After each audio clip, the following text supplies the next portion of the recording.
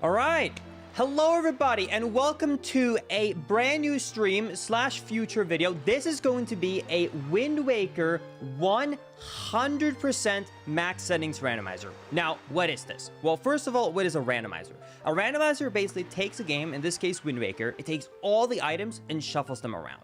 But unlike a usual shorter randomizer, this is max settings. So everything that could be random is. So every item can be in all 300 plus location. Middle of the ocean, in the depths, in any dungeon, you name it. Plus, all boss keys, small keys, maps, they can be anywhere. And even loading zones to the dungeons and all of the caves have been randomized. This is going to be a crazy long randomizer. And I'm doing all of this in just one go. So hopefully this all goes well, and we'll see how it goes. So that being said, let's jump right into it, shall we?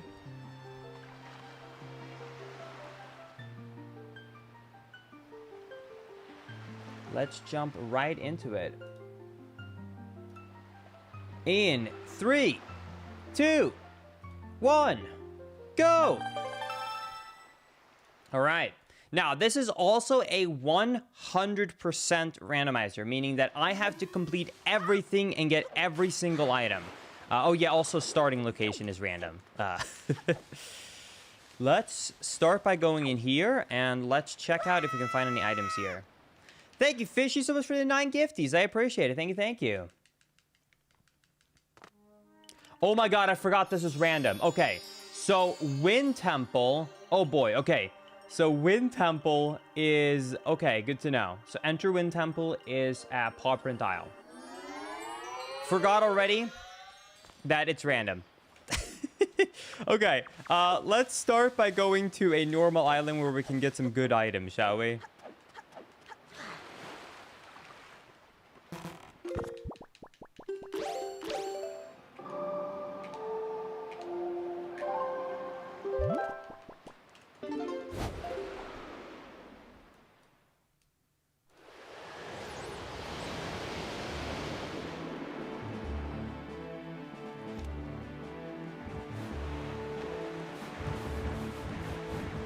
Okay, let's go to Windfall.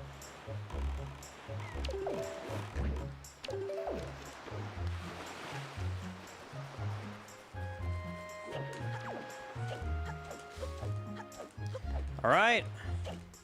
I don't see anything on YouTube. Yeah, I noticed that I had it unlisted. There we go. I pushed it, I put it to publish, and now it should be visible on YouTube. There we go.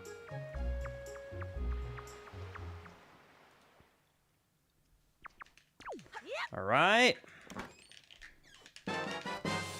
And Skullhammer as the first randomized item. That is a good find. If you don't know, because there are so many locations in a Wind Waker randomizer, right? In this case, it's over 300 locations. It can take a long time to find anything that can be used for combat. So finding a Skullhammer as one of your first items is incredible. Also, yes, the YouTube stream is officially working. Hello, YouTube. This will be live streamed on both YouTube and Twitch. This will be the entirety of the randomizer completely live with full commentary. So if you guys have been missing the randomizers, here's a full one. All right, now we got the first item, Skullhammer, first check and outside, very awesome. The second thing we're gonna do is we're gonna check the second quick check on outside, which is in this house. Now, for some reason, you can't actually enter this guy's home while it's daytime. I don't even know why lore-wise. Maybe it's because he's out in the day cutting grass. I'm not quite sure, but either way, so we're gonna make it night. We're gonna go in here, and hopefully by going in here, we can open this chest up, and we got the hurricane spin. Okay. Not the most useful thing, but you know, it's kind of cool. It's a cool one. I like having Hurricane Spin specifically for breaking the barrier, because it's just like a really cool animation to break it with that. Anyways, we got those items. That's good stuff. That's the first 2 checks. All right. Now, because this is a 100% max settings randomizer, I want to try and plan this out in the best way possible. So I have a lot of locations that I can go to. However, most of these locations will probably require me to go back again. due to the fact that it's 100%, I have to salvage all 49 treasure charts in the ocean, which will take a lot of back and forth.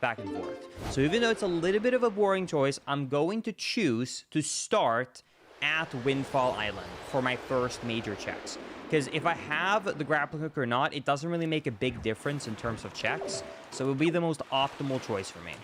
So I'm going to come here and I'm going to start by checking out Tingle's cell, which should give us a quick about 3 checks. Because it'll be 2 from Tingle and it will be 1 for the jail cell. Nice. YouTube is up. Linkers, you're literally my inspiration, bro. Yo, thank you, here. I appreciate it. Hello, YouTube. How are you, Linkers? I'm doing good. I'm doing good. It's great to see you all. Also, in case you're watching on YouTube and you've been wondering, I am officially back. So, there are 2 YouTube videos dropping in the next 2 to 3 weeks. So stay tuned for that. The next video is dropping in about a week from now, and then we have 1 more dropping in about 2.5 weeks. So, got some really exciting content in the near future on top of this live stream. So, got some really cool stuff cooking up in the background.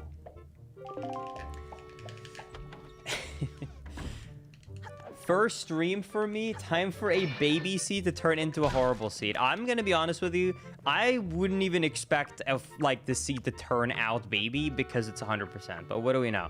That's how all of them start, so I probably shouldn't speak.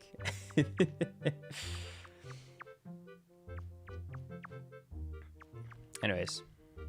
I am bad luck. Skelly, bro, if you know you're bad luck, then why are you here? Like, I appreciate you, but I don't need more bad luck. Trust me, these randos got enough bad luck as it is.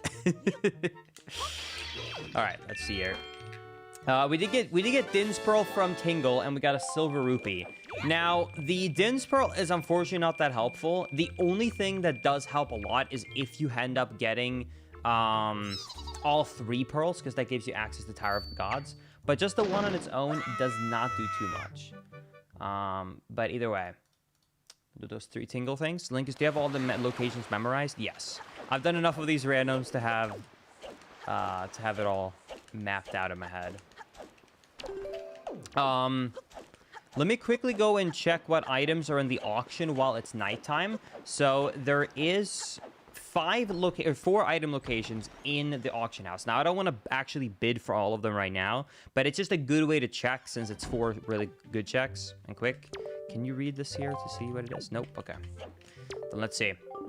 We're going to start by going in, and we have to know that the starting price, because the 4 items, the way to distinguish them is to see the starting price. So this one is 5. Okay. I'm actually going to buy it since it's 100%, and I'll probably need all the mappas. So believe it or not, I'm going to get it. Now, there is a specific strat you can do here to get this quicker. You want to bid 17. Then you have to mash. He's going to bid 20. Then you're going to want to bid 30. That's going to push a long stun out. And then after that, you want to do 36. And then you're going to do increments of 10%. The overall rule for how Auction House works is that you stun them for between 10 to 15 seconds if you do a bid that is 10% or more of the current bid, but that rule does not apply to the price when it's below 45 rupees, which is why you want to do this specific strat, because that gives you 1 stun before you hit 45.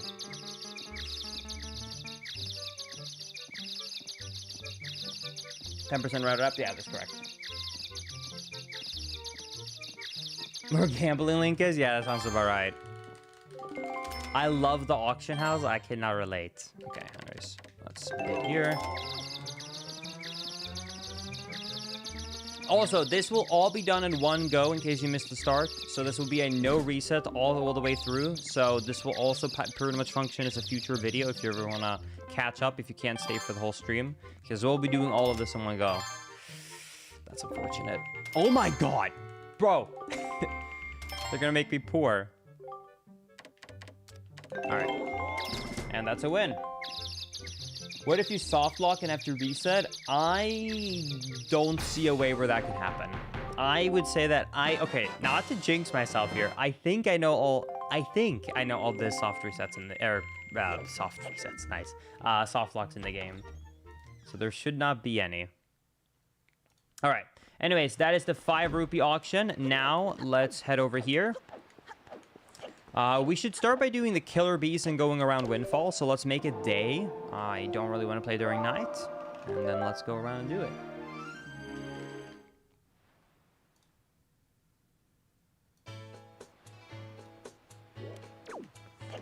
Okay. Hey, Linkus, what do you think about the Switch 2? The Switch 2, I've really been enjoying it. I think it's a great console. It's pretty much everything I wanted from the Switch upgrade. Because all I've been asking these last, like, 5 years is give me a Switch that's more powerful. So I actually like that they didn't change a lot. Because I love the Switch.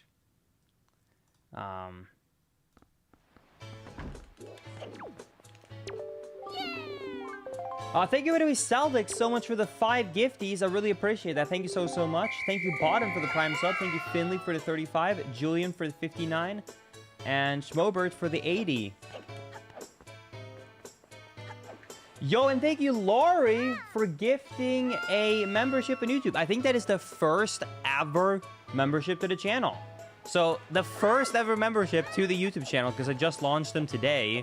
That's why I don't have all the perks unlocked yet, is not even to themselves, it's a gifted one, which is so sweet. Thank you, I appreciate it.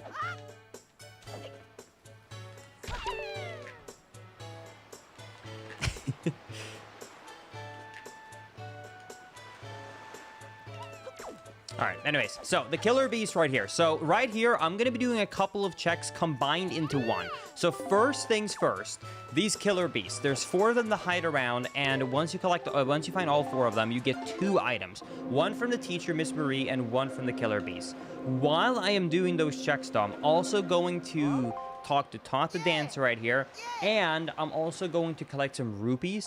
They'll be used for other checks as well. So let's see what Todd has for us. Piece of heart. Okay. Well, at least we get some love. This is on an actual Nintendo Wii/GameCube. You can do this technically, obviously, on like newer hardware. However, I am used to the input delay of the original, so I like to stick to the OG.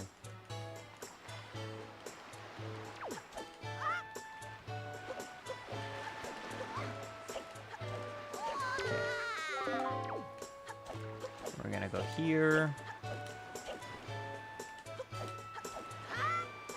Let's climb up here. And this should be the 4th kid. All right. And then here, these 2 pots right here, they have completely random drops that can be at any amount of rupees from 1 to 20. So let's quickly check them out. 5 and 5. Not too bad. We'll take it. Okay. Let's catch the last one. There we go. Will you be streaming on YouTube more often? I'll be doing these special type of streams where I'm doing something more big or important. I will be doing on YouTube and Twitch at the same time. I'm not going to do every one of my streams on YouTube, though. I like the idea of streaming on YouTube and Twitch at the same time if I want the VOD to be saved. So since this is a max settings Wind Waker Randomizer, I want you guys to have full access to the VOD. I know you guys always want the VODs, right? Up on YouTube, so that's kind of my idea here. Which dungeon was that small key for? I actually didn't see. Hold on, I gotta check that out. I gotta keep track of the small key because since this is a max settings rando, small keys are included in the randomization. All right. Now, let's quickly do a couple of attempts on Sploosh Kaboom. I'm not gonna be stuck here for too long, but we gotta check it out. You know me, I love my Sploosh Kaboom, and it's technically 3 items, so we gotta check it out.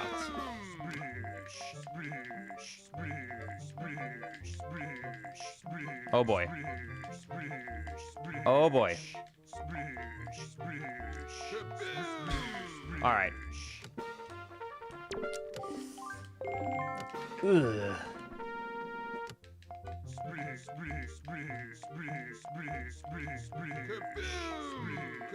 Okay, found the smallest one. That's a good first one.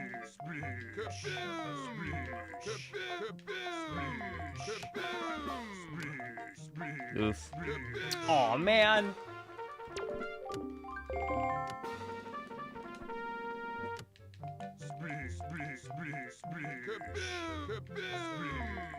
Oh, wait. Hold on. Wait.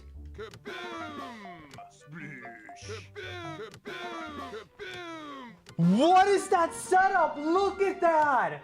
Holy crap. What is that? What is that pattern? Wait, what? Dude, what? Holy. Okay. All right, well, now we only have to win a second time, and the score can be anything, because that's under 20. That's an insane win. Dude, I thought like, oh, wow, that's really lucky. There's 2 next to each other. No, there were all 3 bundled up. Okay, dude.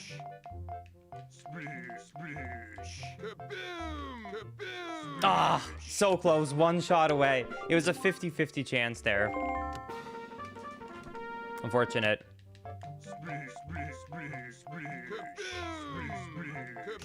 Okay, found the hardest one. That's good.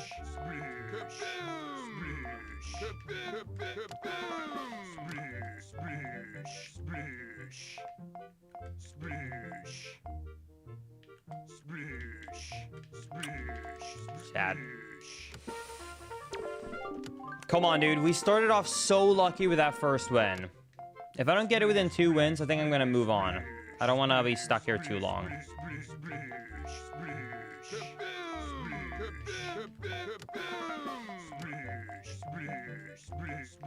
Okay, I'm going to throw this game away. I can't win.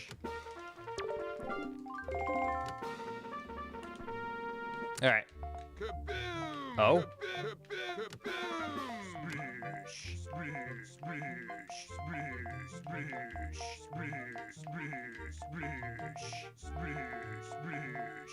How can you...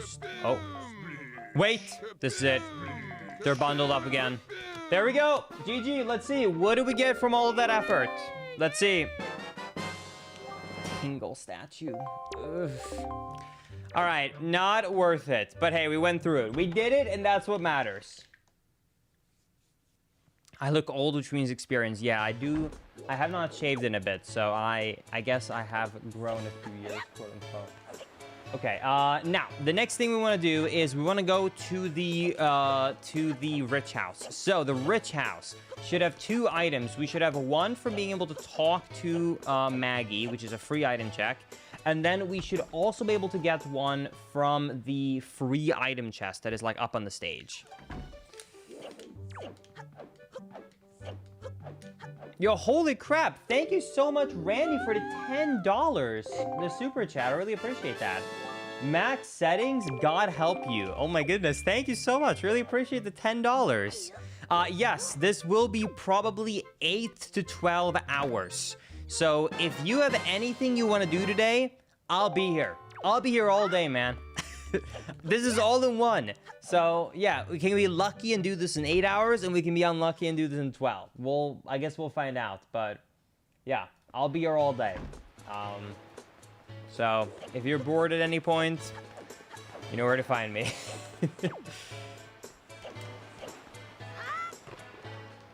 All right.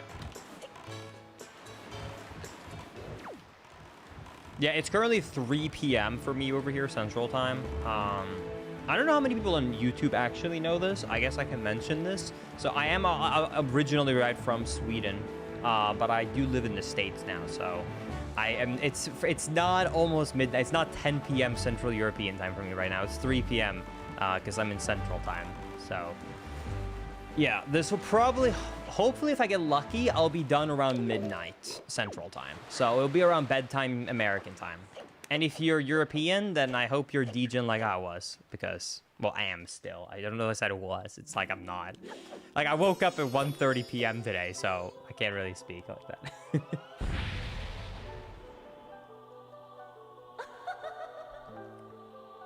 This stream looks an awful lot like Linkus 7. I know, right? F that guy. Thank you, Race, for the 50-month resub. Thank you, Link, for the 6. Thank you, 3 Left Feet, for the 14.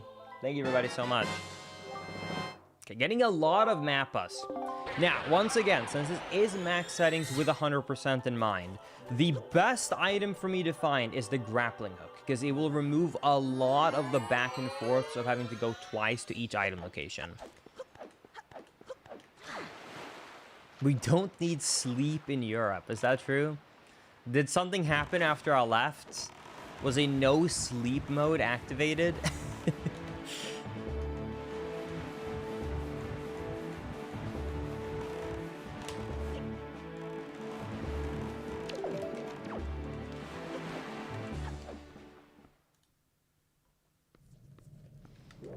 I think the most normie I ever stayed for an extended period of time was probably when I lived in Germany, because Germany does not approve of degens. At least they did not when I lived there. Everything closed so early, because I'm used to like degen, but then it's fine because everything's open until like 9 p.m. Well, yeah, when I was in Germany, I felt like everything would close at like 5.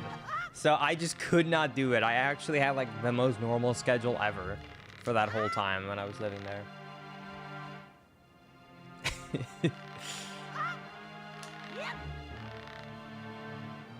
thing is, I don't have Wind Waker, but you make me want to learn how to super swim. Well, it was just added to the Switch 2's Nintendo Switch Online service, so if you do get the Switch 2 in the future, you should definitely check it out. That's your been inspiration. Linkus, hope you're having an awesome day. I am. Thank you for asking.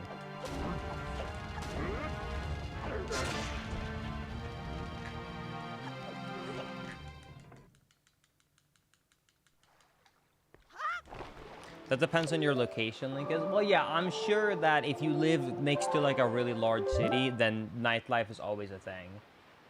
Okay, so I don't actually have a lot of item locations that I can go to right now, so I'm gonna have to do a couple of speedrun strats. So, speedrun strats. What we're going to do is I'm actually going to start doing some glitches. So glitches are allowed in this randomizer. The reason you don't see too many of them is just because when there's so many item locations available, they're usually not faster to go for. But we were going to have to go for one of them here. So I'm going to break logic a little bit, and we're going to do 4 item checks very quickly. So here's what we're going to do. And we're going to have to also open up our inventory. So we're going to enter this island. Now, I'm going to give a brief explanation. If you've watched enough of my YouTube videos on Wind Waker breakdowns, you might have heard of these glitches before. So, brief breakdown. I'm going to do a glitch called a storage. Now, how storage works... I forgot it's randomized loading zones. Oh my god, I forgot. Oh god, what is this? Oh god. Oh my god, I forgot this is random. This is Angular Island. God damn it. I can't even do this with my items. Oh my god, I forgot. I forgot it's random loading zones. Ignore me. Okay, that's okay. I enjoy struggling. This is gonna be such a long randomizer. Oh my goodness. Okay, so what we're gonna do is we are going to head to Bombile. Yes, that's right, Bombile. Bombile's on the overworld and doesn't have a loading zone to go to, and it is 2 items. You transformed from Tom Holland to Peter Pascal. I've heard that a lot. I've heard, like, so many people have told me that my mustache right now makes me look like Peter Pascal. I have no idea, to be honest with you, if I can agree, because it's myself. But if I do, then I would say that's probably a compliment, because people do call him handsome. So I'm going to say thank you. Anyways, so... this lookout platform, I do have to defeat the enemies. Thankfully, we did already get the Skull Hammer. So, by using the Skull Hammer right here, I'm going to try and knock them off the tower. With a side one. There we go. Perfect. If enemies land in water in Wind Waker, they instantly die. They get insta-kill. So, that's the item chest for defeating the enemies. And then, there's also one item in the submarine. Yellow Rupee. Do you think we can find, like, anything that's gonna be good? Oh, by the way, in case you're watching this on YouTube, we do currently have a prediction on Twitch. I don't think you can run predictions on YouTube, but there's a prediction on if we can find the sword within the first hour. Let me know what you think, how lucky we're gonna be. My bet is no, but who knows? We can always maybe turn our luck around and find the sword.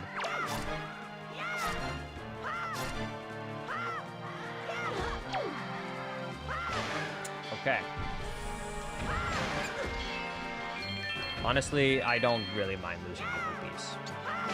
All right. Let's see here. In the vanilla game, this would normally be one of the 4 small bottles. By the way, if you ever have gone out looking for them, it's kind of a strange location in the submarine. But yeah, it's some bomb out. Picto box. Okay. Actually, not a bad find, believe it or not. That is opens up the possibility for quite a lot of item checks, actually. So that is actually not bad at all. Okay. Beautiful. Okay. In that case, we are going to head up to the top of the map now. It's quite unfortunate because I'm very stuck on the amount of item checks I can do right now. So let me try and explain my thought process. So my thought process is right now. If you look above me right now, you can see that there's 41 possible locations available, which might seem like, oh, you can do so much stuff, Linkus. I don't know what you were talking about struggling. The problem is I'm trying to route this out like a speedrunner, right? I don't want to take 15, 20 hours to do this rando. So I'm trying to figure out how I should route this out to be the most optimal. And the problem I'm having right now is that most locations I can go to, I can only do half the checks, meaning that I would have to go back a second time, which just adds a lot of time to the total playtime. So I'm trying to figure out what is the places where I can do the most and have the least likelihood of having to come back a second time.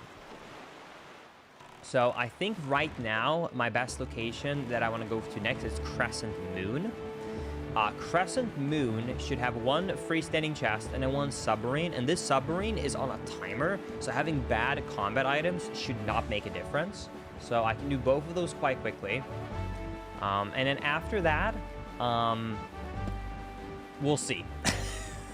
There's not many good options, so we'll see. I'm just gonna go with pretty much the least bad option, to be honest with you. Linkus, how is working on Spider-Man going? Do you have to shave your beard for the movie? Yeah, no, you see, since this would be the first Spider-Man movie where I'm like out of school, actually, Marvel's going for more of an adult look, so they asked me to keep it.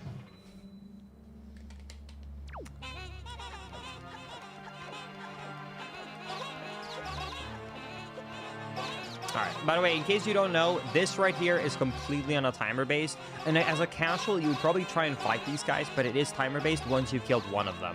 So you can see by just running around here that the timer is going to be ticking up, which is like a funny oversight, because if you play the game, you would always think it was by defeating them, since that's what you would be doing. But yeah, it has nothing to do with actually killing the enemies.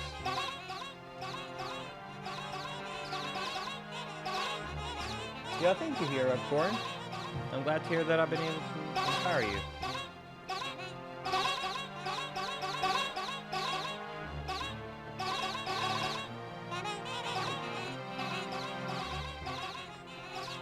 Twitch and YouTube chat appear. That must be hard to keep track of. Yeah, I'm kind of like each time I'm looking at chat, switching in between which chat I'm looking at. So far, it's going pretty good. All right, let's see what we get here.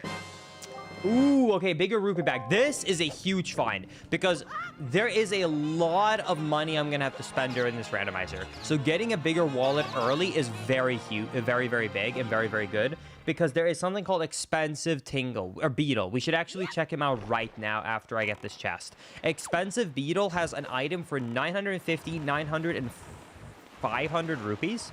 So we definitely want to look at it immediately because that would mean that we want to try and grind rupees, so we will go and buy it. So let's go and check that out. I'm also going to kill these blue chews. There is a item shop, a potion shop, I should say, in this game that requires you to collect a bunch of these chew jellies to be able to transfer into a potion, which is an item check. So I have to remember every time I go to an island that has blue chew chews to actually pick them up. Yeah, you cannot do a randomizer on the Switch, so this is still being played on an original Nintendo Wii/GameCube. Yes, mini-blins can actually climb walls. Can't stay for long, but I hope you're having an awesome day. Good luck. Yo, thank you, Sophie. Appreciate it. All right. Now, let's head over here. All right. Now, going to this island right here, there's expensive Beetle, and there's also one chest we can get, which is the central lookout platform. The rest we cannot get. So there are 3 item chests by these lookout platforms. 2 of them are mandatory behind destroying the cannons, which I can't do because I don't have the bombs. I also don't have the leaf, actually, to get to the platforms. The middle one, though, it should just kind of be out and about. So let's go check out this chest quickly. And then we'll go and check out expensive Beetle. So let's climb up.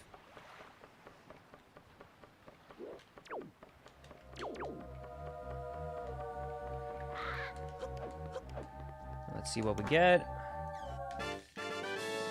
Joy pendant. Wow, I feel so much joy right now.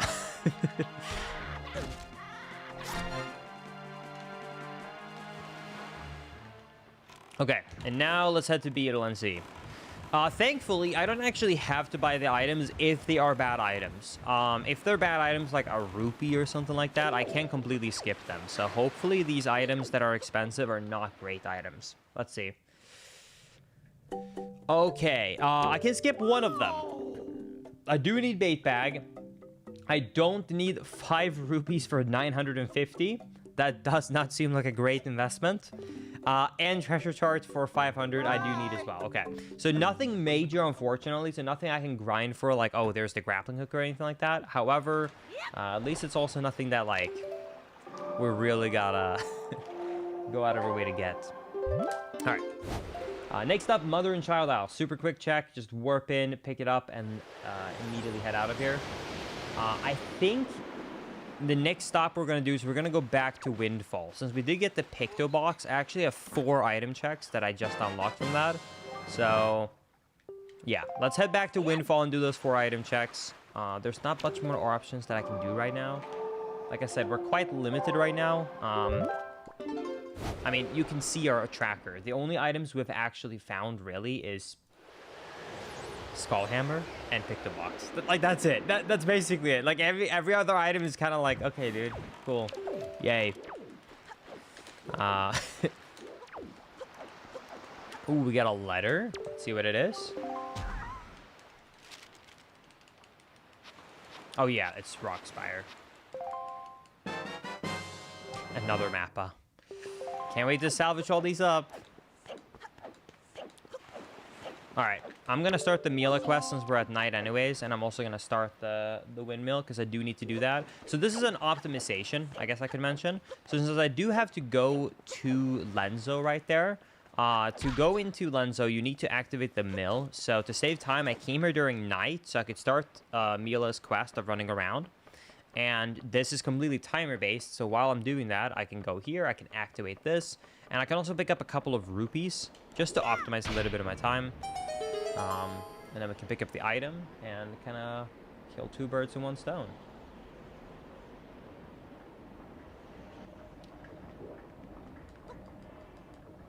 Potato Cat, what do you think about Ocarina of Time Master Quest Randomizer? I'm gonna be honest with you, I have never played Ocarina of Time Master Quest. I would have to play it first before I would ever attempt a randomizer of it. As a kid, I tried Master Quest for the first time on Ocarina of Time 3D, and I don't know if it's actually hard or if I was bad. I couldn't figure it out. I actually just could not figure it out. Why are you lying down, Link? Oh yes, I'm doing a little bit of a glitch right here. So, to not have to waste time to run around Mila, I'm actually having her do her fastest cycle right now by sitting right here. Now, if you stand here, this does not work. But if you crawl and have the face against this railing, you can target Mila through the wall and then talk to her, and it instantly activates her. So you don't have to walk around and have her slow down or risk getting caught or anything like that. Oh, you can actually stand if you're at the perfect spot? Gotcha. I've always just laid down. But either way, so that's why I'm laying down right there. Anyways, we got the boss key for Earth Temple. Good to know. Okay. Now we can go and start talking to the Picto box guy. So let's make it day.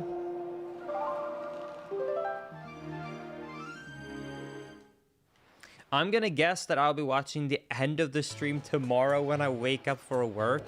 If you're going to bed very soon, then yes, I will be here when you wake up. Oh, it was the Tower of the Gods, Bosky. Thank you, chat. Okay.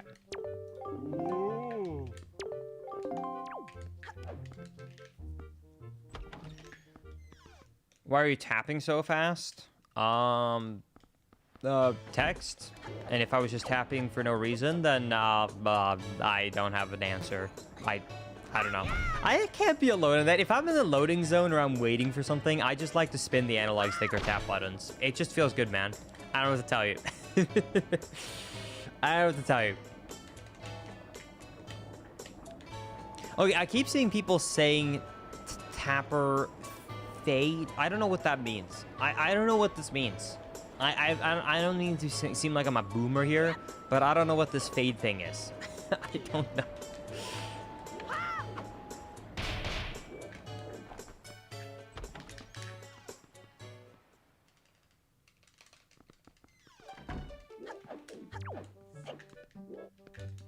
Yes, this is a Linka stream. You are not dreaming.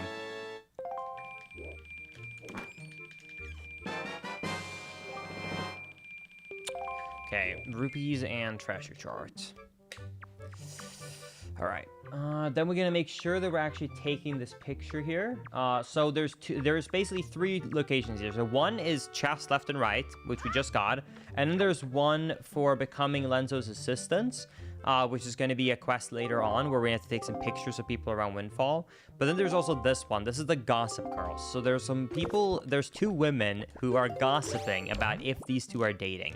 And if you prove to them that they are dating, we're taking a picture here and then showing them, basically, you join the gossip. In the vanilla game, they do end up giving you a treasure chart. Now, this is a rando, so it could be any item, but in vanilla game, it would be a treasure chart. Let's see what we get in the rando.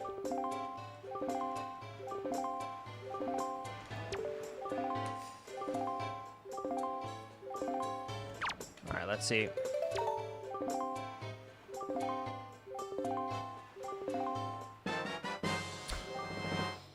Glad to see we're sticking to the original.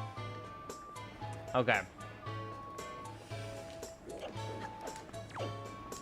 All right, in that case, we are going to go for the pirate ship. I actually kind of forgot about the pirate ship. I almost always do. So pirate ship right here, obviously this is where in the base game you get bombs. It should be simple, I should add. This should be standard rope game, so I shouldn't have a problem with this, but we'll find out.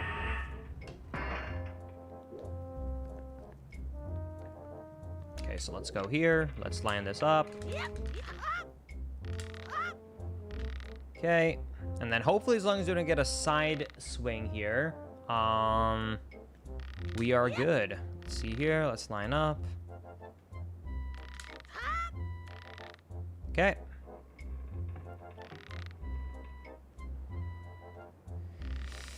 And there we go. All right, let's see. What do we get? Is this whole rando just gonna be mappas? I swear, I haven't found like a single good item other than Skullhammer. Almost every single item is just a mappa. And another mappa. And another mappa. Okay, we can check if there's any good items in the auction left remaining. If there is not any other good items left in the auction, then I'm going to have to start actually doing some logic breaking to be optimal here. So maybe I'll do like a out of bounds dive at Forsaken Fortress to go there early. I could probably get like a solid 4 to 5 checks if I were to do some dives there. So definitely a couple of things we can do.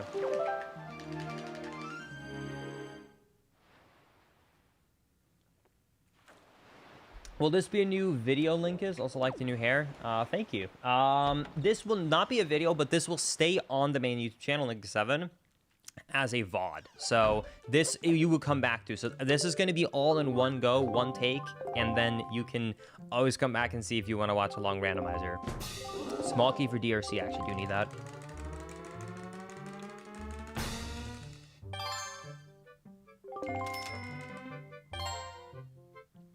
1, 2, 3, 4. Linkus probably doesn't have this chat open. You were wrong. I have both chats open. I have both Twitch and YouTube.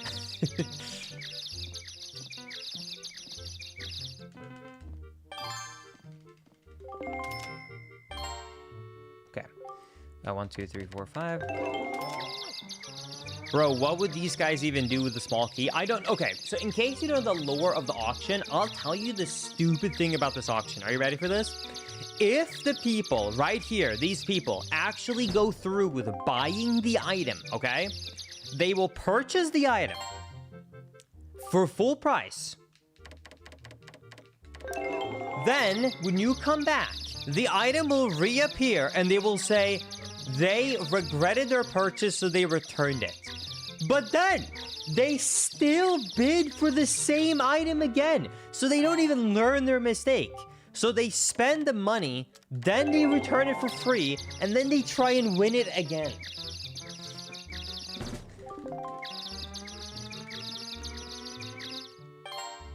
Basically, they're just trying to... Honestly, I think they're in. I think it's a secret plan. They're in with the auctioneer guy, and they're trying to just jack up the price because they know I want it. That's the only explanation.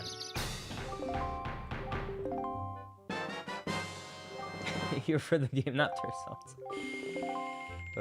I think that was the 40 rupee one. So we got 2 more items. We got the 60 and the 81. Let's check what it is. Which version of Wind Waker do you prefer, Linkus? For a casual playthrough, I definitely prefer HD. For speedrunning and for randomizers, I think I prefer the GameCube version. Just something about GameCube, man. Plus, the controller is so good. Okay, purple rupee. We are not buying that. So 80 is out of the picture. So we only have to see now what the 60 rupee item is. So 1 more item and then we're done. Let's see if it's anything good. They're just all so bored on Windfall Island that they just hold repeated auctions for the love of the game. Honestly, I believe it though. If this was real life, you would get real bored living on these islands. There's like 15, 20 people in total living on it. There's nothing to do, no entertainment. You ain't got even like boats to go places, really. Nice.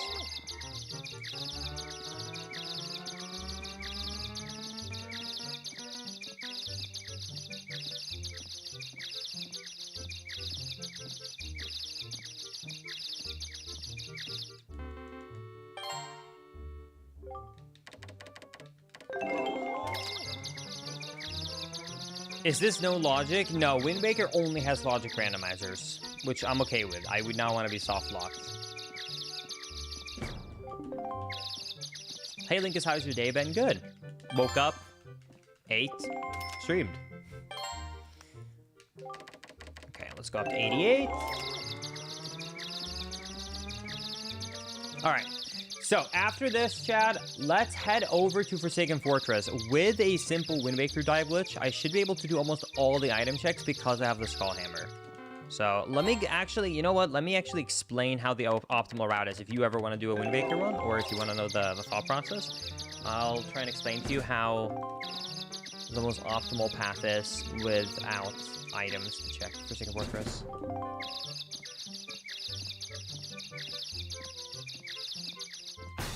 I have one. All right, there we go. Completed auction. All right.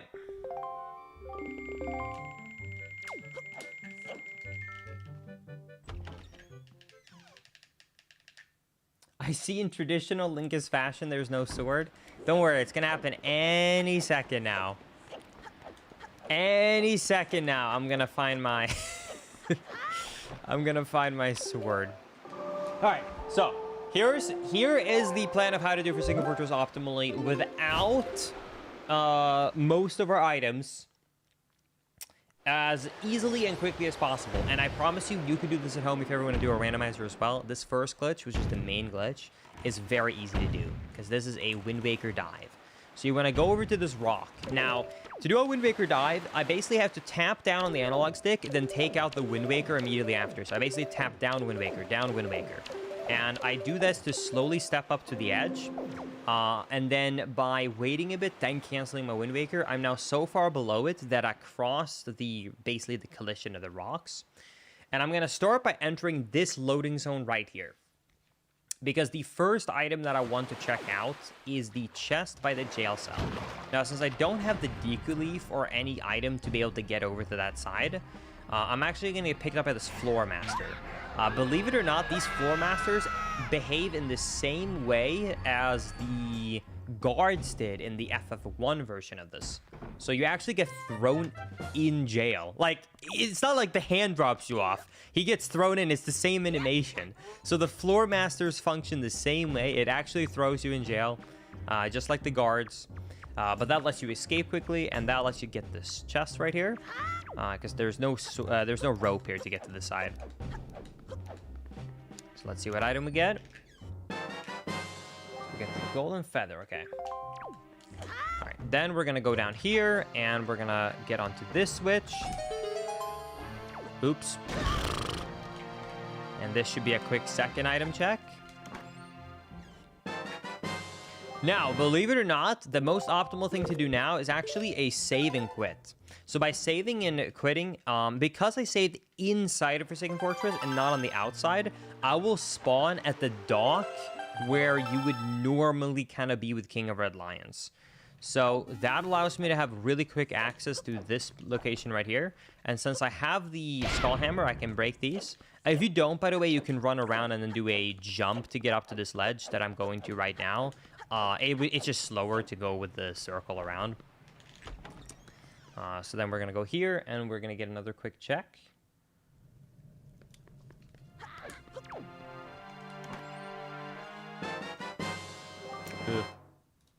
All right, one more check, and then we've done all 4 checks. Because I cannot do Phantom Ganon. Phantom Ganon is locked behind having the this Master Sword. And Helmrock King, I guess in theory it could maybe, but it wouldn't be worth it. It would take more time. It would lose time to do it now than just doing it later when I come back with my sword. All right. So we're going to go here. We're going to open up this door. And then we're going to get the last item check.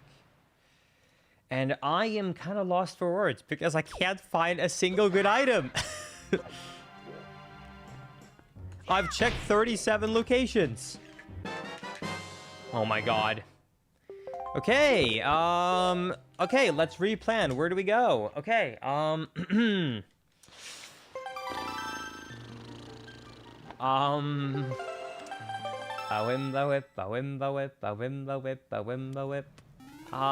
you know what? Let's do barrel shooting minigame. It'll be an easy one, and it won't lose any time to do right now, because it's not faster to do later when you have more items.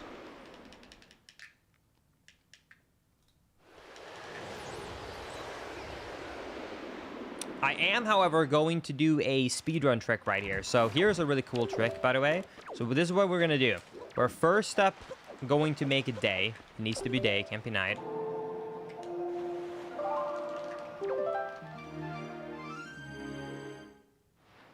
I'm blessed with the skill, cursed with the luck, exactly. I did check the Beetle shop, yes. Okay, so this is what we're going to do. We're going to do the glitch called storage. Now, how storage works is very simple. This is it. Do you see how I'm still in the Wind Waker mode, but the HUD is gone? That's because I canceled my Wind Waker exactly 3 frames before I landed on the ground. So my cancellation of the Wind Waker got interrupted with an animation. That means I can cancel my Wind Waker a second time. Now, all you need to know is that the game remembers that basically I have stored a playable state. Basically, imagine this, right? Playable state, the thing I'm in right now, is 0, right? When you take out the Wind Waker, the game does like 1, right? +1. So I'm in 1. So 1 is Wind Waker mode, 0 is gameplay mode. So because I pressed B twice there with that animation glitch, I basically go from 0 to taking out the Wind Waker, so 1, and then I do -1, so I get to 0, and then -1 again, so I'm at -1.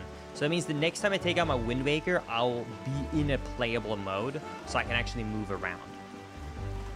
And the reason I'm doing that is because I'm going to head over to this island right here, and then I'm going to take out my Wind Waker, and super swim to this island.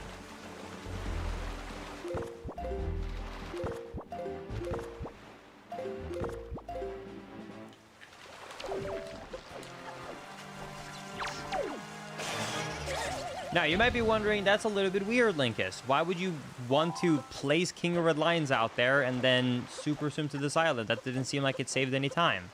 Well, there's a really cool thing you can do with this minigame. So this is the barrel minigame. If you've ever seen it, you shoot a bunch of barrels. Well, the game does not actually check if you hit a barrel. The only thing it checks for is if you hit anything. So if you hit anything, it counts it as a hit. And since King of Red Lions is indestructible, that means that instead of actually hitting all 5 barrels, by doing this glitch, you can just shoot in place 5 times in a row on King of Red Lions and instantly get the win.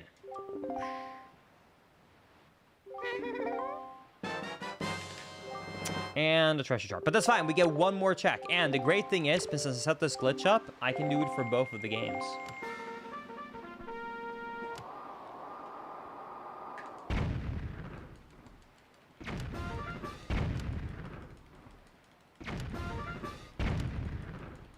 Alright. And there it is.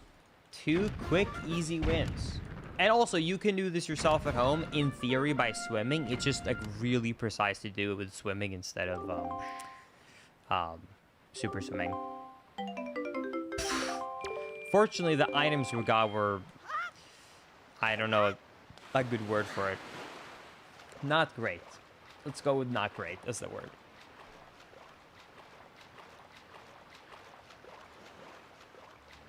Okay. Man, this is not an easy seed. I think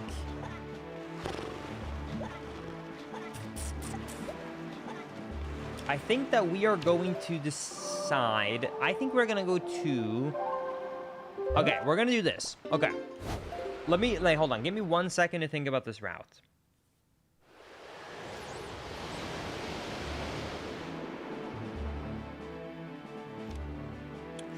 Okay, here's what we're gonna do. We're going to sail up left to go to Western Fairy Island, right up here.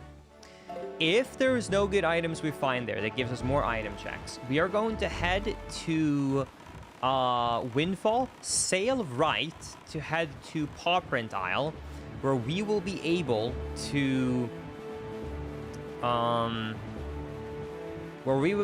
talk to Salvage Corp, which is an item check, and also get one more location. Then we're gonna head right again all the way to Dragon Roost, and we're gonna check the Dragon Roost loading zone. Because remember, loading zones are also randomized. And that is a loading zone I can't have access to right now, though we don't know where it leads. So maybe I get lucky and the Dragon Roost loading zone actually leads to a good cave that has a bunch of item checks. At least that's what I'm hoping is gonna happen. So let's start checking out the loading zones to try and figure something out here, shall we? First things first, Western Fairy. Linkus, can we please do Grandma? Unfortunately, I don't have a bottle, so I can't even save her even if I wanted to. You know what's good, though? We have gotten, like, probably almost 20 charts already. Yay.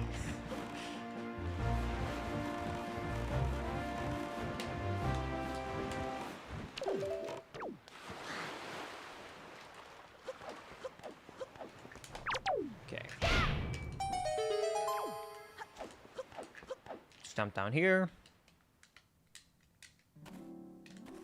Early mappas suck, but when you get them, it feels so nice once you have the grappling hook. Yeah, I don't want the I mean, I just want items. Like, look, once again, I still, by the way, an hour in, only have Skull Hammer and Picto Box. I want to mention that, because we got that 5 minutes in.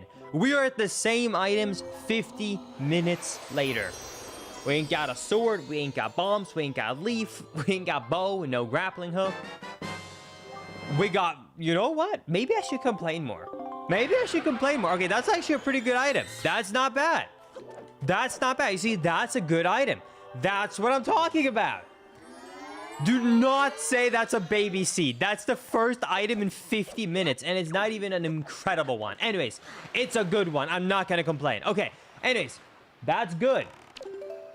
Okay, so we got the hook shot. Unfortunately, that doesn't give us any more items right now. However, it does give us access to a couple... Wait!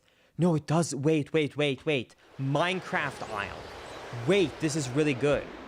At the bottom of the ocean, there's Minecraft aisle. It looks like a bunch of cubes. I always call it Minecraft aisle, if you watched.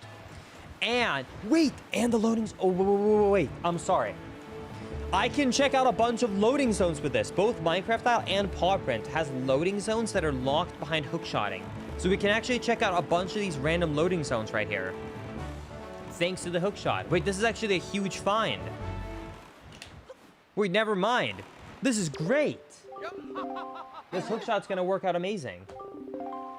Yo, thank you, Randy Butter, for the $10. I really appreciate that. Baby seed. What the hell? One item in 54 minutes, and it's a baby seed all of a sudden. Really? Really, Chad? Anyways, thank you for the 10. I appreciate it. That is super generous of you. Thank you so much.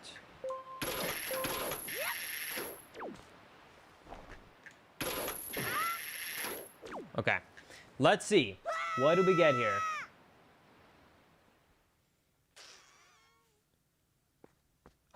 Dragon Roost! That's a huge find. This is huge. Wait. Wait, this is a huge find. Wait a second. Oh my goodness.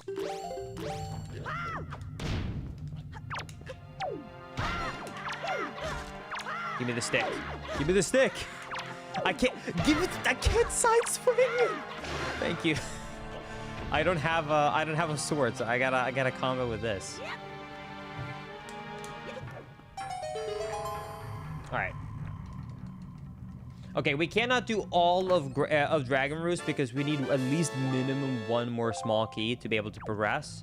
However, we can check the first 3 locations and we can open up the shortcut warp. So this is actually really good.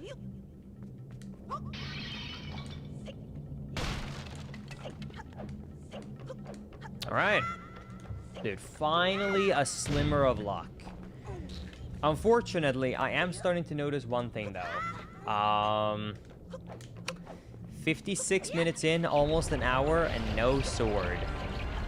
I think our little prediction or question of, hey, can we get a sword within...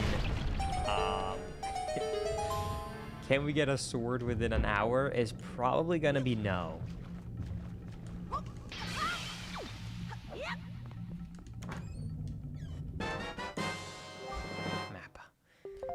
Randy Butter, if it makes you feel any better, it looks like we are back to the map us.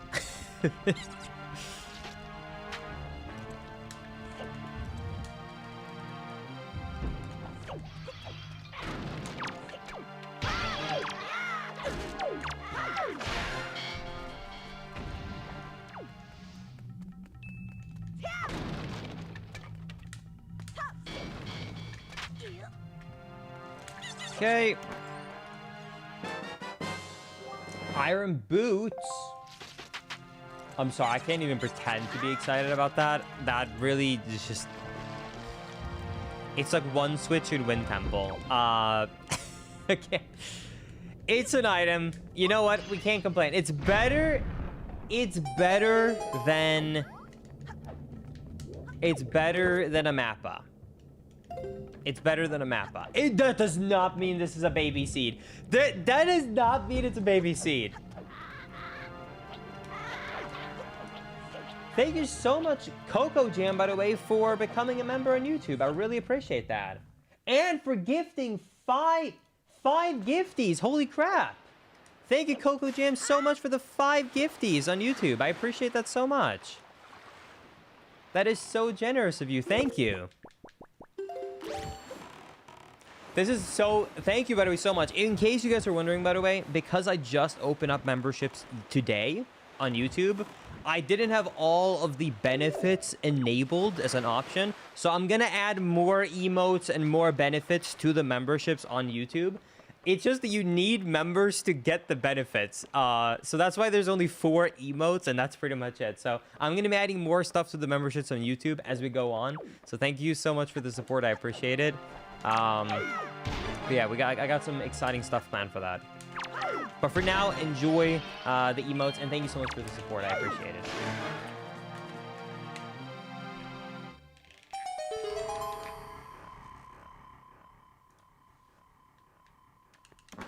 Okay.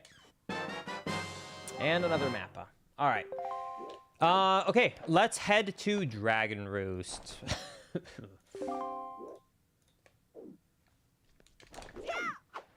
All right, let's head to Dragon Roost. Also, thank you so much, Voltex, Mop, and Blue Dog for the subs on Twitch. I appreciate it. And Blue and Senpai, thank you so much. Next check is going to be a Sword Linkus. Well, I hope for your sake you're right, because this will officially be, I'm saying it right now, because if I'm doing a check, it still counts. This next check is the final check that will count towards the prediction if we can get a sword in under an hour. So, here we go. Wind Shrine on Dragon Roost. Final check. Can we get a sword in under 1 hour? Can we break standard Linkus luck and find a sword within an hour?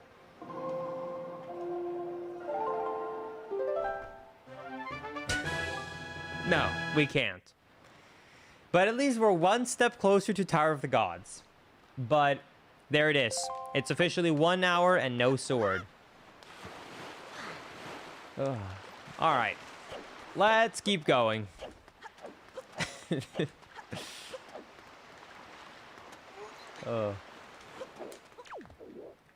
Thank you, Delta Broom, for becoming a member on YouTube. I appreciate it. And thank you, Sammy's, for the bits. I appreciate it. Yeah, sure. 130 works. All right.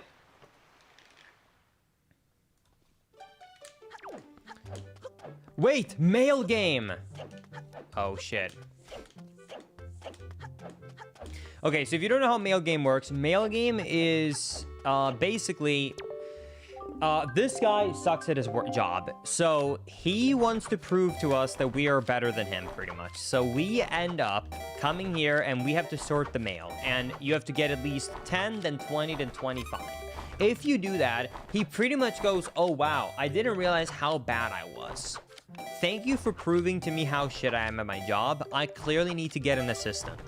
So then he hires an assistant that is slightly better than him.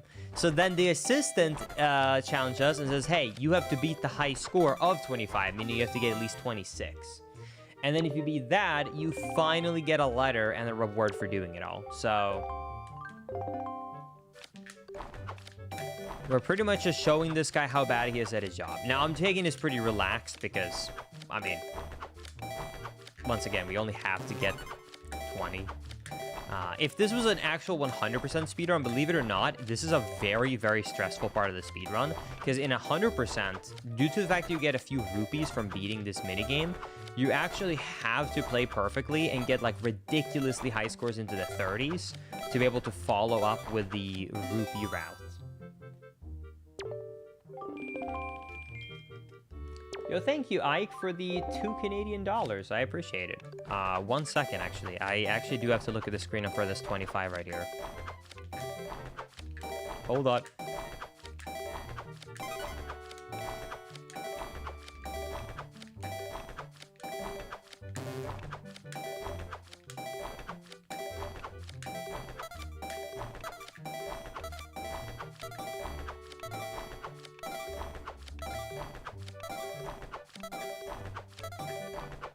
All right. Love the videos, Linkus. Have you ever played Subnautica? Is that the ocean game with the yellow submarine? Based upon my answer, I'm gonna say no, but I've seen it. I think I saw Poincrow play that. I want to say I saw Poincrow play it. If it's a really good game, I'm definitely open to the idea of playing it. It just... Actually, I basically know nothing about the game. I saw Point Crow play it, and that's it. I haven't really kept up. I don't really keep up with a lot of non-Nintendo games, to be honest with you. I just don't really... I guess I'm a fake gamer. I don't know what to tell you. Like, I don't follow mainstream gaming stuff, usually. I just kind of follow Nintendo stuff, for the most part. Anyways, let's see what item we get from Mila. 200. Okay. Alright, well, let's go check out what the loading zone for Dragon Roost is. And thank you, Laurie, for the £2. I appreciate it. Can the hammer break boulders? Just wondering. Unfortunately, no. The HD version of Wind Waker did add so that you can break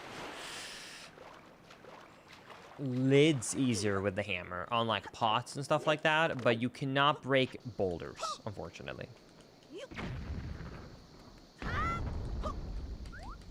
All right, now once again, all the loading zones are randomized, including all the items, so we're gonna have to see where we end up here. So let's see, where do we go? Savage Labyrinth? No way. No way. Okay, everybody have to pray that there's no good items on the stone. I really hope this is a skippable location. Please don't say anything good.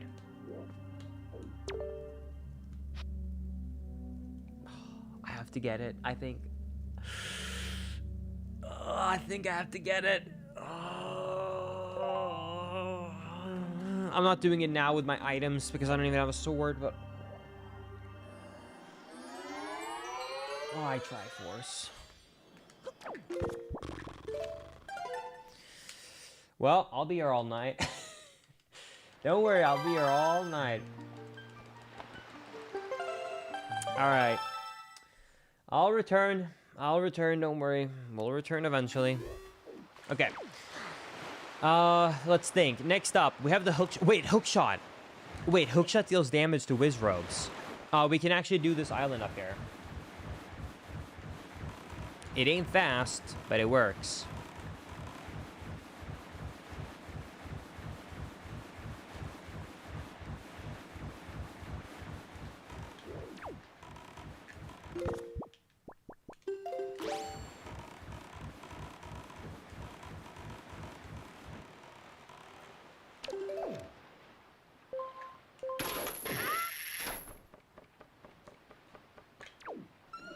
Hey, Linkus, do you want to see something cool? Absolutely. Okay. In case you don't know, by the way, this is 3 really quick item checks because all 3 of these show up after killing the Wizrobes here.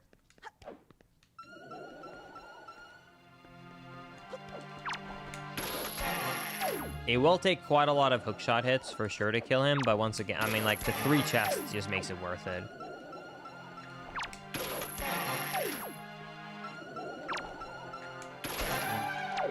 Yo! Holy, thank you for redeeming that, Awesomers. Hi. Hello. Awesomers, you'll be added to the list. Thank you so much. I appreciate it.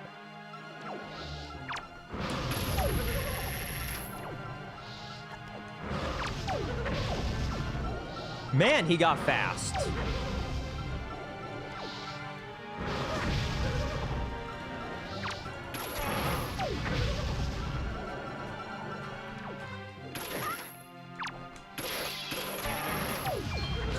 Wait, does he spawn a fake decoy of himself? I didn't even know he does that.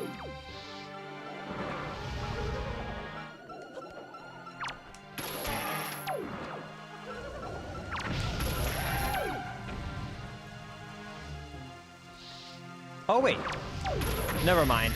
The second one is just aggroed.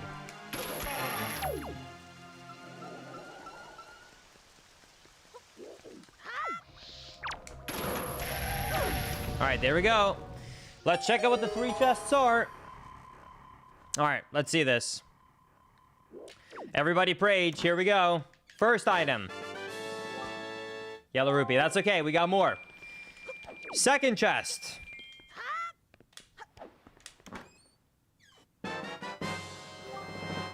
That's okay, because we got a 3rd chest.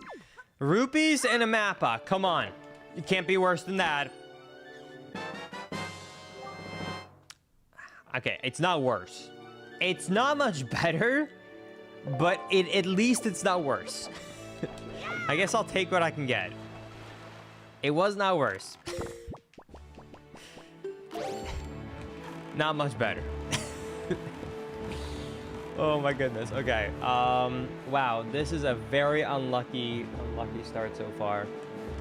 We'll go over here and we'll check out Overlooked to see what we get. Yo, thank you so much, Coco, for another 5 gifties. That's so generous of you. Thank you so much for gifting 5 memberships. Thank you so much.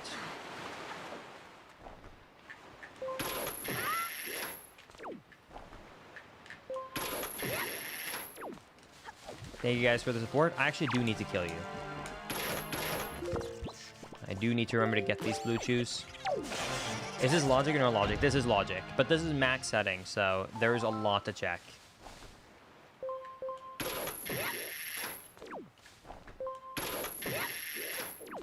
All right, please be a good loading zone with an item I can get. Need mirror shield. Okay, so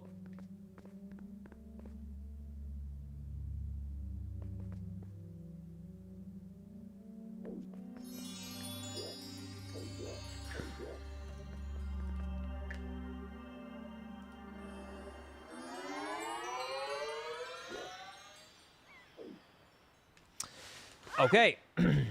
Can't do anything there. So you cannot complete that puzzle without the mirror shield, so unfortunately that's it. So we're gonna have to keep going.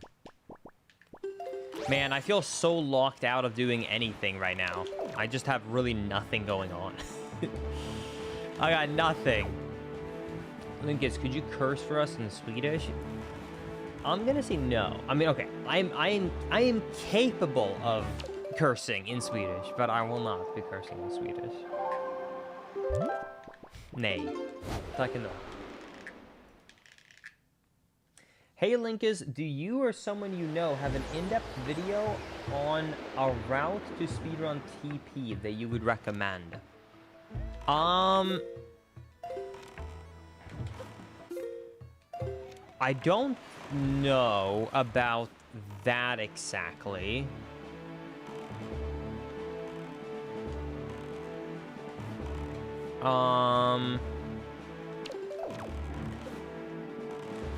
However, I don't think that I don't know if there is a long tutorial for TP because it's Twilight Princess, because it's a very difficult game to pick up the speedrun for. However, there hasn't really been any major route changes, so if you want to have an actual explanation of the speedrun, I would genuinely still recommend to check out my video. I think it's called like Twilight Princess Speedruns or Crazy or Insane in 2020 or something like that. Because the route has not really changed since then, and I do go into detail in explaining how basically every glitch works. So what I would do personally is I would watch something like that with commentary so you hear how the glitches work, and then watch the runs, and then I would try and do a follow-along, where you try and follow along the speedrun route, and then if the simple explanation is not enough, then you actually watch a tutorial, and then you keep following. But yeah, those explanations are still up to date, and the route is still 99% what you would do if you're learning the game. So you can still follow that old video, actually. I think it's the most kind of commentary version of a TP thing you would find out.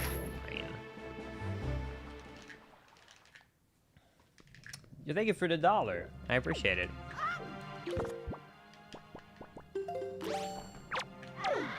Yeah, unfortunately, there's not too much. Like I said, there's a lot of like individual documentations and tutorials on zeldaspeedruns.com of like individual glitches, but not anything that's like put together as like a one long thing.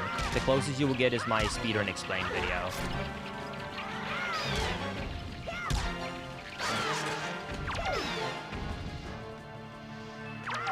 I think that's unfortunately true for a lot of the older Zelda games, because it's more nerdy speedrun stuff instead of like content creation made.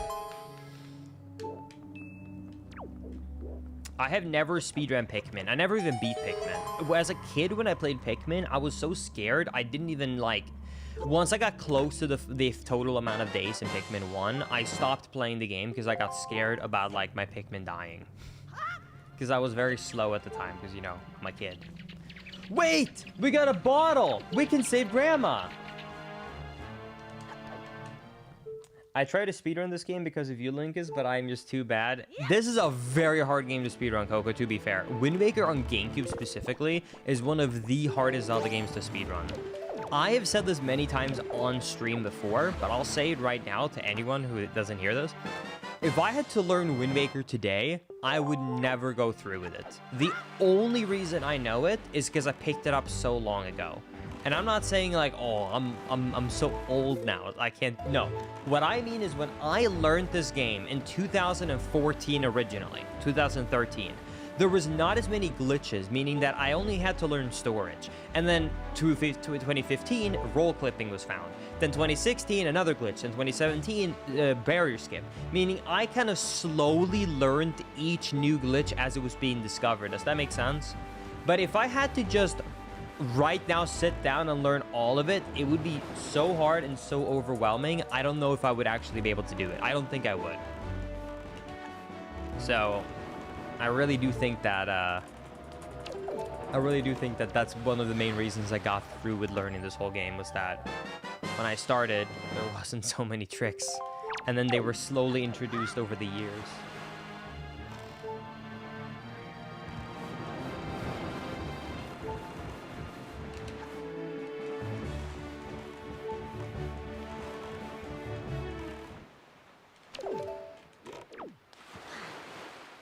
I really gotta get some hearts because I don't like the low heart sound effect.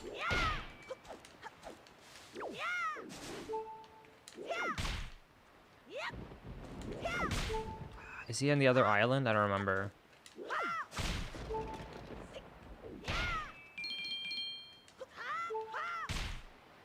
Okay, he's not here. Yeah, let's go to the other island and then we'll find we'll be able to hookshot up there to go to the cave, and then we'll find an item. Wind Waker on the Switch 2 is technically faster for a few of the categories. I haven't learned it yet because the input delay is different, so it will destroy my muscle memory for the GameCube version. So I'm a little bit scared about picking it up. That's why I've kind of been delaying the inevitable. But at some point, I'll do it. All right, let's see. Where do we end up? Okay, wait. I need to think. This is Horseshoe.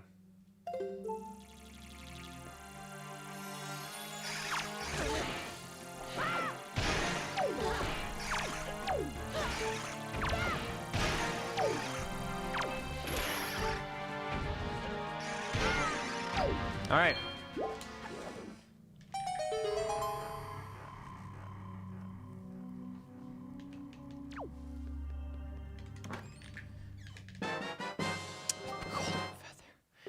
Hey, at least it's appropriate for the enemies.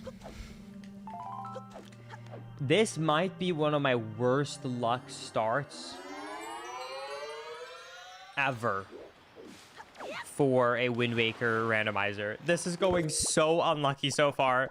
I'm finding no items.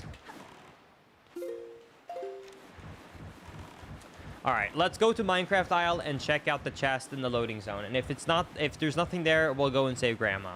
Let's do it.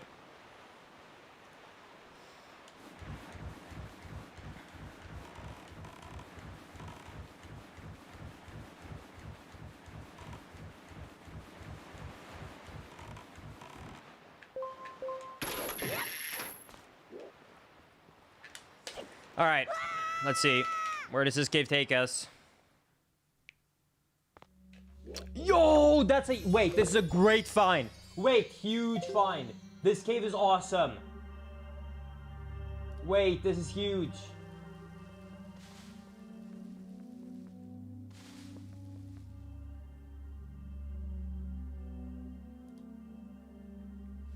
This is huge.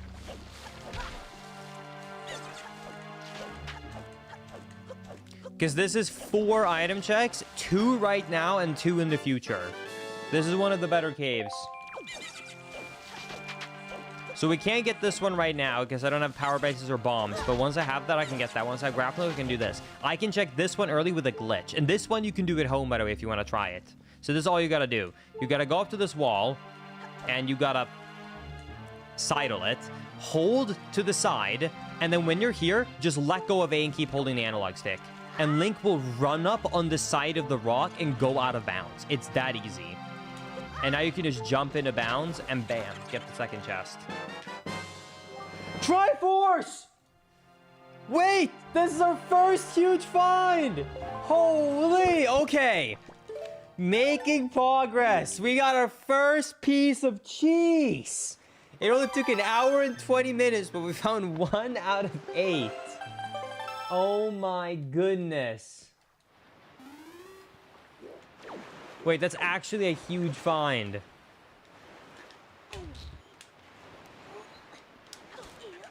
Okay, finally something good. Finally something good. We'll take it for sure. Oh, I'd love to see that.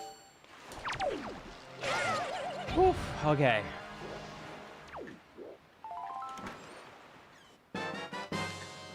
Hey, we got 500 rupees. Got the Tingle rupee, nice. Okay, let me actually, before I forget, because I just maxed out my rupees, I have to go and buy the expensive Tingle item, and then we'll go to Grandma. Okay. While I'm sailing here, though, thank you so much, Fishy, for the gifts up to Gymnast, and then thank you, Grumpy Goose, for 69 kronor. 69 kroners. Nice. Is this a fellow Swede? Tjena Linkus, snygg mustache. Tack så mycket. Thank you very much. I appreciate it. And thank you, Snarky, for the $5. And Hi Linkus, happy to finally see you live again. Also, let's go and get that piece of cheese. Thank you. I appreciate it. Yes, our luck is finally turning around. And thank you, David, for the Prime Gaming sub. Yes, I am alive. Yes. There's not really much to talk about. I had some health problems. I mentioned it super briefly. I had some health problems, but things are a lot better now. So that's where we're back to content. We're back to normal. Don't worry, I'm not dead.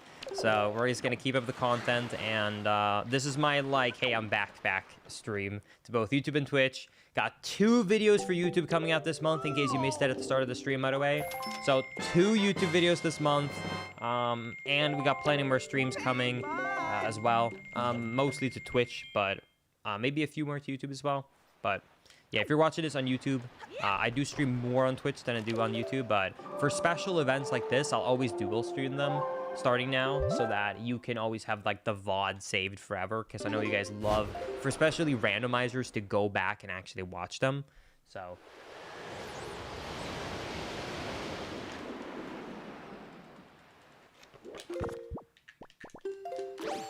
we're trying to combine them like this.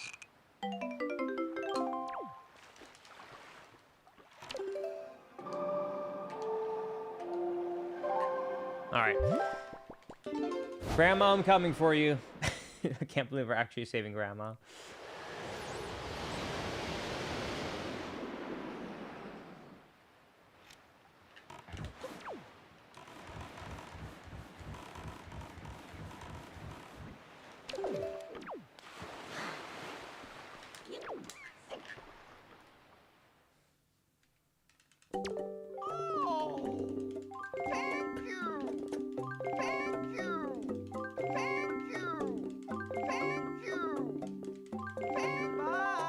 Bye.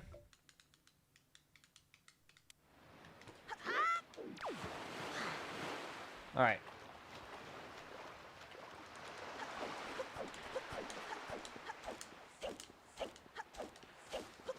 Linkus, what is your favorite spin-off Zelda game? Okay, I don't know if anyone remembers this game. It came out, I think, in like 2018. I think it was called Cadence of Hyrule. I thought that was such a cool game. It was like a rhythm-based Zelda game. I thought it was awesome. I haven't seen anyone talk or play that since that came out, and to be fair, I haven't replayed it either. But when that came out, I thought it was so cool.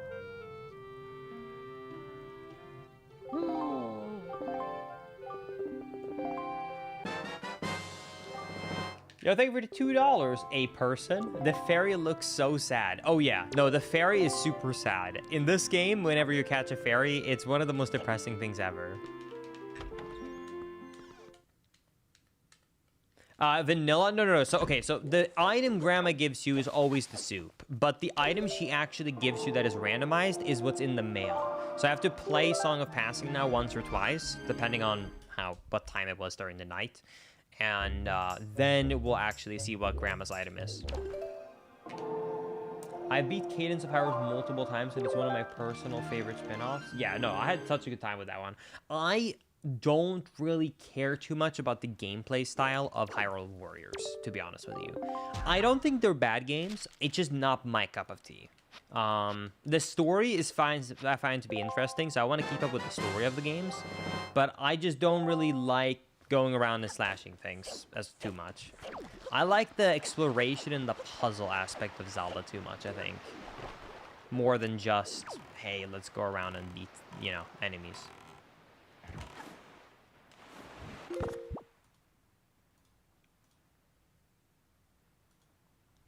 I just got an idea.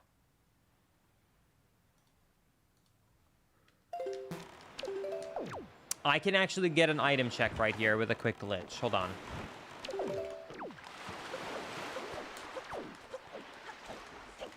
I can head over here, and then I don't have bombs, so I cannot access the cave behind the island. But by climbing up with this camera angle, holding right, and then rolling on the first frame. I actually got the roll, it's not the angle. There we go. I can clip out of bounds, and then I can swim into this loading zone right here.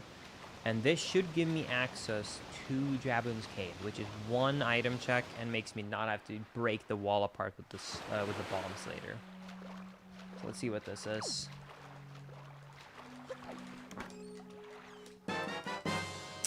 Magic armor. Okay, you know, not a useful item, but it's a very cool item, so I'll take it. Is this cheating? No. Think about it. Have you ever opened up an instruction manual and seen no glitching in the instruction manual? Exactly, and that's like the rule book. So it never got mentioned once.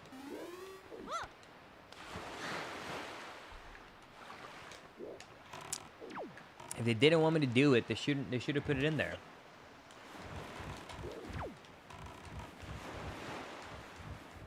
Link is you need a sword. Trust me, I appreciate you helping me, chat, but I'm aware of the problem too, okay? This is not like I've been going around for the past hour and a half being like, I wonder. Like, trust me, I'm very aware. You do not have to keep telling me I need a sword. I'm very aware I need a sword. I'm very aware. I may have noticed that I'm missing it. I may have noticed it. Good luck, Linkus. Thank you. Emerald, I appreciate it. Oh, wow. That doesn't actually damage them. I have to use the Skull Hammer. Oh, this is going to be tedious. Wait. Magic armor time? For real? Wait, actually useful to... it doesn't dodge you to get exploded. It just removes... That's stupid. You still get exploded backwards. You just don't get the damage. It don't even help. Oh my goodness. Oh my god.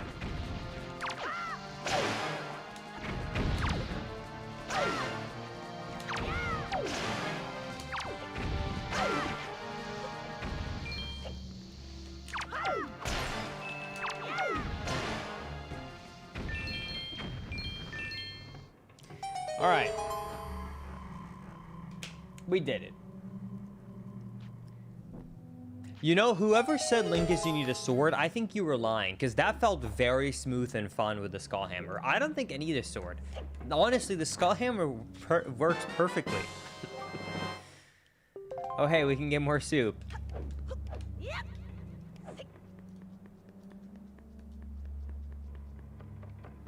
Exactly, smooth and fun.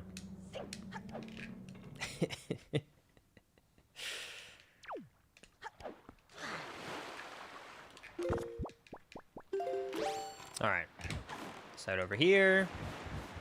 Is submarine loading zones not random? There are a few things in this game that just breaks if you try and change the loading zones to prevent rung warping actually from the developers, like beetles, for example, or submarines that are just not random.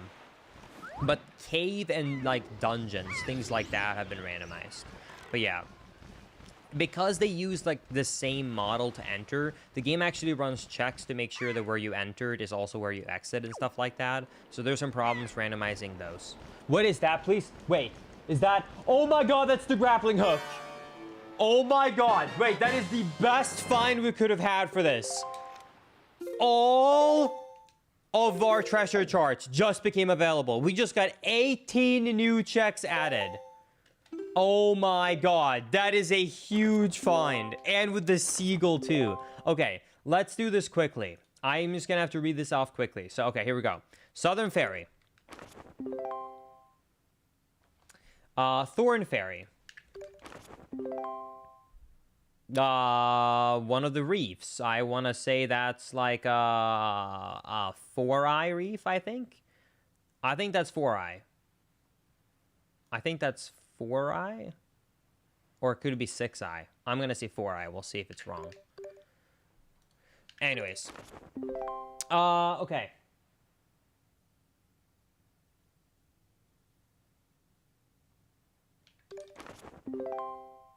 Horseshoe.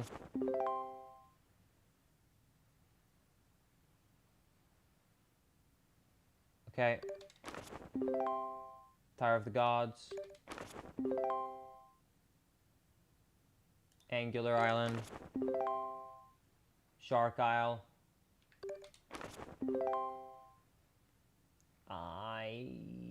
Ice Ring. Flight control platform. Bombile. That is One Eye. One Eye, what is it called again? I'll find it soon. 2 islands. That should be Islet of Steel. 39. That's Dragon Roost.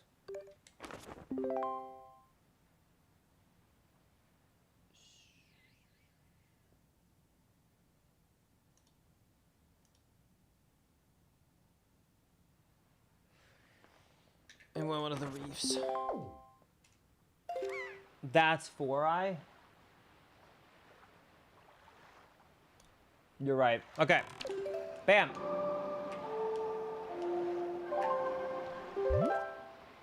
Okay. Man, that gave us a lot of more item checks. Let's start by doing the bottom left corner of the map quickly, and then let me click in the ones that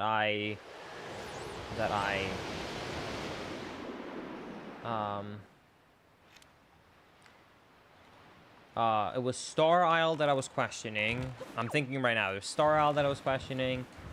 Oh, yeah. I wasted time because I was clicking in the things. Mod, Stone Palette. Well, let's give the first check here because I feel bad because I was standing AFK over the mark. Let's do this one check as the last part of it because I feel bad because I spent 3 minutes menuing. So we'll do this one check, but that's it.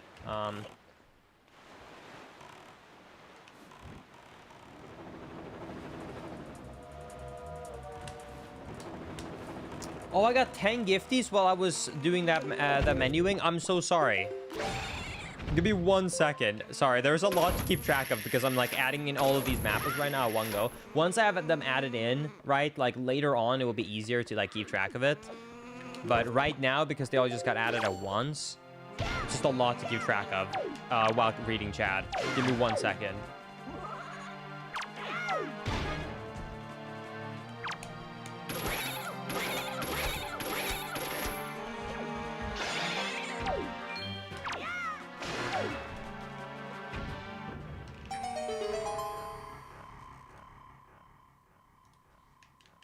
Okay. Oh yeah, we got the grappling hook, so we can do spoils right now. You're right. I didn't even think about that.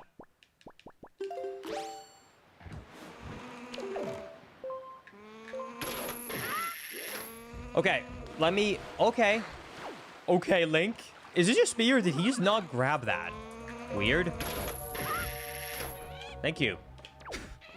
All right, this is the final check for the prediction. Can we get the sword? Nope, Tingle statue. All right. Okay, I'm about to be caught up again with my tracker, so I'm able to reach out again. Give me one more second. And then I think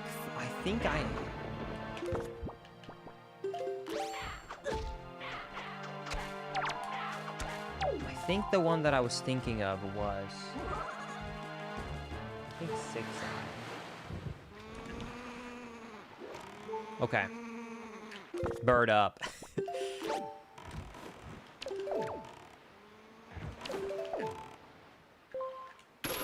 And then there's one more. Hold on. Oh, don't hit me.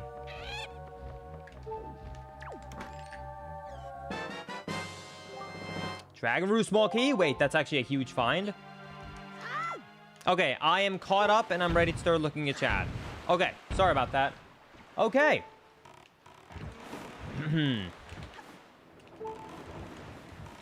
Thank you so much, Randy, for the 10 gifted memberships on YouTube. I really do appreciate that. That is so generous of you. Thank you for the 10 gifties. Thank you so much for the support. I'm so sorry that I missed that. There was a lot going on in the game right there at the moment when I was looking at that. Wait, it says I can do this, but I disagree because I don't have the DQ leaf. I don't like hookshot it.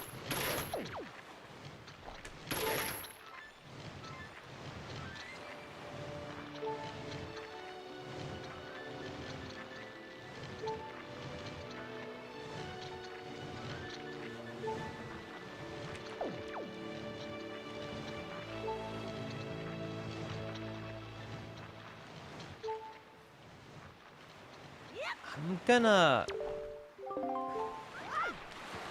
Wait, no, it says I can't play golf, but I can enter the cave. Is it possible for me to, like, hookshot that flag? Is the flag hookshotable? I have never tried this before, but it says it's a possible location.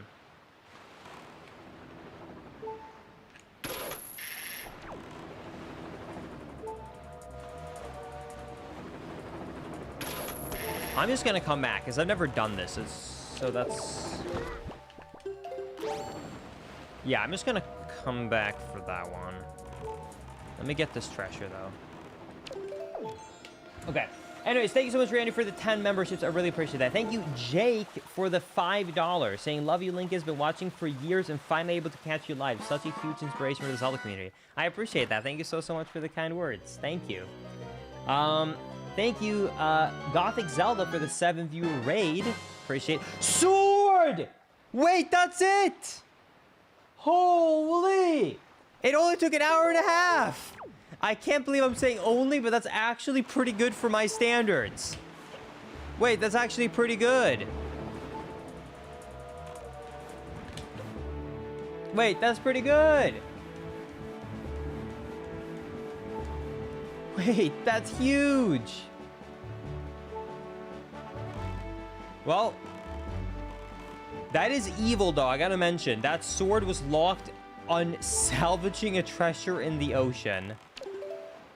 This is an evil seed, I'll tell you that much.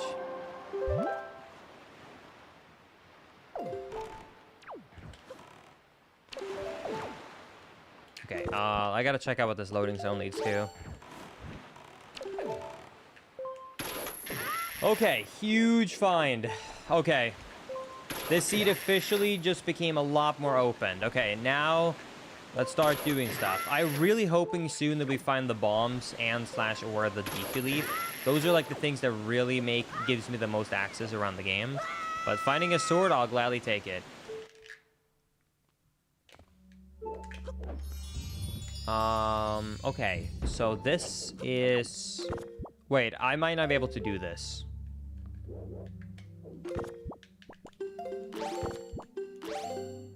I might not be able to do this depending on which one it is, because I'm quite weak with quite few items. Okay, I can do it.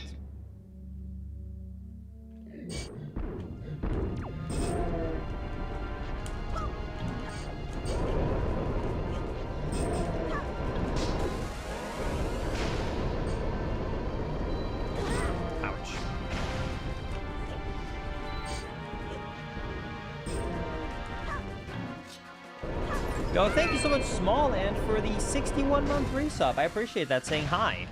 Hello, Small Ant. Thank you for the resub. Thank you, Fishy, for the gifts of the Selfa. Thank you, 8-Bit Mario, for the Prime sub. And thank you, Jaden, for the $6 in YouTube. Do you think there will ever be a randomizer for Spirit Tracks? I doubt it, because it's the DS title, but it would be very cool. I don't know about that because, well, one, it's not super popular, and B, it's, like you said, DS. But I wouldn't count it out, because at the same time, okay, I love this game, but I know it's not that popular. I love Minish Cap. But Minish Cap is not that popular, and it got a rando. So, maybe? A rando could take place?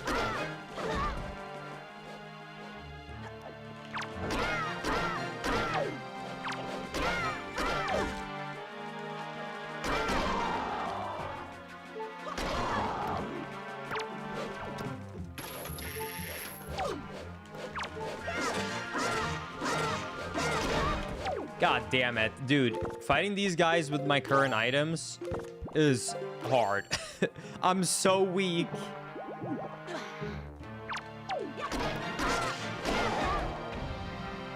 Okay, that's one of them. Come here, dude. I don't even think I've ever seen the animation of him crawling away with his hands like that.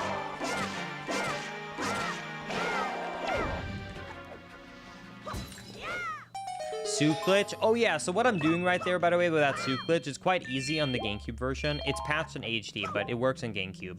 All you do is you have to have the soup equipped, or any of the potions, on any of the buttons, and then you want to press the button to drink it at the same time as you press pause. It has to be the same frame, so you just press them at the same time. Start and soup button. And then if you time it correctly, you're able to pause, and then you just unequip the soup. Because then what happens is the game will be unpaused. What will happen then is the game will be unpaused, and then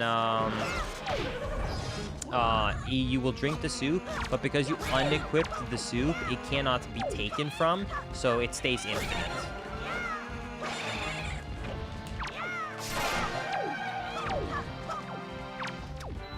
Come here, dude. Okay. Do you think that you're going to be doing a Twilight Princess speedrun anytime soon? Probably not. I do have maybe some interest in checking out the DK stuff, but overall, I have plans. I'm not going to tell you. I have a lot of plans in the near future when it comes to speedruns, but I'm not ready to share it just yet.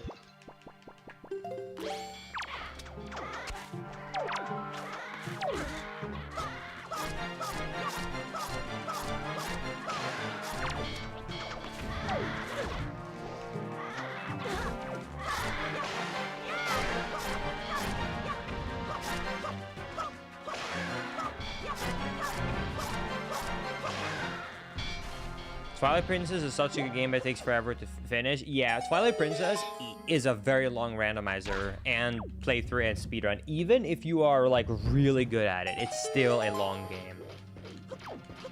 This is a long check, by the way. Without having light arrows or fire and ice arrows or a Master Sword even, this is slow. In case people don't know on YouTube, by the way, this game does something that most Zelda games don't do, which is that it actually does drastically change how much damage you do depending on the sword you have. So the Master Sword does double damage compared to the sword that I currently have, the Hero Sword. So it's not just like a visual thing or like a thing for progression. It does double your damage. So for enemies like this, where you normally fight the most of the game with just the Master Sword, it's very slow.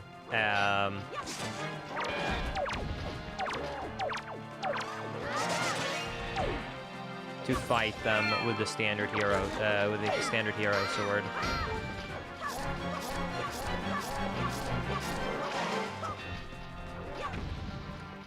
When is Silk Song coming out? Trust me, chat, it's gonna come out any second now. Didn't you know?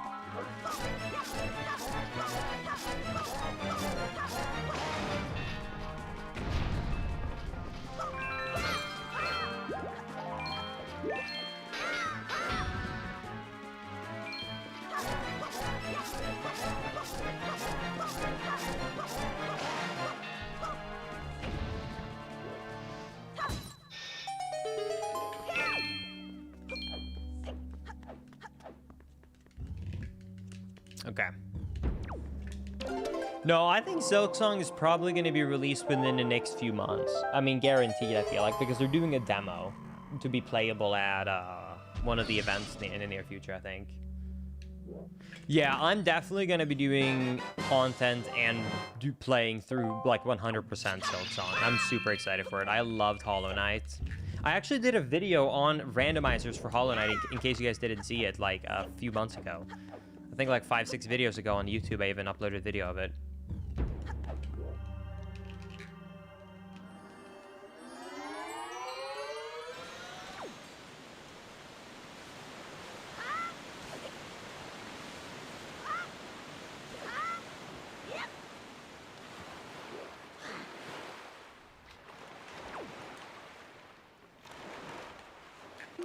Okay, now let's go up here.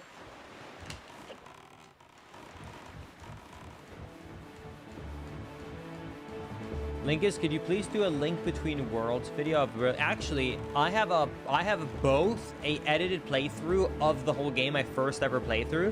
I have a second video of 100% of the game, and I have a third video of me doing my first ever randomizer of that game. So I actually have a lot of link between worlds content on my YouTube channel. By the way, right here, I actually want to really check this island out, but I can't.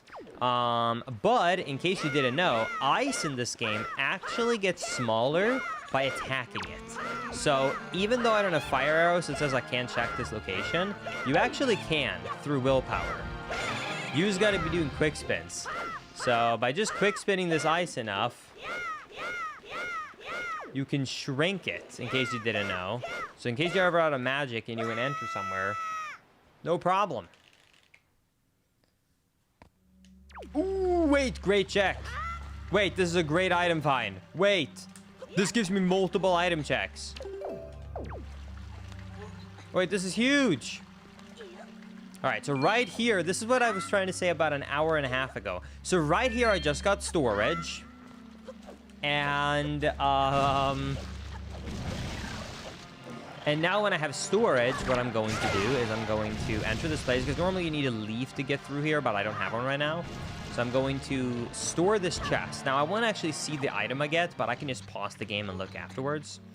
And then that will allow me access to the top of this island immediately. So I'm going to store that chest, walk up here, because I have messed up collision from the glitch I just did, and then jump into this loading zone.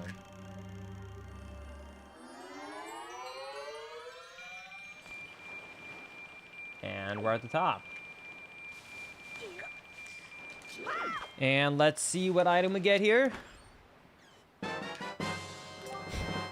Oh, well, at least I won't get lost now. I think I just got rupees, right? Did we hear the rupee sound? Was I crazy? Just double checking. I'm not crazy, right? We definitely have the rupee sound, right? Okay. Then the item we stored is that.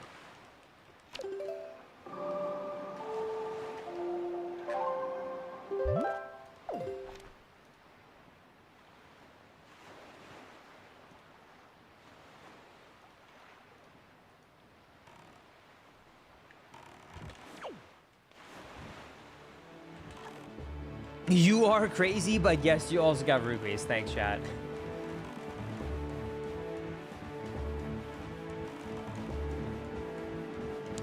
Okay. I'm really hoping to find bombs so that I can do a glitched method of Dragon Roost. I really don't want to waste my items to do it. Here, by the way, I do have the pair, meaning I could technically do this legitimately, but it's just so slow. So I'm going to clip inside of this island with the grappling hook. So this is not breaking logic. I just don't want to do the logic. It's slow. So yeah, but just jumping off with the rope right there, you can clip inside the side of this island. And let's see where it takes us. Ooh, diamond step. Okay, that's 2 item checks, and I can do both. Nice. Okay.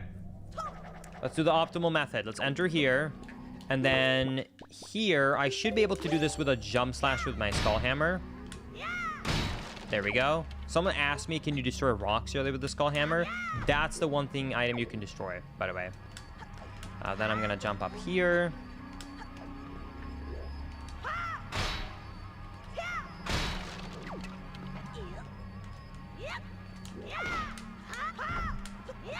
Then we go here.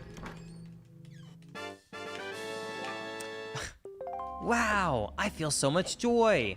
Wow.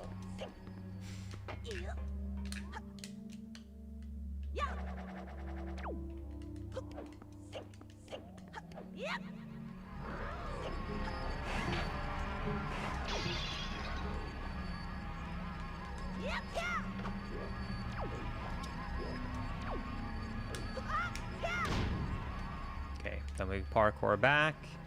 Normally you have to go through a lot of these pots. I'm kind of speeding up the process by going around here. As you can see, you can kind of like jump slash to get on top of a lot of these objects like that. So we're gonna get around. Then we're gonna go here. And second item check. Let's see, what do we get? Tingle statue. Okay. Well, still a pretty good check overall. I'll take it. Laws of physics are merely a suggestion to Linkus. That's correct. I mean, you don't do this in your day-to-day life, Chad? You don't just go through rock?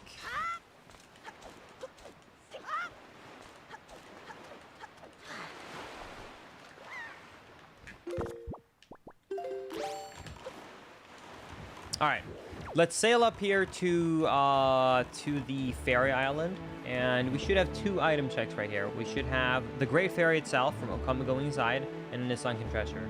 So let's check it out.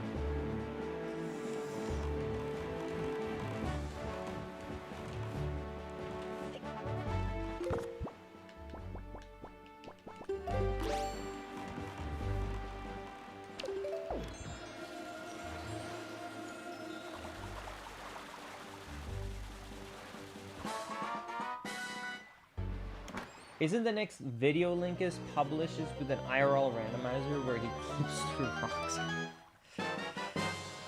Yo! Jeez! That's 2 out of 8! Wait, that's a huge find! Wait! Are we actually turning this randomizer around? We found a sword, grappling hook, and more cheese, all within a span of like 15 minutes? Are we actually getting a comeback on the seed? No way.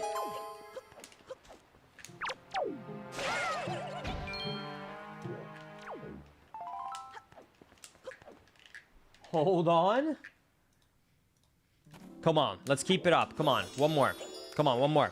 Come on, one more good item. Come on. Come on. Come on.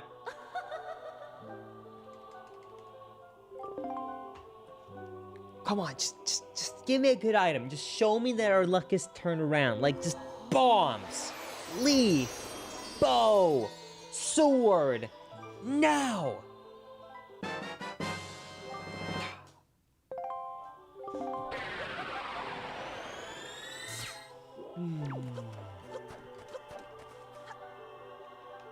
Well, you know what they say.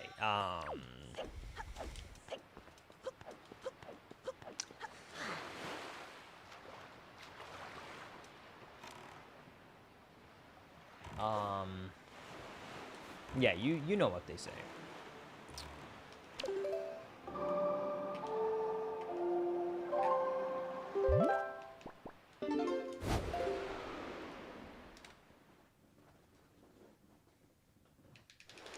Linkus, have you ever played Four Swords Adventures? I have, but a very long time ago.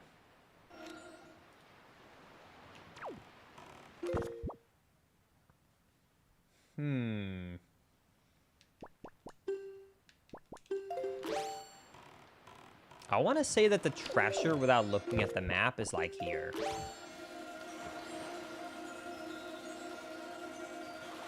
I cannot believe I remember that. I cannot believe I remember that, because I literally can't even see the beam. I was like, I'm pretty sure, because in an old, like, Wind Waker any percent route from, like, 2018, you used to get this 200 rupee as part of your rupee collecting. You know what? Okay, it's a pretty good item. It's not the best combat item, but due to the fact that we only have a standard sword and we don't have any other long-range weapons, boomerang is actually pretty clutch. It does mean I can actually instantly get this item right here. Because look, I can do this. I can take out this, and then we can Oh, we can't? Do I actually have to use the seagull?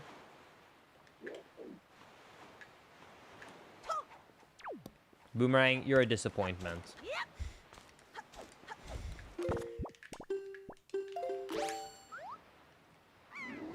I thought you could reach it. Seagull, I am apologizing in advance for what's about to go down here.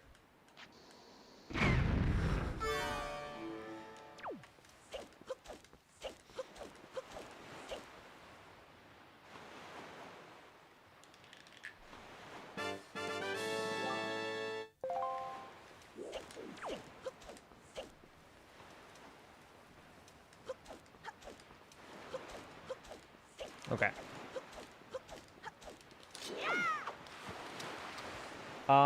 Okay, there's a lot of item checks I can choose right now. We're actually, like, really opening up the seed. I mean, overall, good thing. Slightly overwhelming, but can't complain. Now, actually, let's do the Sunken Treasure and the Submarine quickly here, because now I do have the sword, so I can do... I've been avoiding submarines as much as I can because they're almost all of them are combat-based, and combat-based things without a sword is very slow. But let's go and do this quickly while we're over here. Also salvage this. I might have gone too far. Let's see if I can still reach it.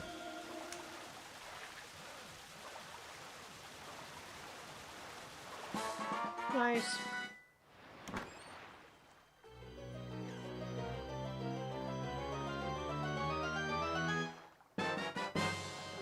Yo, Hero's Charm! Yo, we can look so good now. Now I can see health bars. In case you don't know, by the way, the Hero's Charm is an item you can get at different locations in the game.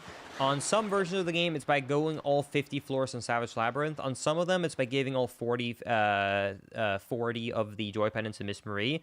But this is the Hero's Charm. Once you get the Hero's Charm, you can see enemy health bars, including bosses, by targeting them.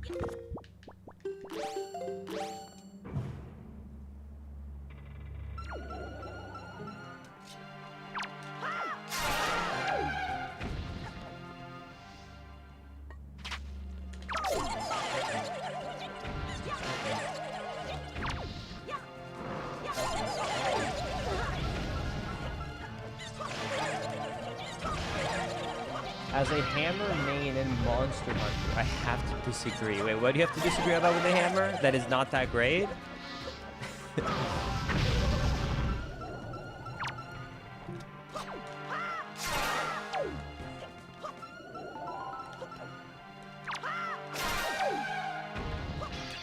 Okay.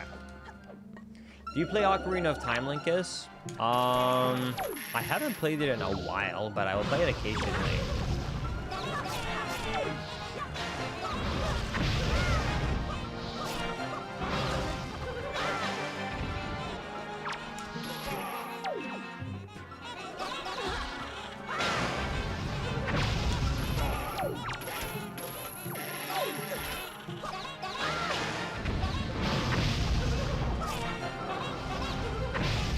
I guess I could actually mention it right now. I was planning on just like releasing it with the schedule, but I guess I can mention it now because I'm getting a lot of questions on like random, on like am I gonna play this? Am I gonna do this randomizer? I'm gonna do this one.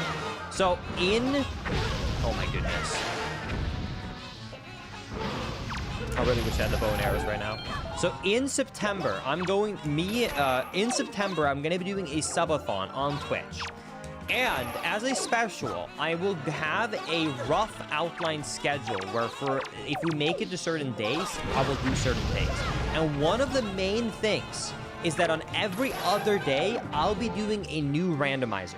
So, for example, on day 1, maybe I'll do a Wind Waker one. If we make it to day 3, I'll do a Twilight Princess one. On day 5, we'll do a Majora's Mask one. On day 7, we'll do an Ocarina of Time one. On day 9, we'll keep doing. So basically, every other day, I will do a full new Zelda randomizer. And it will go through all the Zelda games. So people who keep asking me like, hey, are you gonna do Are you going to do like Minish Cap, or can you do a Twilight Princess randomizer again? Can you do Majora's Mask?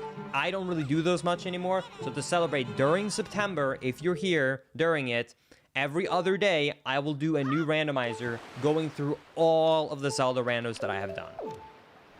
So it will be the month of randomizers. And it will be all streamed on Twitch, not on YouTube. However, afterwards, if you can't watch it live on Twitch, it will be going up on the VOD channel.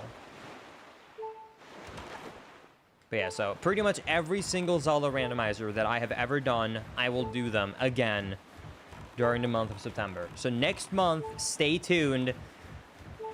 It's gonna be a very packed and crazy month. I am very, very excited. Let me open up the new charts for Mappas I've gotten. I think I've gotten one or two. That's Diamond Step. Oh, it was just a one.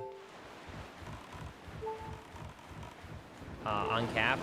Well, okay, it'll be 30 days capped, but I don't think we're hitting 30 days, so basically uncapped.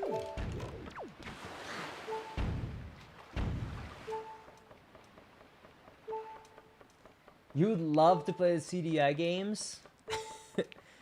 I'm so hungry, I could eat an Octorok. I don't think we need to play those games, chat. I don't think we need to check them out. I think we're good.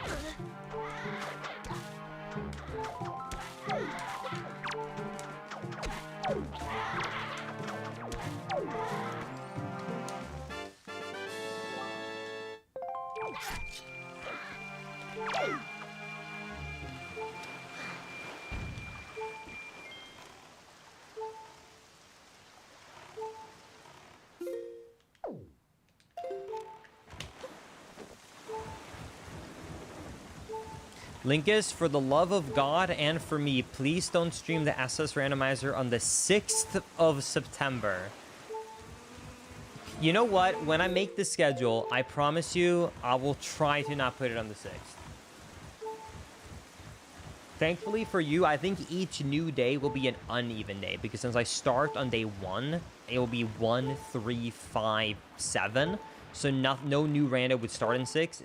If anything, it would be, if it's a really long one on day 5, it would be a continuation the 6th. How am I doing today? I'm doing good. Thank you for asking. Okay, let's climb up here. Anyways, yeah, like I said, it'll be on the month of September. We'll be doing the subathon, and then we'll be doing all the original randomizers back. So, it'll be good times. Okay, it says I can destroy the... I forgot that that's a feature. I actually forgot. Sometimes I'll do something in this game and people go, what? You can do that? I forgot about this myself. I forgot that you can break these cannons with the boomerang. Oh my god. I have not done this in so many years. In old Wind Waker speedruns, you would do it with the boomerang instead of the bombs, but you stopped doing that so long ago. I completely forgot that this is possible. I was gonna say, how is this a possible location? Yeah, you don't need bombs. You can use the boomerang. All right, it's a lot slower, but it works. I wonder what's for dinner? Well, since I'm gonna be here non-stop for the next couple of hours, I'm probably gonna have a snack of like a banana and then maybe a sandwich. So that would be my meals.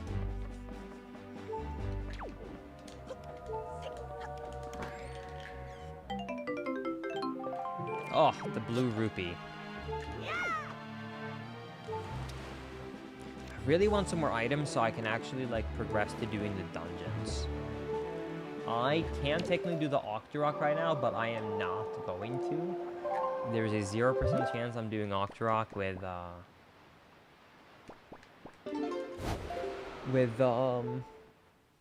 without bombs.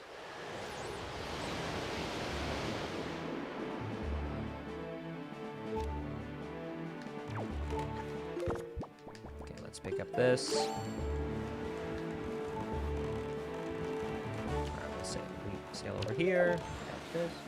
Yo, thank you, Dragon's Blade, for the $10 donation. I really appreciate that. Hey, Linkus, I love your videos. First time able to watch a live stream of yours. So I wanted to ask, what item in The Legend of Zelda do you find underrated?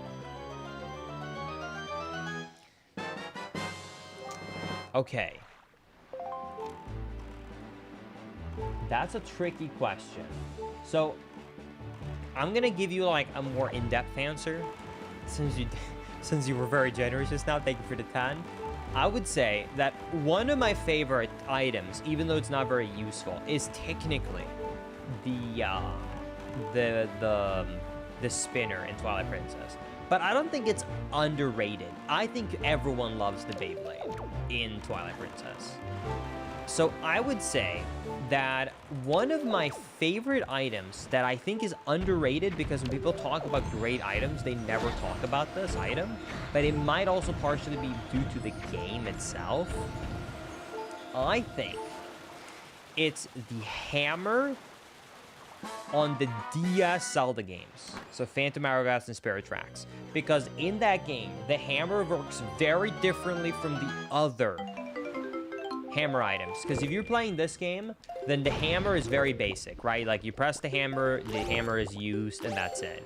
But on the DS games, you can hold it and place it and use it anywhere on the map, which is super good for combat. Most people don't do it. But it's also super cool for puzzles, because once again, you can tap anywhere on the screen, and if you hold it, it also becomes a bigger hammer, so you can like make it even bigger. I think it's a very underrated item, because anytime you hear people talk about items, like what's the best items, what's your favorite items, people never talk about the DS Zelda items. And I think they're very overlooked due to the fact that they're on the DS, because I think they have some of the coolest design out of any of the items.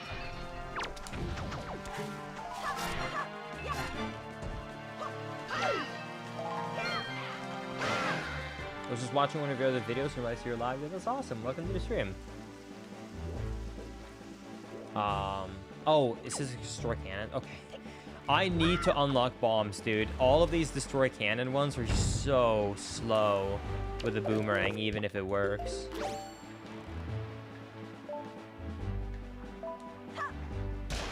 When did you get a beard, Linkus? I haven't really shaved for a few weeks. So I've just kind of been letting... And here, okay, it started by just literally, I didn't think about it. I got busy, and I just didn't do it. And then I started to have it grow, and once I was going to shave it, it had already been 2 weeks, and I was like, you know what? Maybe I should keep it. And then I was like, no, I'm gonna shave it. And then when my wife, she said, no, you should keep it. And then I was like, okay, well, now I feel like I have to. So then I did. And then eventually after a week, it became a thing where I was like, well, I've never once let myself grow a mustache or a beard, because I've always been so like self-conscious of it. If I let it grow for this long, I might as well like just keep going and seeing where it goes, you know, because I don't know how I will look with a beard and mustache. So at this point, I just said, you know what, I'll just keep it. So I'm going to keep it for another few weeks, see how it goes. I might trim it up, though, and just see, like, how the growth is, and then I'll decide if I want to keep it or go back to normal. But, yeah, at this point, I'm too deep in. At this point, I'm not turning back. I'm just going to keep it. Yeah, it was accidental. I didn't decide all of a sudden I'm going to. It was, like, an accidental 2-week thing, and then... Once I was 2-3 weeks in, I thought I might as well. Also, I'm finally past the scratchy part, because it gets very itchy when I'm like, when you're not used to it.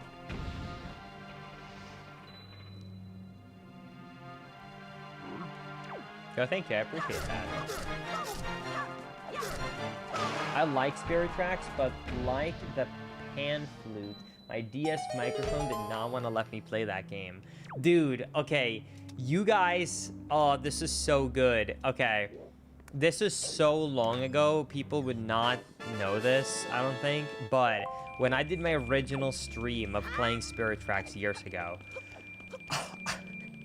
I literally went and grabbed the fan, put a fan in the back of my room, and then I put my gamepad microphone in front of the fan. So when I had to blow, I would move it down in front of the fan, and then I would put it up when it didn't. So I would literally hold it and do like boo, boo, boo. So I didn't have, because I couldn't get the blowing thing on the mic to work. So just moving it in and out of the fan's radius. But it worked. Hey, it worked. You know, you can't complain. Linkus, we use compressed air now? Yeah, that's fair.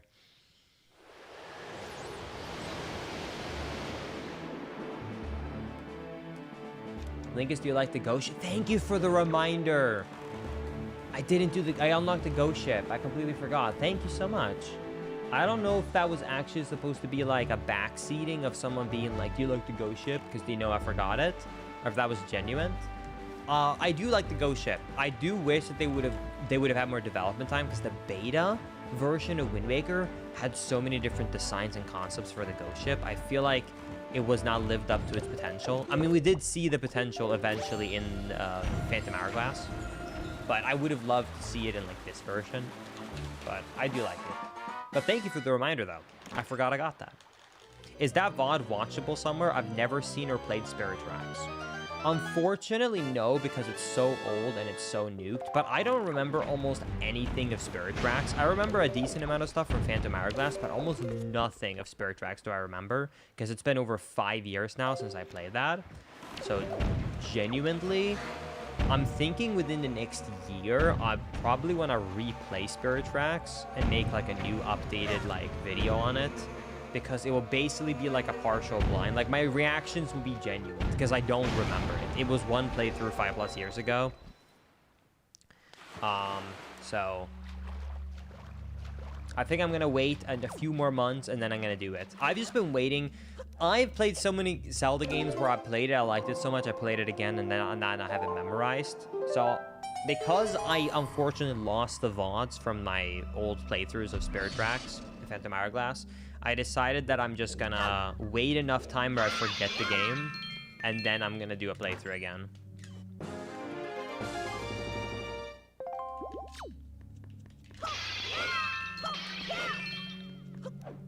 And it'll be a good YouTube video.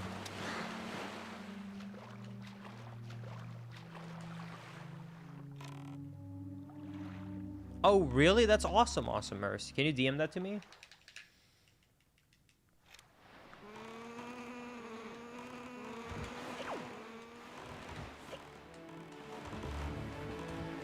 What do you think is the best Zelda game other than Wind Waker? Breath of the Wild / Tears of the Kingdom. Not to make people mad, but I kind of rate them in the same way. I can't rate them separately, because I played so much Breath of the Wild and Tears of the Kingdom is so similar that I feel like it's unfair to put them at different levels. Because for me, it's kind of like the same. So I would say that like my favorite is Wind Waker and then Breath of the Wild / Tears of the Kingdom. Those are like by far my favorites. After that, the tier list gets very hard for me. Would you do a Spirits Track randomizer? I don't know if there is a Spirit Track or Phantom Hourglass randomizer developed. If there is one, I would be willing to do it.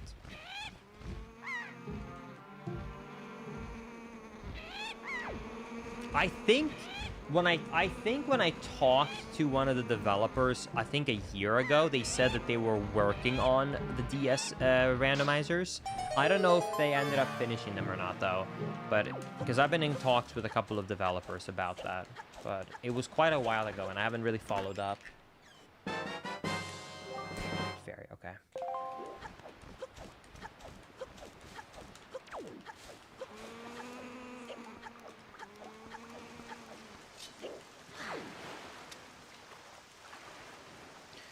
Phantom Hourglass and Spirit Tracks don't have completed randomizers, but they're trying. Gotcha, okay. I love Breath of the Wild. Currently doing 100% on Master Mode. Oof. If that includes DLC, then good luck with the the Trial of the Sword. Trial of the Sword genuinely so hard on Master Mode because specifically, if people play this, they will know what I'm talking about. It's like a water floor with with lizard foes. And when you attack them, they fall into the water and then they sit there and spit at you and don't come back. And they take so long to get back that by the time they come back, they have healed their health due to the fact that their Master Mode is on. If anyone has done it, you know exactly what I'm talking about. Like, it's genuinely so annoying and so hard.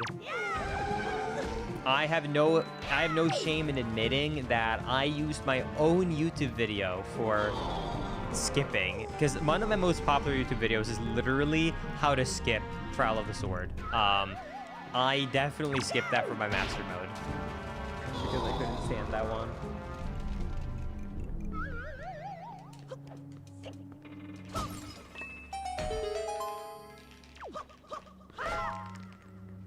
That Rue made me learn wall clips. Yeah, exactly. Do you think the DS randomizer could be a bit dull with all the traveling by boat and train? No, because randomizers usually have like modifications to improve, progress, or speed up tedious gameplay elements. And I think that would be the case too for...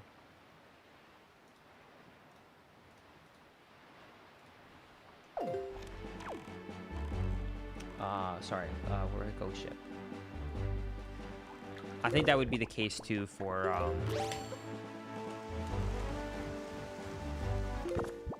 those randomizers. I mean, look, I'm playing GameCube Wind Waker with a Swift Sail. You know what I mean?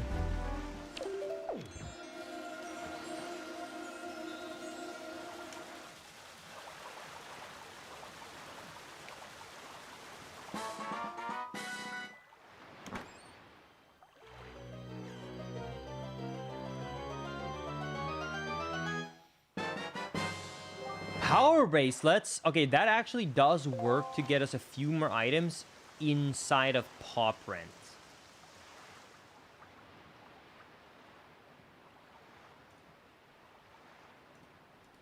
That's good. Okay.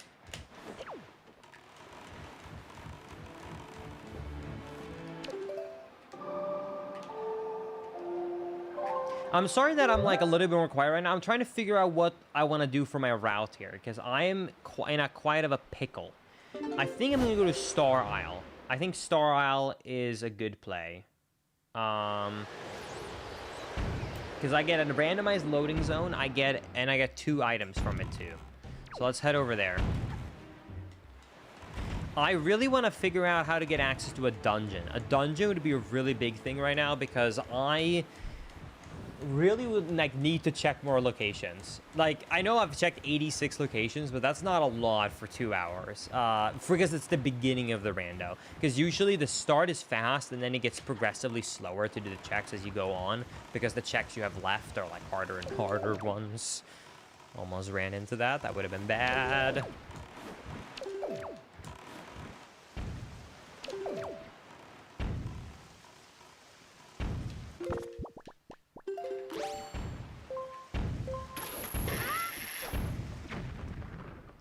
Oh yeah, you're right. The Savage Labyrinth entrance is open. I didn't even think about that. Thank you.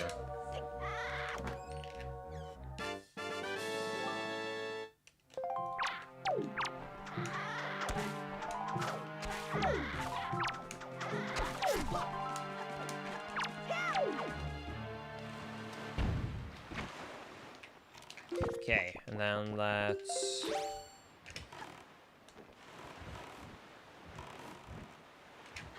Let's head over here.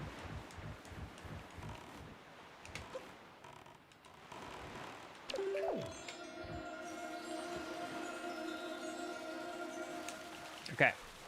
Sunken treasure. Just join. What does 100% entail in comparison to other Wind Waker randos that you have done?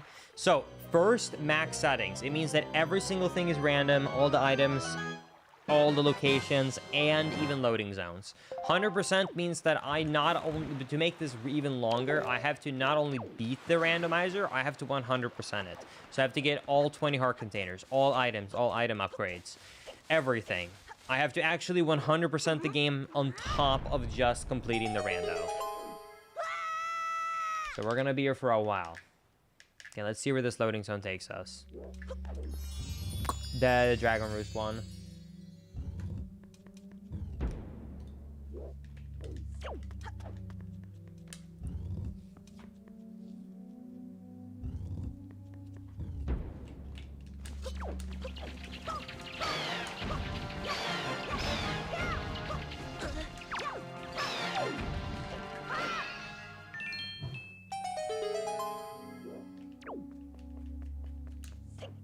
Thank you, by the way, Sea Turtle, for the 41-month resub. I appreciate it.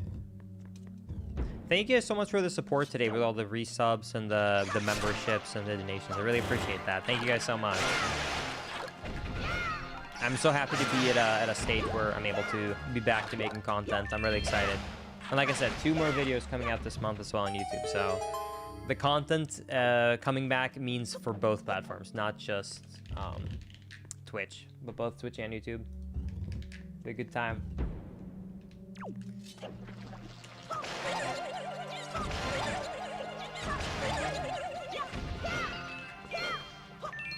Wait, I actually have a quick question. I cannot promise anything. However, while I actually am streaming on YouTube, I already have plans for my next videos, but is there any specific videos or topics or speedruns or anything that you guys would like to see me cover or make a video on, or a playthrough of a game?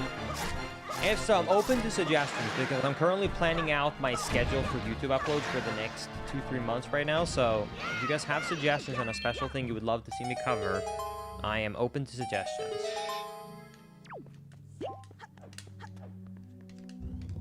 A no-hit run randomizer.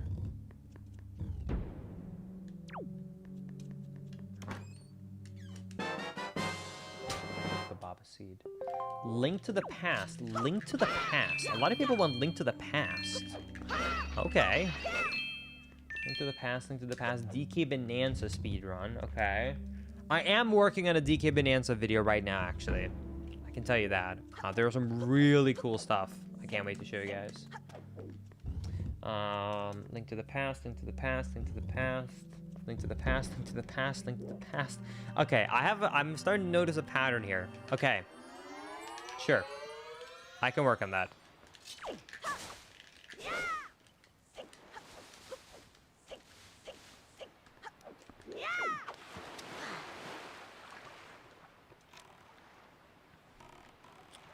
All right.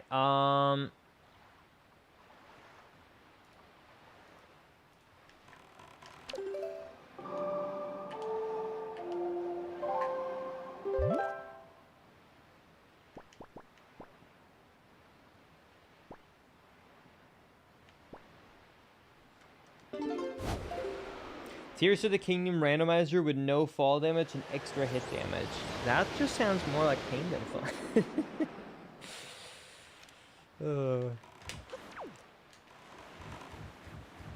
Has there been any more weird tech discovered since the switch to Wind Waker video? No, there's been works on like routes and setups and stuff like that, but nothing like major in terms of like a brand new glitch to my knowledge. Okay, let's see where this loading zone takes us, because now we have the power bracelets, so I can actually check this out. So let's hookshot up here. Let's go here. Okay. And then let's see here. What do we have? What loading zone is this?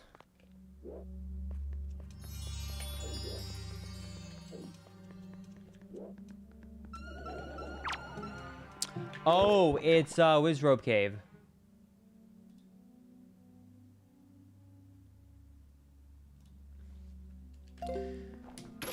This is going to be very annoying with the hookshot.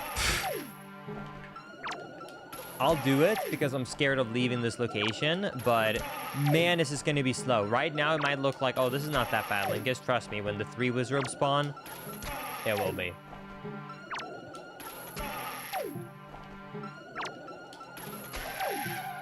Your Switch 2 just received a permanent console ban.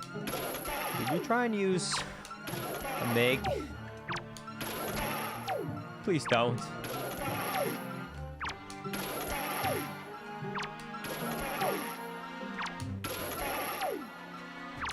Like right now, this is going kind of okay because it's 2.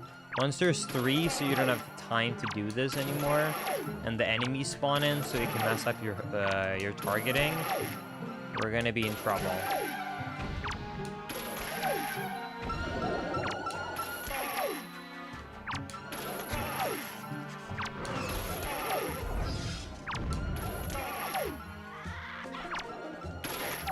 Uh-oh.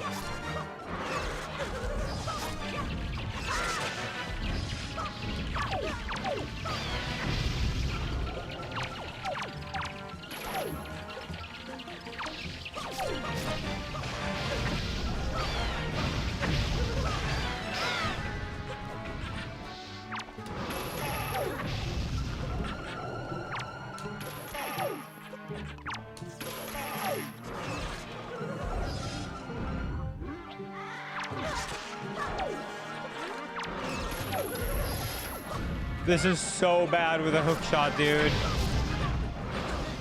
Could you magic armor it? No. Okay, it does. Well, okay, it wouldn't take damage, but you still get knocked back, so that doesn't help, unfortunately. It's a good idea, though. Dude, I need better items.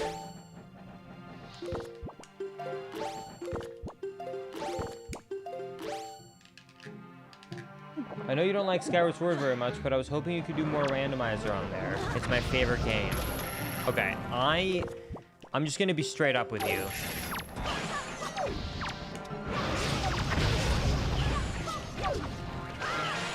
There will be one Skyward Sword rando, possibly, if we get that far in September. That's your chance. That's your chance. That's it. All right. It will be on the schedule for one of the days of the subathon, but that's really it. Like I'm not gonna sit around and be playing that rando.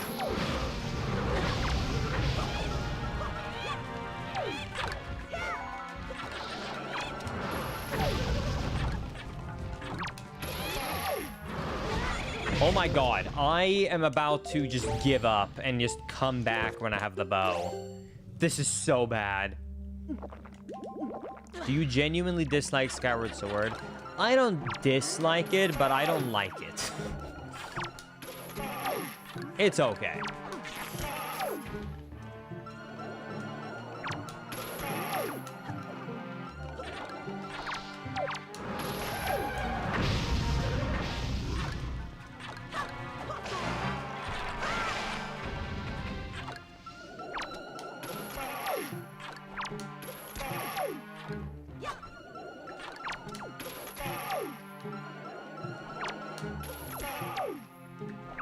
Oh my god, we're actually doing it. Oh my god, we're actually doing it.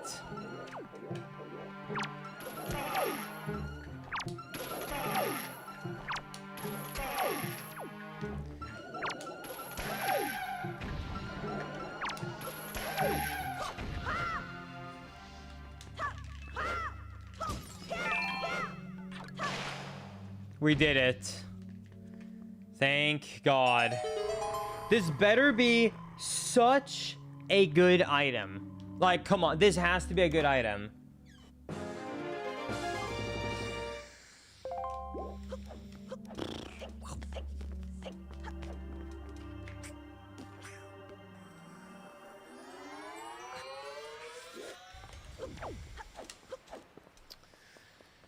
At least I got some love.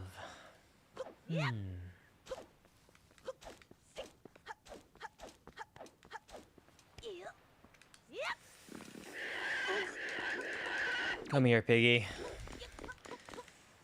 Taking you to the farm. All right.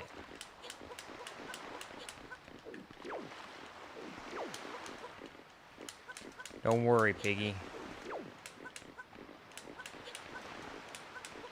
I went to IKEA. Got some nice Swedish meatballs for you.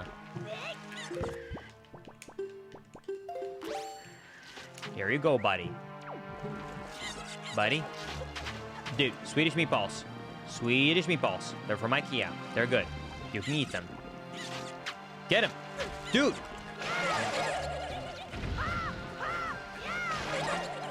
Eat him. Don't have the edge ones. Please tell me that still counts. That might miss. God damn it, it missed. Dude. Please eat the meatballs. Come on, dude. Yes. What?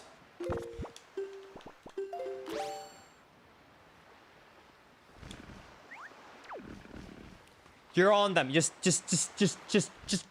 yes. Thank you. Oh my god. Okay, more love. Less than 3. Less than 3.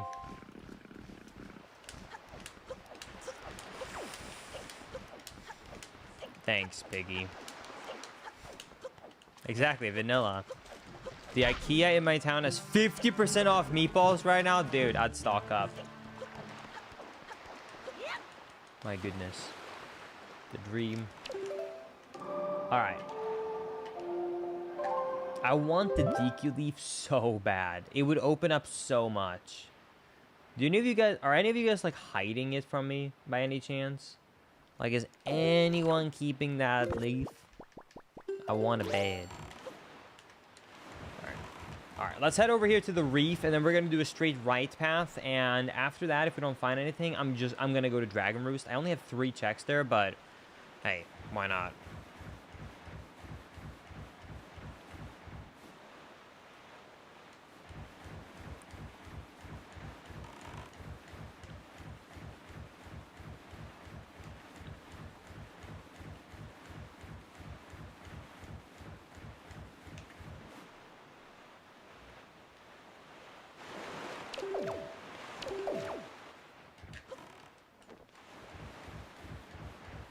My bad, I was out of toilet paper at these legally. What the hell, man?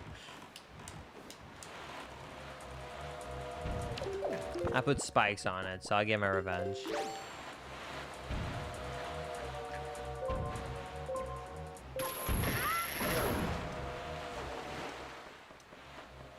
I was literally typing, are you gonna go back to Dragon Roost? He said that? That's awesome. Great minds think alike, chat. Yo, wait! Tower of the Gods? Wait, that's another dungeon. Pog? That's our 3rd pearl. Wait, that's huge! I can check all of Tower of the Gods without bombs. A lot of it is locked behind bombs and leaf. However, having access to another dungeon, though, is massive. Okay. Okay, that is actually a very big find. I'm going to keep going right here. To finish my original idea, but then we're immediately gonna add the Tower of the Gods. This is what I've been missing. This is the kind of progress that we need.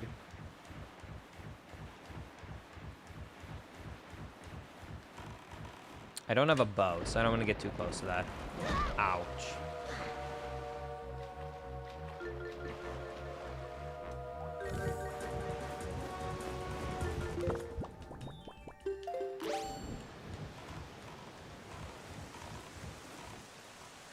Over here, and let's pick this up. Nice.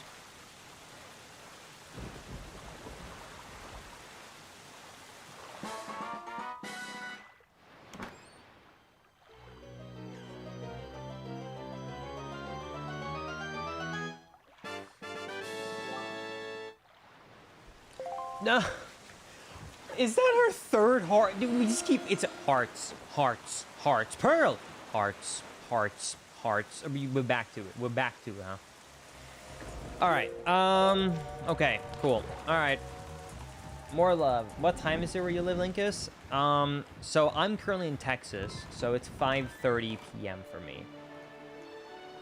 I no longer reside in Sweden, so otherwise it would be 12:30 in Sweden right now.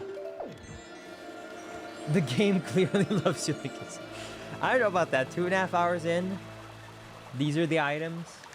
I'm not feeling it.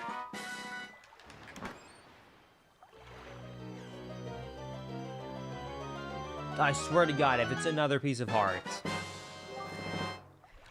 Why give us the... We don't even have the bow. Like, we don't have the bow. Okay, so in case it's not clear, we did just get a quiver upgrade, but I can't use it. It's not like that gave me the bow, just to absolutely clarify in case so there's no confusion, okay? That quiver upgrade is not useful in any way because I do not have the item. So once we get the bow, we'll now start with 60, but we can't do anything right now. Easy answer, just throw the arrows. Yeah. I think with the arm strength of 12-year-old Link, I think we can do it. Okay. Maybe it was a sign though. Maybe getting that quiver on the last check was just a sign that this was the bow.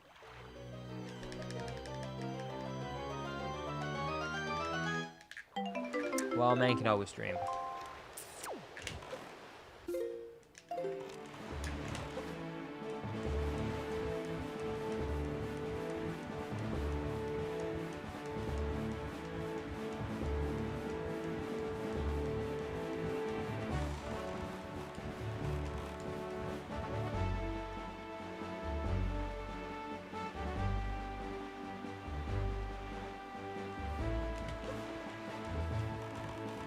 Alright, there should be one or two quick item checks I can do right here. Even though I have the Cabana Deed, I actually can't properly enter the island and do it because I don't have the delivery bag.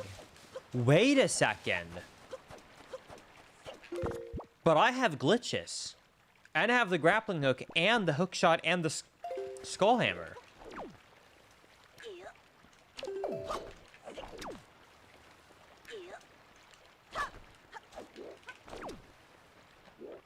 Hold on.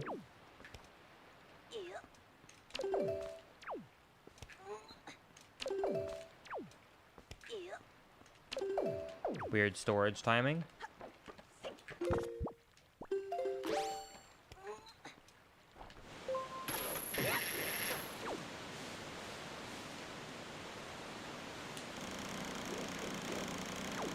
Okay, so we're gonna store this chest. Then when we have this chest storage, so we have this weird collision, I'm going to go here, and then let's see if I remember this. I haven't done this in a while. So if I remember correctly, you want to go into this bottom left corner, tap forward, take out your hook shot.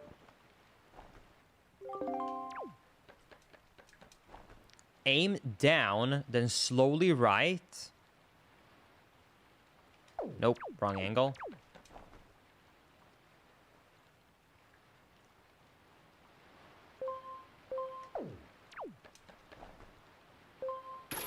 And that hits the loading zone as you're hookshotting the tree. Enter the loading zone. Cabana Deed skipped. There we go. Then we can open up this the switch, go down to the basement, and we can now get the 2 checks. Oh my god, I forgot it's random! I keep forgetting. I'm so... How do I keep... I'm 2.5 hours in. How do I still not remember that the thing is random? Okay, we can get 1 item, though. 1 item. It's better than none. Oh my god, this is Shark Isle. Okay, Shark Isle is the hardest and longest combat cave in the game. With a standard sword, this is going to be awful. I'm just going to do it because I don't want to redo the glitch, but this is not a good time. Okay. Okay.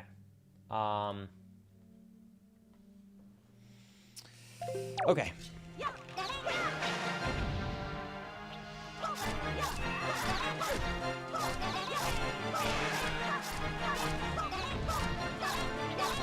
But hey, the glitch I did to get inside of here was still cool.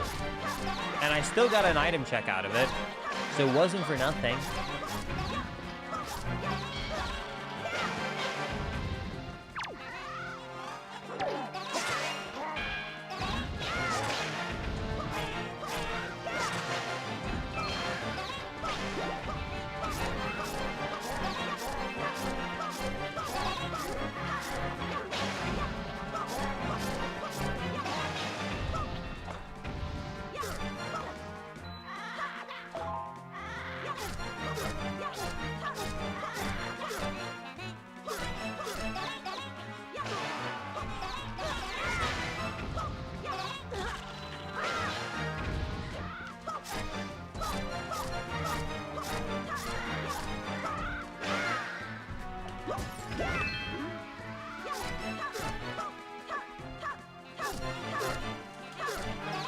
thank you.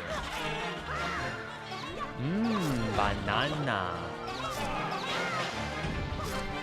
Do not kill them underneath there. So you gotta be careful to kill these enemies underneath those heads, by the way, because if they get knocked back when they're underneath of those heads, the collision is not programmed correctly for the roof of this.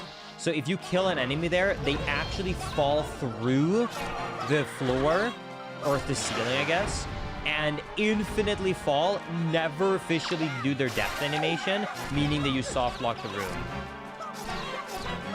If you're wondering, wow, Linkus, that's so weird. How do you know about that glitch? I'm happy to say that I discovered it 4 hours into a speedrun once, in a 100% world record pace run. And ever since then, I have never killed an enemy under that roof again.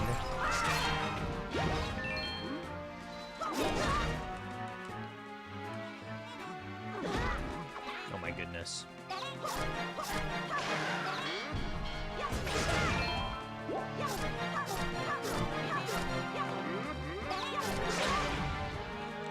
Do you guys now see why I said this is the longest combat room in the game? And why I said, oof, doing this without the Master Sword is going to take so long? I hope you can now see what I meant.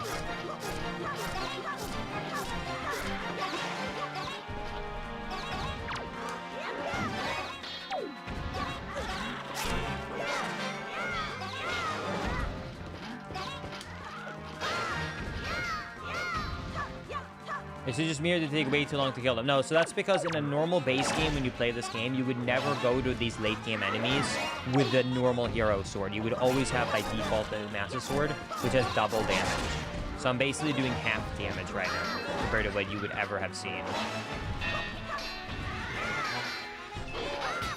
The game did not make any mention, by the way, of the fact that the Master Sword has double damage. And the scaling in the game is, it scales up a lot of the enemies, so it made no difference to doubling your damage. So as a casual, you never really even notice or know that the damage was doubled. It's only if you're somehow missing it through speedrunning where you're like really noticing that, oh wow.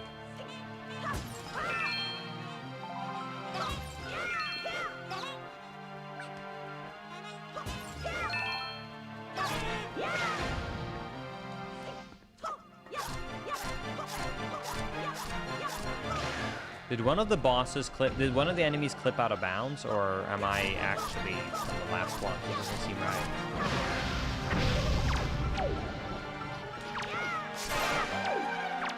There we go.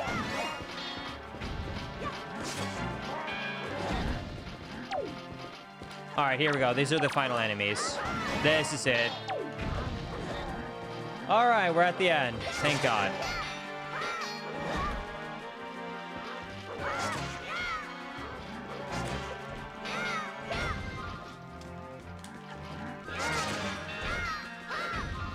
All right.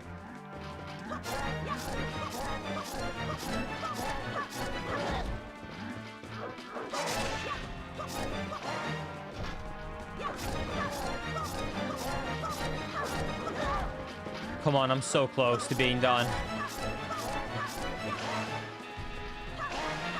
There it is. This better be something damn good. Please. Please.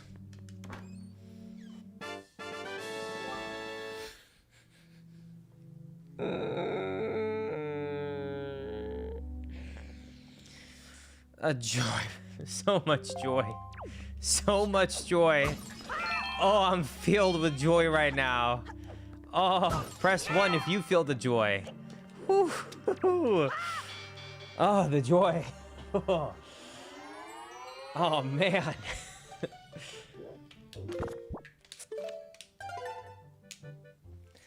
Okay. All right. Linkus, you look like the average American now. Okay, I'm gonna be honest, when you say it like that, it does not sound like a compliment, but I'm gonna take it as one anyways, because I'd rather live in copium world.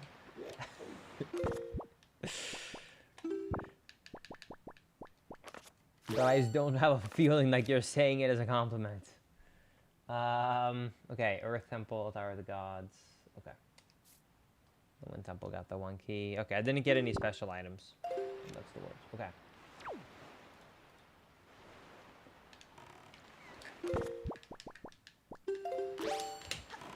Are you super filled with joy right now, Linkus? Oh, yeah.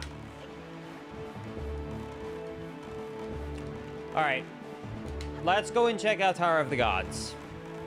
I need a break from this pain and suffering. I want to do something easy. Let me just go and do... I can't complete all of it, but let's just do a bit of Tower of the Gods, okay? It's time. It's time. I need a break from just being screwed by these random areas.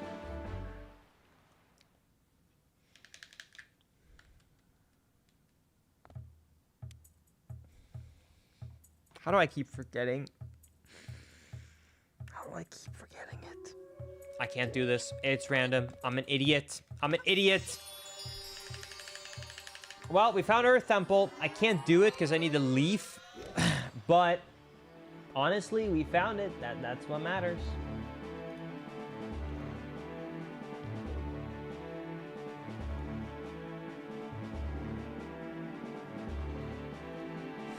Hey, let's go and enter Earth Temple. Maybe Earth Temple has another good dungeon. Let's just go to Earth Temple. Wait, this is it. Look, think about it, okay? If Tower of the Gods brings us to Earth Temple, then surely Earth Temple brings us to Tower of the Gods, right? Surely it's a closed loop. Let's check it out. Thank you, Tony, for the $5. I appreciate it. All I am saying is that I've never seen Michael, Sarah, and Linkus in the same room at the same time. That's technically true. But the real question is, have you ever seen Tom Holland and Linkus in the same room at the same time?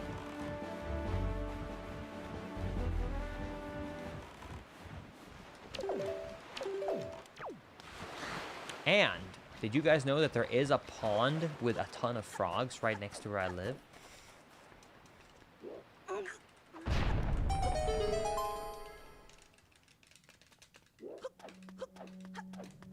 right. Let's see. Hey, you know what?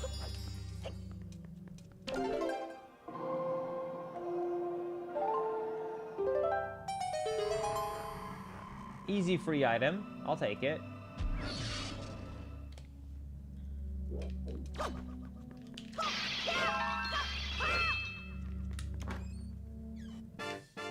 I'm gonna be honest, I just kind of forgot the dungeon entrances included the randomize. I'm not used to the max settings. I'm gonna go to Wind Temple because Wind Temple also has a loading zone we can check that's random. And surely that one will lead to one of the good dungeons we want to go to, right?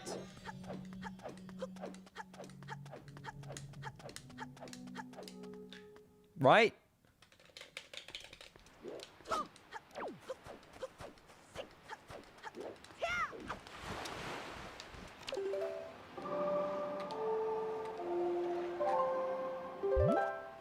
Linkus, are those frogs from Majora's Mask? For sure. Alright, let's eat a banana, chat. Quick snack. Donkey Kong. Banana.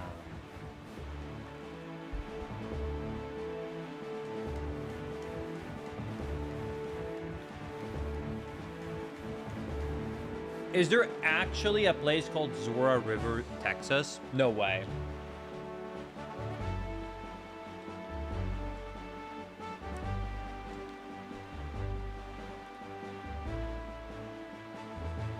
I feel so lied to. There's no Zora River, Texas. I really thought that somehow there was a place called Zora River, Texas. I was gonna be so excited.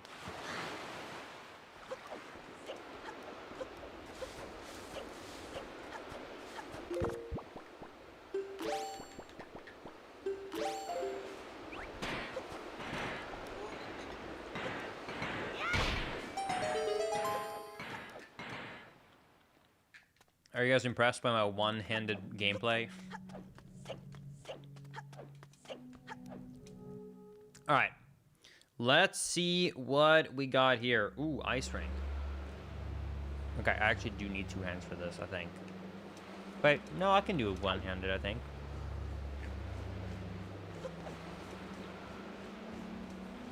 Okay.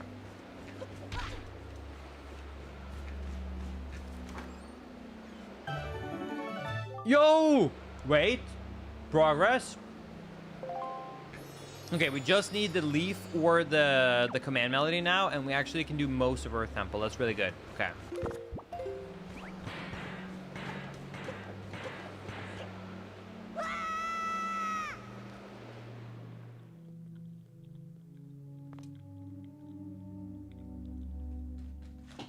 Okay.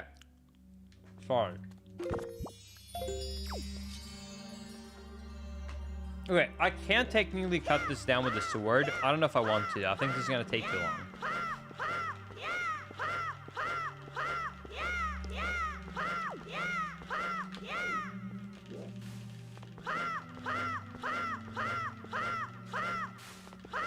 Yeah, I'm not doing that for all the enemies. I'm coming back when I get fire arrows. Doing that for every single one of them is gonna take way too long.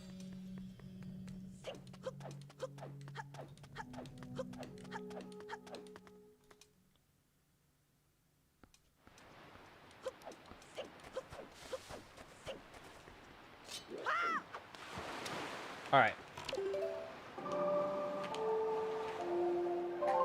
Okay, and then let's think.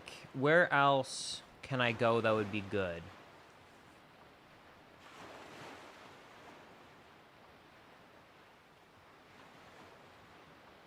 Stone Watcher. Stone Watcher is another check I haven't done yet.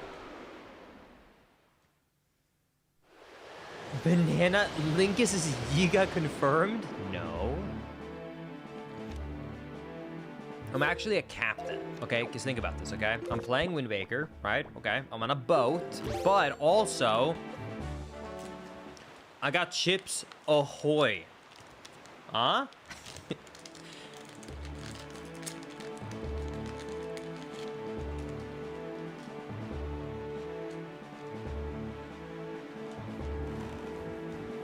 No? Okay. I thought I was pretty good. Okay. How many more snacks are you hiding from us? Sorry, I was a little bit hungry, and since I'm stuck here for the next 6 hours, I thought I should just have something quick. So I thought cookies and a banana seemed like an easy thing to eat while playing, so then I have to take like a 15-20 minute food break. There will probably be another banana later in stream too. I prepped a lot of bananas for the stream. All right, let's see what Stone Watcher gives us. Hopefully a good loading zone. Here we go.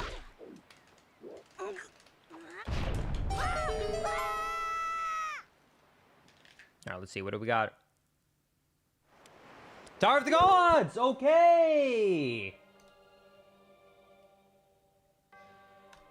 Okay! Actually good find.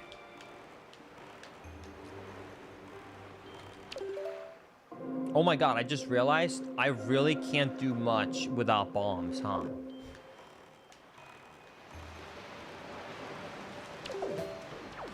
I could always do glitches. Okay, I can do one item check here, and then I can do some glitches. Yeah, let's do some glitches. No leaf? There is a leafless way you can do floor 1 skip of Tower of the Gods. Linkus, how do you prep a banana? Can you make a tutorial now? It's kind of crazy. You gotta go to H-E-B or another of your local grocery stores, and then you have to spend money. Thankfully, there is no step 2, though. That's it.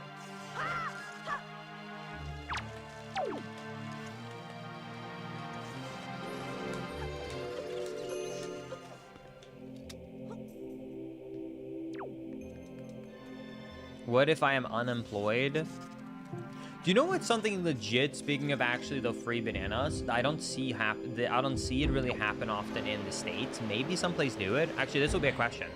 In Sweden, where I grew up, there would always be a small section on the side of the fruit they would sell in the store where it said for free. where anytime where bananas or fruit would start to get like on the borderline of spoiled, where no one would want to pick them and eat them and buy them anymore, they would put them on the side as a thing where you could just grab it for free. Does that make sense? So like if you're walking around the store, they just be like basically like, hey, here's free bananas, right? Because like people, let's be honest, no one's gonna buy the banana that already is starting to go a little bit, you know, dark. People are gonna buy it if it's yellow or a little bit green. Do places here do that? I don't think I've seen places do that. But in Sweden, I used to see that all the time. That basically stores is giving out free bananas because they're spoiled enough where they know no one's going to buy them. So they're going to get thrown away because no one's buying them. They would just throw them away in the States? Really?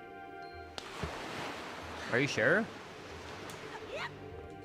Wouldn't it be better to make your customers happy than to, you know, throw them away? I mean, either way, you're not making money on them, so wouldn't you make customers happy and not make money instead of no one's happy and you don't make money?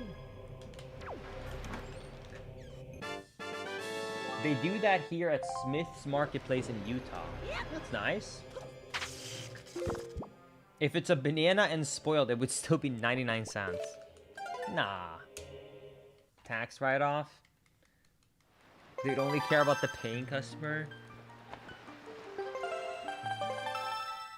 Gotcha. So they do it. Okay, so from what I'm reading in YouTube chat, it seems like they do it at local, smaller places in the States. But anytime you go to a big chain, you don't see it.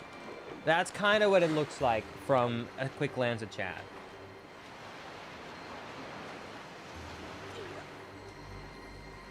Okay, I'm gonna have to try here. This is quite hard and tedious to do leafless and bombless, so I'm gonna try. So what I'm gonna do here, chat, is I'm gonna place the statue, stand here, and do a roll to grab. Then I'm gonna go here, and then I'm gonna clip out of bounds. Then I'm gonna do a forward roll and land right here. Then I have to go a little bit to the right, but not much, about here. Then we have to turn to this angle. Then go left and slash our sword, because we're gonna constantly be falling out of bounds and then saving ourselves by doing a sword slash.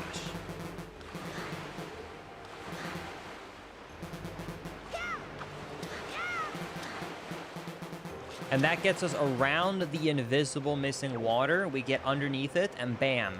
That is leafless, bombless, floor 1 skip. Because the water texture does not actually extend as far as the water collision does.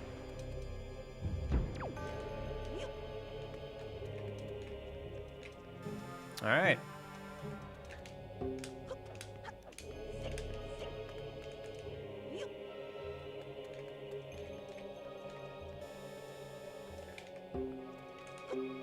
I worked in food for a while. Boyfriend works at grocery. Most throw it away, and I had places to tell me to dump. Whoa. Well, what about employees, though? Can employees get it for free? Like, what if you're working at, like, what if you're working at the grocery store and you know this banana is going to get thrown away? Could you eat it then? I mean, it's going to be thrown away anyways, and I'm an employee. No? It's a banana. All right, I'm gonna get back to Wind Waker because I'm gonna be honest, this combo is making me a bit sad. I'm gonna get back to Wind Waker. This combo is just sad. This is so wasteful. Okay, I'm gonna get back to Wind Waker. Speaking of not being wasteful, let me show you how you can save time and this puzzle in Wind Waker. All you gotta do is press R to make this guy follow you, and then start crouching. Then let go of R and tap A. And bam, you clip him through. Because while you are standing up, you regain your ability to pick things up, but because Link's model is not fully stood up by the time yet that you let go of R, because you know there's an animation to it, you're actually so close to the ground that you're within the radius of picking up the statue that he gets picked up through the floor, and bam. You save time.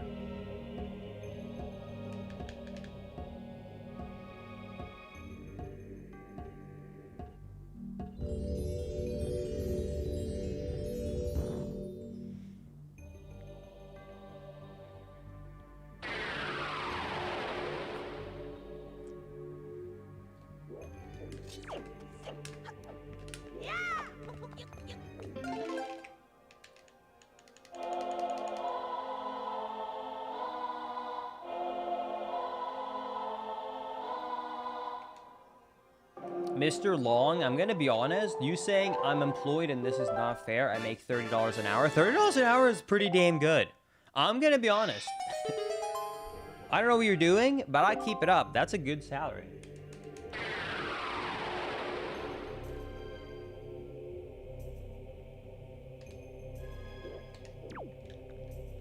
Okay, unfortunately, I can only do, I think, one more check because I'm about to run out of things I can do without getting bombs or leaf.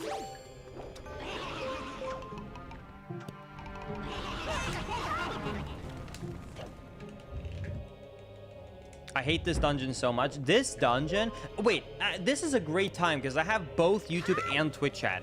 Okay. What do you guys think of Tower of the Gods in terms of playing it yourself? Because I have a very strong opinion in this dungeon because I'm a speedrunner.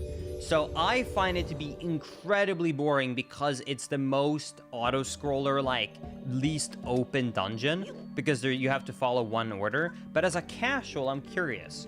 What do you guys think of this dungeon?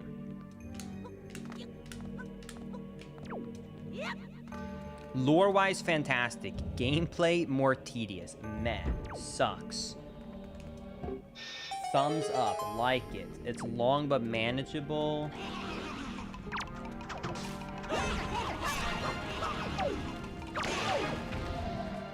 Tedious with the statues. Meh. Can't play it. As a kid, it just confused me. Sucks. Love the music. Feels a bit slow. 4 out of 10. Okay, so it seems like pretty much everyone agrees that it's like a solid mid-tier 5 out of 10. Like, it's not bad, but it's not great. It seems like most people share my opinion there. Because I will agree, it's not a bad dungeon. I just don't think it's a great dungeon. It's like as middle of the middle tier as I think I could put a dungeon. It's like as middle as it gets, you know? It's like, okay. I don't have a lot of complaints casually. Like, casually, I'd be like, As a speedrunner, I would also be like, kind of just grab a statue, go back, grab a statue, go back. It's a 5 out of 100. Okay, well, that's not a good rating.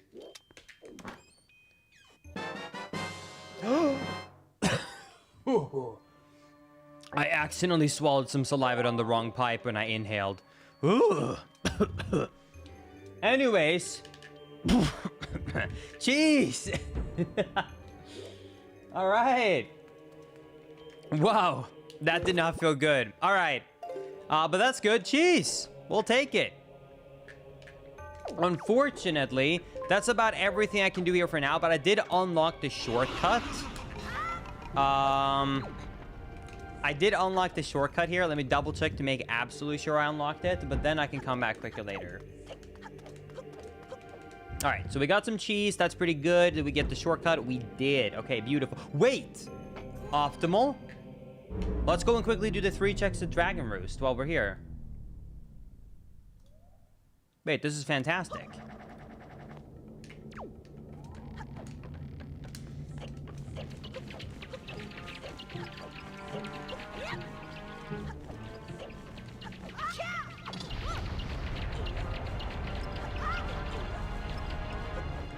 Bro, what about Grandma? I already saved Grandma.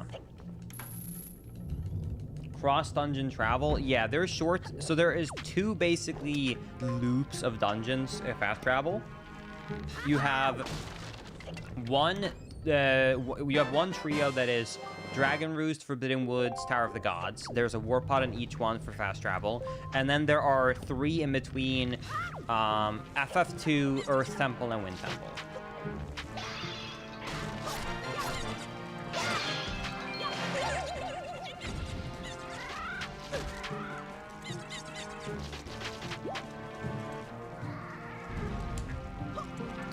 I should go and spend more time with Grandma because I'm such a bad grandson. It's not my fault she lives on an island with no more item checks.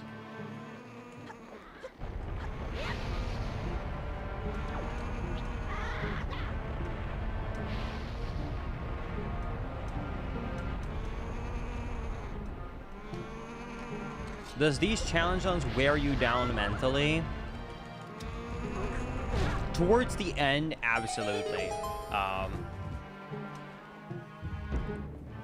Yeah, I think a lot of people, when they say things, I think a lot of streamers who talk about how hard it is to be a streamer or a YouTuber, they either are bad with their words or they don't actually know how the work industry works. I can tell you, as someone who did used to work as a nurse, that I am mentally more tired if I do a like this long of a randomizer than I am when I was done after a day of work of nursing. But I'm not as tired physically, you know what I mean? Like, it's a different thing. It's like, have you ever had to like sit down and do your taxes and you had to stare at a screen for like hours and hours, and even if it wasn't physical, you're mentally like so drained you want to sit and do nothing for the rest of the day? It's like that. Like, some days, like especially if I'm doing a hard challenge like this, like max settings, because I have to keep track of so many things in my head and I have to talk to stream, like, yes, it's mentally exhausting. Like, it does mentally exhaust me a lot. But I still don't know if I would sit here and be like, it's so much harder, you know what I mean? It's like, it's a different kind of hard that's technically more, I think there are, most jobs are not as mentally taxing as some of these things can be. But I think if you combine the mental and the physical, then like a normal 9 to 5 usually is worse. Do you know what I will say though? Legit, I had to talk with Maisie about this. My biggest problem with the 9 to 5, I genuinely like 9 to 5s. My biggest problem with the 9 to 5 is actually the commute. I don't have a problem with working a 9 to 5 if I got paid well and I didn't have a terrible commute. Commuting in rush traffic is the most mentally draining thing ever. Like, bad traffic in the morning and the evening, it drains me more than the work itself. Like, I am just dying mentally sitting in that traffic and driving.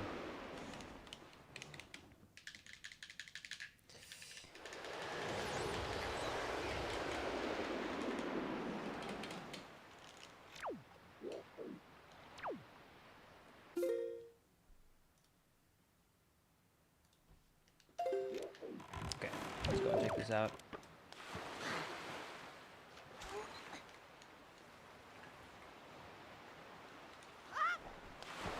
Bad traffic wears anyone out, especially if there's also construction. Dude, that's one of my biggest grudges I have when it comes to a lot of places in the States. Like, I'll give you an easy example, Arkansas, okay?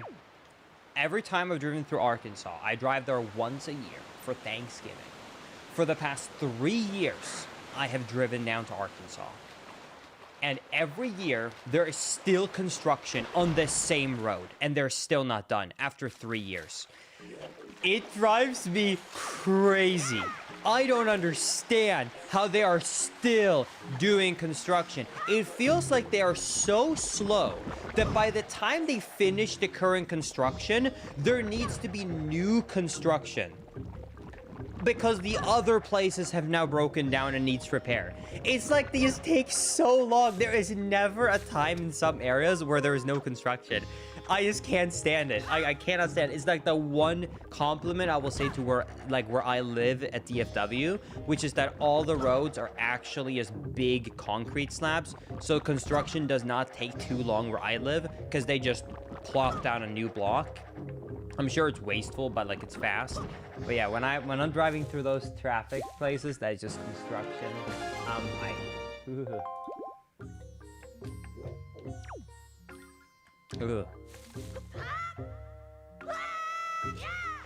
Linkus has a sword and it's only been 3 hours. Yeah, but I don't got a leaf, I don't got bombs, I don't got bow and arrow, I don't got massive sword.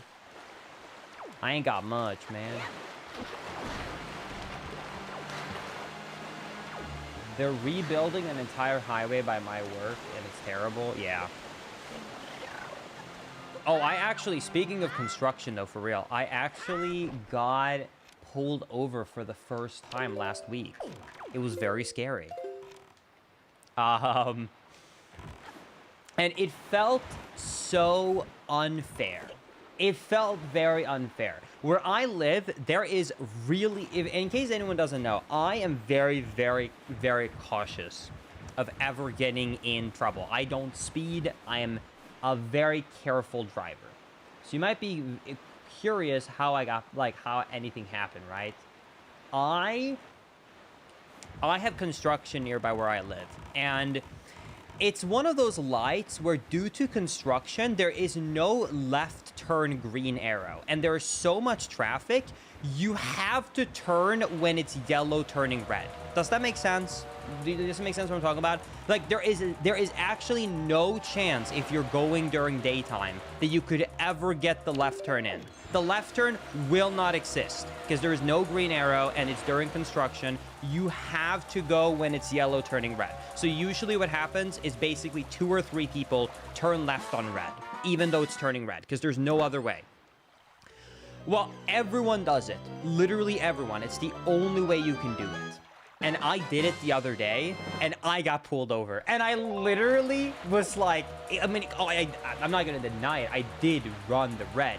But it felt like so unfair. And while I was there with the cop, literally everyone else was doing it. It's kind of like one of those things where, like, I know that technically I did turn on red, but you have to. Like, you have to turn right there. You just, like, have to. There's no other way. Like, there isn't any other way, right? So anyways, the cop walked over to my car, and he was like, hey, man.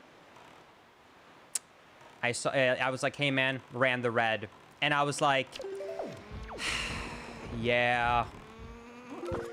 And I didn't even say no. I just said, yeah. And then the one nice thing he did, though, but this is why I think it was unnecessary. I have a half win in the story. He did run my record. I don't have any other tickets because I'm such a careful driver. He did give me a written warning. So, sad news, I have a written warning, so I don't think I'm getting another warning. But at least I only got the warning. So he did skip the ticket. He actually came back and he was like, hey, man, I'm giving you a warning. I'm giving you a written warning. I know that this light sucks, but don't turn on red. And I was like, yeah, I know. It's just like there's no other way to actually, like, to get through this light without... there's no way to get through the light without turning on red. And he said to me, and this is like one thing where I literally thought, what is this bureaucracy in America? He said, yeah, this light is terrible and people turn right on red all the time here. You have to left on red, sorry. People turn left on red all the time.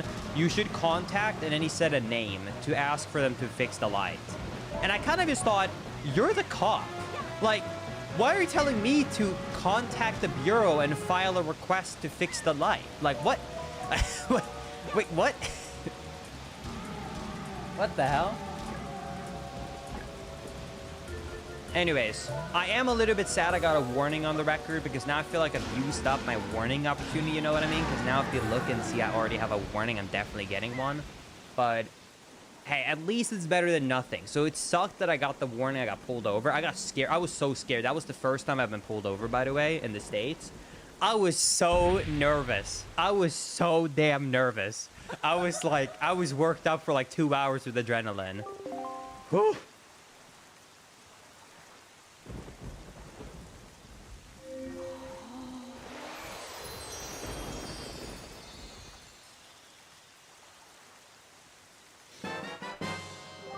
Anyways, I guess I was lucky and unlucky at the same time. Cops are banned from actually giving that feedback. It's a conflict of interest. That sounds dumb to me. That sounds like...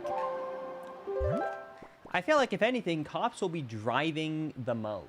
I don't know. Let's go to Stonewatcher and get these locations. Anyways, that's my short story. It's not a great story, but either way. Hey, at least I didn't get a ticket. At least I didn't get a ticket, but I did get a warning. The reason, in case anyone doesn't know why I try and be so careful with my driving, is because anything I have encounters with, I have to always bring it up to my immigration stuff. So I will have to write a long, detailed explanation now on why I got a warning. I'm not even kidding you. Now, don't get me wrong. It's not going to get me deported. It's a warning. But it's just annoying and a lot of lawyer costs because the lawyers have to review everything. So anytime I have encounters, I have to do it because, yeah, it's a lot. So that's the thing that annoys me is like, even though it's a warning, because it's a written warning, I now have to report it to USCIS, and it's like, ugh. Okay, dude. But we'll get it done. Whoa! Did you see that quad hit? Holy! That's crazy!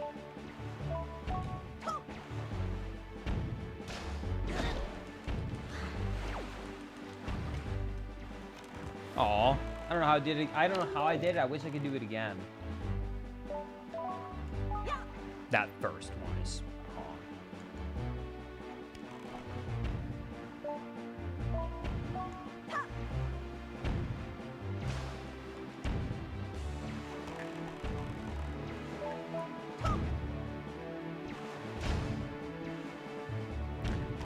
oh yeah, one more update, I guess, about content-wise things that happened while I haven't been streaming. I am going to be launching, I can mention, yeah, I'll mention this right now since we're streaming both YouTube and Twitch, so for anyone who's around, you can hear me out. So a lot of new changes are happening with this official, like, comeback relaunch now when my health is better. First of all, we are relaunching the daily channel. The daily channel, it might change name, though. The idea with the daily channel is going to be that it's not going to be highlighting every single stream I do, but it's going to function as a secondary channel with highlighted videos.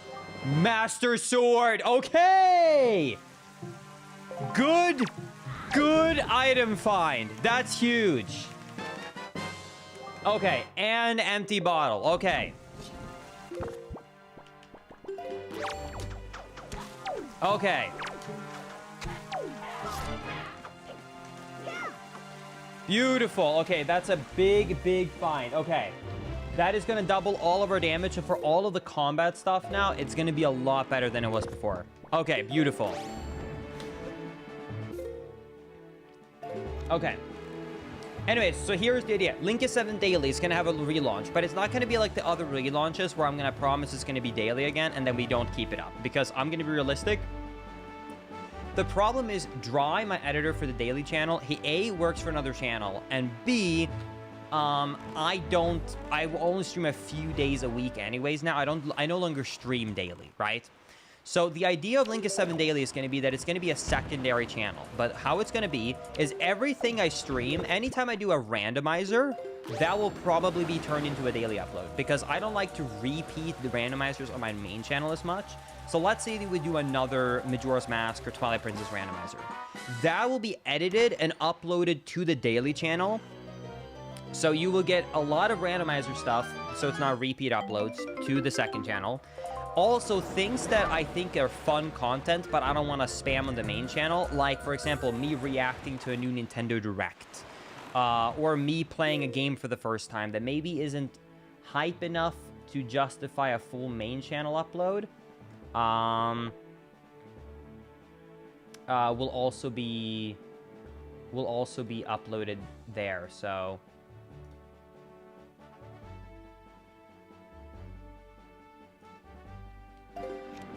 So yeah, so that's going to have a fully relaunch, and that's going to be happening, so the secondary channel.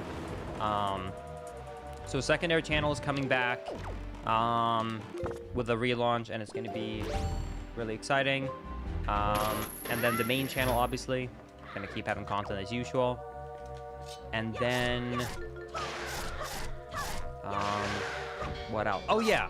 And then also, this is probably not going to interest as many people, but I'm going to mention it. I have been, due to my health stuff, I have been getting into a new hobby that I work on pretty much. Mirror Shield! Chad, it's happened. Our luck has turned around. Master Sword and Mirror Shield almost back to back. It has happened. Things are looking up. How did I get into that island again?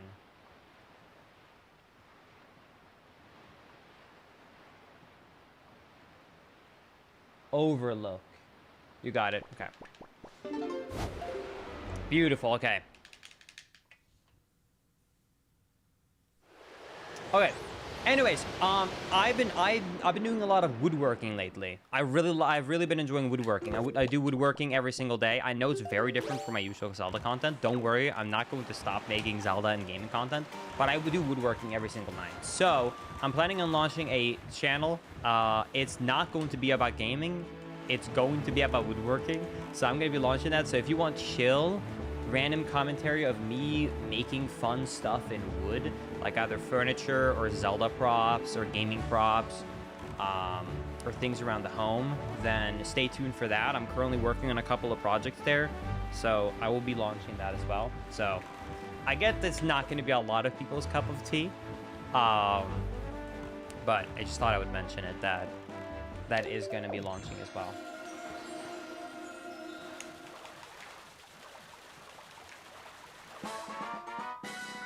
Do you plan on doing any more Twilight Princess Randomizer soon? Missed the streams. I'll probably be doing a Twilight Princess Randomizer in September during the subathon on Twitch. And that will be highlighted and uploaded to the second channel, Link7 Daily. So you will get a highlighted version eventually on the second channel, and you'll also get the full thing live.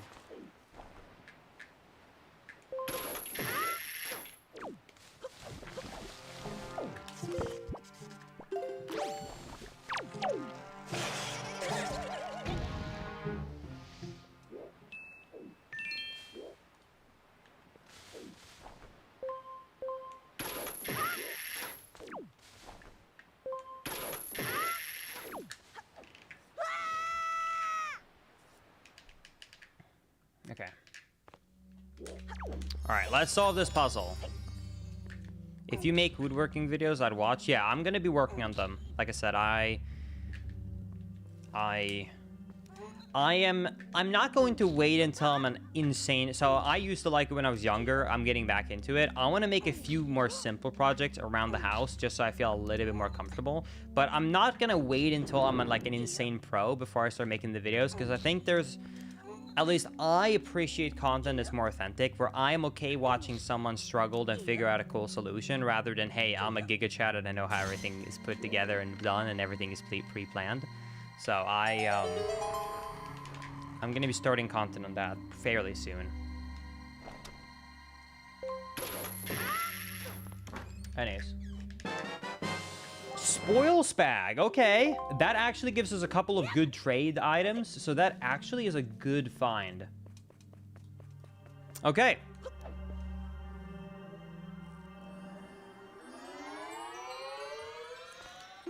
Okay, anyways, let's see here. 22 joy pendants, 10 skulls, 11. Okay, so we need to get a couple of more random items here so we can start progressing. But that actually is a lot of things. I don't have a command for the subathon. The official announcement, you guys are kind of just hearing it early. The official announcement will be coming out in about 2 weeks from now.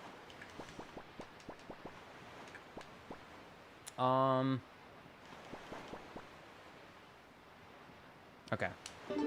Yeah, anyways, the TLDR of the subathon is basically this, right? Because of health problems, I pretty much, spent a lot of money on medical stuff, and I also couldn't really work for 2 months. So the idea with the subathon is to try and, A, celebrate me being back, and B, trying to recuperate a couple of the bad medical costs that I have gotten myself into, because it was expensive getting this in the States. I'll just tell you that much. Medical problems in the States is not fun. So, so the idea is basically going to be that it is going to be me and Maisie, so me and my wife. My wife, if you don't know, also used to make a lot of content. It's basically going to be a subathon where she does half the shift, I do half the shift. And then we're going to have a rough outline schedule. So basically what's going to happen is in September, we're going to do the subathon together. And then we'll have like special... We're going to have, for all the days, we're going to have like something special to do. So for me, every other day, I'm going to be doing a brand new randomizer, right? So that means Ocarina of Time, Majora's Mask, Twilight Princess, Skyward Sword, Wind Waker, etc., etc. Like, I'm not doing this. Wait, no, I'm not doing Orca 100 hits. Anyways, so I'll be doing basically all of that. During Maisie's days, she is going to be having goals to get through the Resident Evil games. So so what she's going to be doing during the night is getting through Resident Evil. And also, she's also going to be doing Pokemon Nuzlocke challenges. So Maisie is mostly going to be doing Nuzlocke and Resident Evil. And then I'm going to be doing a lot of Zelda. And I'm also going to be checking out some other stuff. Of course, as well, but yeah. So, anyways, the full schedule will be coming out probably in about 2 weeks from now, but that's kind of the idea.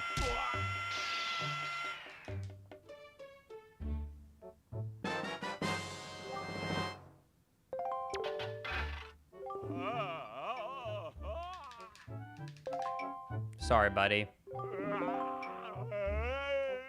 Anyways, like I said, I'm not going to talk more about it because I don't know the final details yet, but that's the TLDR of the current plans. Hope you look forward to it. He's so sad you stole his cool map. I'm sorry.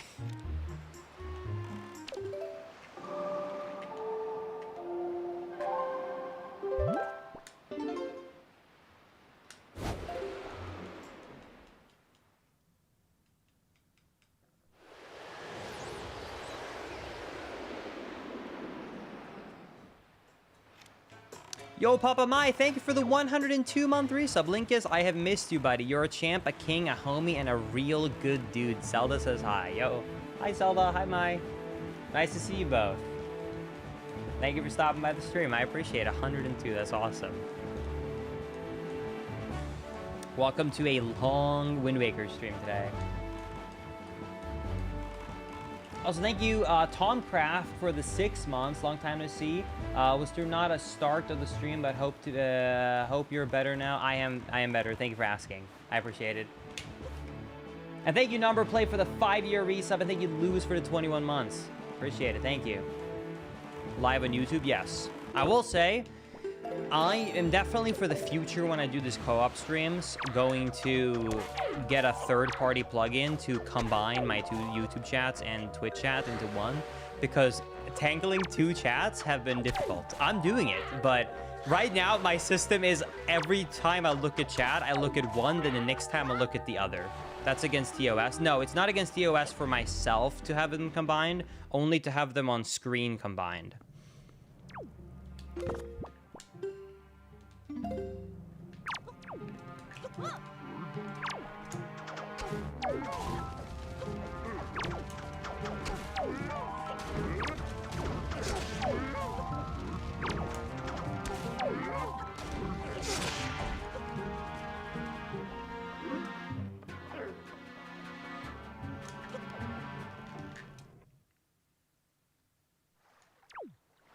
All right, I have to go and quickly get these, by the way. I am going to be doing a lot of trading with spoils, so I have to get some spoils here. First time catching your stream, love the videos. Yo, thank you, I appreciate it.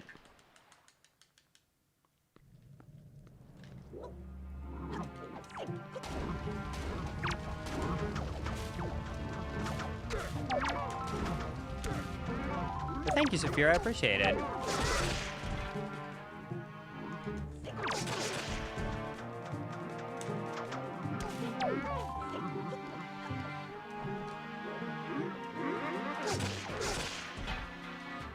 I was so surprised when I saw you live on my YouTube feed. Great to finally catch you live. That's awesome. Yes, just to set the expectations correctly, I will not be streaming on YouTube every stream that I do on Twitch. I will be streaming on YouTube when I do these special streams where I think that YouTube will very much appreciate the live VOD being always up. So this is a max settings 100% randomizer. I think it would be a good stream to have up. So that means that in the future, if you want to see a newer 2025 max settings 100% Wind Waker rando, you can always come back here to the live tab and see it.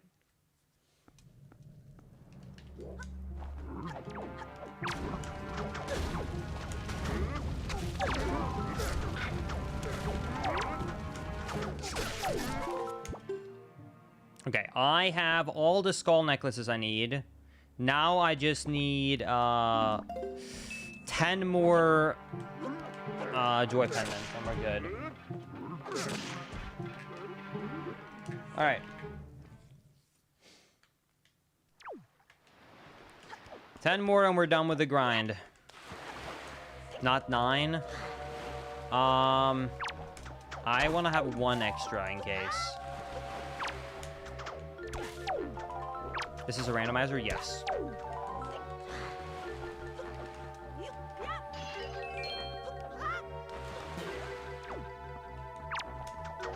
Okay. 1 more.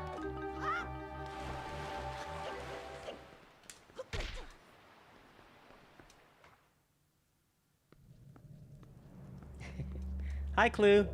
I'm glad you've been enjoying the content for a while, my friend. Welcome to One Live. Well, I do promise you, watching this live will mean that you will get to see more fails, you will get to see more slow moments, but you'll also get to see every exciting moment and every single troll. So it is a different experience for sure. It really depends on. I personally think that Wind Waker Randomizer's max settings like this is the perfect background noise. I always put it on my side monitor, I play a game, or I'd work on something else, and then I look over anytime something sounds exciting. That's how I personally watch Randhouse, but you may obviously watch it however you prefer.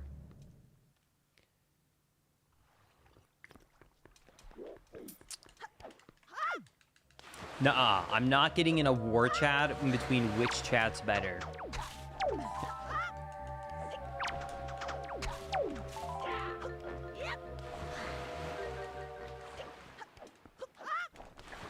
Okay, let's go to Windfall and let's trade in the spoils now. We finally got the spoils. Let's see what the items are that we're gonna get. Let's do it.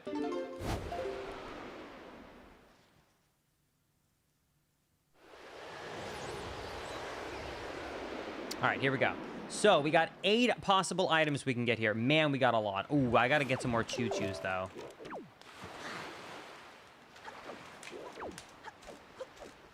Linkus, you should empty your wall. Oh my god, thank you. Wait. Thank you so much. Wait, before we do this, I should decipher 2 charts at Tingle. Thank you for the reminder. I kept forgetting that.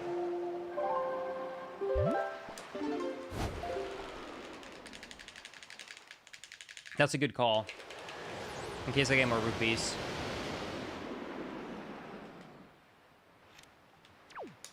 Okay, so we're gonna go here, and then let's take this out. By the way, in case people don't know, you can hookshot a lot of stuff to speed up movement. So you can hookshot things like this mailbox here. Then you can hookshot the staircase, so you don't have to climb up.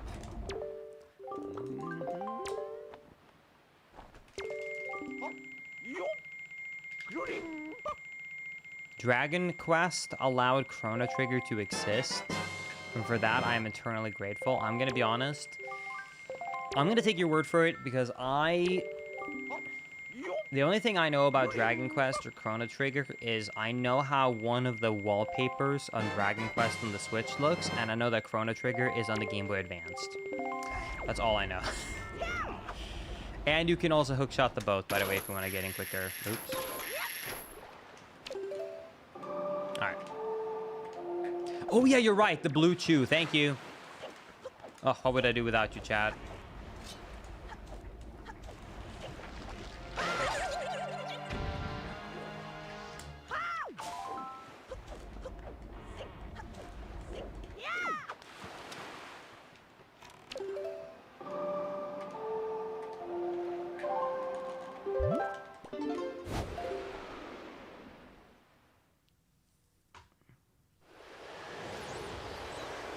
All right, here we go. Let's check this out.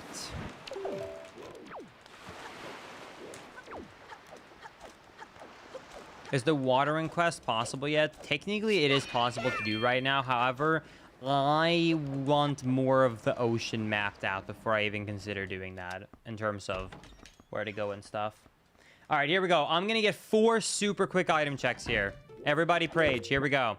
4 back-to-back item checks. What will we get? Here we go.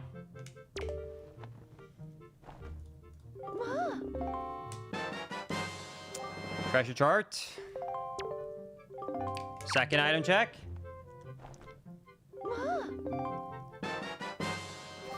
Golden feather.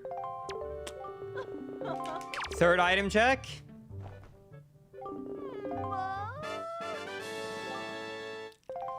100 rupees. That's fine. The fourth one will surely come in clutch, right? Surely this fourth one is the one we need, right?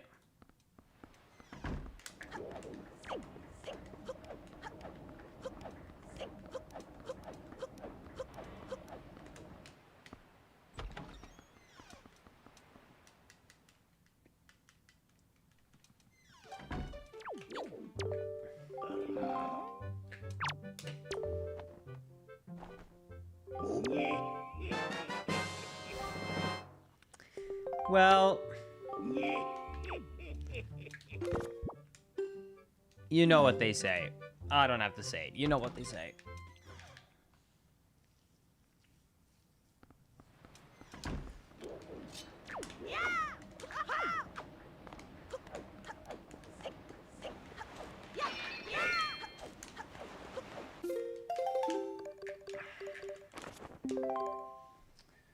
Okay, outset, 2-eye reef,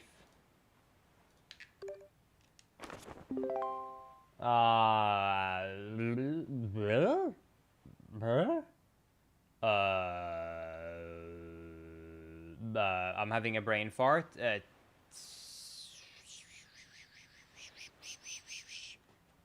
Wait. Cabana? Thank you, you're right.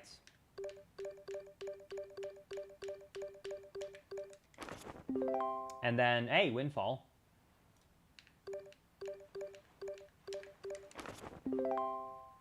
Okay, that is Spectacle. That is Northern Triangle. And we're done. Okay. I don't have the mail bag, which is why I can't do a lot of the stuff here yet. Let's salvage this treasure right here quickly.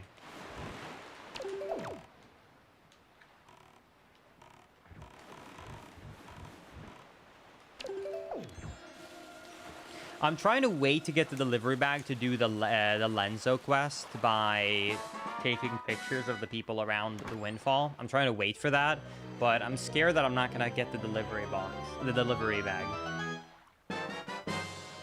Wind Temple, big key. Okay. Okay. I think that the best thing we can do right now, Chad,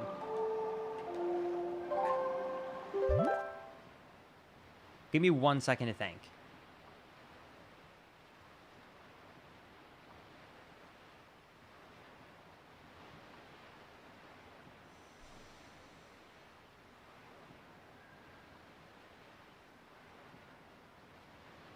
Let's check out Bomb Isle, because I actually went back after I got the... I don't think I ever went back after I ended up getting the power bracelet, so that is a loading zone that's been unchecked, I'm pretty sure.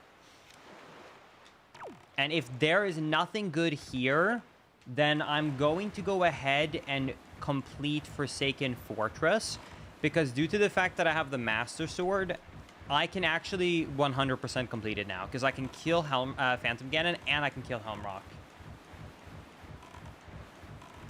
Link is, did you see the new zombie hover in Ocarina of Time? I did not. That doesn't sound real to me, but it could be. But it just sounds weird to me that new... I did see that there was like one... Oh, I saw one thing about Fire Temple. There was a new skip in Fire Temple in Ocarina of Time, if that's what you mean. I did check expensive Beetle, yes. Unfortunately, nothing too great was there.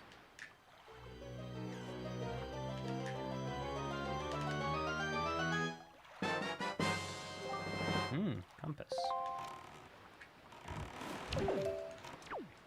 Still no leaf, bombs, or bow. Yeah, I obviously wish I would find the bombs and the leaf. I'm kind of shocked I haven't found a bow, because there's 4 bows, or there's 3 bows in the game. So the odds of it not having found one is kind of low at this point. All right, let's see where this loading zone takes us. Please be Forbidden Woods. Damn it.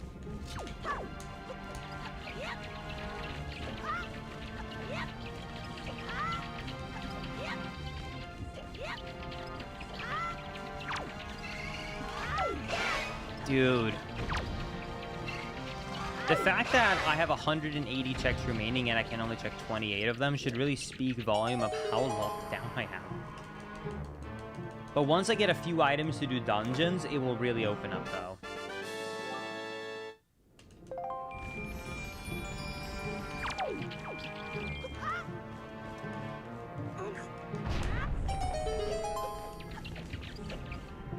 Okay. Next up, we are going to go to Forsaken Fortress quickly. Well, let me talk to this guy. I forgot about this guy. Wait, do you think that a progressive bow is located in Pawprint Island? And that the power bracelets is located in Diamond Step? I forgot about the hints. Wait, that doesn't even help me. The loading zones are randomized. It doesn't even help me at all. Because I can't be like, oh, let me go to Pawprint. Because Pawprint's not at Pawprint. Wait, the hint system is completely useless. Like, I know now it's in Pawprint. Wait, we do have a way into Pawprint, though. Savage Labyrinth.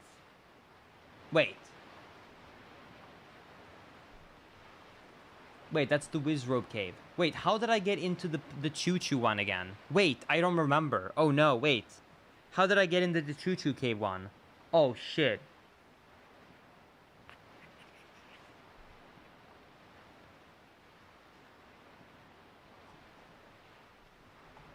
Was it Minecraft Isle?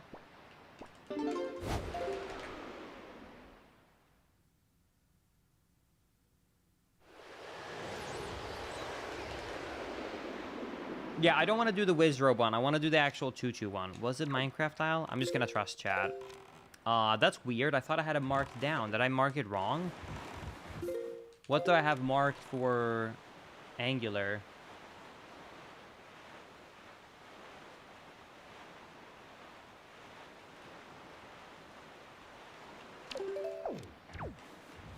Why are you trusting chat?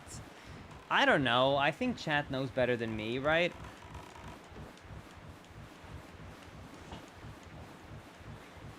I mean, when has chat ever been wrong?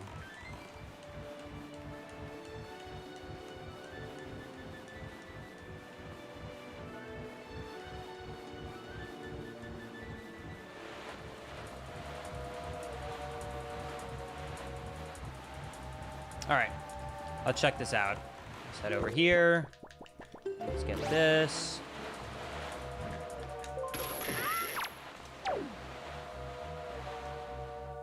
Wow. Oh my god. Chad, thank you.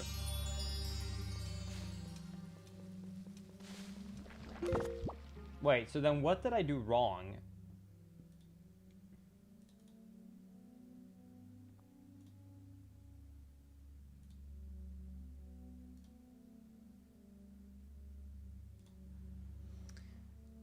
Okay, well, I fixed it. Okay, so we have 2 more items. We can do all item checks here now.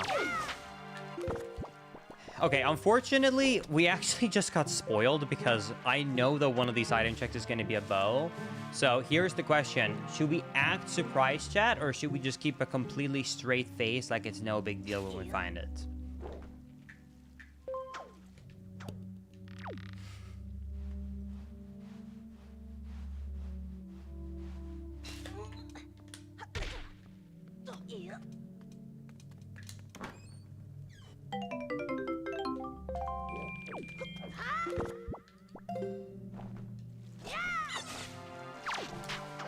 Bait the YouTube audience. You can't say that while you're in the YouTube chat. Like, you can't be part of the YouTube audience and say bait the YouTube audience. You can't be baited if you know.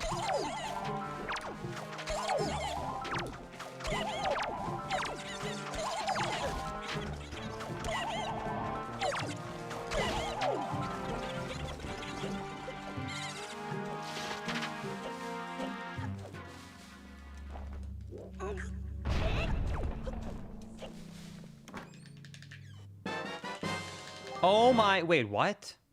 Wait, where's the bow? Wait, what? Oh? Wait.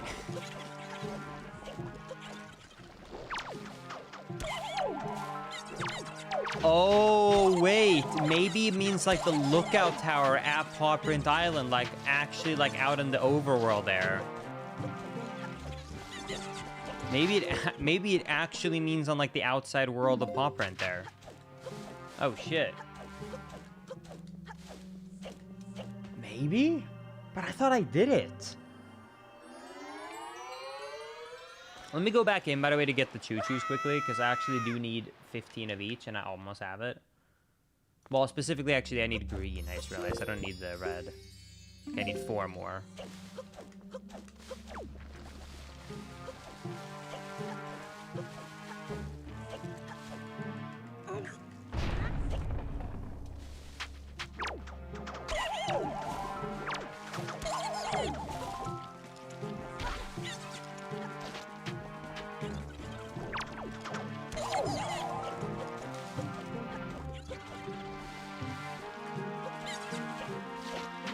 I need 1 more.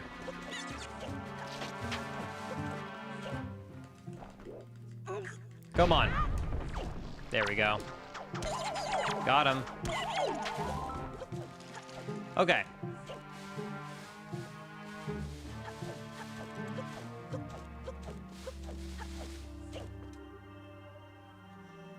All right.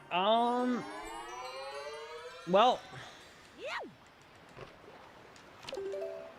still a worthy check, I guess. All right, let's go and complete Forsaken Fortress. There's no point in waiting to do it, and it's just kind of sitting there, so let's do it quickly. Still no bombs or arrows? Yep. Well, I do think we're going to find the arrows soon, personally, but the bombs, yeah, still no clue.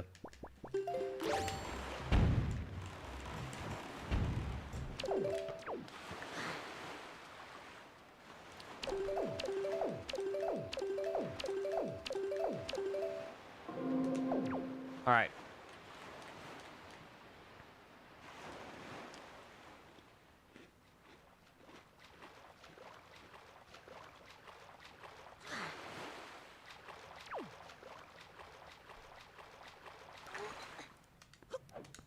Okay, let's go up here. All right. All right, let's check this out. I may act surprised now. Well, yeah, now I may act surprised because now I don't know what's happening.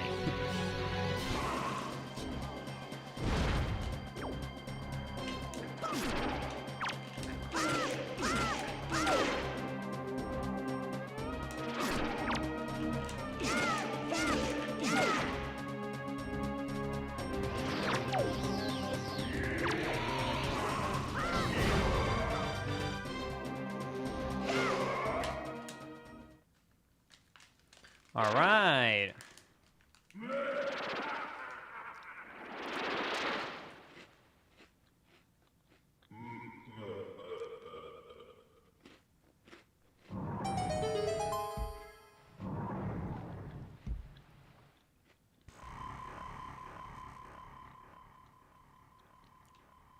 Okay, let's see.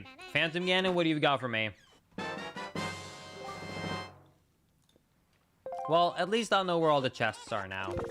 Maybe Helmrock will have a better item for us. Yeah, this actually cannot be bombs because logically you can't be here without the bombs.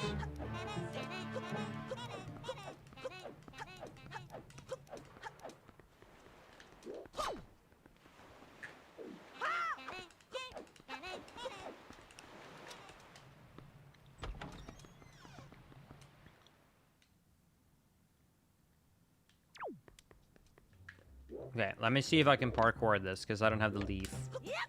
Gotta go here. Okay. I don't know why I didn't grab that top one. Okay, hold on. So, to get around here without the leaf, because there's no rope anymore, we gotta go here. And then we gotta jump up on top of this. And then... this angle. Jump. There we go. There we go. Now we got around. Yo, ALX. Good catching you. Thank you for stopping by. I appreciate it. Link is. I tried a randomizer for Breath of the Wild, and the first chest in the Room of Awakening was the paraglider. That's awesome.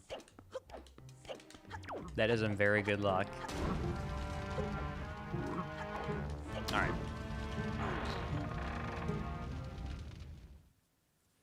34 years old is very young. Try someone being 117.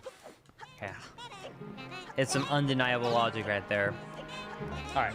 So let's go up here to the top. Now, after we go to the top and we complete Helm Rock, I need to start planning ahead of where we want to go. I think I'm going to try and really map out where all the loading zones are, because there's still 1 or 2 islands where I can check what the loading zone is. Because I think it would save us a lot of time to know where the dungeons are and where all the caves are, so once we get items, we actually instantly know what we can do next. So I think that's my next priority. Do you know how many hours you've played of Wind Waker in total? Actually, yes. I know exactly how many hours I have.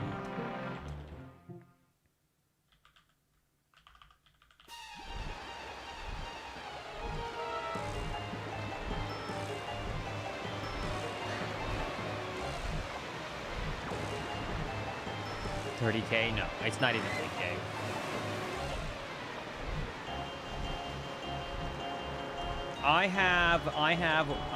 Okay, the only game that's not completely accurate is the GameCube version. HD is fully accurate, GameCube is slightly inaccurate. I have, because basically I don't do offline practice, so all my hours that I have in Wind Waker is almost all of it is streamed. So I know how many hours I've streamed the game, so that's why I know it's 99% accurate. I have 3,200 hours on Wind Waker HD. For GameCube, I have 1,500 hours, but there would be a little bit more because I did play the game in 2015 and quite a lot, and 2015 the hours are not tracked. So probably around 2,000 hours on GameCube and around 3,200 in HD, so about 5,000 in total for both games. Anyways, once I've taken down Helm Rock here, I'm going to get storage right here, and then I'm going to enter this arena. Now, by getting storage, I can actually play with Link and move him around during this cutscene, and I'm going to use it to jump down into the tower, so that I can be in the tower when the second phase starts.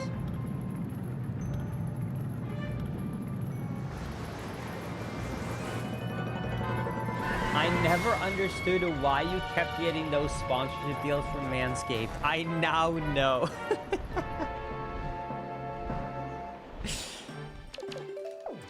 Oh, that's funny.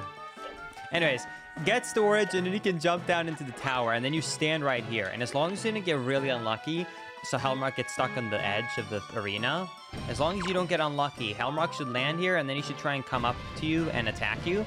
But since you're on top of the jail cell, he cannot reach you. He's just going to walk in place, which means you can just Skull Hammer him back to back to back. And then he will be taken down like that. And then I will be able to take out my Wind Waker and then...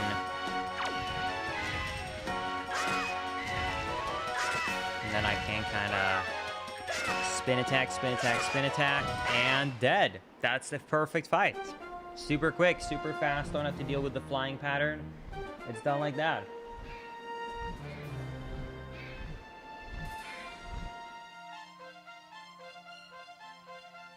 Oh, thank you, Janik. I appreciate it.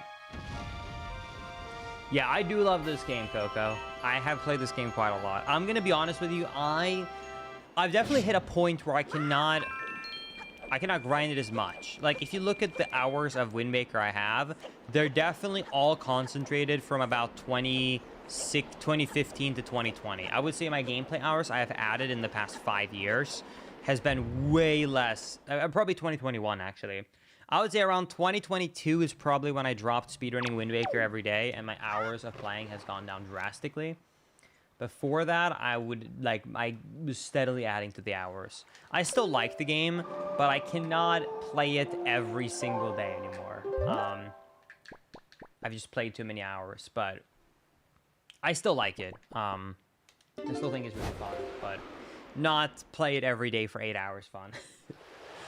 Linkus, maybe you should check Dragon Roost. I'm gonna check Shark Isle quickly because it's a loading zone we've had access to for actually quite a while. I just didn't think about it. So I'm quickly gonna check that. We should also go to Paw Print very quickly to make sure that... Wait, it must be the Sunken Treasure, because that's the only item check in the overworld we have left for Paw Print, and I don't have the mappa for that. So actually, we can't get that last item check.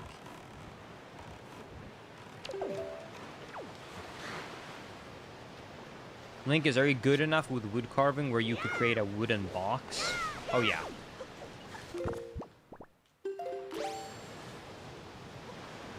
I made my own I made my own workbench without any plans by just doing it on my own with shelves and everything. So a box would be no problem.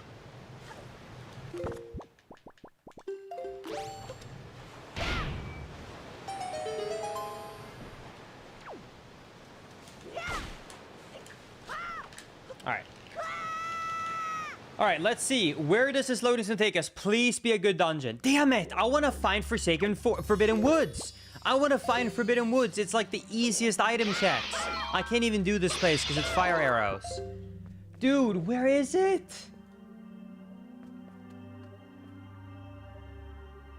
Wait, Dragon Roost. There is a rock on Dragon Roost. That's maybe why people keep saying Dragon Roost. I've been like thinking this whole time people keep saying Dragon Roost. I've already checked it. There's 2 checks there. Wait a second. This could be it.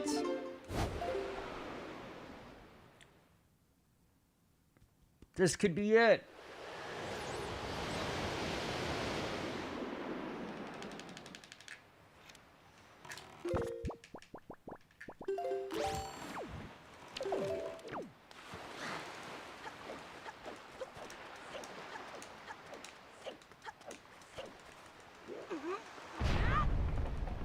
This could be it.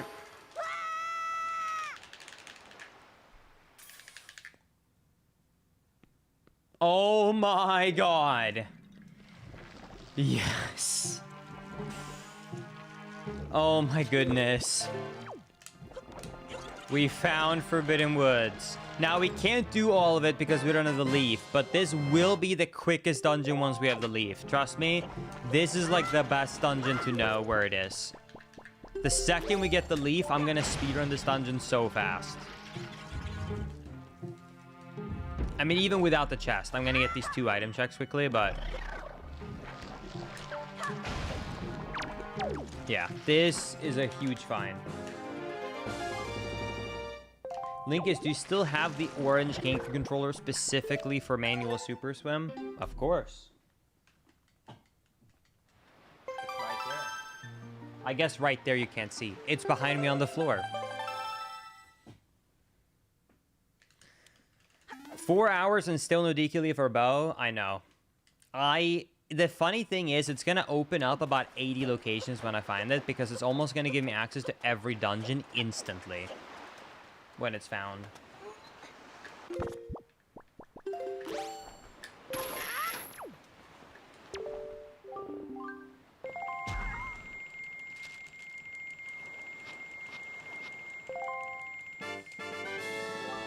Okay, heart piece.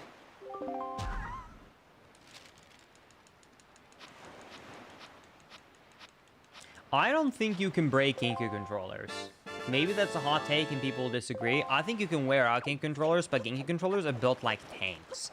Unlike any other controller ever used, GameCubes just work. Like, if you ask people like, hey, how is your N64 controllers holding up, or even PS2 controllers, they're like, oh, this stick is broken, this thing is broken. If you ask almost anyone, do you still have your childhood GameCube controllers? Almost everyone can say yes to that question. It's like one of the only controllers I can think of where it's like, oh yeah. Like, I'm sure you can break it if you smash it or something. But overall, other controllers where the sticks will like break, if you just use it without like, you know, abusing it, the buttons don't really break, and oh yeah, this was Savage Labyrinth. That's what this was, Savage Labyrinth.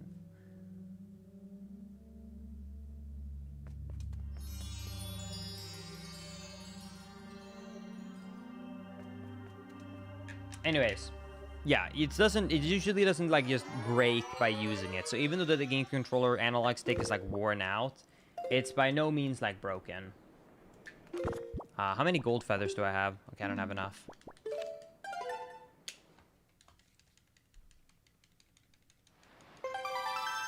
But yeah, I don't think like a wobbly analog stick is like broken.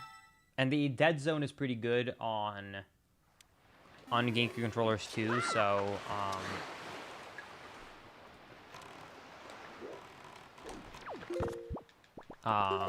usually you don't get like drifting. Anyways.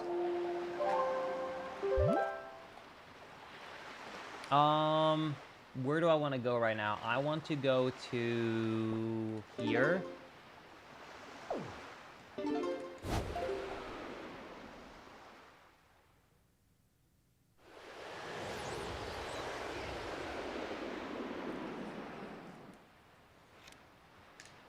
And then I want to go and check out the sunken treasure here. Did you already do Sploosh Kaboom? Yes. I also got an insane pattern while doing it. If anyone was here for it, we got all three of them on top of each other. It was a very, very weird looking pattern.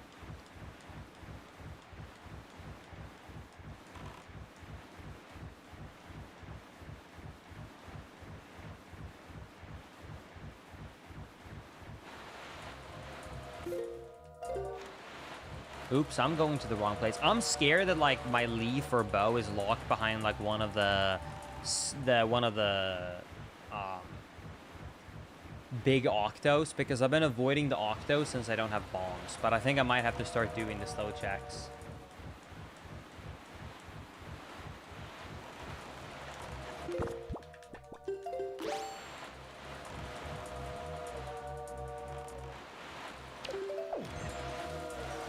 Here. Nice. Ba-ba-da-ba-da-ba.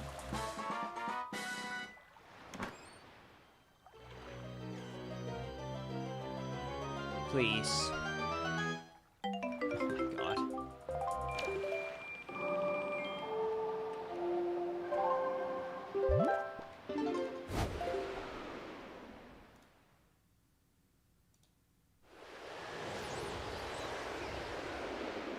Okay, before I sail down and then to the right and check those sailing locations, let me quickly trade in my my green jellies.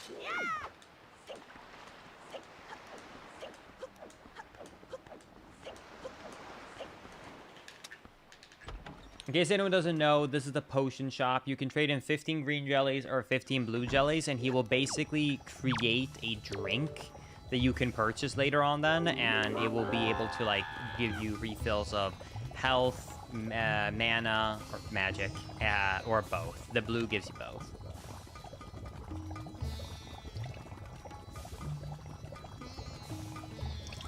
Am I going to be growing out my hair and facial hair anymore? I think I wouldn't get a haircut fairly soon. It's becoming quite on the longer side of things. In terms of facial hair, I'm going to let it stick for a bit longer just to see if it will connect or not. I'm just curious to see how it will pan out.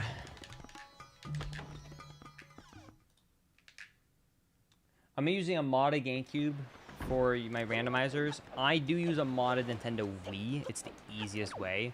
You can play on an emulator, obviously, if you want to make it look a little bit prettier. I'm going to be honest with you, though. I just like the feeling, input delay, performance of playing on OG hardware.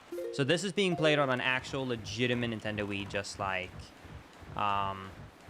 if I was speedrunning the game. So no input delay, no weirdness, just all OG hardware.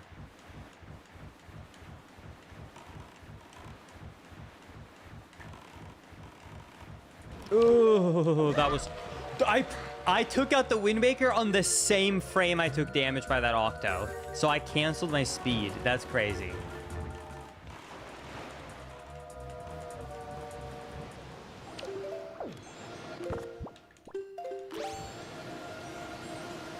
It's so hot outside. Well, yeah, I think it's like 100 degrees outside, ain't it? This is the time of year where I don't go outside in Texas. I don't go outside.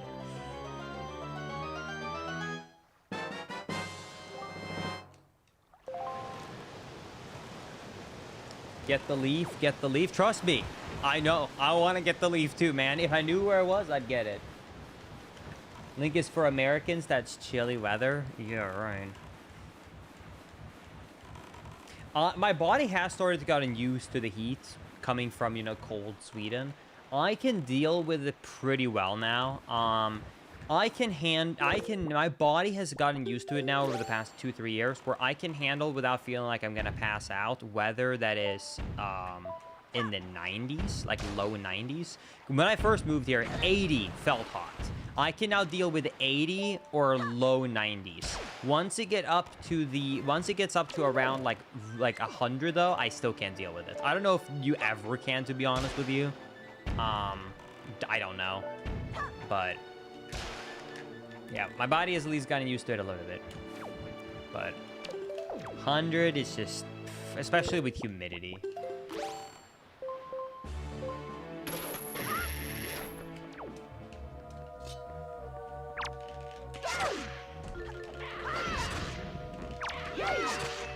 (15°C in Sweden right now? Yeah. Oh yeah, sorry, I'm using only freedom units. Basically what I'm trying to say, Chad, in normal units is basically this. I've gotten used to weathers in like 30°C range, and as a Swede, that was hard to get used to. However, in Texas, we have days where it gets to 40°C. And I'm telling you, there is nothing that can make me get used to that, I don't think. Maybe I'll be wrong, but I don't think my body will ever just go, 40 degrees, that's awesome. Because, like, that is just disgusting. It is just too hot, man. Anyways, that's the non-freedom translation.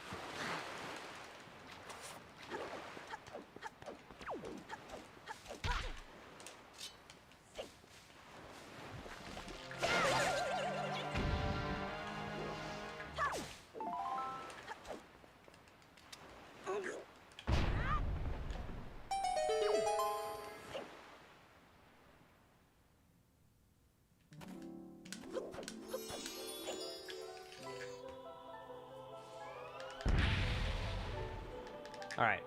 Yeah, I live in DFW in Texas now. I didn't, in case people missed it, just TLDR, I moved to the States about 3 years ago now. I lived in Sweden, you know, I lived in Sweden from birth to age of 18. When I hit 18, I moved to Germany for a year. And then after living in Germany for a year, I moved back to Sweden, and then I lived in Sweden until I lived in Sweden for another couple of years, and then 3 years ago I moved to the States. All right.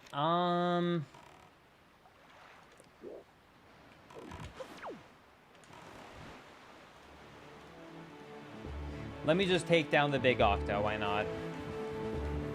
I moved to Germany. Well, honestly, at the time, I'm gonna be honest, I think it was like a thing of, at the time I was 18, I wanted to just get away from my parents, you know, a little bit like I wanted to just move out from my parents. And also at the time, almost my entire community of like people that was watching my Twitch stream was from Germany, and all my good friends that I had online was in Germany. So I just like kind of wanted to live closer to all my friends, and also I just kind of wanted to, you know, see how it would be to be on my own. So I went to Germany for a year. But I can only take so much. My simple TLDR, my experience of living in Germany is that, and I can't even necessarily say that this is a negative or like a thing that is like bad about Germany. I think this is more just like, it's more like an outliner rather than a standard. I did not speak German.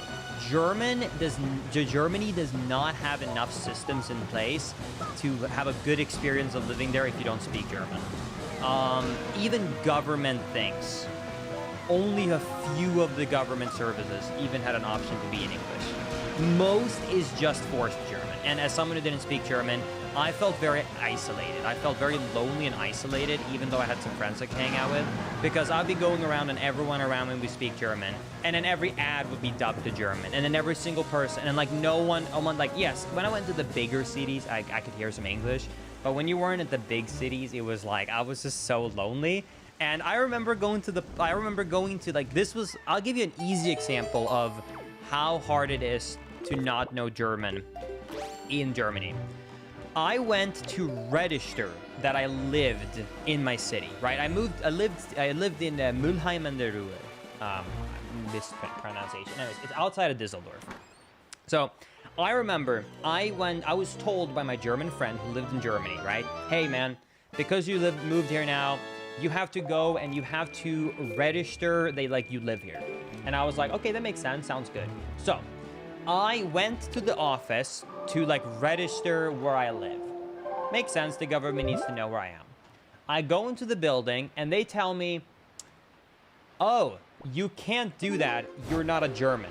We have a foreigners building. Only German citizens can register at this building. You have to go to this other building. And I went, okay, weird, okay. So I go into this foreigners only building, right? For registering to live here. I want to remind you once again, foreigners only. I go there and I had to leave and come back with my, at the time, girlfriend because no one who worked in the foreigner section knew English. And that's what I mean by it's next level. That's what I mean by I feel like I have a right to complain. I understand not every German speaking English. How can the government building for registering foreigners not have it like that? So that's what I mean. So that's the kind of things where it was really hard to just get around. Because some things I understand. I'm not expecting every German to know perfect English. But there's just some things where it just became really not fun to live in Germany. And I didn't have it in me to perfect my German, you know? I had already perfected all I needed, right? Now it's been, this was 8 years ago now I lived in Germany. So this is gonna be super broken and I've forgotten a couple of the words. But pretty much all I learned, if you're German, you're probably gonna realize it. This is all I learned, okay? Hallo, kann ich haben eine Döner mit Kalb und Schwitzen? Forgot the words. Something else und beide Soße. Dankeschön. Basically, I learned how to order a kebab. That's it, okay? I don't remember all the ingredients, but anyway, that's it. That's all I learned. Once I learned how to order my kebab, I was happy. So, that's it.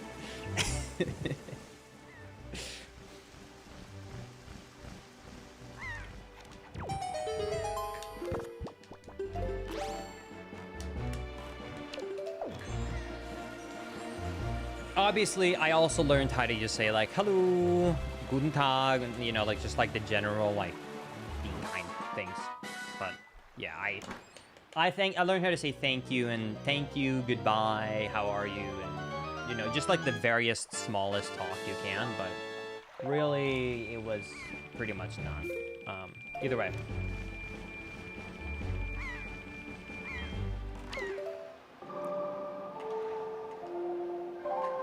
Yeah, exactly. I learned the very basics so I could get around, but it still felt very isolating.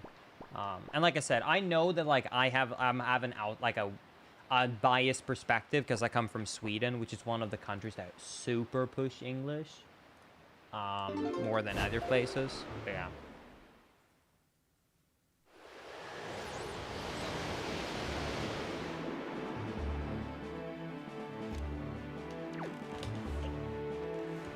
Oh, really, Coco? That's awesome. But yeah, otherwise, I had a good time living in Germany. Like I said, I think I would have enjoyed it a lot if I knew English, or if I knew German.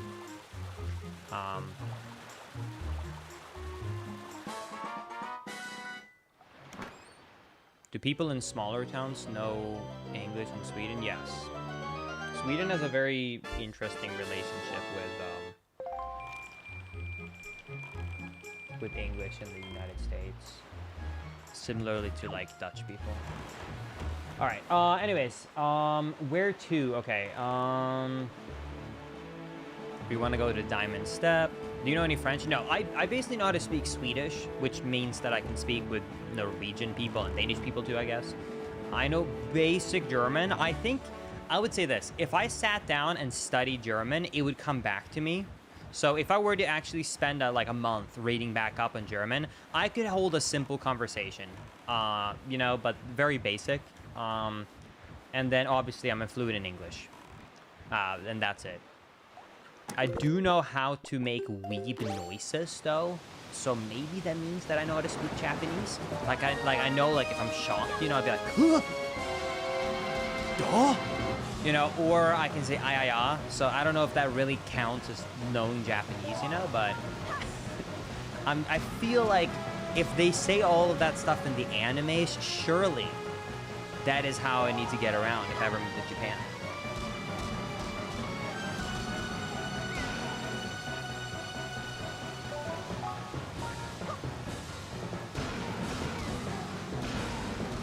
If you spoke to a Danish person, would you understand? I mean, I have been to Denmark many, many times. So if I speak Swedish to a Danish person, they understand me. The other way around is the harder. So they can understand me perfectly, and to me, I am struggling. I'm basically understanding about half of what they're saying, and I'm having to piece together my mind behind, thanks to context clues, what they're actually saying. If I'm speaking to a Norwegian, it's easy. Norwegian is like 95% the same. And it's pretty much like, imagine someone that has a super strong southern accent and then they have a few slang words. That's basically how it feels to speak Norwegian to Swedish. Like it's 95% the same. A few of the words that are different, you usually know it. It's just like older Swedish or like slang words, it feels more like, rather than just something you haven't heard of before. And then there's a bit of an accent, of course. Well, excuse me, princess.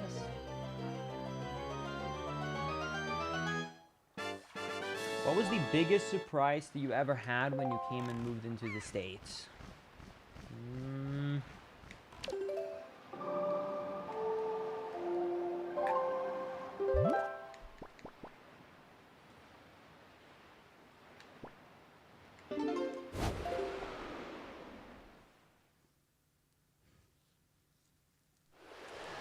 I'm gonna be honest, I don't think I had that many surprises moving to the States, because if there's one thing that Americans do well, it's be very loud and complain about all the problems on social media. So I feel like I pretty much knew it all. It wasn't like I moved here and I was like, oh shit, what is this? I feel like I kind of knew it coming in. I guess, like, okay, I guess there is some things that I genuinely was, I think there is like a few things that I was surprised by in a more positive way and a few things I was surprised in a more negative way. The better way was, I've always heard people talk about Southern hospitality and like stuff like that. I was very surprised in a genuinely good way of how overly nice Southern hospitality is and how much I love it. That was something that I had a happy surprise with, that I'd like heard of before, but like stood out to me as like, oh wow. Something that stood out to me that I knew was a negative, but I still was shocked about it, was now when I finally used the medical system, how I'm not going to get in a long story. TLDR, I knew the cost was going to be expensive. I just assumed that if I'm paying $700 a month for health insurance, I wouldn't get denied claims for necessary things. That's what I heard. People complain that insurance sucked. I didn't expect that when you actually finally need to use your insurance, they will actually deny everything. That's the thing that I was surprised by. That was a negative. If you wonder, like, why, I mean, I say I've spent so much money on medical stuff, it's that. Like, it's like the doctor says, I'll give you a super example. My doctor said, we need to have an MRI. And I'm like, cool. Insurance denies it. Appeal. Denied. And it's like, and they're like, yeah, we're not going to cover the MRI, but we will be willing to cover the CT instead. And I'm like, that's so, you're like, that means you know that it's necessary, because the CT scan is almost as good, but you get a ton of radiation. So they're willing to admit I need to actually get a scan, but they don't want to spend the money on the actual scan that's the best. So they're willing to spend a less accurate one that also gives me radiation, because it's cheaper, you know, like, anyways, that's the kind of things where it pissed me off. So I've had like 2 or 3 things where I've had to pay out of pocket because they denied it, and I'm like, what am I paying for? So that's, I think, the only negative thing I was surprised by. Was like, I really did think that, like, with how much I'm paying, they surely won't deny me once I'm finally, like, had it, you know? Anyway. I really did think that if a doctor says you need this, I didn't think insurance could say no.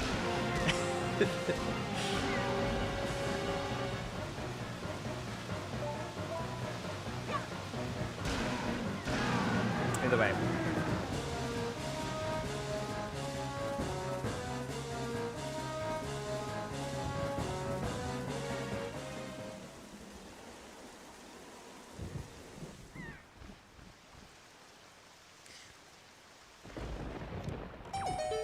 Either way, I'm not gonna get in a long conversation about that. That's a negative subject. But either way, that's just, that's how I'd say would be like a positive and negative that stood out to me. Oh yeah. Also, I knew, you know what actually was the biggest shock moving to the States that I had not heard people talk about online, but I noticed, I know it. The biggest actual shock: drivers. I could have never imagined how ass driving here was. I'm sorry. The tests necessary to get a driver's license here is crazy. It's like you give them out for free. That shocked me. In Sweden, you gotta spend so many weeks and do so many exams and do so much training to even get a chance to get one.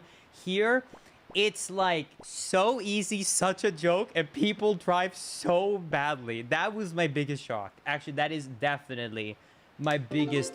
What? Like, quick example. Just a quick example. In Sweden, I had to do a 45-minute drive. I had 2 minor mistakes, and they didn't pass me. And I had to make sure that, and like, I had to, and he doubled, like, he spent 45 minutes telling me to drive everywhere. There was no traffic. He just needed to make sure that I knew how to park, parallel park, side park, that I knew how to go on highways, on country roads, to pass pedestrians, use stop signs, to use, like, every single thing. 2 mistakes, he denied me. In the States, I came here, I had to get a new driver's license from scratch because mine was not valid. I spent 10 minutes in the car in California. 10 minutes with a driver instructor.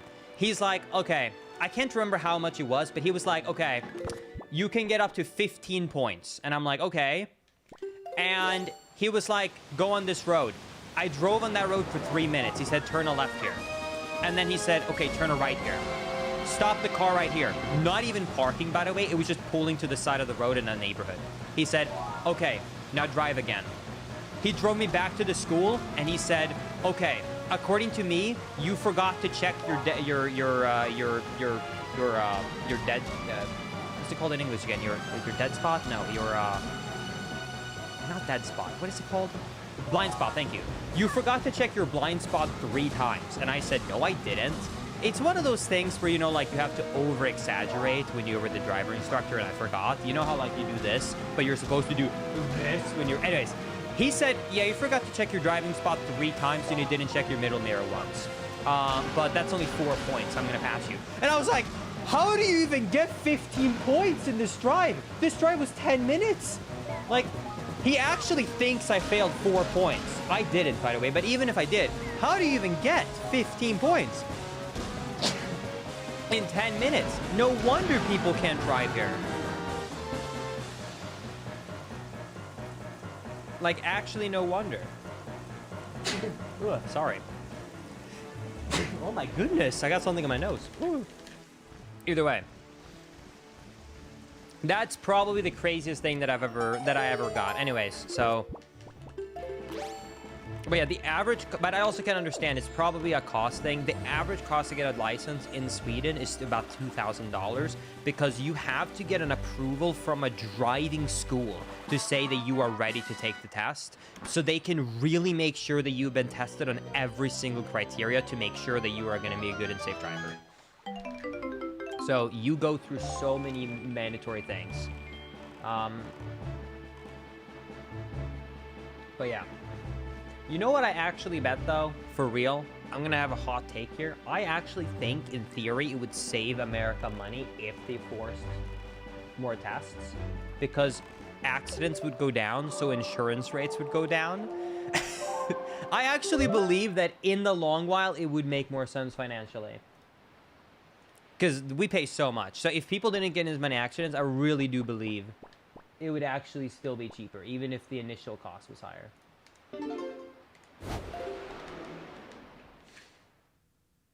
Anyways.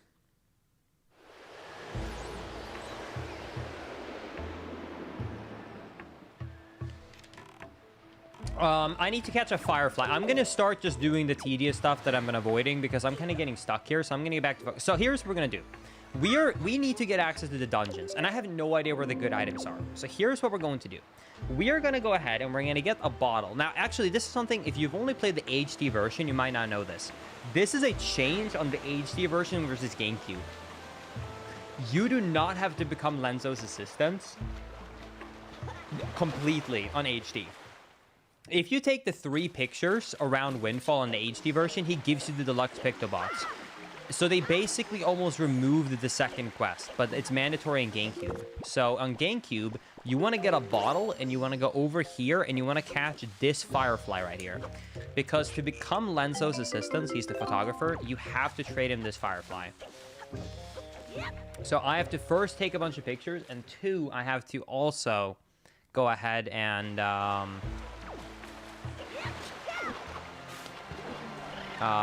give him that firefly. Now, this is actually working out pretty well. I really have to go and use the bathroom quickly, but there is a auto-scroller section on Windfall for this next item I'm going to go for.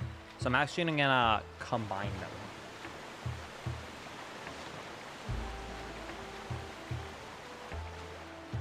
Okay, so what we're going to do is we're going to go here. And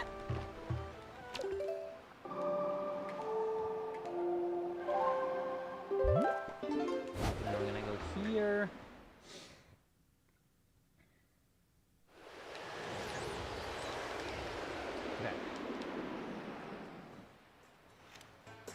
Now, officially starting now, the cycle has started for the pictures. What I'm going to do is I'm going to delay quickly Anton.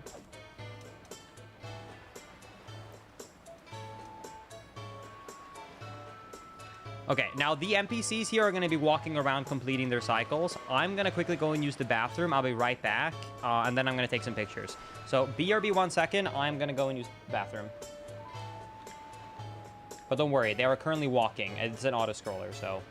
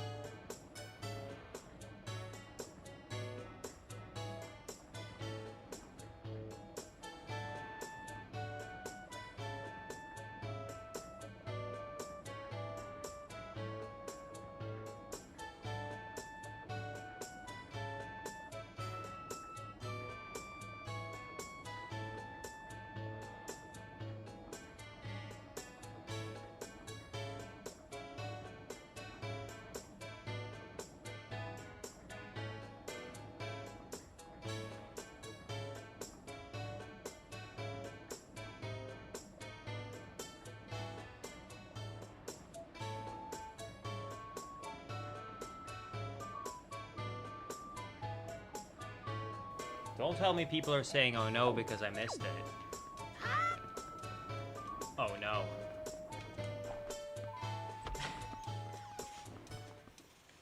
Well, you know, that's actually what I was planning on doing. This is called an RNG manipulation. So if you've noticed, I'm 4.5 hours in and I don't have the leaf. This was actually not going to be the leaf, but by resetting right here, it's actually going to guarantee a roll of getting the leaf. So I had to do that. And now I have to go and pick up the rupees, and it's going to just manipulate it.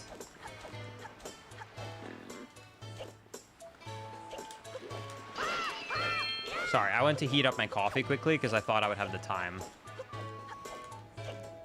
Almost had the time.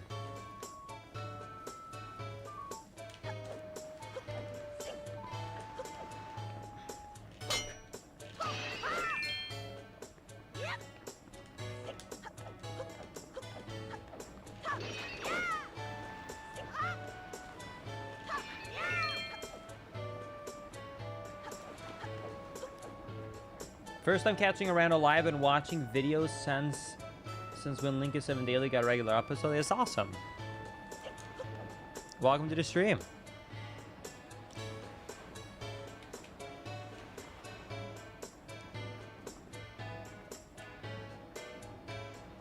Hi, Albert. Welcome to the stream. Just got here very late. What's going on? Hey, don't worry. We got plenty of time left. We only have checked about half the location, so there's still a lot more time of the stream left. This is a max settings 100% randomizer, so every single thing we gotta get 100%. It's a long one.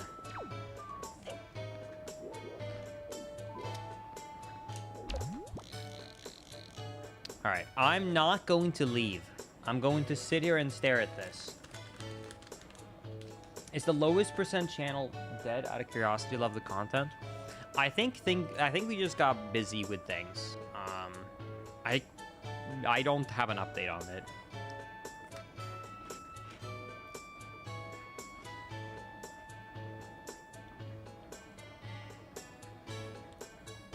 I will not say never, and I would like to bring it up for sure again. It's just like,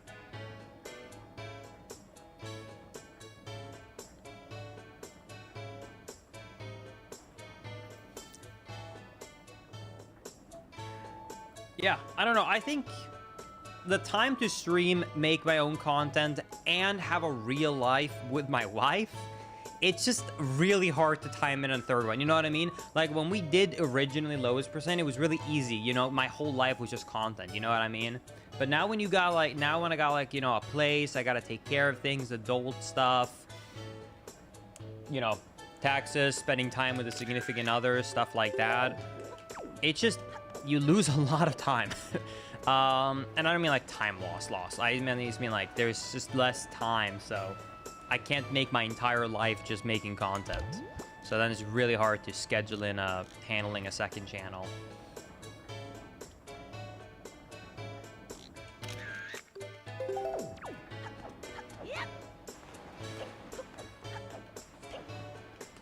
All right.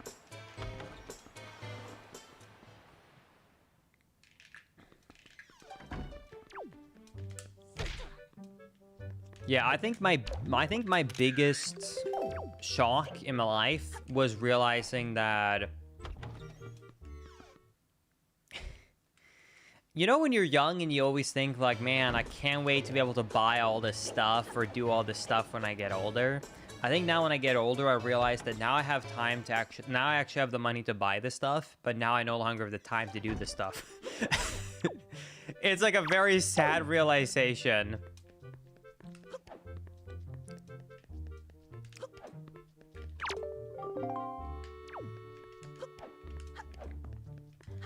Do I have to see this? Yeah.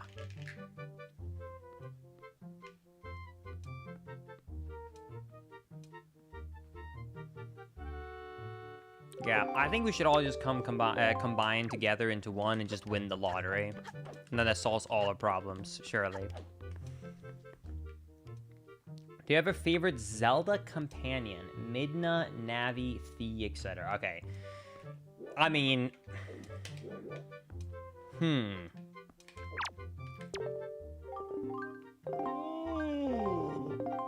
I feel like...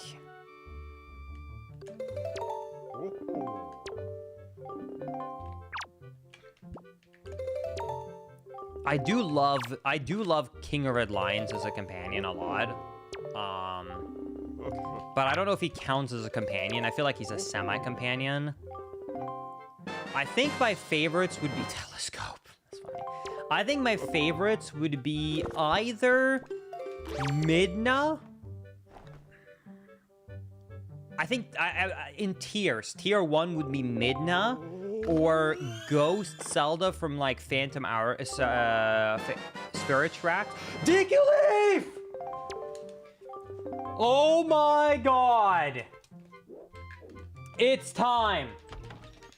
It's time to play the game. Oh my goodness. Thank you, Midna. Okay, let's go to Dragon Roost Island Cave and let's do all the Forbidden Woods. Oh my god, the RNG manip worked. Whoever said sure when I said that actually that was RNG manip. See? I told you. I told you it was RNG manip. It worked. Now you must feel silly. Anyways, yeah, base Midna. Anyways, Midna, Ghost Zelda, I think is the best ones probably. I personally hate Fi, whatever, in Skyward Sword. And I'm not saying that you dunk on Skyward Sword for no reason. I just cannot stand a companion giving me a constant pop-up saying, hey, I've been playing too much. Do you think you want to take a break? Like, no, I don't want to be told to take a break, okay? I'm a gamer, okay? Let me play my game. I don't need to be told by a pop-up I should take a break.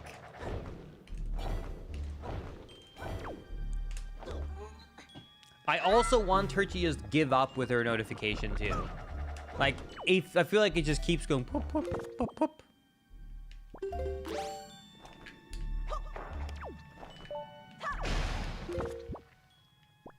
Says the person who just tried to make a claim that he had a life.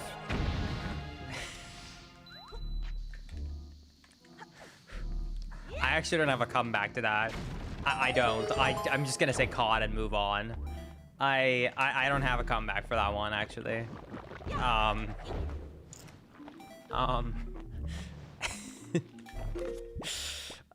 don't have a comeback for that.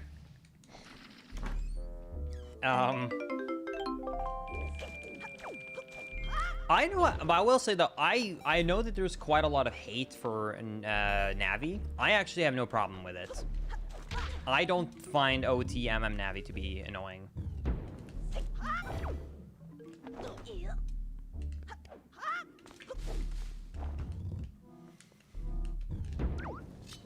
Okay, I do actually have to get some...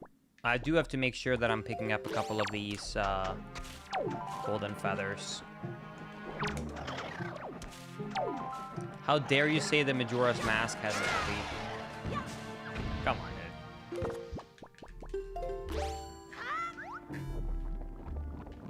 dude. What is the name again? Tattle? I don't remember.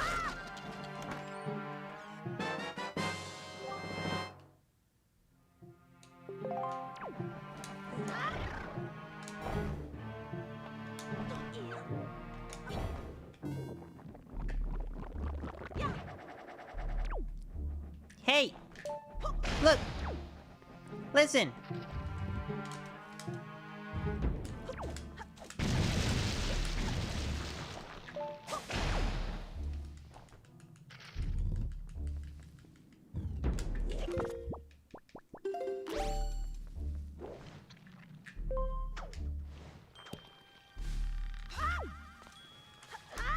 Wait, you know what? People always keep saying to me that, you know, like, oh, I hate on Skyward Sword so much more. So, you know what? I'll have a question for chat then.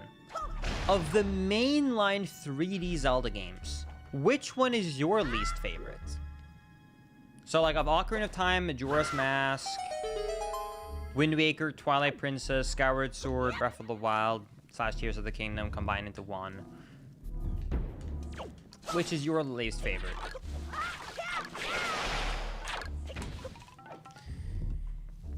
Majora's Mask, Ocarina of Time, Skyward Sword, Tears of the Kingdom, Skyward Sword, Tears of the Kingdom is the worst. I feel like Tears of the Kingdom is a cop-out answer because, like I said, I feel like it's an expansion of Breath of the Wild, so you also have to put Breath of the Wild alongside it. But that's just one man's opinion. So.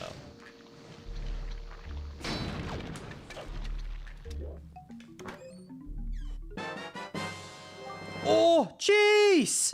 Dude, things are looking up. The RNG manip for the leaf is working. We're coming around.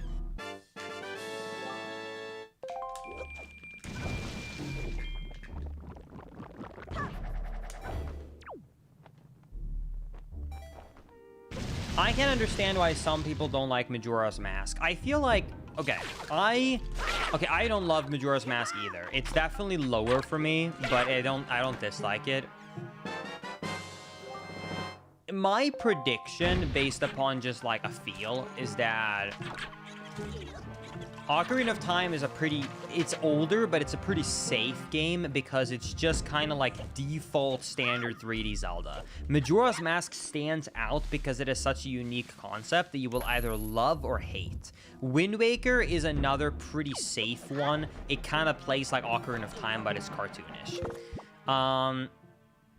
Twilight Princess, safe one, kind of like Ocarina of Time, exactly. Skyward Sword, very unique, very different, very much its own thing. And then I would say that, you know, obviously, you know,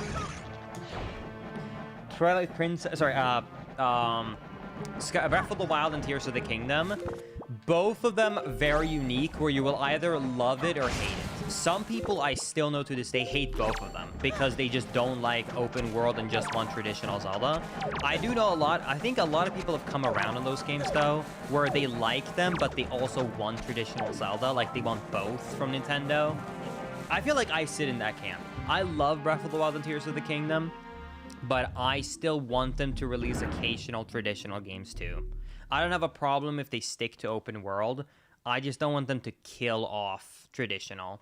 If we can get both, or every other game is different, I'm okay with that.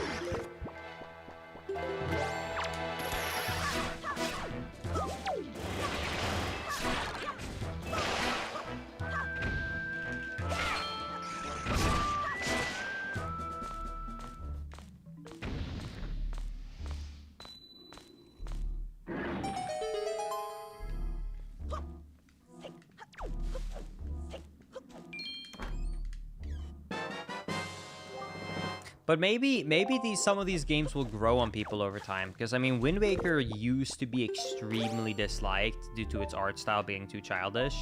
But maybe it was able to overcome that because it wasn't gameplay related as much as it was graphics related. I know some people don't love the Triforce quest part, obviously, but every game has slower parts of gameplay.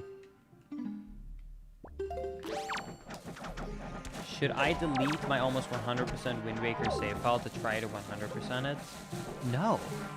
Wait, what? No, just make a new one. Don't delete the old one. Okay.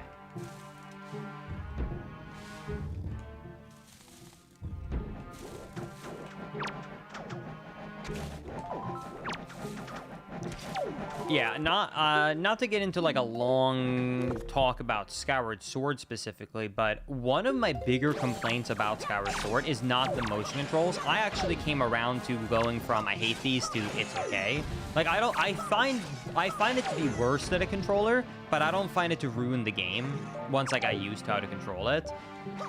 One of my bigger complaints, some of my bigger complaints about Skyward Sword is actually the gameplay. Specifically, I think Skyward Sword and Wind Waker both tries the same thing.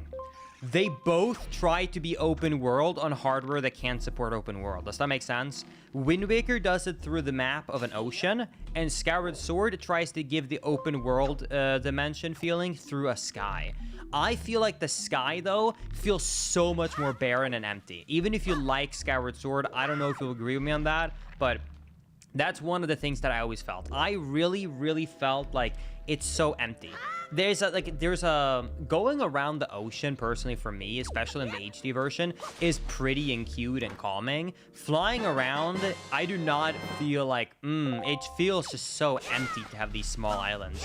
There's a difference between small islands in an ocean than small islands in the sky. My other big problem is honestly just like the backtracking of Skyward Sword. So those are like the two gameplay things that like I think pulls down the game.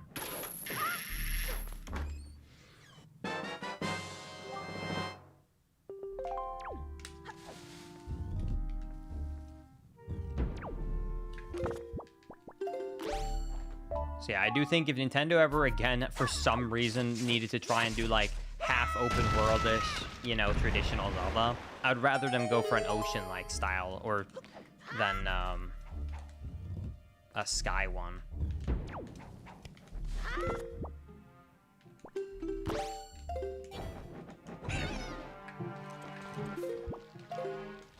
Okay, I will need to get storage to do a boss key skip here.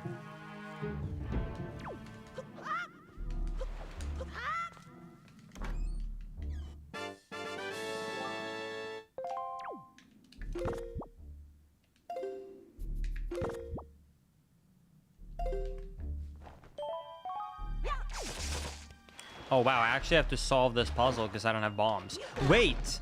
I don't have bombs. I can't do the chest storage trick. I just realized I actually have to come back for the boss later. Just realized I can't do storage.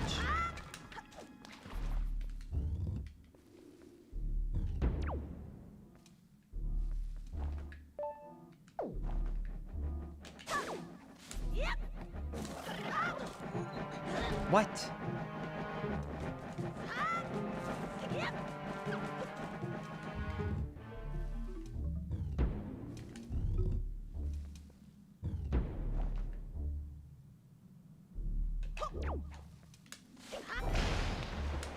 There we go.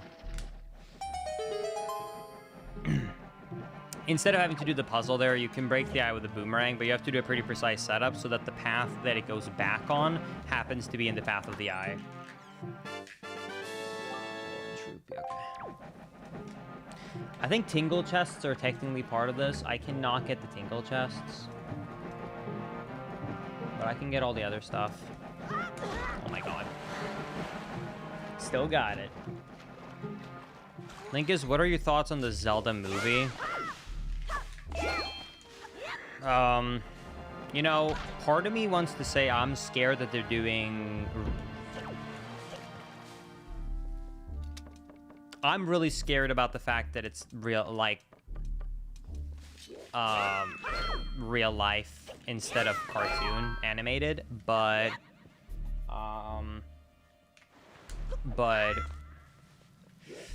hey, I didn't have a lot of expectations going into the Mario movie, and I loved the Mario movie, so maybe they'll do a great job. I was very happily surprised about how much I actually enjoy the Mario movie. I just feel like live action was not the play for Zelda. But yeah, someone said in chat that's true as well. Sonic, they did a huge comeback. Do you guys remember the original horror that was the original version of Sonic live action, and then they turned it around and it actually ended up being a good movie? So I'm sure that there's like a way to do it. It just scares me. I just feel like I'm scared it's going to be cringy. It just looks like someone is wearing like an ugly medieval, you know, like outfit. You know what I mean? So it feels like a medieval kind of design. It's just kind of slightly out of place.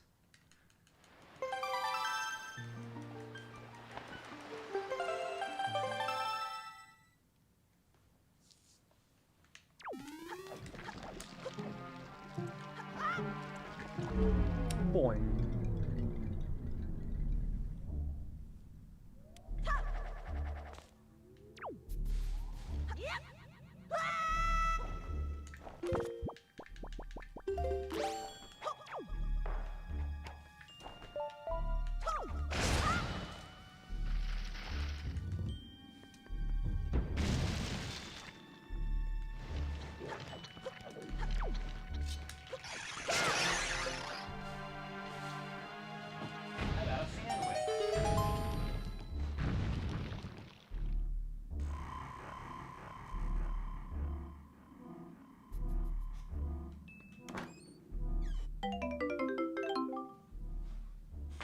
That's sweet. Okay, let me open this up quickly, the shortcut.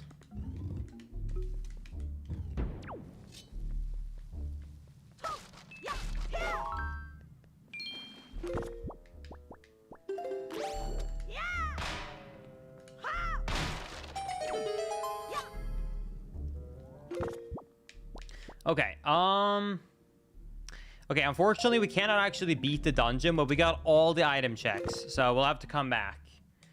Wait, let's use the shortcut, actually, to, let's use the shortcut to go back to Dragon Roost, quickly.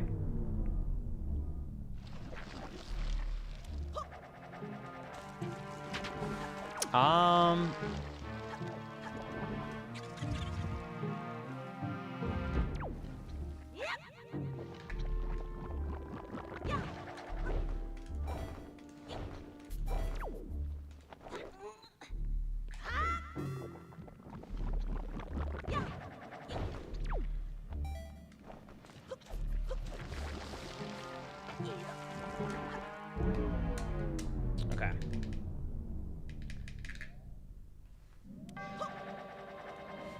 Is there anything here I can get with a leaf that's good? No, I really need the bow.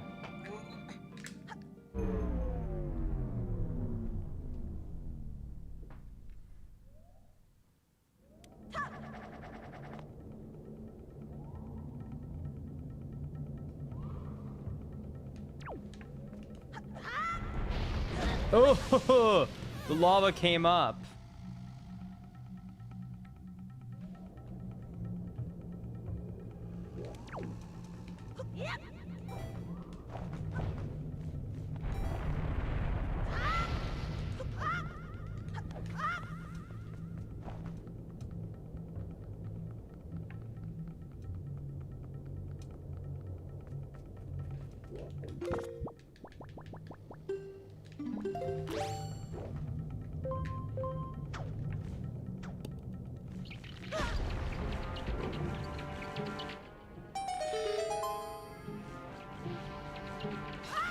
What?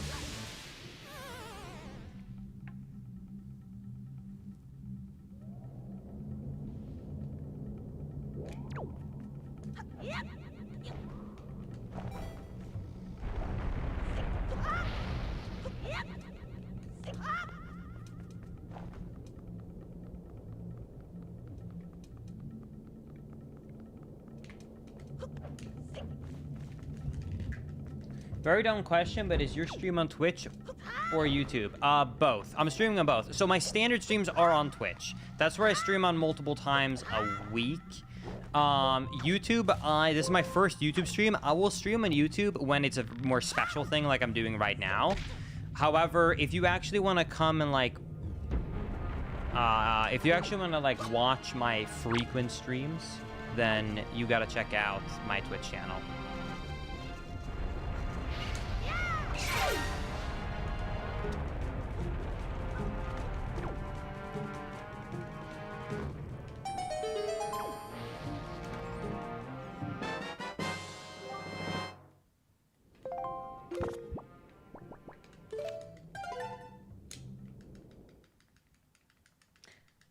Link, is this going to be a VOD or no? Yes, this VOD will be up as on the live tab, so it will not go away on YouTube. So you will be able to watch this after the fact, because I'm doing this all in one go, on like the live tab. I'm trying to think.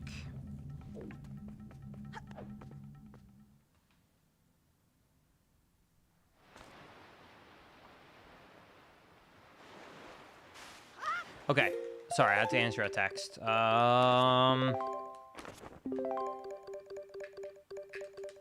Okay, so let's see here. So we got a couple more checks. So I got Eastern Ferry. And then we got... I want to say that's Five Eye Reef.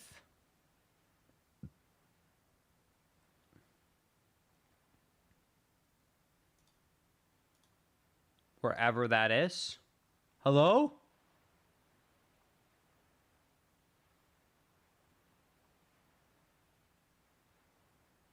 whatever.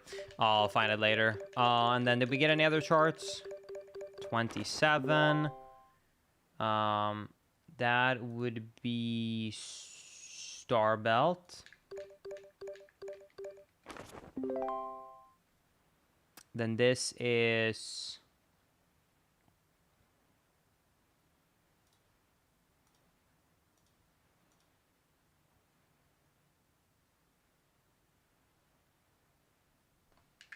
that, okay. Okay. So, where is that? Let me double check now. Okay, I need to travel to Tingle to decipher some charts. So while I'm doing that, let me double check.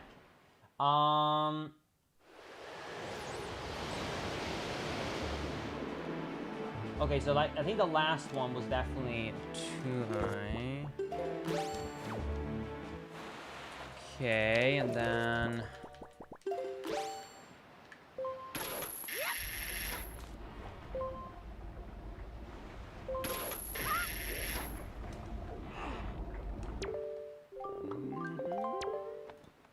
don't think it was 3i.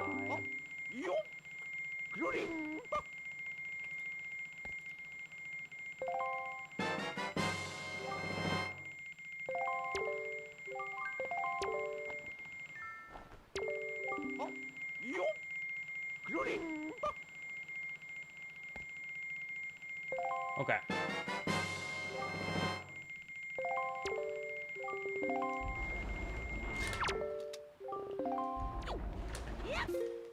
And the 2 locations that I just got is... okay. We got Great Fish. And we got... that is Stone Watcher. Okay. Okay.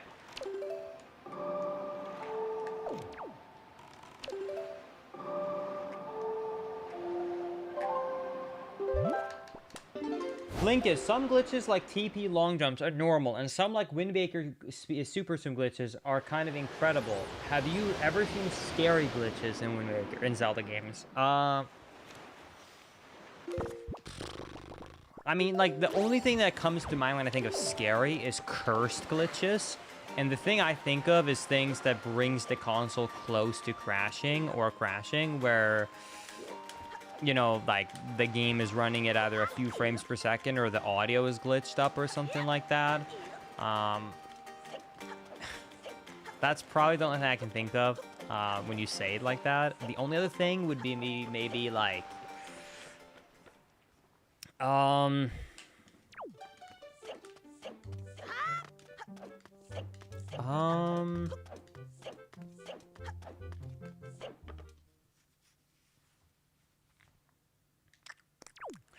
Sorry, I'm trying to think. I'm trying to take your question serious. I mean, I guess technically you could kind of consider...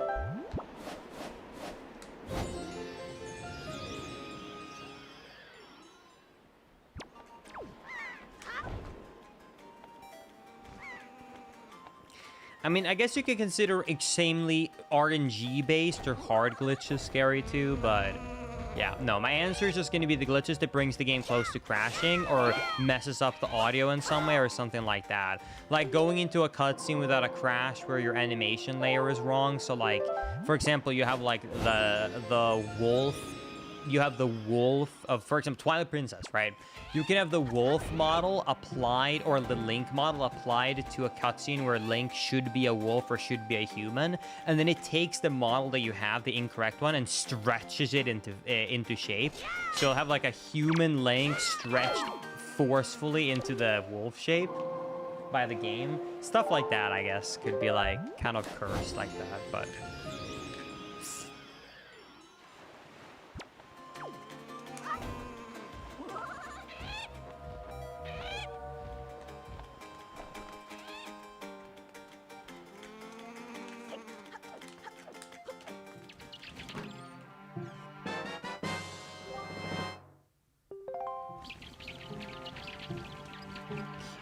okay, another treasure chart. Was that 34?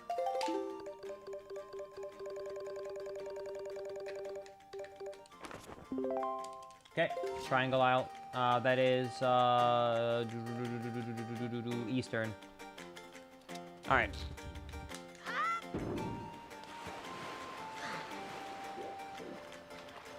Oh yeah, we could also give the guy 20 gold feathers. We just collected them. Really good to be back, Mist. Yeah, I'm glad to be back as well.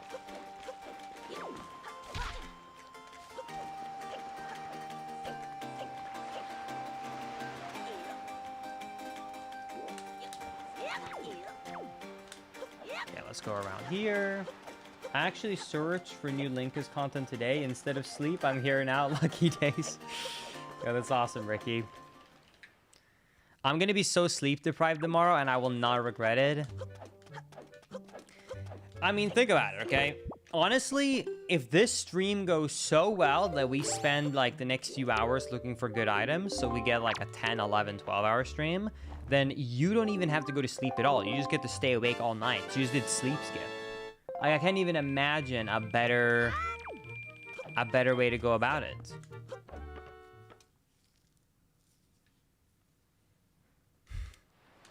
You just had like an 8-hour time save. I'm noticing that the YouTube chat is really trying to establish themselves as the better chat over here. I keep seeing messages being like, but we're the better chat, right? We're the better chat, right?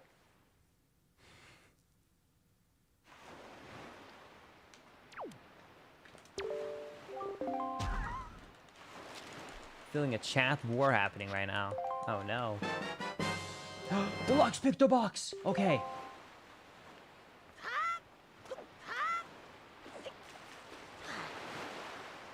Okay.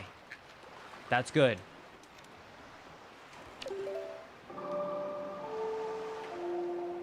That's a few easy item checks.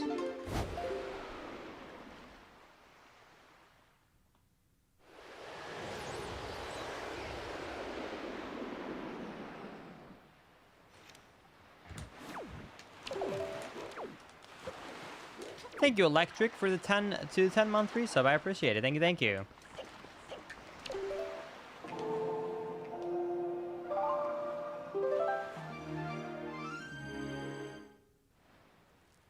I'm gonna be honest with you. I did have an expectation that I was not going to read much of YouTube chat because it was just gonna be spam. I don't know if you guys watch a lot of YouTube streams. The only streams I've watched of YouTube streams are very big streams, and they are a mess. I've been actually very happily surprised by my YouTube chat. I've been looking at the YouTube chat, like, evenly with my Twitch chat. I really thought I was gonna look at my Twitch chat 90% and YouTube 10. I'm actually reading half and half because it's actually been very calm. There's been very little just spam, and most of it has been actual combos. So I've been very genuinely happily surprised with the chat on the YouTube side of things.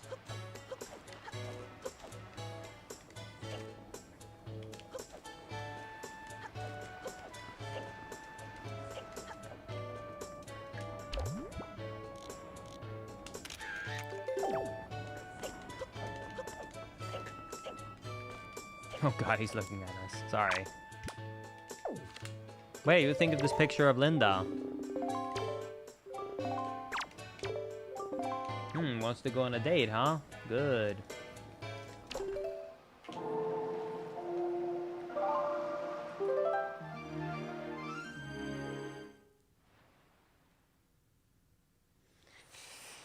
Okay. What's the moon like? I actually have no idea. Oh my god, we got the full moon. That's so lucky. I actually needed a picture of the full moon. That's such a good timing.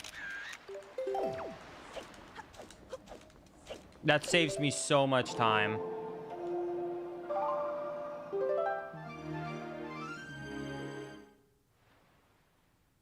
Don't forget Tubers. He won't stream here all the time. That's true. I will clarify. I will continue to stream every now and then on both Twitch and YouTube, but my normal streams will be on only Twitch, and my occasional streams I'll do both. Just as a heads up.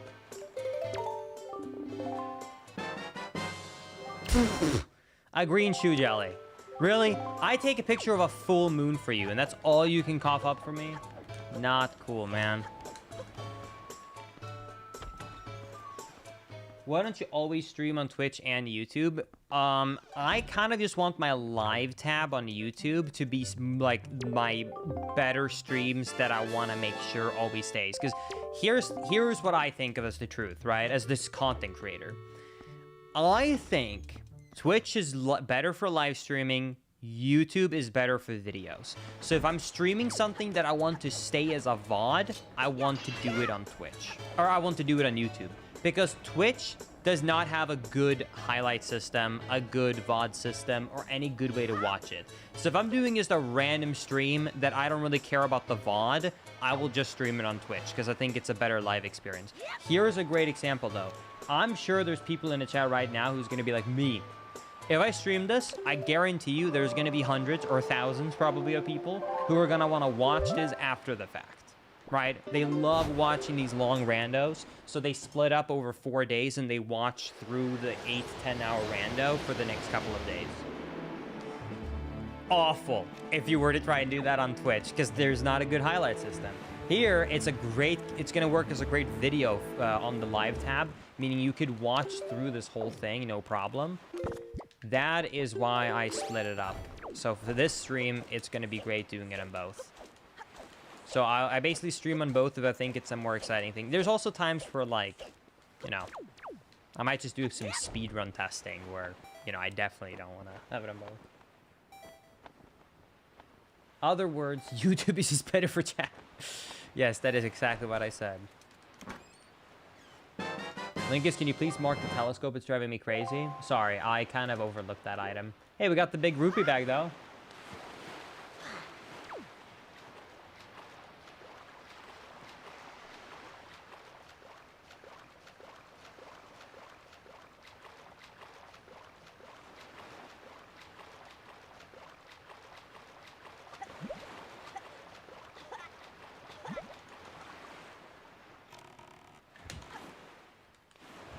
Oh, wait, has Twitch chat also been saying, Linkus, please get the telescope? Hey, maybe that confirms which chat's better. Because which chat did I see it in? Maybe YouTube wins after all, Twitch.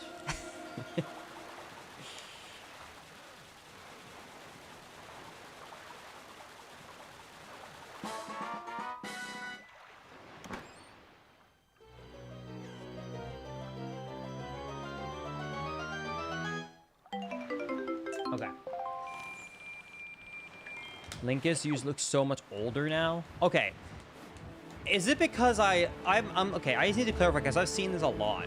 Is it just the facial hair? Or like have I just gotten wrinkled? Like what's happening? Because like I've taken a break from my health problems, right? I came back and everyone keeps saying, man, you look so old. Like, is it just that? Is something else that I'm doing wrong? Is it how I'm dressed? Is it wrinkly? Is my skin messed up? What's happening? It's just the beard. Okay, thank goodness. Thank you. Can we say hi to chat? Hi to chat. Why did you say that in like a British way? Hi to chat. Exactly. You said say hi to chat, and I said say hi to chat. Anyways, thank you for the sandwich.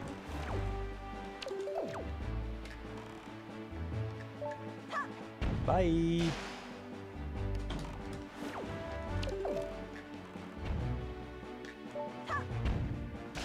How are you still going? This is such a long stream. I am going because I'm getting food served to me. Why do you think we have bananas before and now we got some amazing sandwiches? So this is gonna power me through. Because once again, I said in the beginning of the stream, and I'll say it again, this is probably going to take in between 8 to 12 hours depending on my luck. If I get normal luck, it'll probably be about 8 to 9 hours. It could be around 10 to 11 with really bad luck though.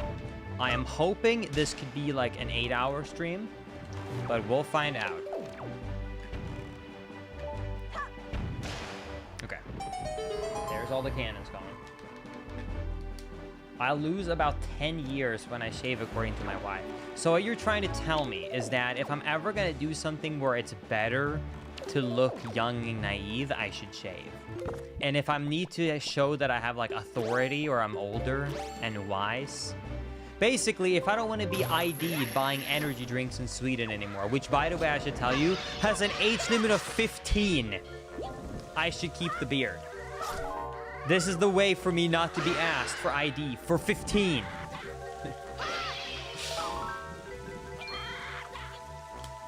It's been a while since I bought an energy drink, but I'm telling you, it's always...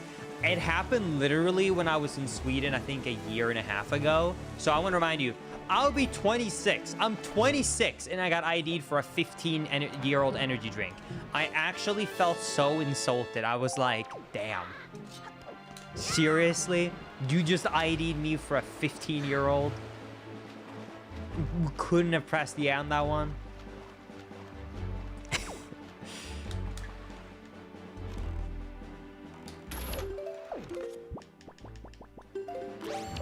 Enjoy it while it lasts.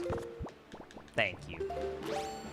I probably won't. I feel like this is one of these things where you just want it to be older, and then when you're older, you want it to be younger.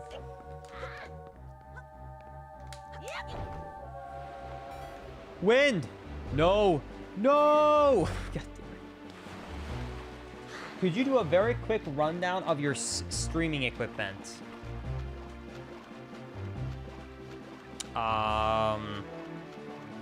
I think the only things that you really need to actually know about it is I use an Elgato 4K60 capture card for my game. I use a retro tank for my upscaler, basically to convert my Wii signal to HDMI. And I use the Shure microphone. Rest, I mean, I can tell you my computer specs, but these days, because almost every person has a GPU and a CPU, you can handle streaming. Like back in the day, you needed very high-end hardware to be able to stream. These days, standard, even entry-level CPU and GPUs are able to stream now, so it's no longer really like a problem of it. Maybe if you want to play high-quality PC games at the same time, it would be hard with the resources, but overall, streaming in terms of the PC specs is not really a problem. I once almost had to pay an adult ticket here. I was 16. You don't pay adult tickets at 26? That's crazy. That's the other problem, dude. I got ID'd 3 times in one night in Australia in the same place. I don't shave my face as a result. Awesome. Get good rest, eat healthy, maintain stress, exercise at least twice per week, and wash your face, and you will look young forever. Honestly, that sounds like too much work. So instead, I'm going to do the exact opposite of everything you just said. That's going to be my goal.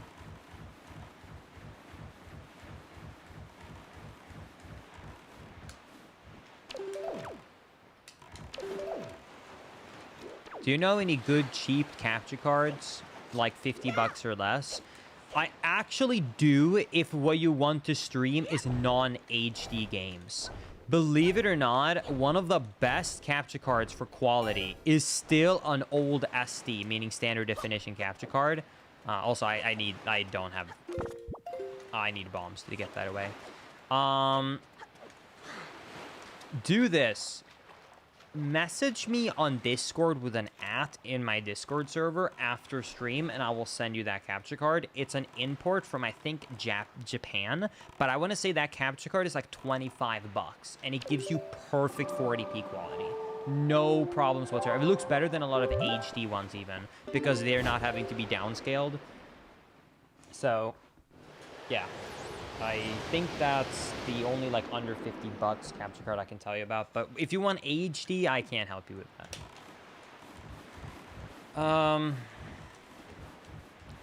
Not Dazzle. I can't remember right now. Also, I'm going to try and start eating a sandwich.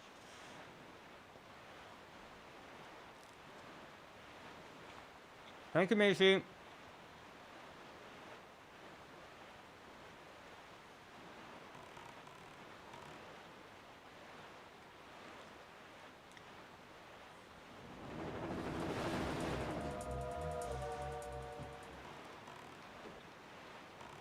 Also, if you do decide to get that capture card, I will warn you. The installer is actually a Windows XP installer, but it does still work. but the installation will actually be XP. There's a reason it's like 20 bucks, but like the quality is perfect. But yeah, the drivers and everything, it's gonna be XP. Like it's really, it got its charm. How do you say that? So does it matter if I have a Mac? I am gonna guess that this will not work on a Mac.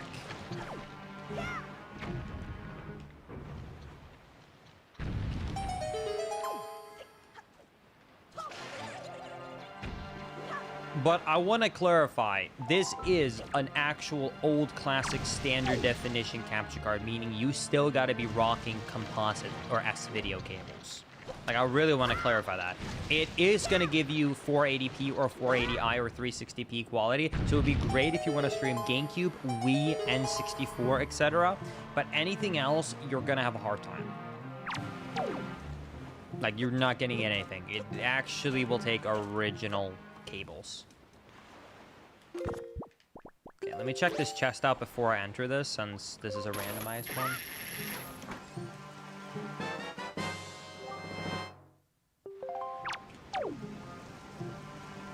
What way is the wind blowing? Oh, cool. Oh yeah, let me talk to this guy. I always forget about the hints. Treasure 26 is located on Paw Print Isle. Windfall Island, Sam decorate the town as a piece of art. Damn it, I have to do it. Well.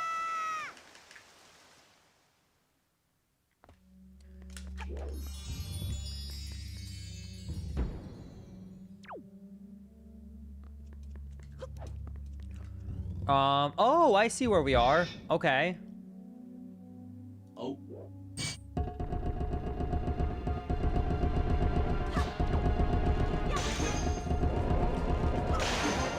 What's the longest you'll ever do for a video? Well,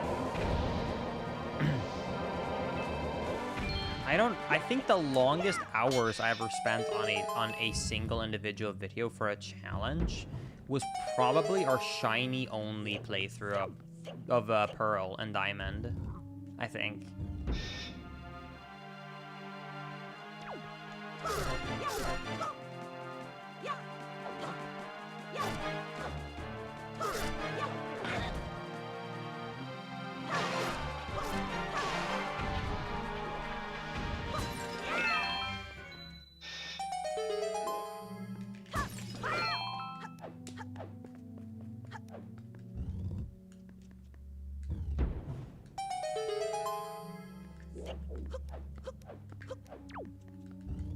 Since not all checks are 100% items, how do you expect to leave? Yeah, so to 100%, there are additional checks that are not part of the tracker that I might have to get. Like Orca 500 hits and stuff like that.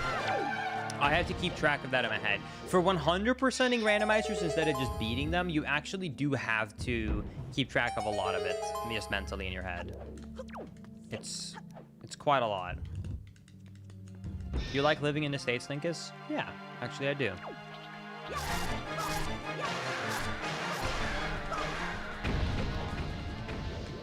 I miss my family sometimes, of course, but...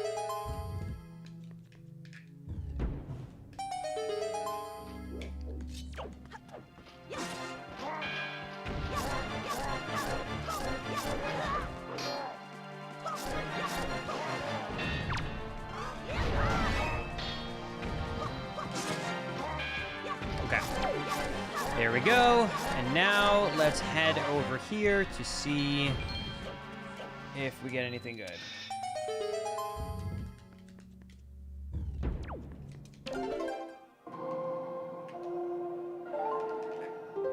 Perfect 480p is a crazy sentence to hear. That's fair, but there's a lot of newer HD capture cards that makes original 480p look ass. And you have to use expensive upscalers to convert them to HD signals.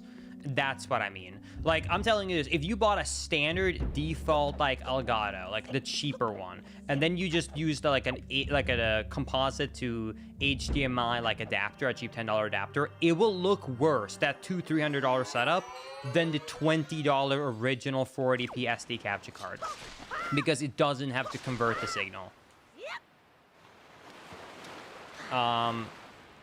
That's what I mean by perfect. I understand though that it sounds like, what the hell are you talking about right now? When I say that.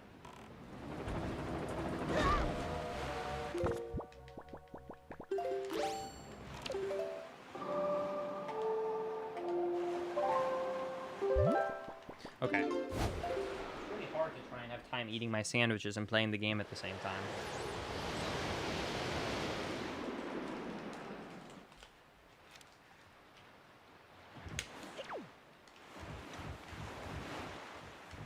Okay. So I don't have to always have food in my mouth. I'm gonna try and prioritize eating over talking for the next about 2 minutes, so that I don't have to just do it a little bit here and there. How have we not found bombs yet? I don't know, dude. And of course he moves to a state with an IKEA within driving distance. That is true. I actually, believe it or not, fun fact, in case you did not know, I live closer to an IKEA in Texas than I did in Sweden. I had an hour drive to an IKEA in Sweden, while I have like a 30-minute drive to IKEA here. So if anything, I feel even more at home now. What? You can't grab that ledge? Okay, I'll turn the wind, I guess.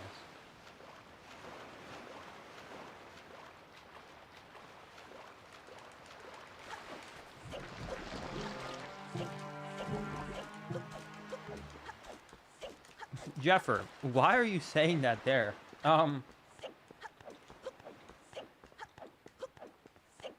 If I had a good event, I would probably go to the East Coast, but I don't have any plans on it. I don't like dislike the East Coast. I just like... Okay, I don't want to sound like a boomer. I have a hard time going to conventions and events. I feel like I'm too old to go to events and conventions all the time. I know I'm not old, but it's, even as an 18, 19, 20-year-old, if a 3-day convention makes me so exhausted towards the end.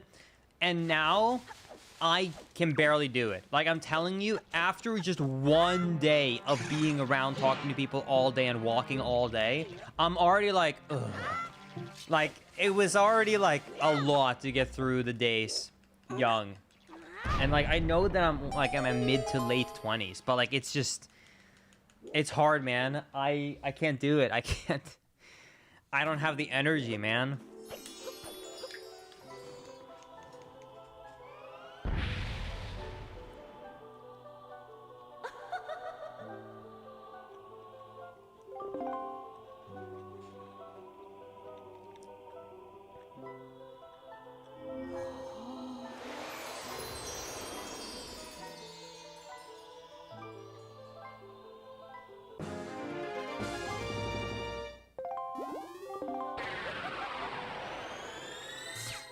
Are you tired of Wind Waker yet? No, I barely played this game, dude. I feel like, if anything, I haven't played enough of it. That's my problem with Wind Waker. I have to play more.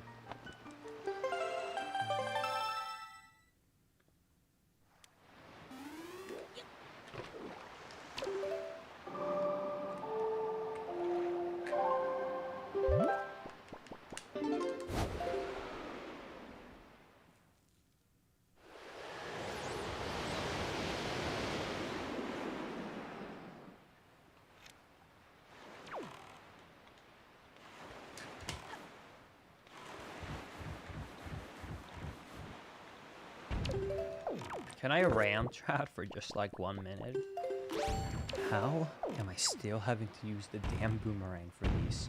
How have we not found bombs? I'm 5.5 hours in.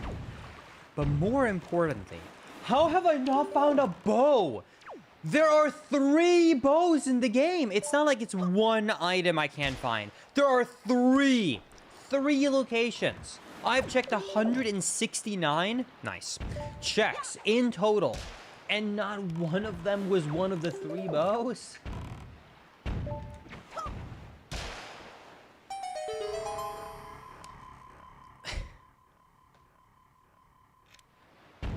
Yo, Linkus, how did you come up with your name? Mine was a nickname from Middlesex High School. Perhaps we should start a Linkus cult. Hello, Linkus96. I came up with my name, Linkus, because I came up with it... Well, I should say I came up with it with my brother. This is gonna sound sad, actually, the start of the story. There was a time and place where Facebook was cool. I need to add that before I finish the story, because if you're younger, you will not understand this. There was a time where Facebook was cool, I promise. So, back in like 2009, right? 2008, when Facebook was still cool, there was these really, really fun, genuinely good games on the Facebook. And nowadays, people only probably know about like Farmville. But there was tons of great games that was actually fun on them. And at the time, not only was there a lot of good Flash games on Facebook, there was websites dedicated to Flash games. And there was this one racing planet game that I really liked. And I needed a username for this. And Tower of the Gods Mocking, nice. And I did not know what to make the name. So what my brother gave me the advice of, my brother, Max, he said that you should pick a name where people know it's still you, but it's also not doxing you on the internet. So this was the advice that he gave me as a kid. He said, make it a combination of a fake name and your real name. So my real name is Linus. So I took Linus and I said, I love Zelda. So what if I take Link and Linus and combine them together? And that's it. That's technically that. So my name is Linkus, and then I started going with Linkus. So then I used Linkus for those Facebook and Flash games. And then I kept using Linkus everywhere, and then I can't remember what it was, but it was something I was gonna make my name to with Linkus. And all of a sudden, it was taken. So I randomly threw on the 7 because I got so mad someone had taken my Linkus. So I just made it Linkus 7 because my lucky number is 7. And then since then, I haven't even tried to go back to Linkus. When I originally got partner on Twitch, actually, they asked me if I wanted the original name Linkus back. But I felt like at some point, I kind of just felt like the 7 was part of my name. You know what I mean? So, anyways, that's it. Yeah, Linkus is because of Linus and Link combined. And then the 7 is just lucky. And then I'm stuck with that. So I've been having this username now since 2009. 2008? 2008 or 9, yeah.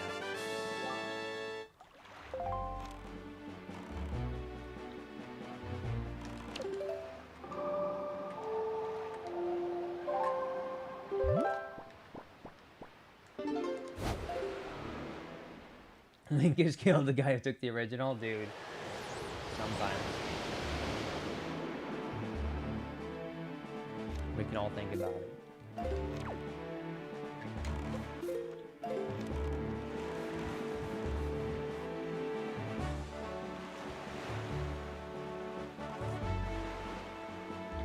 Linkus, when will you get the bow?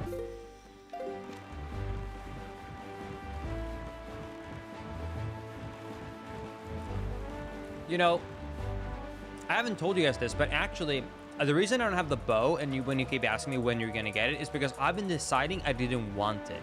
But now I've decided I'm gonna get it. So it's actually gonna be right here. This right here is it. Here's the bow. You're right. The reason I haven't gotten it is because I didn't want it, but I feel like now is the time to do it. So here we go. Here's the bow. All right? You can stop asking me. Here it is.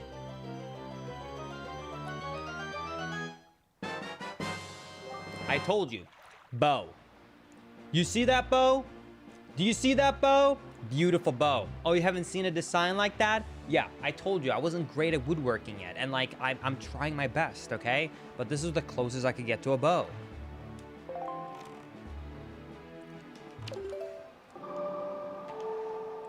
I do have some good news though. We can go and complete Dragon Roost. That is the last small key we needed for Dragon Roost. Let's go. Dungeon time. Bow, more like throw. Come on, bro.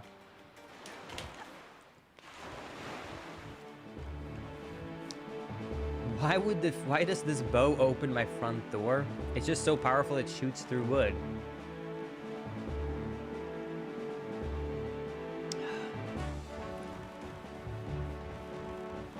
No, the hint for where one of the bows is actually not easy to get, because the hint about Paw Print Isle is not an open location. It's for the treasure chest, and I don't have treasure chart number 30. If I have it right now, I'm gonna feel like a fool. I do not have it.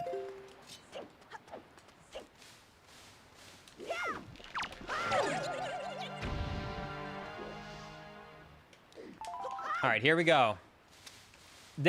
Okay, I'm gonna say something right now. There is a 0% chance that this dungeon does not give us either the bombs or the bow, right? Oh my god, I have it clicked in incorrectly. Wait, this is actually kind of pog. Wait, I just realized. They're right next to each other, these entrances. Unless I have it incorrectly, if this is Wind Temple, I think this other one is Dragon Roost.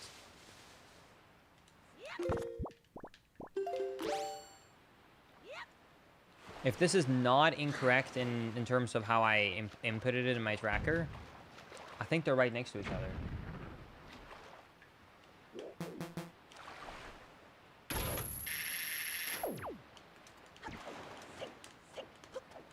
Fine, let me go get the boat.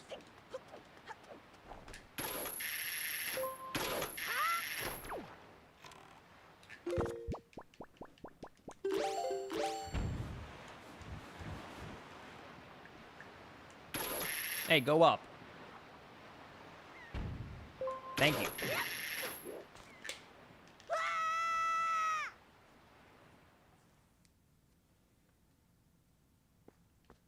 Nice. I can't believe they're next to each other.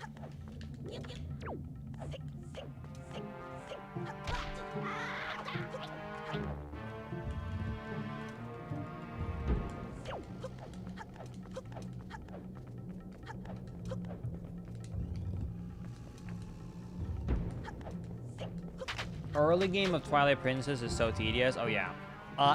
My rating for Twilight Princess excludes the early game. Because I think that early game Twilight Princess straight up is like a 3 out of 10. I despise it.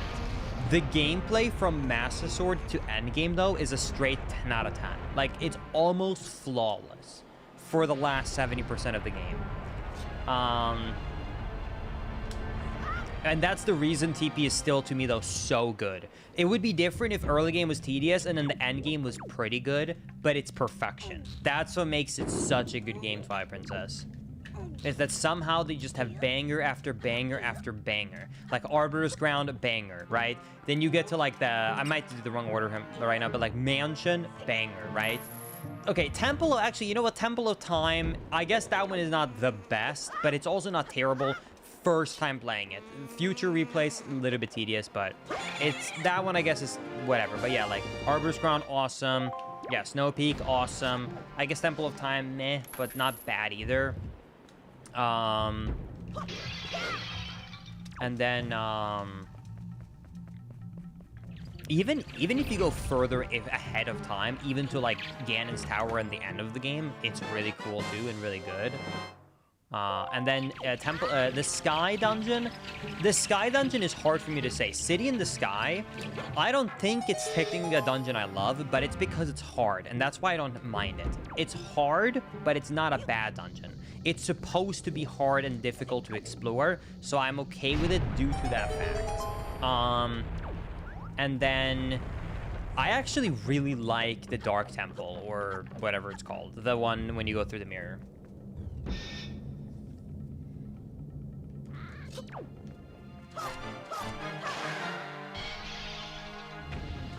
Palace of Twilight, thank you.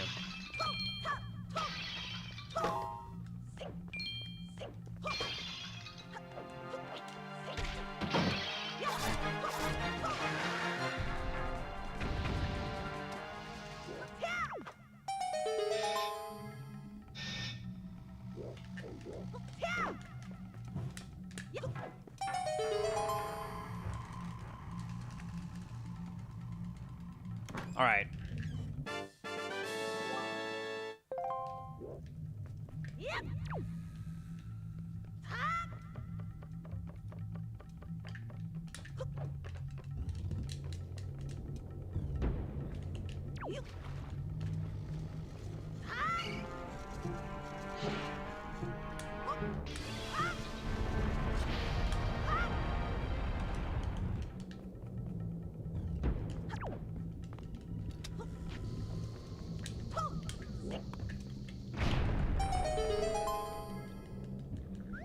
Linkus, what do you think about Plant vs. Zombies remake? I have not heard a word about Plant vs. Zombies since I played it on my original iPod Touch 4th generation. I have no idea about anything Plant vs. Zombies lore or gameplay or game since then. You'd have to go that far back. Like, I'm talking like iOS 4, iPod Touch 4th gen, is when I last played Plant vs. Zombies. Yeah, I can't help you with that one. It was on the last Nintendo Direct. I did not watch the partners Nintendo Direct. I heard that it's apparently, though, let me know if you think it's wrong. According to Twitter, people said that this was the worst and most disappointing Nintendo Direct ever. Even knowing that it was a partners only, people are saying that it was super, super let down. I don't know if that's true or not. But I've read online a lot of people saying I had low expectations going... Oh my god, so many joy pendants. I had a lot of people saying that, like, they had low expectations going into it, and it was still a letdown. But I don't know. Like, for me, I just don't know if you could beat... Do you guys remember that one Nintendo Direct? Where it was, like, somehow, like... About like 3 years or 2 years after like Stardew Valley became popular, and they had that one Direct where there was like 7 farming sims in the same one. Do you guys remember that? There was like no exciting Nintendo stuff, really. And then there was just farming sim, farming sim, farming sim. Like, the entire Direct was just farming sims. And the few things that weren't farming sims were RPGs. And a lot of the RPGs wasn't even, like, new RPGs. It was like, let's go into detail about this RPG you already know about as well. That, to me, has to be the worst Nintendo Direct I had ever watched. Because it wasn't, like, a partners-only one. It was, like... Ugh. Like, it just became a meme. Like, at this point, if I hear Farming Simulator, the words... Oh, yeah, that was the name. Octopath Traveler, exactly. Yeah, if I just hear the name, like, Farming Simulator, I get PTSD. I just get flashbacks. War flashbacks to that Direct.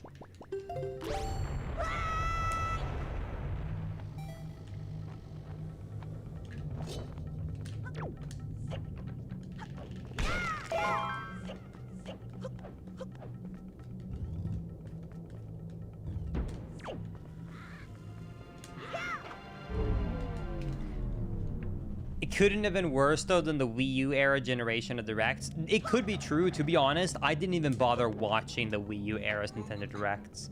I didn't buy my own Wii U for a long time. When I got into speedrunning Wind Waker HD, I straight up just borrowed my brother's Wii U. It wasn't until I started grinding Wind Waker HD where I finally got my own Wii U. But I took a while for it. Speaking of Wii U, we got the Tingle Tuner, which is so sad. By the way, this is the item I needed to be able to speedrun glitch through this specific dungeon. So a little bit late. Oh my god, so many joy pendants. But hey, at least I can use it for possibly some glitches in Wind Temple if needed, or Earth Temple.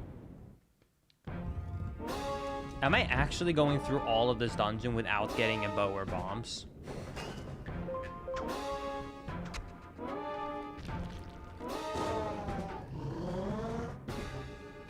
Like, are we straight up not finding these? Chat, what's this? Linkus will ignore this dono. Thank you for the 100 bits, Awesomers.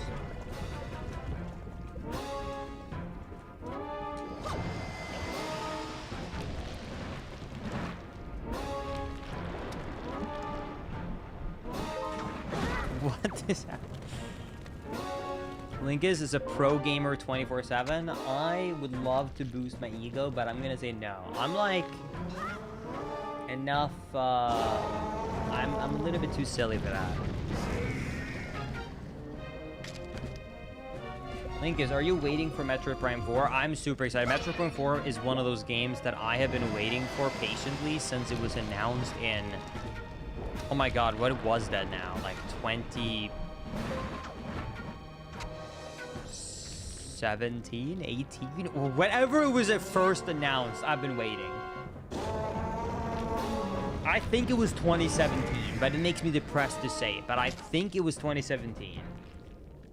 Like, I think it was close to the launch of the Switch 1.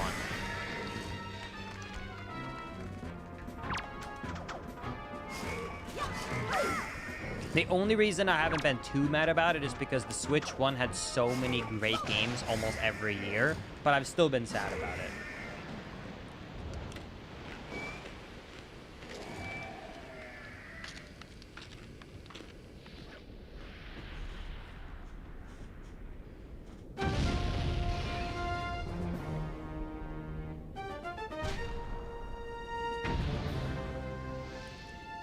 Oh my god. More love.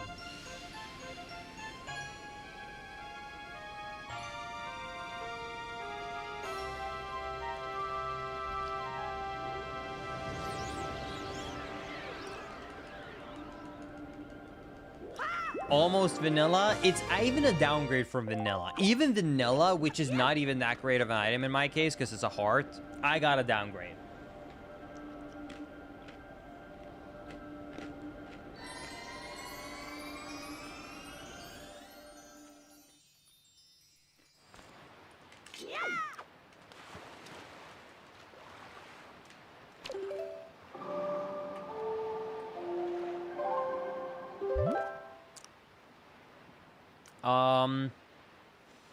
God, I need those bombs.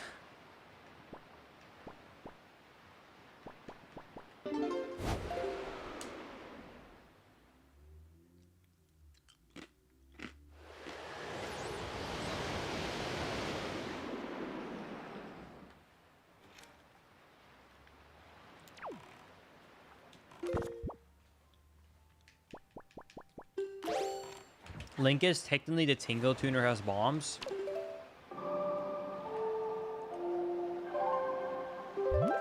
Wait a second. Wait a second.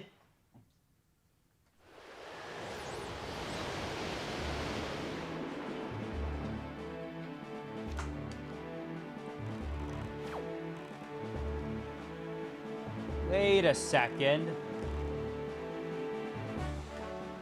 There is one check we can do.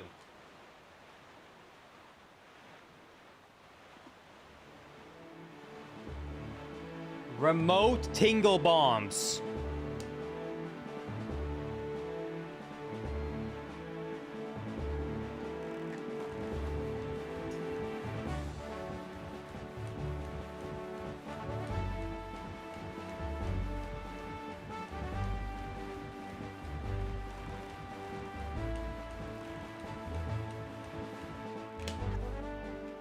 Okay. Here we go. Let's check this location out. You see, this is why you play on an original GameCube. Otherwise, I couldn't whip out the GBA right now.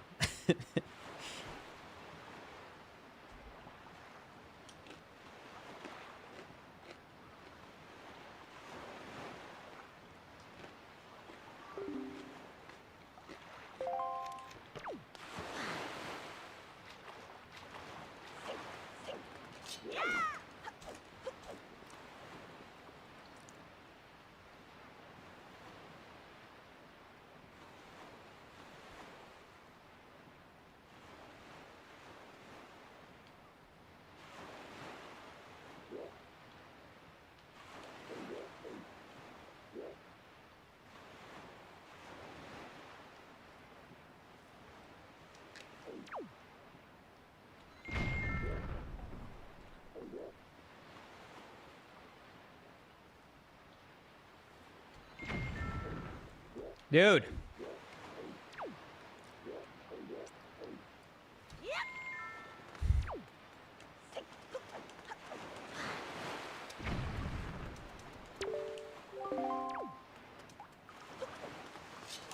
Access has been obtained. Thanks, Game Boy Advanced. Oh my god, I had the wrong wind. Okay. Let's see. Where are we heading, boys? This is... Wait. This is vanilla. This is actually vanilla. No way. Wait, this is vanilla. I was about to say, I was like, wait a second. I can't think of another island that has this. I couldn't even imagine that it was... Okay, well, hey, it's still one item check. We'll take it. All right. This location cannot have bombs by logic because you know you're supposed to have bombs to get to this place, but it could have both.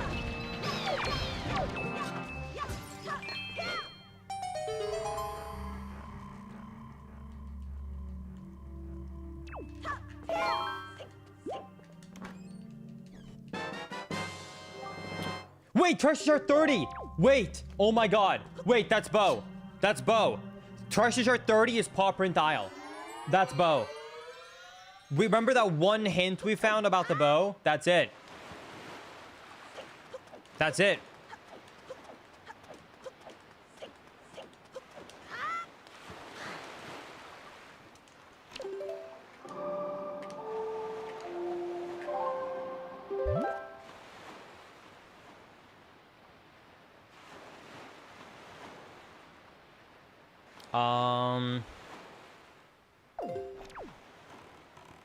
Let me just double check. I don't remember. Did I buy the last item here?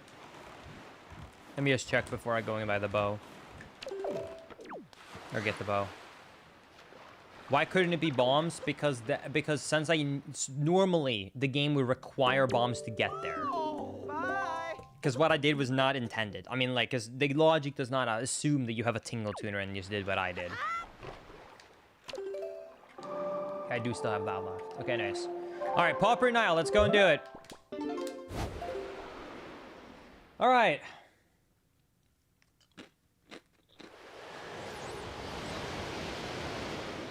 That's true. Whoever said Tingle tuner, huge clutch. I would not be getting the bow right now if it wasn't for you. We're coming around. All right. And if this somehow isn't the bow and arrow, I'm gonna feel very scammed by the advice.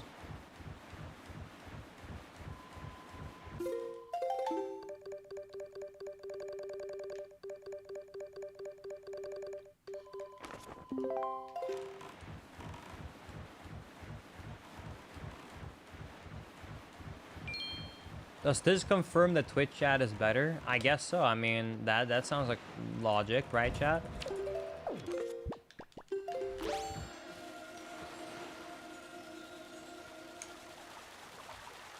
All right, here we go.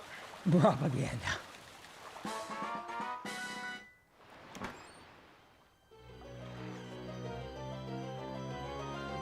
All right, here we go. What?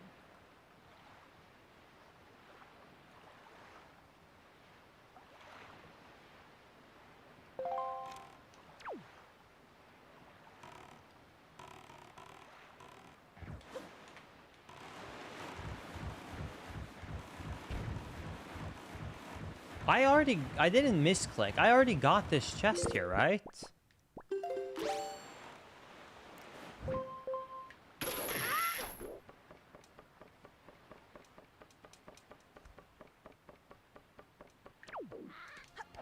Wait. I think I know. The hint said on paw print. What if it means that it's in Wind Temple, but because paw print leads to Wind Temple, That's what it means. So it counts the dungeon it's linked to. So it's not actually on Pop Rent. It's in Wind Temple, but the randomized loading zone of Wind Temple is on... Oh my god. Okay. Okay, dude.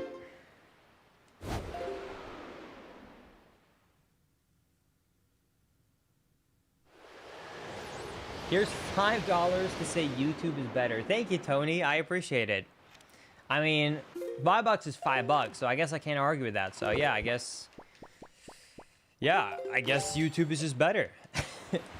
Thank you, Tony.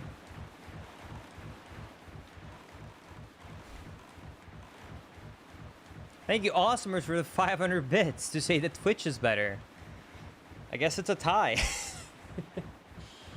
Yeah, I guess they're both really good. Okay, here we should have a sunken treasure. We can't even finish Wind Temple. I need Command Melody. And I haven't been a Pepega, right? Yeah, I don't have Command Melody.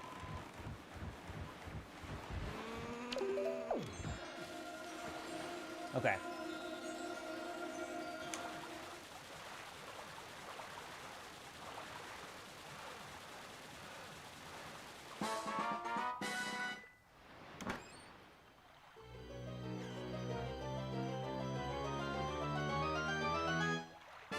Yeah, I'm okay with a tie.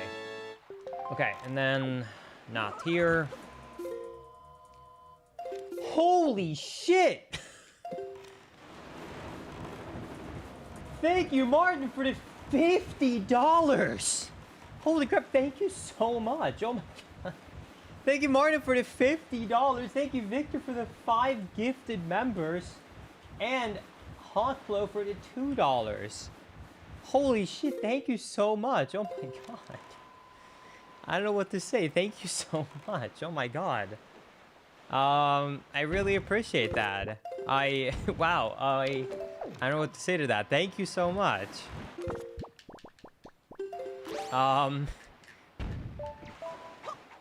Well, I think we have a clear winner. Thank you so much. Really appreciate that. Holy crap. Thank you. Thank you, guys.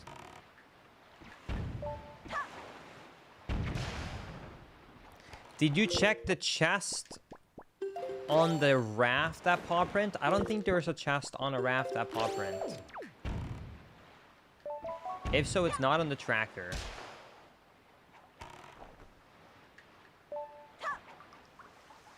Yeah, anyways, thank you guys so much. Oh my goodness.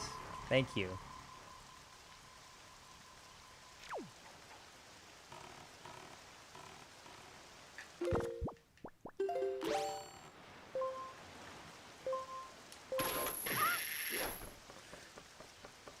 Wait, Link, is you still don't have bombs? Look, I know. Earth Temple small key, okay. That would be nice for the future. Link, you've been playing for a long time. Hey, I'll be here for hours more, probably. We have checked almost 2/3 of the locations. So with our current pace, I think we're looking at about an 8-9 hour seed. But also, the pace of the checks gets slower unless we find good items soon.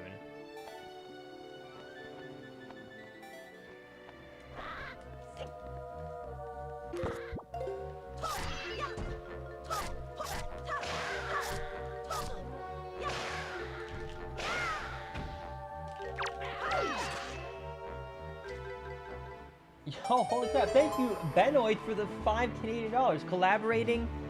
Collaborating for the Team YouTube standout. Thanks for the pain of playing Zelda for 6 hours straight without bombs or bow. You're welcome. I'll gladly keep taking these skull necklaces. Trust me, it gives me so much fun. The skull necklaces, the joy pendants, the rupees. This is what I live for, man. Thank you, I appreciate it. And thank you, Victor, for the $5 as well. First time catching live, wanted to do something nice for chat. Yo, thank you, I really appreciate that. Thank you guys so much. It really means a lot. Thank you.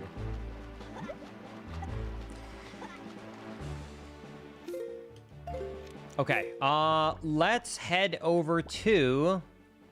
Wait, did I already do Eastern Triangle? Oh.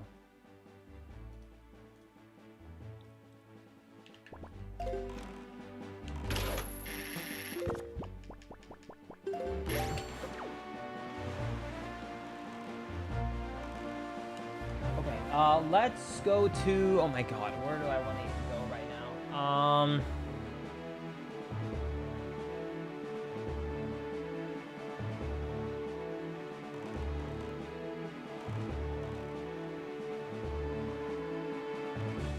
I don't think I have... I don't think I have this one. Nope. This is starting to get really slow and tedious for... Wait, I know a check I haven't done. I haven't checked the vanilla location for Forbidden Woods because I have the DQ leaf. Wait, that's a great place to check. Hold.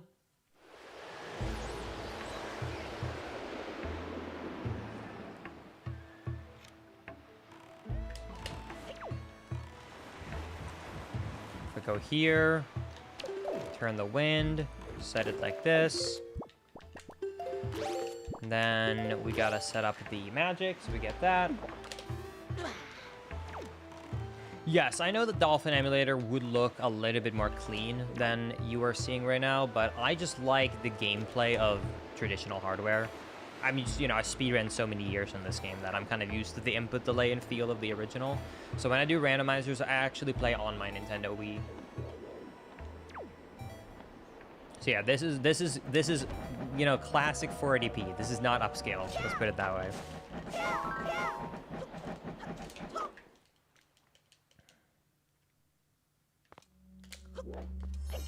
Okay, this is Star Isle.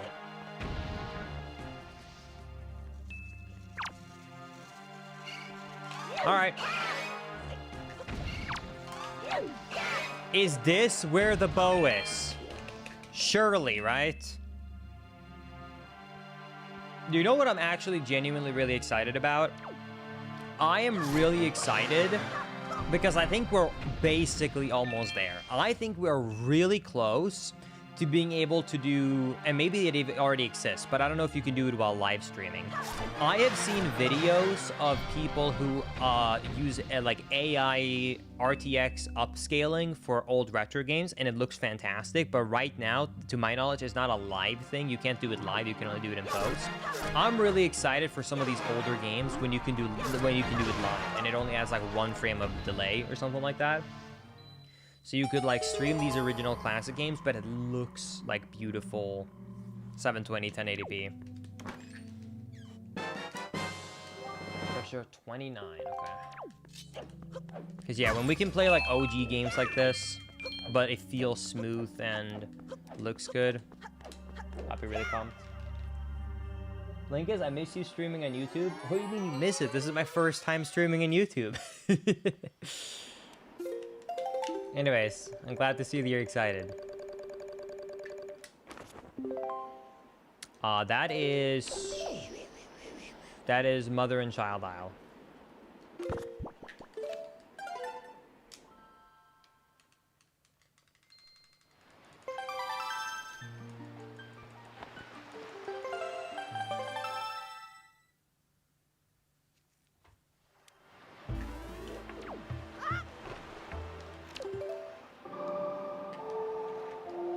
All right.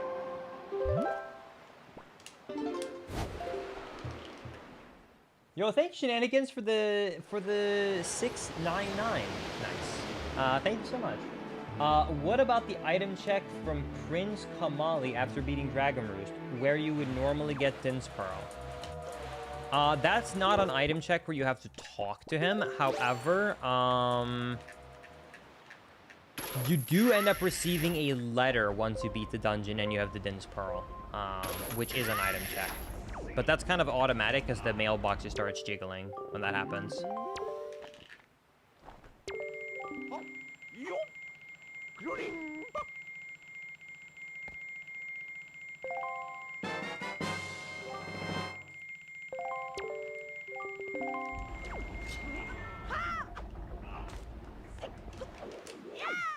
All right. And now we're going to sail over here. Man, I'm really working hard for my item checks right now. I'm really down in the trenches. How have we not found bombs?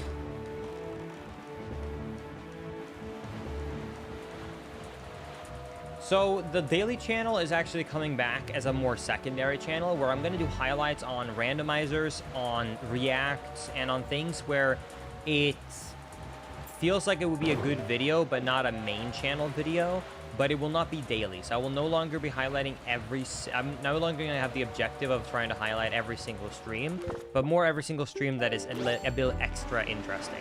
Like, let's say I just do speedrun attempts of Wind Waker, right? If I just have a bunch of resets that day, I'm not going to make a daily video on that. But let's say I get a PB, then yeah, I'll make a daily video of that.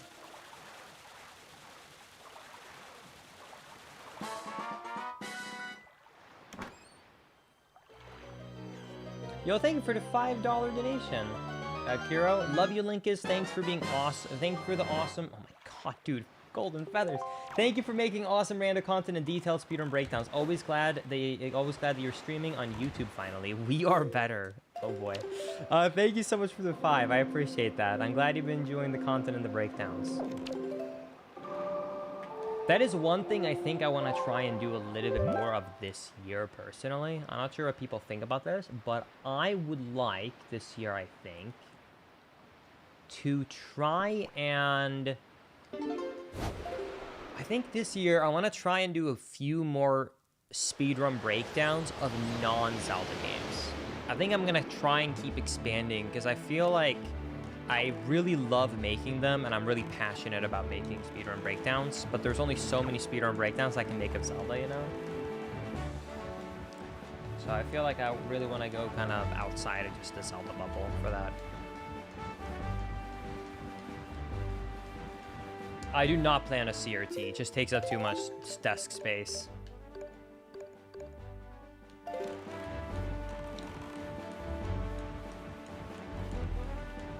Also, I have very sensitive ears, and the high-pitched noise that they generate drives me crazy.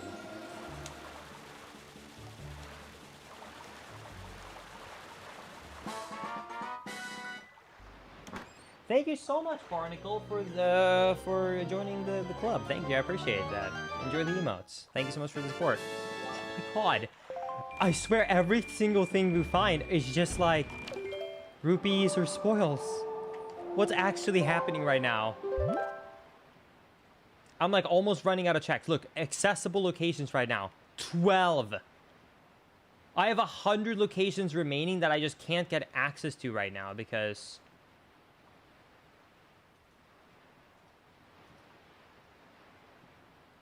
I just can't do much. Okay, I gotta have to go over here to the corner again. Oh, this is gonna be a long one. Yo, thank you, Davin, for the 20 bucks. Holy crap, thank you so much. Thank you, holy crap. I just found your channel a few months ago and I can't stop binge watching your videos. Just wanted to show my appreciation for everything you do. Yo, thank you so much, Davin. I really do appreciate that. I really gotta update. I know a lot of people say they love to binge watch the old randomizers I have. I really should update the playlist so people can just kind of let it like play through. I gotta remember to do that. But anyways, thank you so much. I really appreciate the support. Thank you, Rune, as well for the Prime sub. And thank you, Killer, for this for the membership as well. Thank you all so much. You guys are being so generous right now. Oh my god! Unlike this video game. What is this? I feel like this is the 7th spoil in a row. What am I watching? Like, I know it says 100%, but just to clarify, 100% does not mean I have to check every location. 100% simply just means that I have to get all the items. But I feel like this is going to be an all location at this point because we are just not finding anything.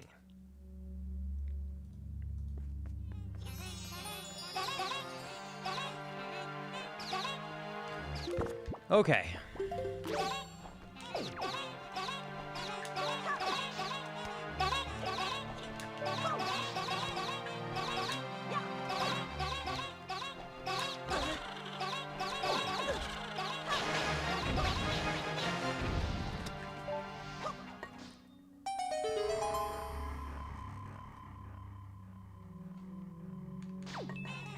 All right, let's see. What do we get? Treasure chart 33. We are so locked because we don't have bombs. I need bombs so bad, dude.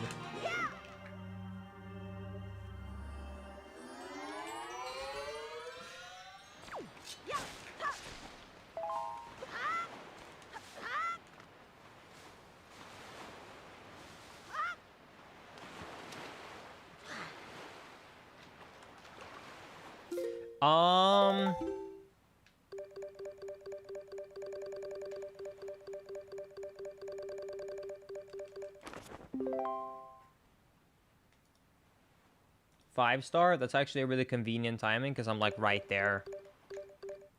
All right.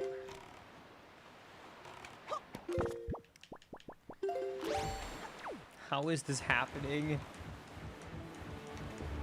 No, this is a logic randomizer. There is the Wind Waker is not like Ocarina of Time. There's not even an option for a no logic one. If you don't know, by the way, just to clarify. So what logic means for a randomizer? So the logics of randomizers are to make sure you don't get locked out. For example, imagine that there is a chest behind a rock, and the only way to get access to that chest is to explode the rock with a bomb.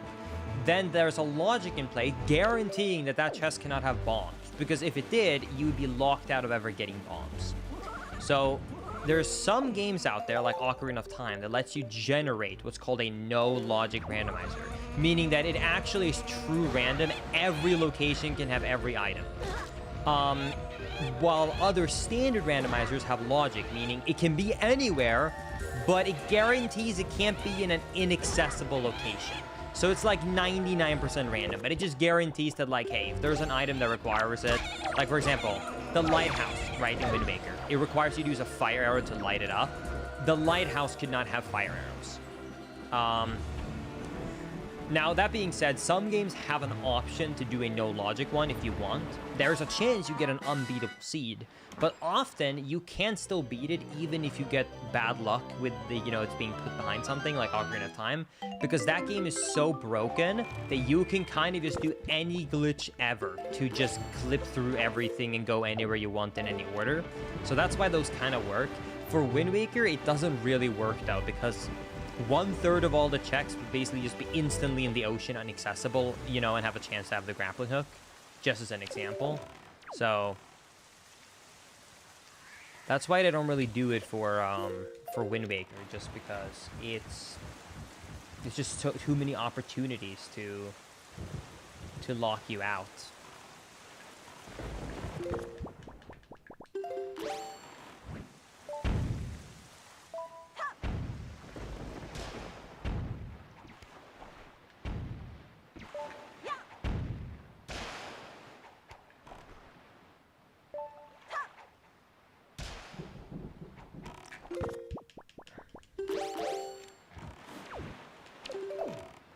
I did not have a Sonic Frontier speedrun breakdown video. I had a Sonic Frontier video where I had a Sonic Frontier like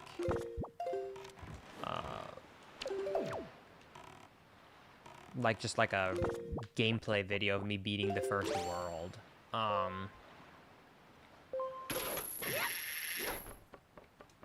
But it yeah, that one is no longer uploaded. Oh my god, it happened. It only took 6 hours and 200 checks. But we found the bow. And the funny thing, it barely gave us any more item checks because we need the fire and ice arrows to actually have use of it. But hey, it's progress.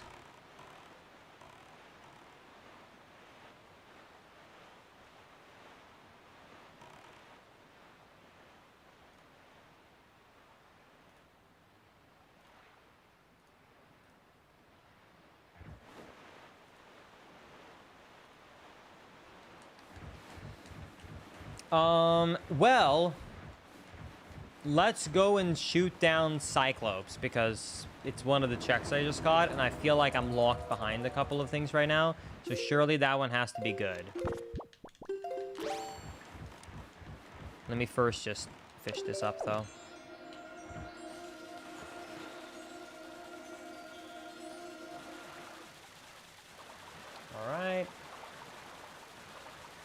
Let's see. Can we keep the streak up? Back-to-back bow?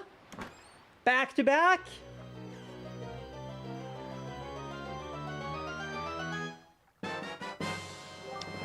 You know, it's not back-to-back, but it's an item check. I'll take it.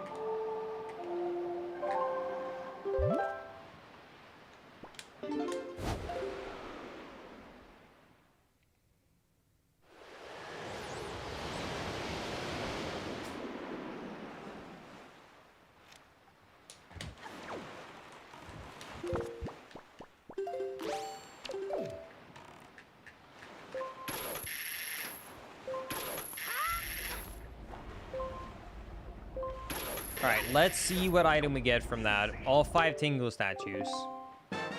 So these first items are rupees, and then it's going to be the randomized item. No way! No way! Oh my god, it's happening. The comeback is actually real. No way. No way. I feel so relieved right now. Oh my god. Oh my god, okay. Dude. It's happening. Back to back. Okay. Oh my goodness.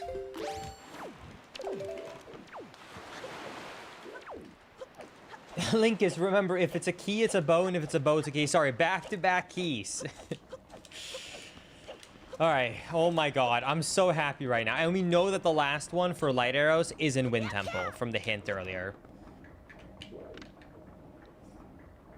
Dude, that's evil. That location we just had. Both in the bottom right corner of the ocean. Crazy. And locked behind all 5 Tingle statues. It actually, one bow being locked behind 5 other checks is crazy. Oh, okay.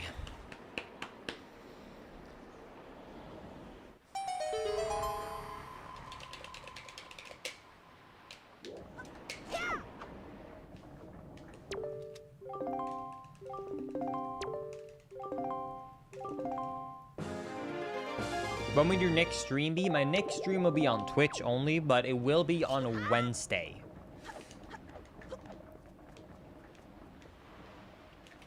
Okay, now let's check out the transparent chest.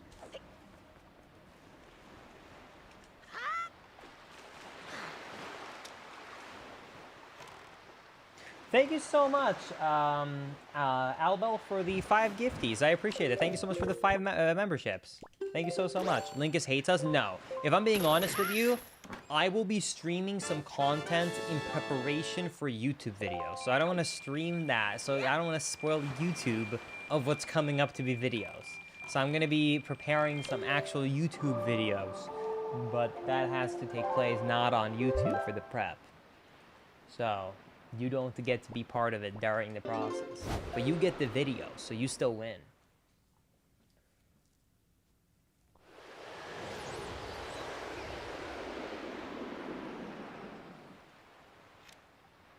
Anyways, okay, let's head over here to this way.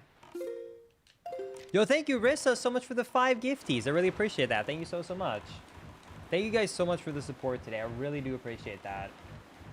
Really love to hear that. Missed the videos. Yeah, I know I've been like AFK due to health stuff, but 2 videos are coming this month. So 2 videos dropping. I hope you guys are excited. Yeah, it's gonna be a good time. Are you gonna edit this into a YouTube video? No, but this VOD will stay active and like all uncut on the live tab on the YouTube channel, so you can come back and watch this in its entirety forever if you want. All right, anyways, I'm gonna go here.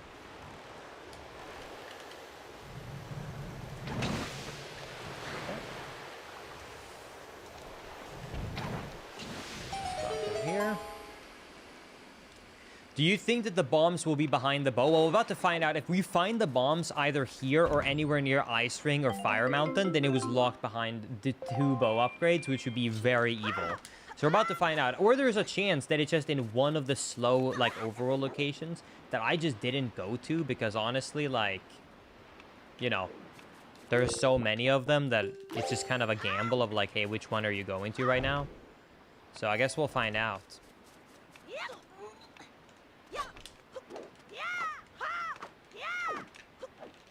Wow. Also, thank you everybody so much for subscribing to the YouTube channel as well. I appreciate y'all. Ooh, Bomb Bile. Okay. That means that Fire Mountain is Cabana Deed, which is 2 item checks.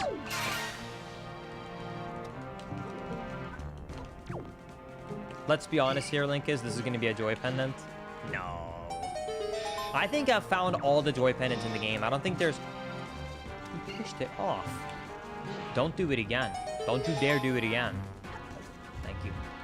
No, I think I've found every single Joy Pendant in the game. I don't think there's any more Joy Pendants to be found. So it's impossible to get trolled by Joy Pendants again.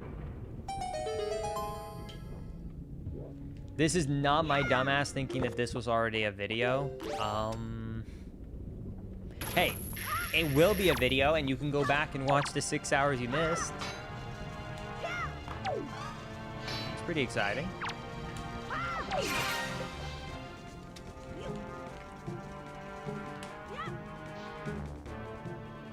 Linkus, do you think you could be streaming more Echoes of Wisdom? I don't really have...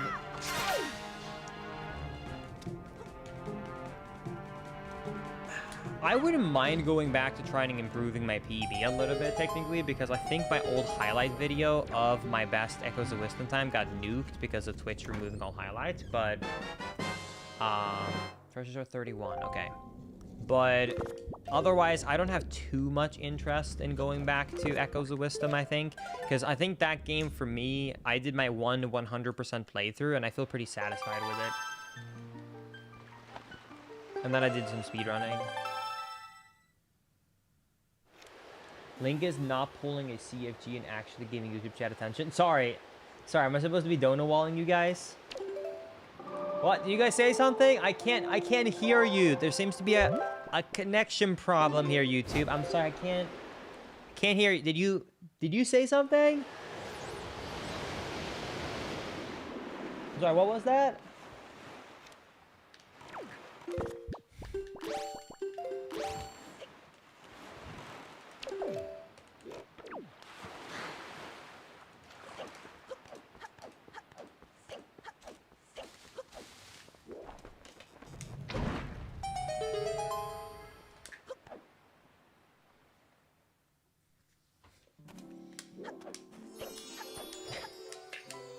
Did you say something, Tony?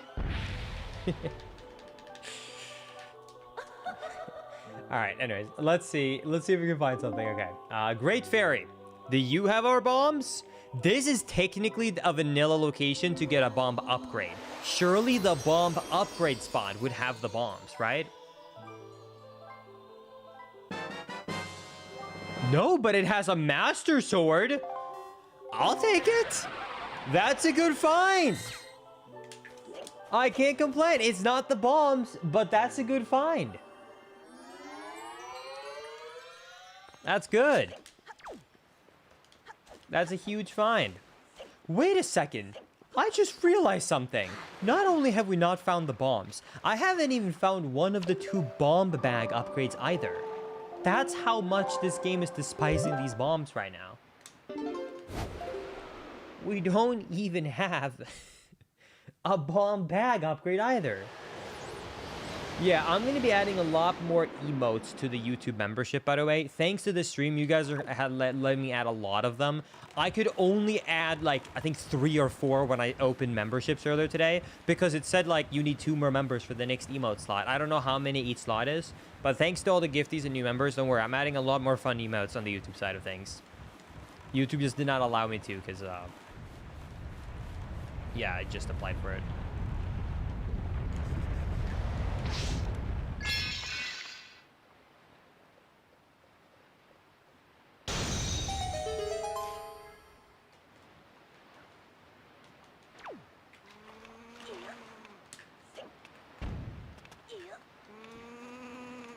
Are those separate items, bombs and bomb bag? Yes, you can get a bomb bag upgrade without having bombs.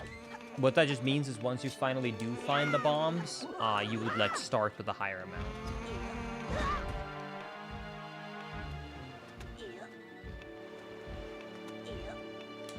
The emote, the YouTube emotes. Wait, what? Hold on, let me read this. The YouTube emotes can go away if you drop below the threshold. So you'll want to make sure there's a placeholder for every emote slot. Wait, do you mean that if I unlock an emote slot and then drop below, the emote gets removed? Or do you mean that if I ever decide I want to change the emote, then it would lose the slot? But as long as I already had assigned the emote for... Yeah, I just added some, like, meme ones. I added the Link is derp because I'm derpy, the blur one because it's just kind of funny, screaming one. But yeah, I'm doing currently a full rework with a bunch of custom, really fun Toon Link Wind Waker design emotes, actually. On Twitch, I just launched 5 of them. Can people post it right here, actually, the 5 of them? We just launched 5 brand new emotes on Twitch, and I'll be working on getting those over to YouTube as well.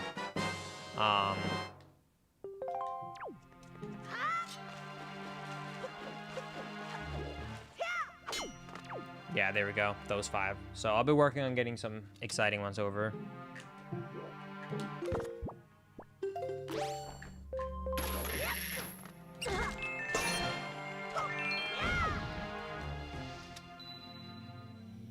Alright, let's see if we can get something good here.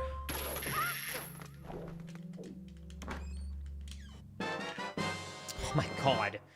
Dude, what is this? What is this?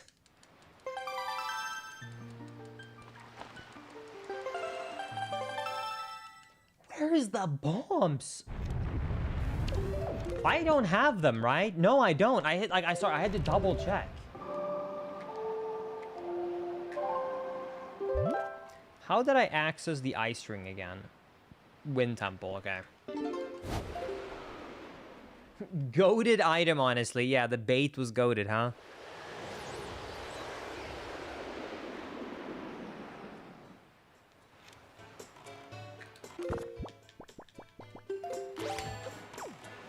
Linkus, what's your final verdict on the new Donkey Kong game? So I will be releasing a YouTube video on the Donkey Kong game soon, going into some of the crazy glitches and speedrun stuff. But I will tell you on a bonus thing is on the casual side of things.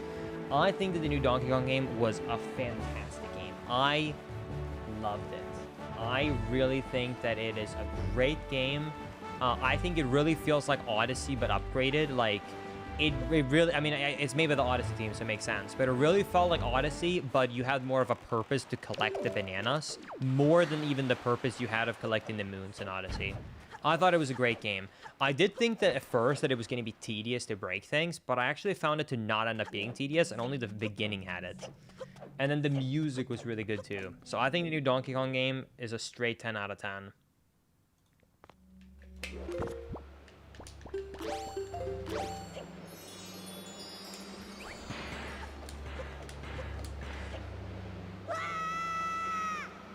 Oh yeah. Why does it still say I can't really do Tower of the Gods? Oh yeah, because I don't have the... Wait, I do have the bow. Oh yeah, I don't have bombs. I can, with glitches, do a good amount of checks in Tower of the Gods, but I can't legitimately without breaking logic, dude. So we can go and do Tower of the Gods, but I can't find the bombs there, because bombs is required without glitches to get there. This is the bombs link, as I can feel it. Well, let's find out.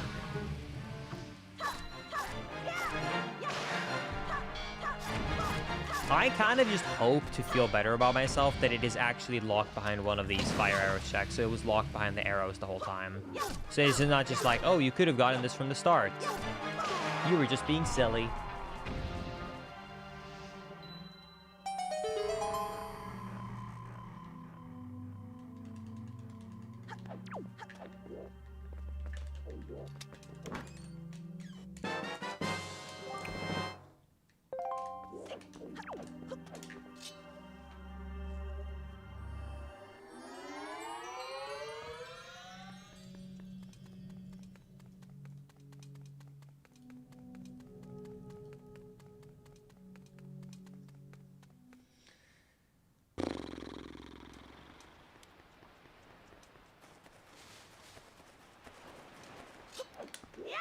It's Orca, Linkus. It's not Orca, Chad.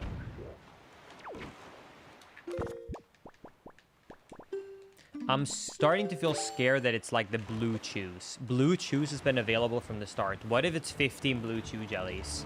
Like, what if it's actually 15 blue chew jellies? It's such an evil check. I usually just do it super late, but what if? Is there any checks that were available from the beginning? Not from the beginning, but 15 blue chew jellies have been available since about the 1 hour mark when I got the spoils bag.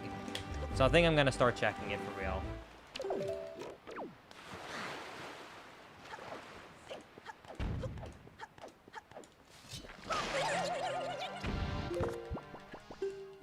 Okay, so 12.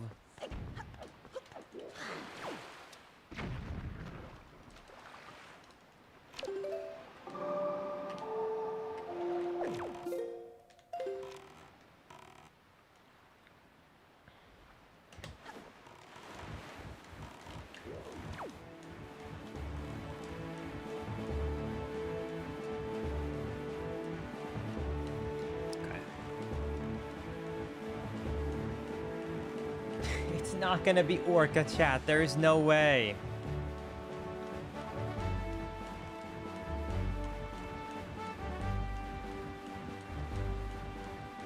Okay, we head over here.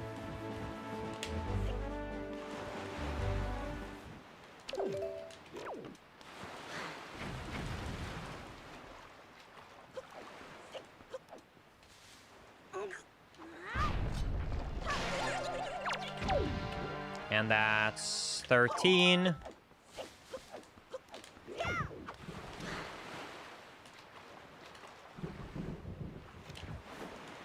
And then I don't think I got it on Mother and Child Isle, so that'll be 14, and then we just need one more.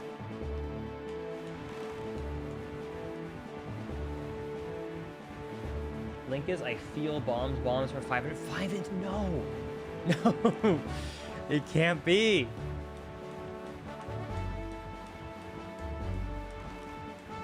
Dude, imagine Watering Quest. Watering Quest could actually be it. In theory. In theory, bombs could be Watering Quest. Nothing is stopping Watering Quest from being bombs.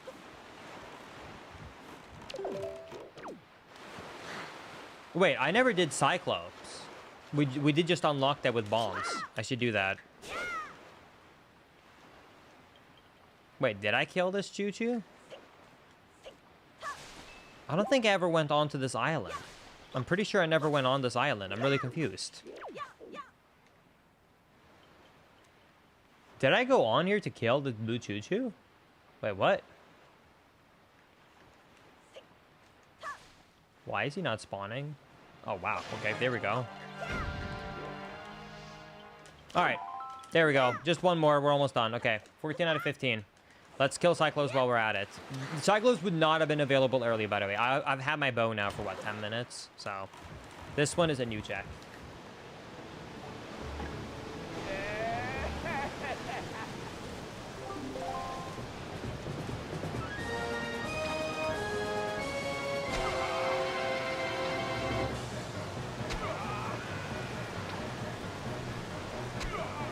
Okay, let's see. Let's see what we get.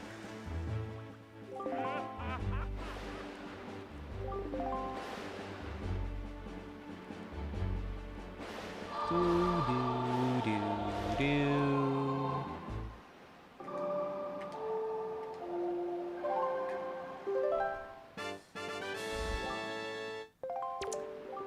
Cool.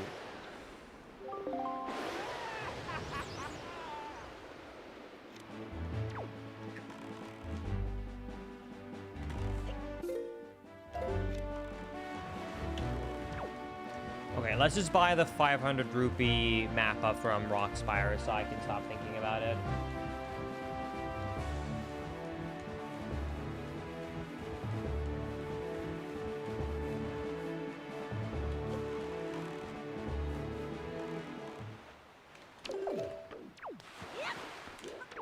Okay. I have not done Savage Labyrinth yet.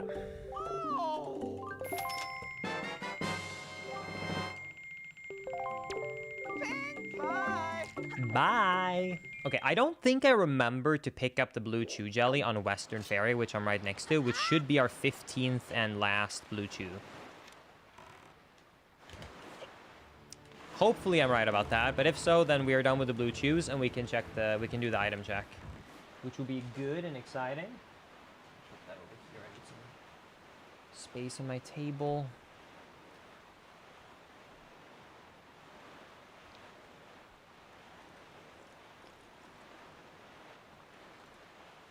Okay, so let's head over here.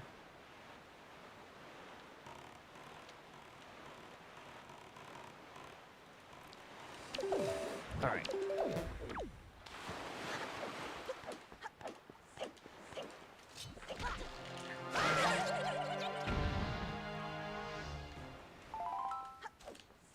There we go. That's all 15. Let's see what the 15 blue chew jellies are, shall we? Here we go.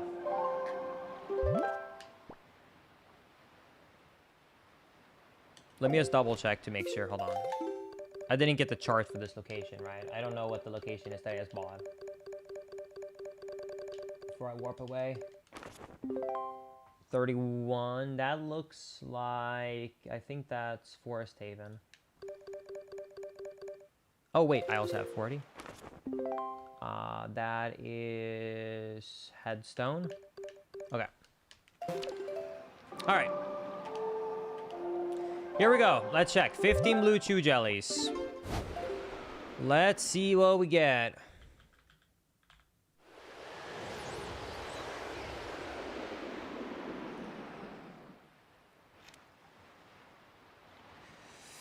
All right.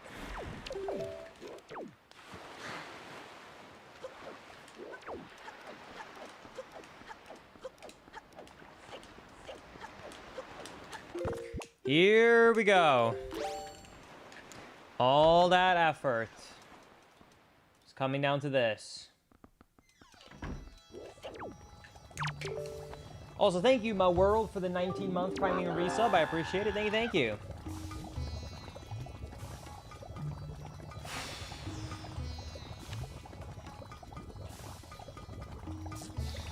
Please.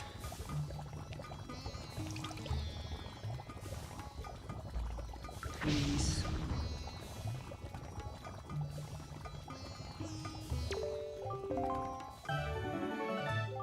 Command melody! Wait, that's huge! Oh my god, that's actually huge! Wait! That unlocks Wind Temple. Wait! No way! It actually had a progressive item behind it. I cannot believe it. Oh my god. Okay, so it was worth it. That's crazy they put that behind there, but hey. I'll gladly take it. Okay. That's huge. Okay. That is actually huge. Okay, let's quickly go and get the 2 items we have at Forest Haven, and then we're gonna go to Wind Temple. The only thing I'm missing to be able to 100% Wind Temple, honestly, is just bombs. But bombs could always be there.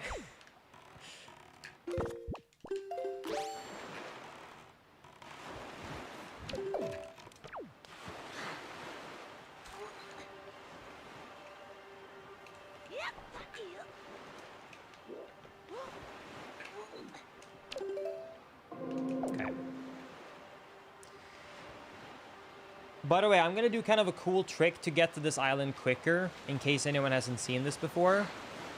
Check this out. So I'm going to go down underneath the map, and then I'm going to swim here to not go into the loading zone, but to go into this upper platform here. Then I'm going to stand here, and I'm going to change my wind direction to be down right.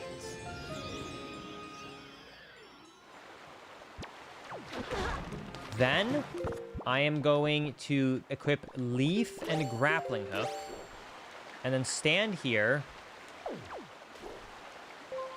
then we're gonna swing, and then I'm gonna jump at the highest point and then take out my DQ Leaf. then you could just barely make it to this island without having to go all the way to the top of Forest Haven for no reason. Bam.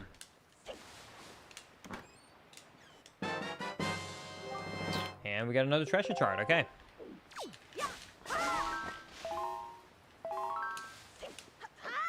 Unfortunately, I was slightly too slow for Beetle, so I think I'm gonna drown. I think he's just gonna chase me out of here.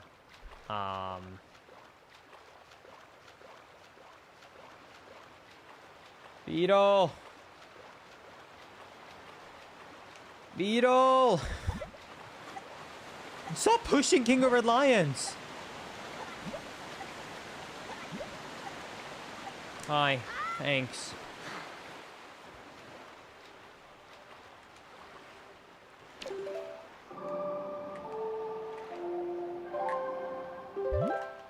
Okay, we're about to start the next dungeon, which is Wind Temple. I have to pee super quickly, so BRB like 15-20 seconds. I have to do a quick way. So BRB 1 second, and then let's do the dungeon.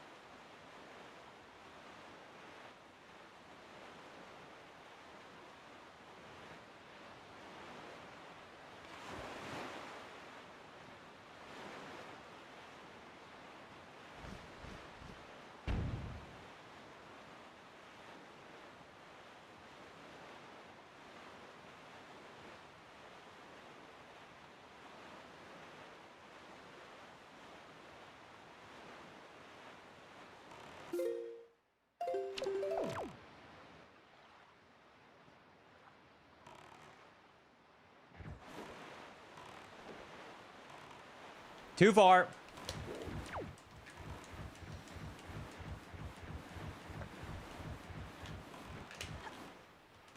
I did some speedrun skips for sure. Linkus, wait, is this pre-recorded? Yes, I definitely pre-recorded this whole run with the bad luck, and I purposely let myself sail past Pop Rent.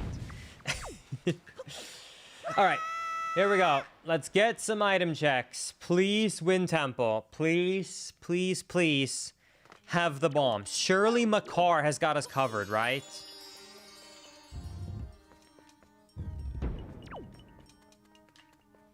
This has to be it, right?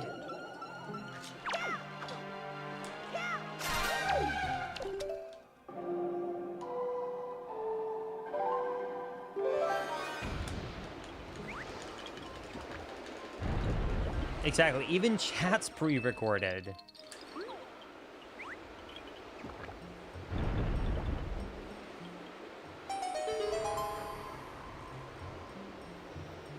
Even these 100 bits were pre-recorded, exactly. Okay. Let's go up here.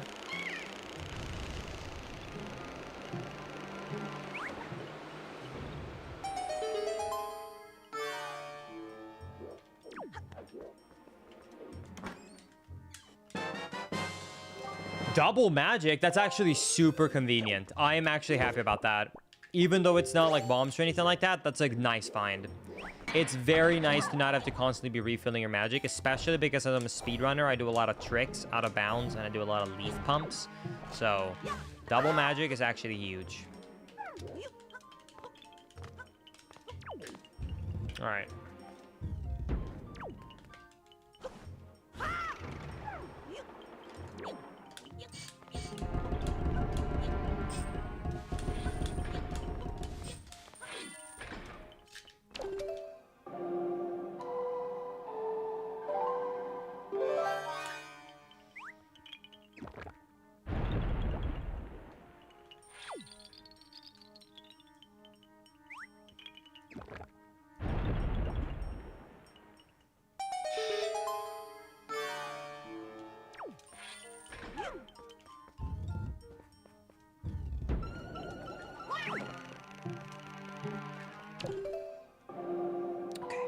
One nice thing about the randomizer compared to the base game is that we don't have to feel heartbroken by my car getting captured here. My car does stay with us throughout this whole rando.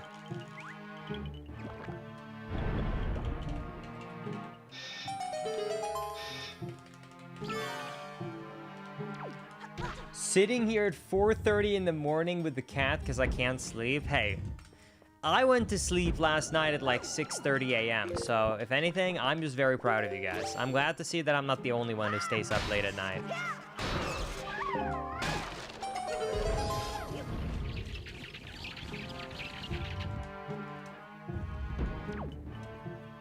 I have an important... Actually, wait, this is a good question. Chat. At what point has degen gone from night to morning? Like, at what time is it no longer fair to say that, like, oh, I went to bed, like, late last night? You know what I mean? Like, is there a cutoff where it's like, you know, because, you know, if someone goes say, like, oh, I went to sleep at 3 or 4 in the morning, I think you can all agree you just went to sleep really late, right? You're, like, really degen. Oh my god, yes, delivery bag.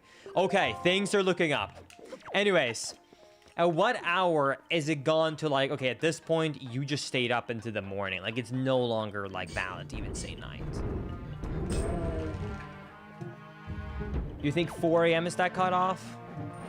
Is it 4 a.m. exactly, or would, like, 4:30 count? Like, you mean, like, the second it hits 5? So, like, 4:50 would still be morning? Is that it? Like, do you mean that, or do you mean it's, like, 4:00, and, like, after that, it's... No.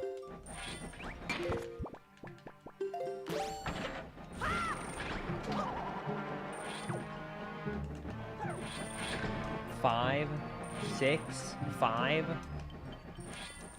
See, I can agree, because here's how I feel, right? When I'm awake all the way until like 6 in the morning, so I can actually go and buy breakfast, I feel like at this point I've stayed awake past the night. I still feel like up until 5, hey, Greg! I still feel like it's night. Okay, I could technically wait. I'm gonna keep playing, and then I'm gonna do a glitch to get in here.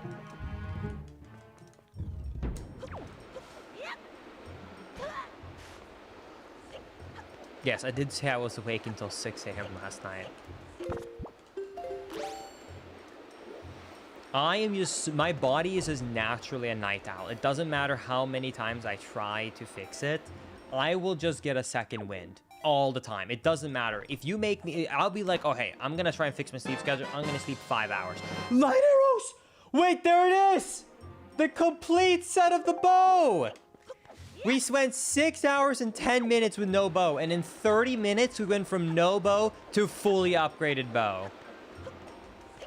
There it is. There it is.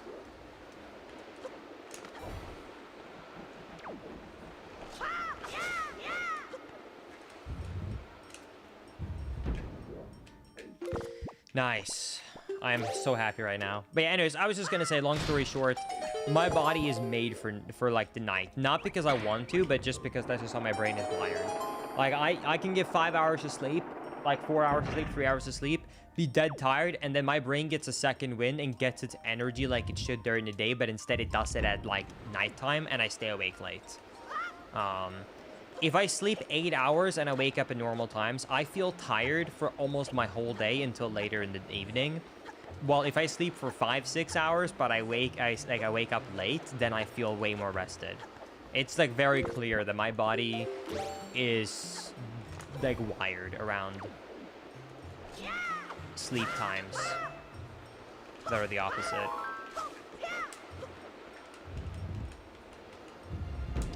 All right, there is a old glitch from the original like 2014 or 15 route of Wind Waker HD that lets you do this skip here. So let's see if I remember how to do it. So I think if I remember correctly, you want to be on this line by this texture, and then I think it's leaf, roll, roll, get a jump, leaf pump, leaf pump, leaf pump, leaf pump. I think I might be too low. Yep. It's something like that. Let me try and see if I can get it. Maybe I can be above the line. Let me see here.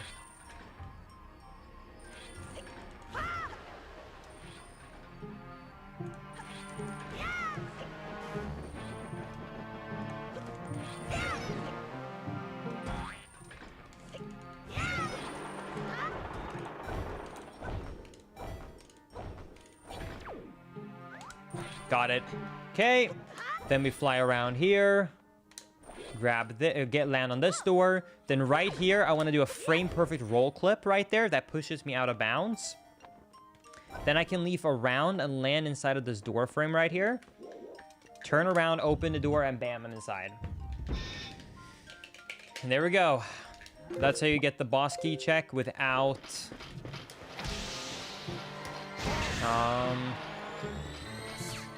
having Wind God lyrics. Okay.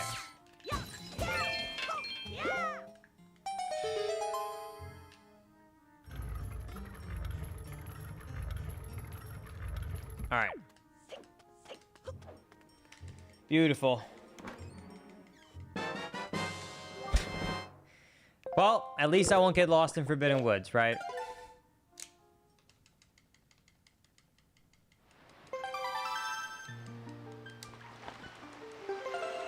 It is very impressive that we don't have bombs still. There is just so many items that is locked behind bombs.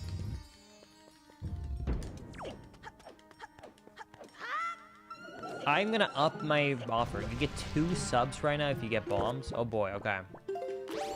Well, surely that means that maybe that's it. Maybe we just haven't bribed the game enough. Surely that means that this next check is gonna be it. Let's see it.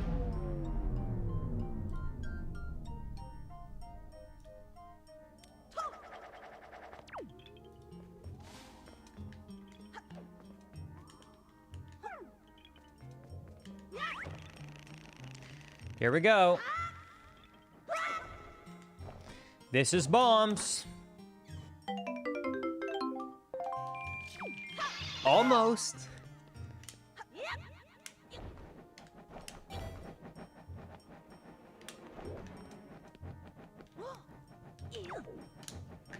Right here, I don't want to use my key because I only have 1 out of 2 small keys. So I'm going to do a quick roll clip again to clip outside right here and use the leaf. The reason I take out the leaf right there, by the way, is the Nintendo developers wanted to avoid you from being able to go out of bounds. So if you ever have a leaf above a loading zone, it doesn't matter how far up, it instantly triggers it. So that's why I kind of just instantly take out the leaf. And that's why the loading zone triggers even when they're in the sky and I'm working on it.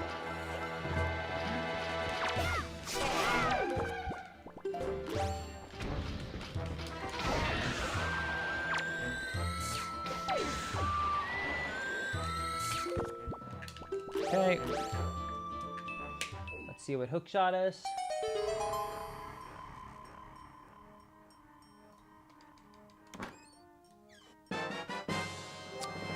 Treasure chart 28.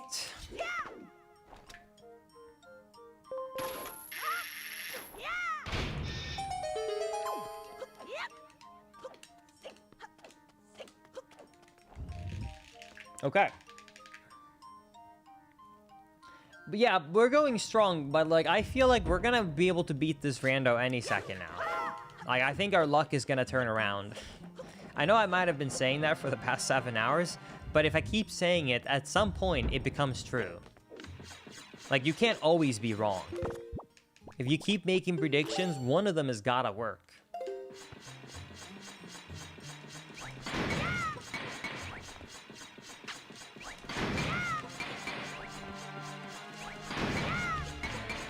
I will fall down here, by the way, because I don't have bombs, which is the actual item you use there for the strat. So I will have to get grabbed by this floor master.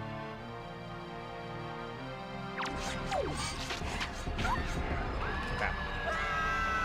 There is a bombless method to do this skip, by the way. If you ever do a Wind Waker Randomizer, or you want to try this yourself without doing a really hard-timed speedrun trick, let me show you how you can theoretically skip this room here that I was just in without bombs. So here's how you do it. You want to head over here. You want to aim for in between these spikes right here. Hopefully I'm in the right position. And then you want to backflip, take out leaf, and take it away. And if you time that right, you should be able to grab this ledge. And if you happen to perfectly stand in the middle here, you will see you can stand here without getting hit by the spikes. Then you just jump slash over, and no damage. Oh my god, there's Wind God lyrics. Well, pretty appropriate spot, I guess. Anyways, but either way, that's how you skip that entire room.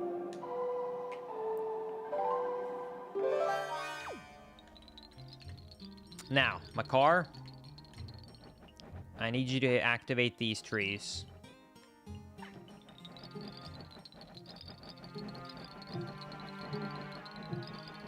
Holy shit, I just ate a little bit too much pizza and I'm going to... Oh, okay. Well, I'm sorry to hear that. Yo, Linkus, my favorite item in this game is bombs. Can you kill the next enemy with bombs for me? No.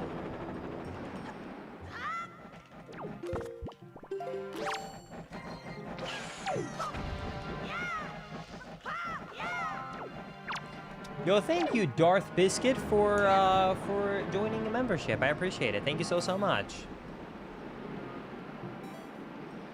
Thank you for the support. And thank you, Probably Tall, for the 59 months as well. Thank you.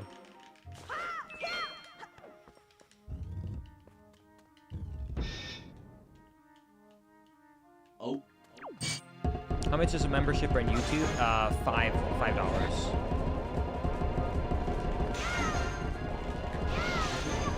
Well, you can set it to whatever you want, but I did not increase it above 5, I should say. Maybe there's some content creators you will find that has more than 5. I just set it to the standard 5.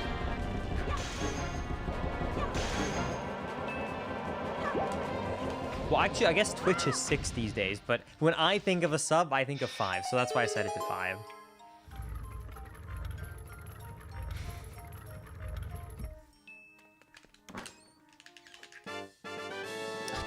Oh boy. So much joy! Alright, if bombs is not in this chest, then we can no longer get bombs in this dungeon, I think. Oh no, they could still be at the end of this dungeon. Alright. Alright, we got 2 more item checks, Chad, which is beating Mulgara, the dungeon itself, and also one in the basement. So let's see what happens, shall we?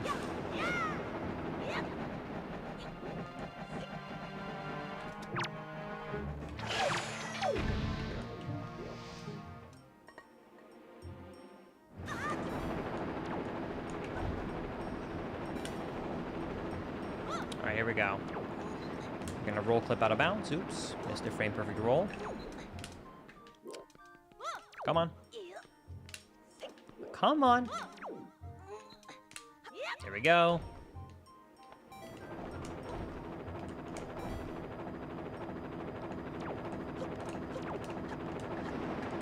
All right. And then we are going to take this guy down right here. Kill all of these enemies here.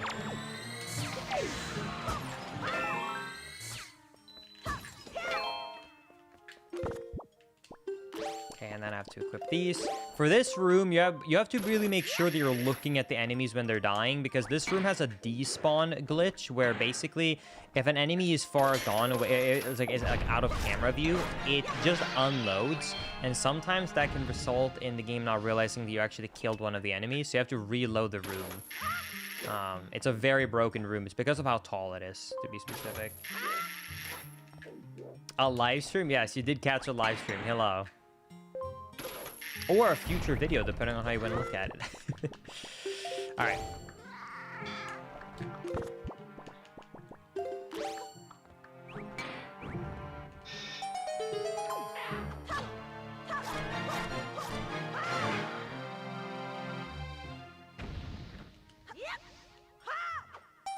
All right, let's see.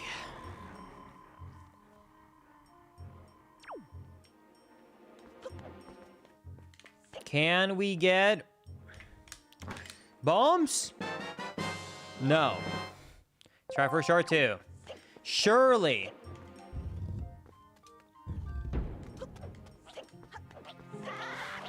The boss has it though, right?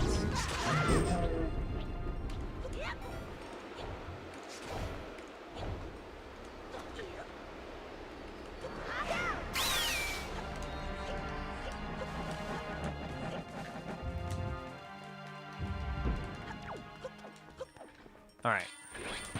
Let's go here.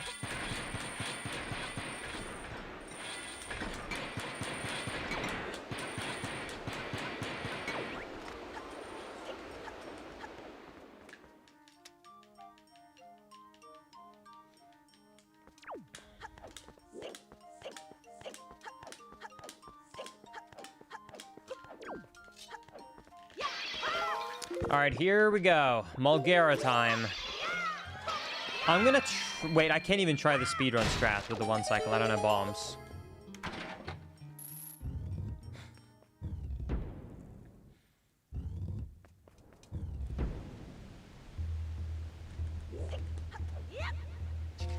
All right, I guess we'll actually fight him legitimately. Here we go.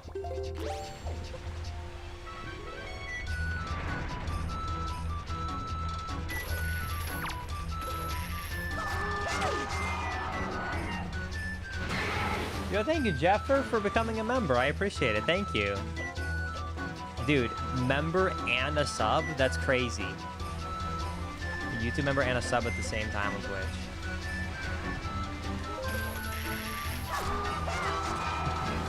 Thank you.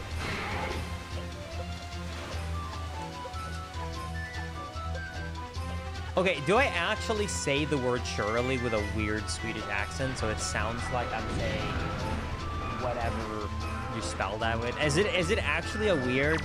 Am I actually saying it in a strange way? Do I have a little bit of an accent?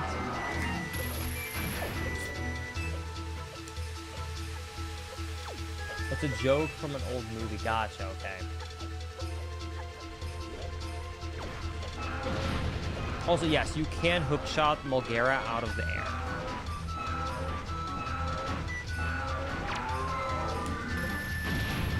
Oh, if you're good, like I did the first time. I wanted to show you what timing to use, so the first time you saw how to actually do it, and the second time I wanted to actually on purpose not do it, just so you could see, like, the strat differences between having to wait.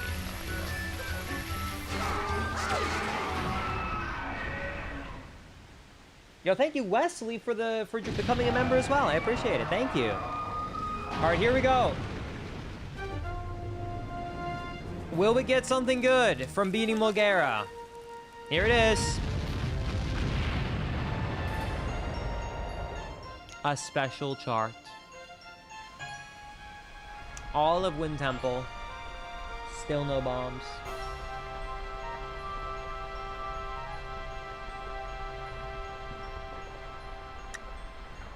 Okay, dude. Well, we did just get the delivery bag, so we do have quite a lot of item checks from that, so maybe that's gonna give it to us. Maybe, just maybe. Okay, hear me out. We needed arrow to get another arrow to then get access to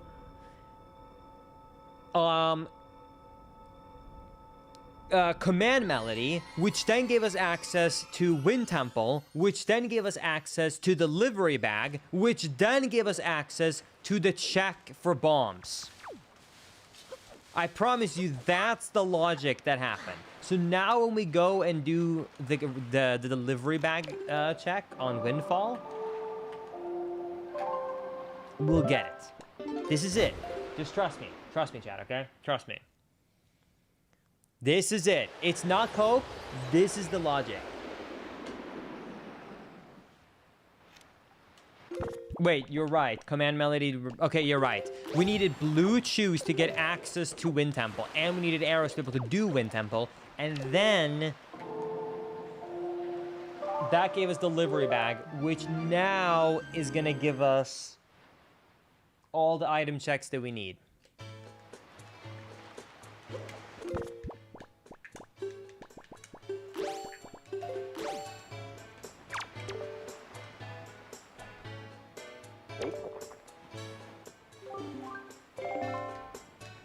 Here we go.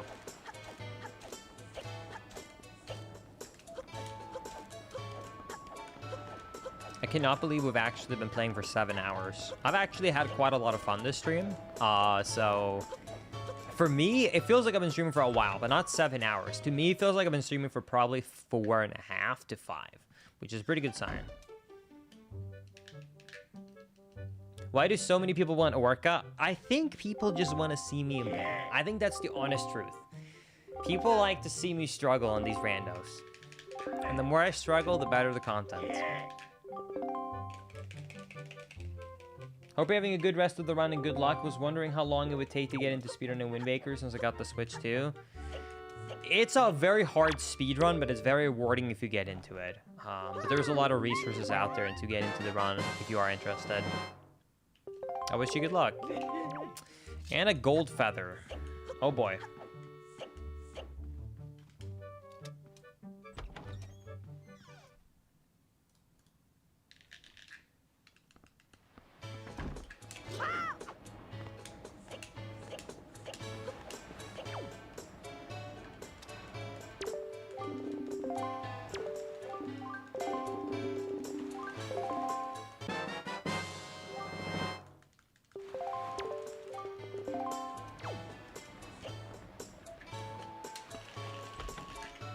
Okay, here we go. Come on. We have these 3 checks that from this delivery bag. Come on. Oh my god, wait. Okay, but okay, Master Sword locked behind delivery bag? Can the last check be bombs? Wait. Could this be the clutch we've been waiting for? Okay. All we have to do now is we have to go to Great Fish. We have to trade this flower I just picked up twice, and then come back, and it will be the 3rd and final check for delivery bag. So let's see. I hope it's not locked behind like the whole trading quest. That would actually drive me crazy. Do not make me do the whole trading quest. It's so slow. It is actually so slow to do the Goron trading quest.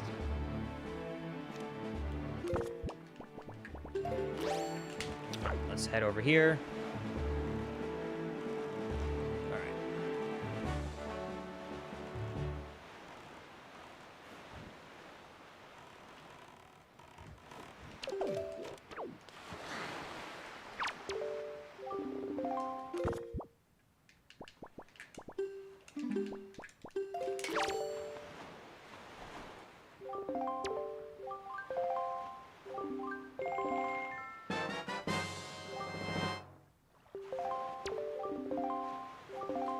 Okay, then we have to trade again.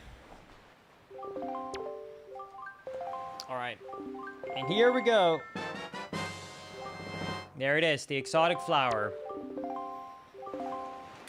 What will we get? Let's find out.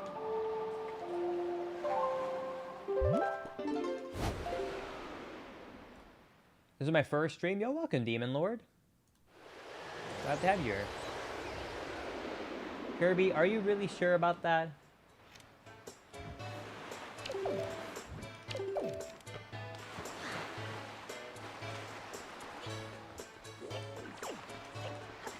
Okay, here it is. I can feel it. This is the bombs. It's been behind the delivery bag this whole time. This is it. This has to be it. No way! I told you it was behind delivery bag! I told you! I told you guys! You guys gotta believe! No Orca 500 hits. It only took 7 hours and 227 checks. And it only took getting 15 blue shoe jellies to get access to Wind Temple, to go to Wind Temple, to get the stupid thing, to get the other stupid thing, to then finally get the delivery bag. This is the most cursed seed of all time, by the way. Can I just say how insane the steps are to get the bombs? That's evil. Oh, I just lost my voice, but that was worth it. Okay, oh my goodness. Let's go and beat Tower of the Gods.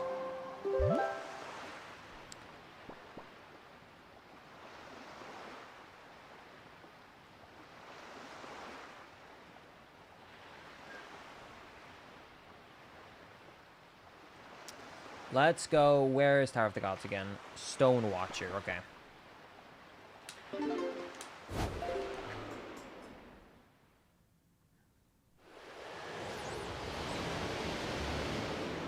Brrr.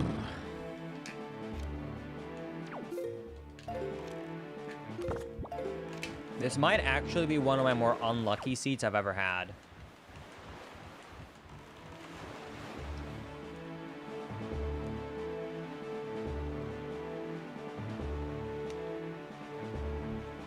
Nice job finally pulling the bombs, thank you. I think I might have set a record for longest time to find bombs. It's not really the records I like to go for. I personally like to go for the records, you know, that are good. But hey, we'll take a record.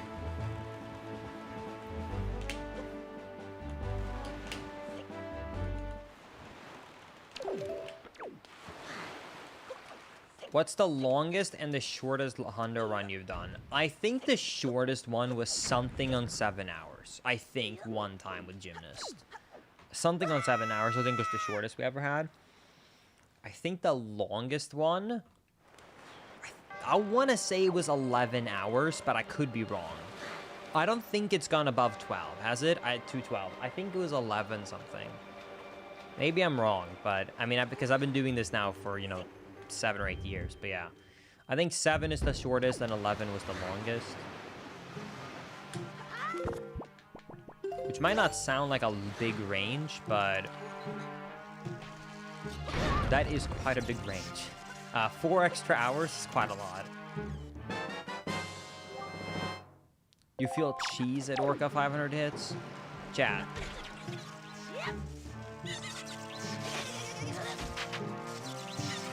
I'm gonna tell you this. I'm probably gonna do Orca 500 hits as one of my later checks. I know you guys like it, but it takes like 5 minutes, man.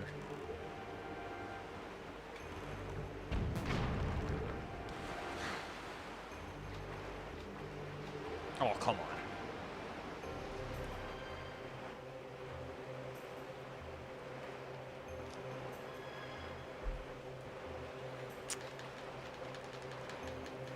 Only 5 minutes? 5 minutes of just pressing the B button is a long time, okay?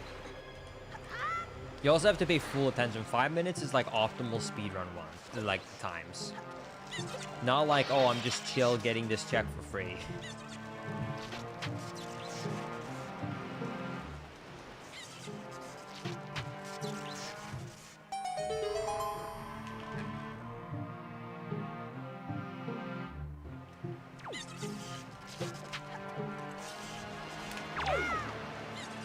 Don't hit me. Oh my god, I can't believe that didn't hit me. Jeez, okay. Come on, keep it up, keep it up. Come on, let's turn this seat around. Let's do it. Let's keep it up. There is one thing I do know, unfortunately, though, that I am going to have to make a decision on. Savage Labyrinth. We know that there is a good item, and I mean a good item in a Triforce chart at floor 30. However, we don't know if there is a piece of heart or not at 450 because that does not show up in the text. So it actually is a gamble on if I want to risk it or not. You know me, I'm considering risking it and not doing all 50 and just hope that the 50th floor does not have a good item. But it does run the risk of there is a good item there and I skip it and I do everything else. And if it was a good item, I have to go back and redo it all. But at the same time, like, how really can the odds be that I'll be missing something really important on the 50th floor, you know? It's like a 1 in 300.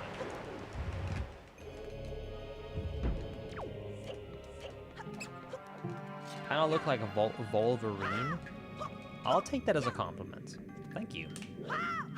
Is it the sideburns?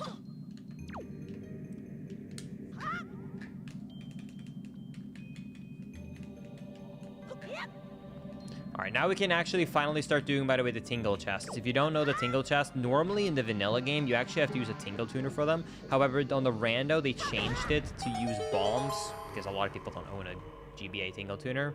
So I've been waiting this whole time. Because it's like swapped, so it no longer looks for Tingle bombs, it looks for real bombs.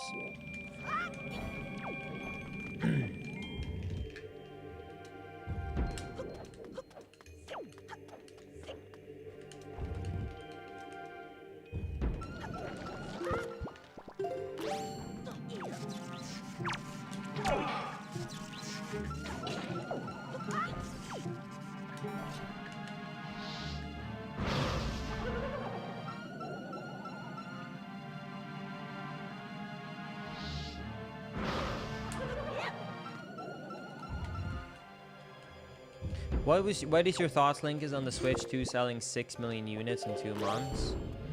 Wait, the Switch 2 has already been out for 2 months? Has it actually? Has it actually been that long? Oh god. Time moves too fast. Make it stop. Anyways,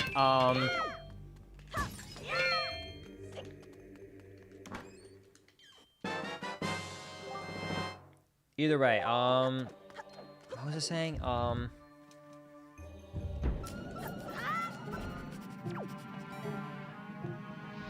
yeah, what was my thoughts on the sales? Good. I'm assuming that the Switch 2 is gonna sell really well. I think Nintendo seems to be a company that has pretty good expectations from my experience. So I think they're going to be happy with the Switch 2 performance. I think people online are going to be talking about that the Switch 2 is a failure because they're going to compare it to the Nintendo Switch 1 sales, which I got to say, 1, console's been out for a really long time. 2, the Switch 1 had the kind of boost of mainstream that almost no consoles see. You know how like the Nintendo Wii just outsold everything because it got that mainstream boost? I feel like the Switch got that too thanks to COVID and lockdowns. So I think no matter how good they made the Switch 2, it probably cannot even get close to the Switch 1.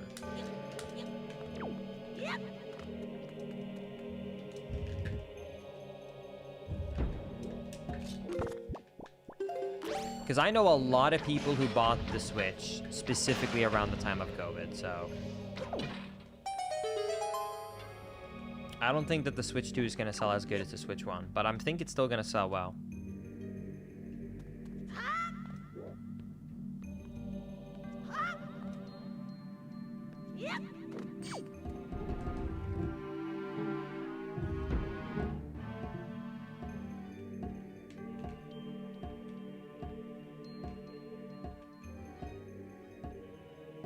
Link is, would you buy the Switch 3 for $700? The sad thing is my answer would be yes.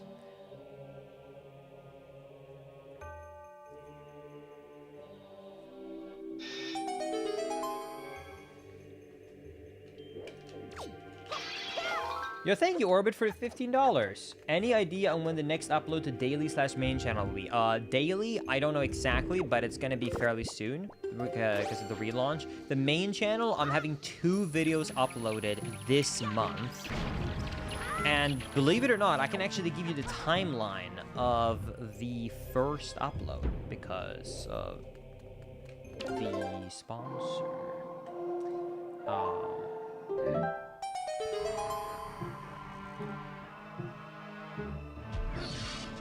The upload date is the 7th to the 15th of August. So basically within the next 2 weeks.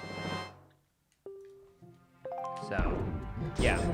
2 videos this month. 1 is coming out in the next week and a half. And the next one after that is going to be, well, probably towards the later end of this month. So yeah, so two videos this month.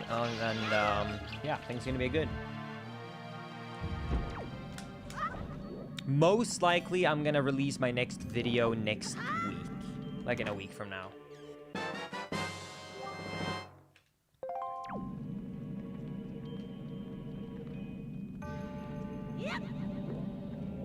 Yeah, it's definitely rough for Nintendo about having to raise the prices even more. And this time it's not actually like sellout or greed, but it's actually something they can't control.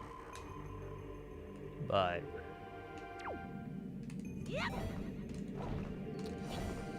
thankfully, and wait, actually, and in case you are like on the edge of buying a Switch 2 or you're planning on buying a Switch 2 soon, I would actually recommend you to rush out and buy a Switch 2 because they are gonna increase the price from tariffs. They already increased the OLED Switch from $350 to $400.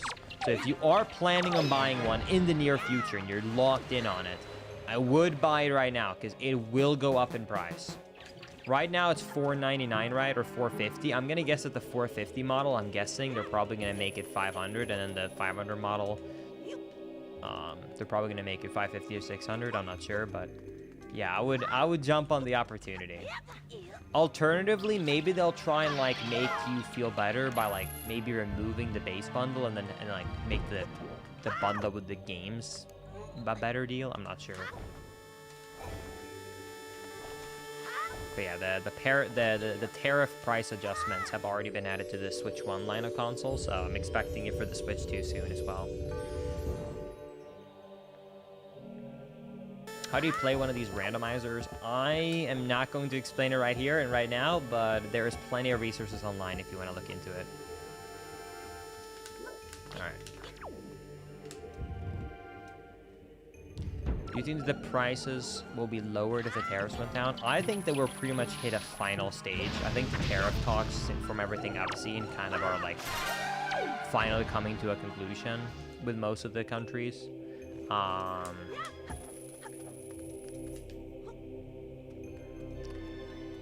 I don't think prices are gonna come down though. I think you will only see prices come down when it's so expensive that no one can buy it anymore.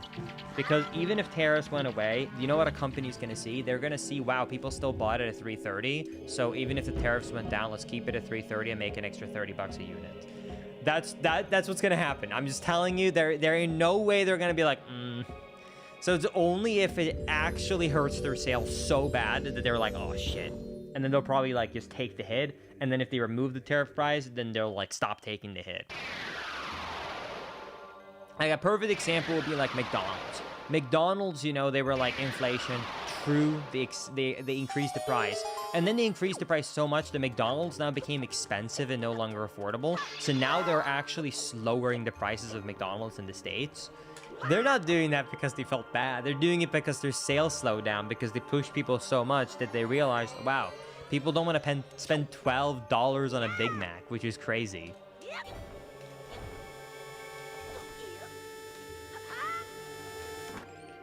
I have my Switch Lite and only paid $199 for it last year. And I'm on the edge of getting the Switch 2 and the Steam Deck. I can't speak about this. I feel like the Steam Deck is a weird one to me. Steam Deck, I have never heard of anyone who's like in the middle of that. Either people buy the Steam Deck and love it, or they buy the Steam Deck and they hate it. Like, it's a very, very, very divided thing. Because either you are kind of a PC gamer and you just want it to be handheld and you don't mind that it's Linux and you don't mind that it's like bigger and clunkier and you just love that you can play your Steam games on the go.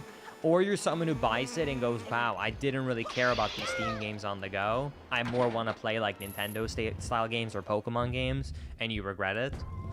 But as long as you really actively play a lot of Steam games, then it does seem like a great buy.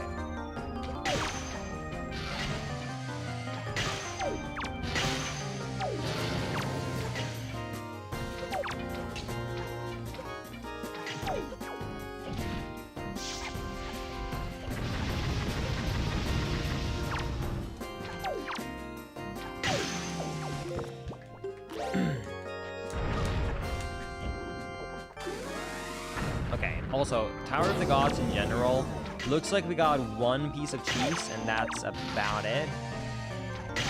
But I guess looking at the our item tracker, we're getting kind of close to having most of the items we need, huh?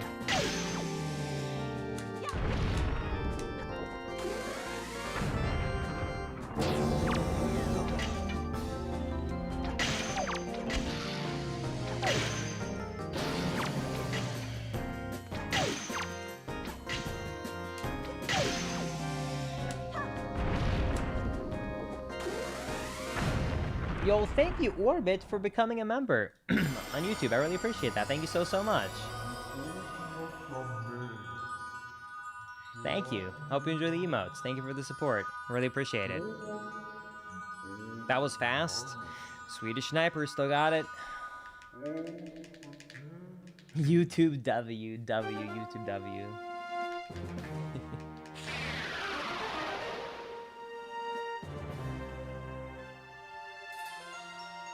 Imagine buying a Steam Deck only to say I'd rather be playing Pokemon right now. Yeah,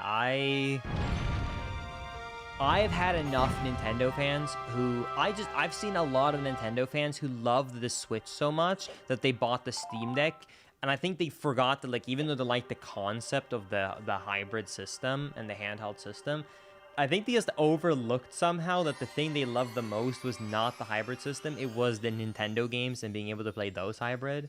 But as long as you're not making that mistake, I think you will like it.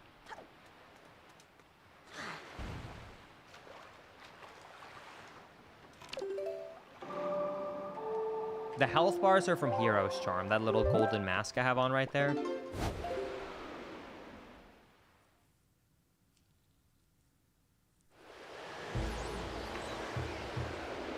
Yo, thank you, Nayeb, for the 6 months. I appreciate that. And thank you, Mega, for the 1 viewer raid as well. Appreciate it. Thank you. I see mail. Is it the bomb shop? Oh boy, we got bombs in stock. And 10 rupees. Oh boy.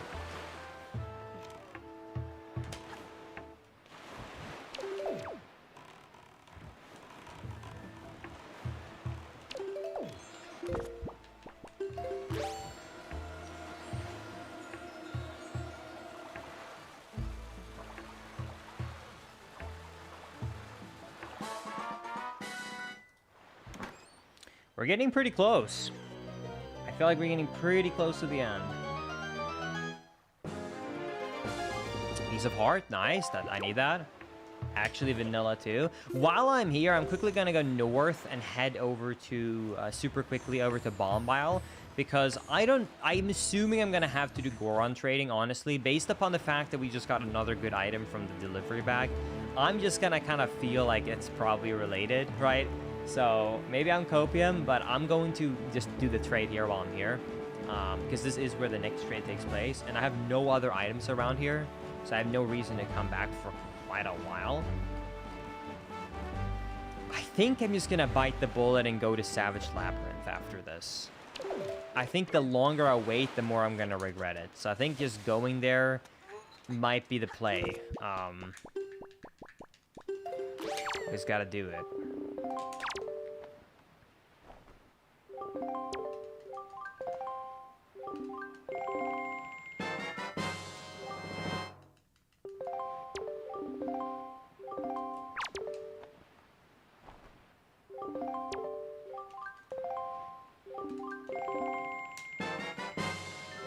Don't forget Orca Link is same island. Actually, no, because to enter Savage Labyrinth, I am not entering. I think Savage Labyrinth was Dragon Roost, right? Let me double check. Yep. We're actually going to Dragon Roost.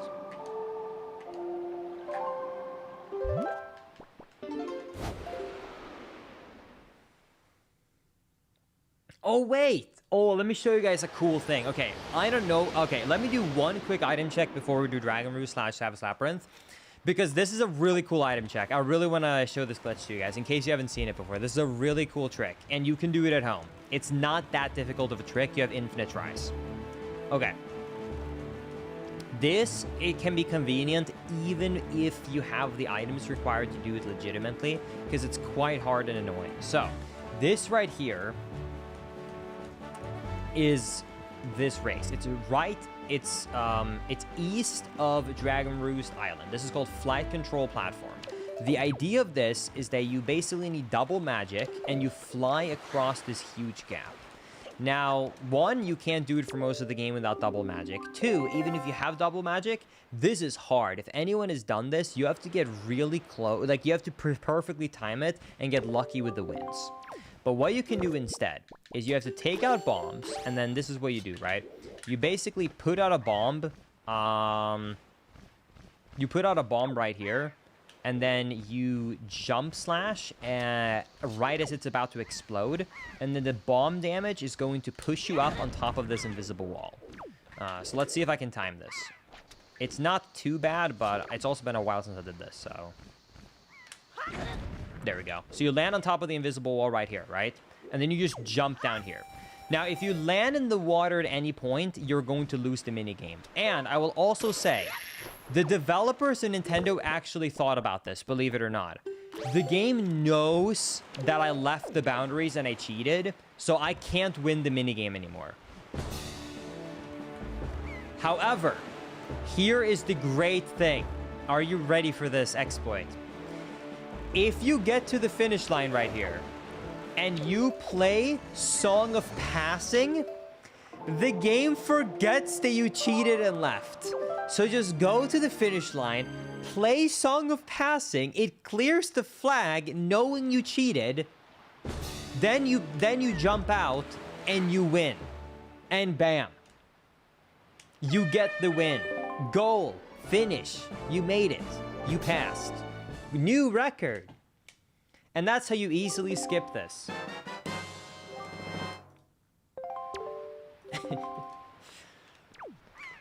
It's that simple.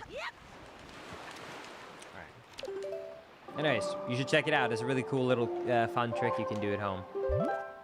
Alright, now let's go to the... thank you, Linny, for the $5. Love your stuff, Linkus. I was happy to see this random run today. Yo, thank you, Linny. I really appreciate that. Thank you so much. And thank you, Kentucky, as well, for the 5. A Wind Waker Randomizer is the equivalent of sailing in the 1600s. It's grueling, unpredictable, and it takes forever to do. Plus boats. Yep. Yeah, you know all my Swedish ancestors who traversed the oceans all the way from Sweden to the Americas? Yep. I'm basically doing the same right now. I want to know how my ancestors that, traveled from Sweden to Minnesota hundreds of years ago feels. So this is really giving me that experience. And since you're watching and you basically also know how it is, because you're watching it live, so you're really getting the full experience too.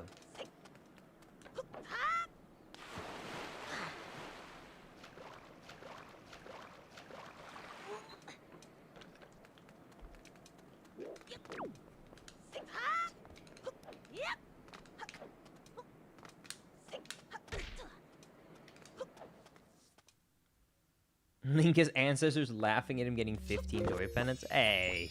It might be true, but hey.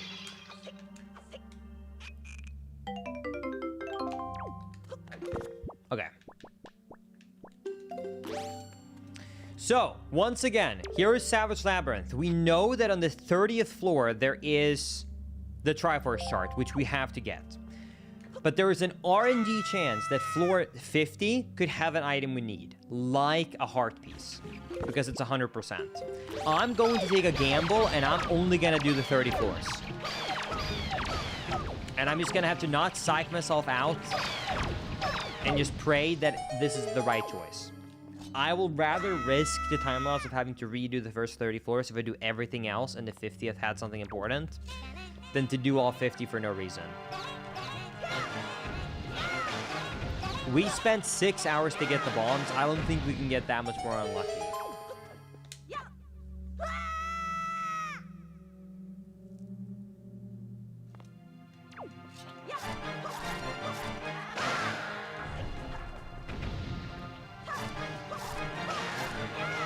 Do 50 no balls. Actually, I'm pretty sure doing only 30 instead of 50 shows balls, because I'm willing to risk it all. Could you do the Savage Labyrinth in under 10 minutes? Oh yeah, bet. I started this at around 7:29:50, or sorry, 7:29. Remember, I used to speedrun this, and back in the day, back in my day, when I used to speedrun HD, you used to have to go down here to get this Triforce chart, and there was no skips at the time. And also, I just realized, on top of that, for these slower enemies, I had light arrows. I'm eating a piece of cheese right now, bro. Nice.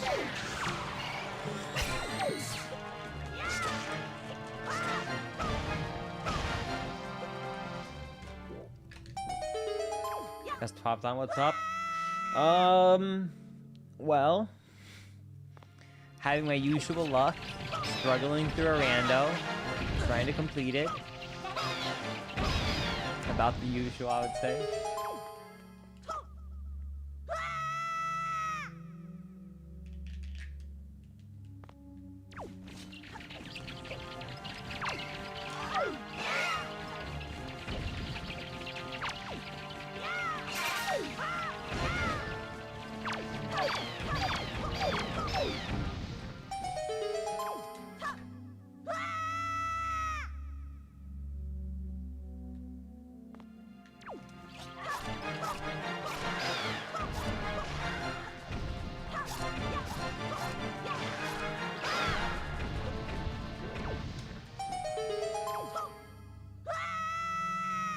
Minkus, have you ever done or considered doing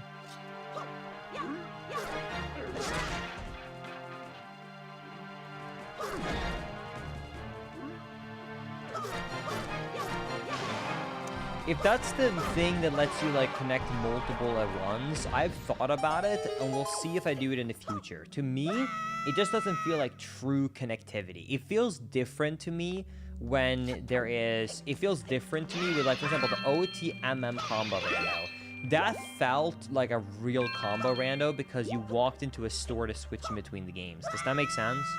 It doesn't feel like I'm doing a true multi-rando when I'm actually running 2 separate games and it's not like I go somewhere to change in between them. Does that make sense? Maybe that's stupid, but I don't know. It doesn't feel like they're really truly connected in the same way.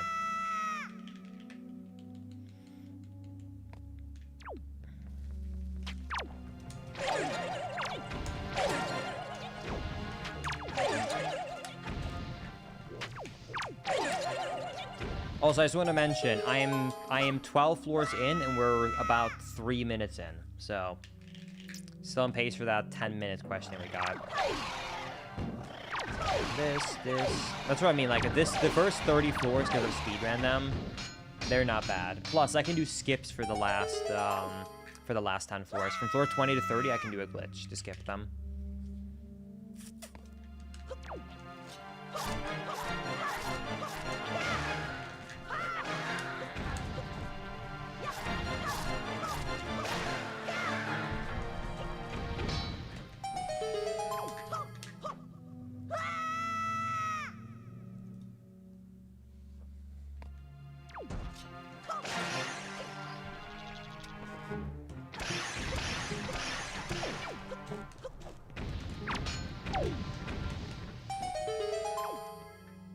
Wow.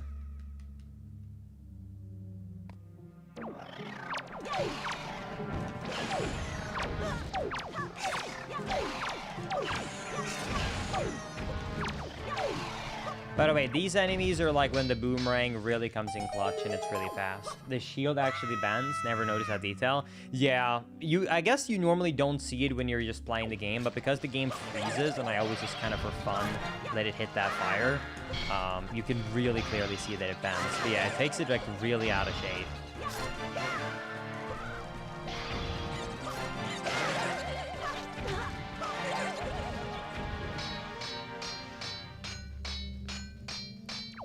Did I miss something? Oh, wow.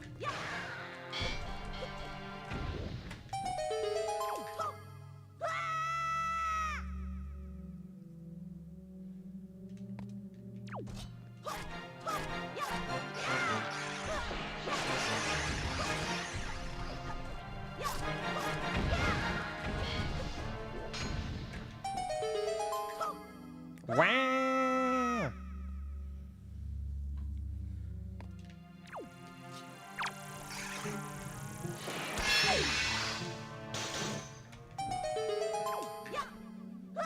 Wow.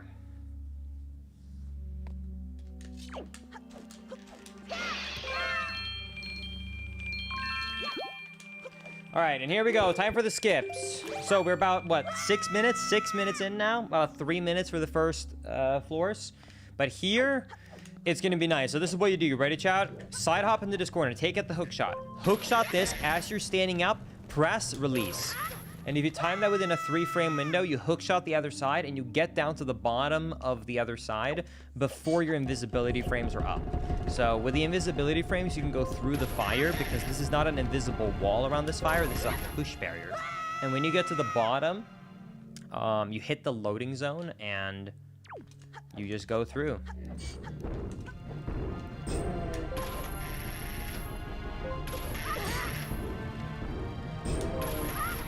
Wow. You should do a rando where if you get certain items, the stream just ends. But what if I went live and I did that, and then I got it as like one of my first items, and I just go offline after 5 minutes? Link chat, if you got offered $6,000 to be locked into a room for 7 days with just food and water, would you do it? No. That would scare me. Wait, actually, it depends. Do I have games with me? If I have something to do, then yes. If you mean like a completely white room with nothing, then no, I don't think so. But if I just have any form of entertainment, then sure. It's not much different from my day-to-day life anyways. I can easily go a week without leaving my house.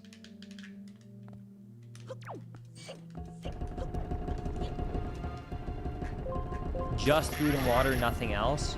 Okay, so basically I'm stuck in a white box with just food and water for a week. Then my answer is no. I watched this. I don't know if people saw this. Do you guys remember? He's not as known anymore, but if you've been around YouTube for a while, you will know who he is. He uploads a video like very rarely. Do you guys know Vsauce? He was one of the largest YouTubers back in the day. Nowadays, he only uploads a video like every now and then, like very rarely.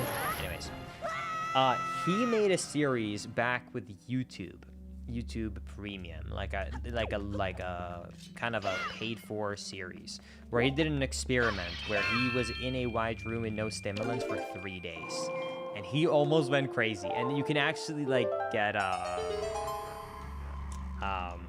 like really hurt from not having any stimulant for that long. So being in a room for a week sounds awful. Alright, and there is the treasure chart, and let's pray to God that floor 50 doesn't have anything good, because I am not gonna go all the way down. I'm gonna take the risk.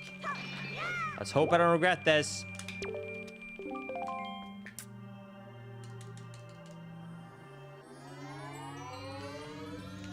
Let's hope I don't regret this.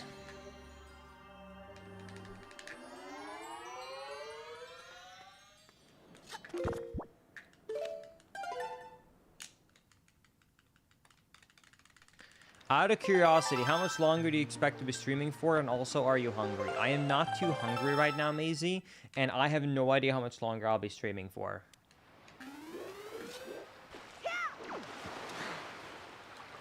I would like to give you an estimate. I can give you a 15 to 20 minute heads up when I'm at that stage.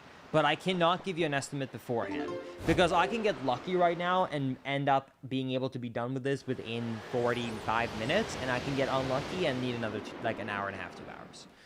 I really cannot give you an estimate right now. There's too much variables.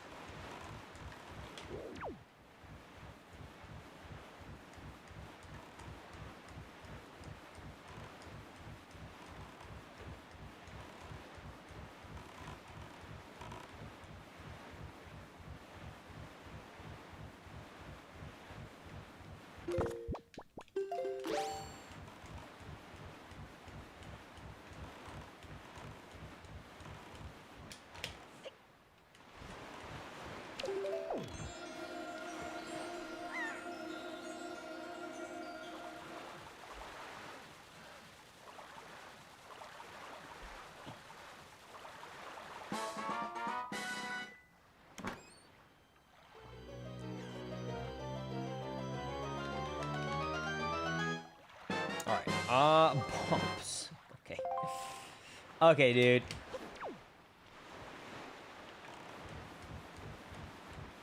One of the main things that I have been missing this whole time that's really gonna suck up a good amount of time that's not gonna be too fun is the reefs. I could not complete any of the reefs with the items we had before, but now they are. The reefs are always just kind of a drainer to do, unfortunately, so there's not too much I can do regarding that. I just have to take out bombs, and I just have to... I'm just gonna have to suck it up and do it, basically.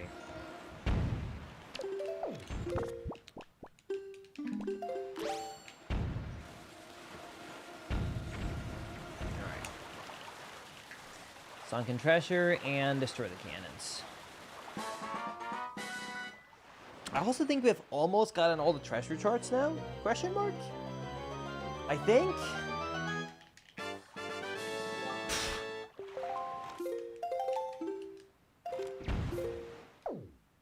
$42.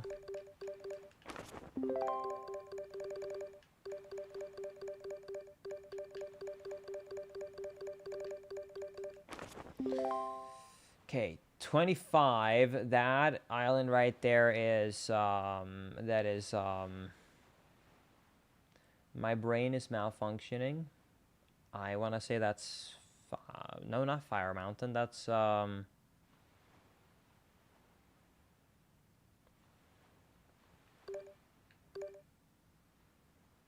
that's Forsaken Fortress. Forsaken Fortress. And then this is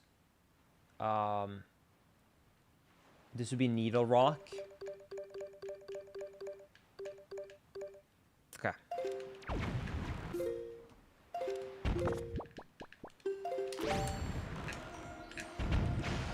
Link is 7.exe stopped working. This is what happens once you are 8 hours into a rando. Your brain just starts to be a little bit fried. Like, you know when you don't restart a Windows computer for like a day or two and it just starts to slowly get slower and slower because, I don't know, there's probably just a bunch of bullshit that's being stacked up in the background processes. It's just not being cleared because Windows sucks. That's kind of what's happening right now with with Linkus OS. It's just like so much info of rando that it's getting filled up.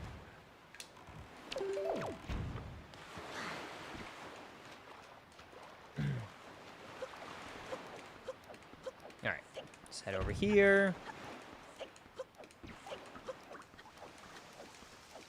I can't believe YouTube actually named it YouTube Red and didn't see why that was a bad idea to call it YouTube Red.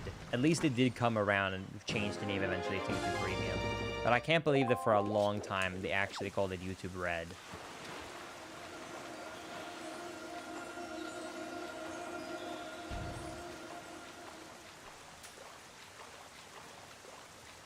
What's bad about it? I'm gonna be honest, if you don't know, I'm not gonna tell you. I think it's better to not. I think we should not go into details.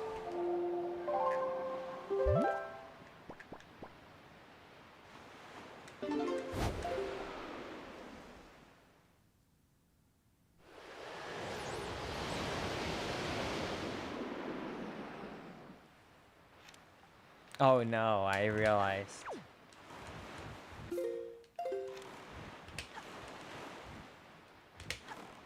Uh-oh.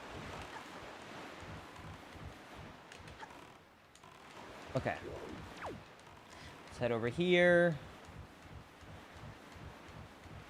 We just gotta get through the reefs.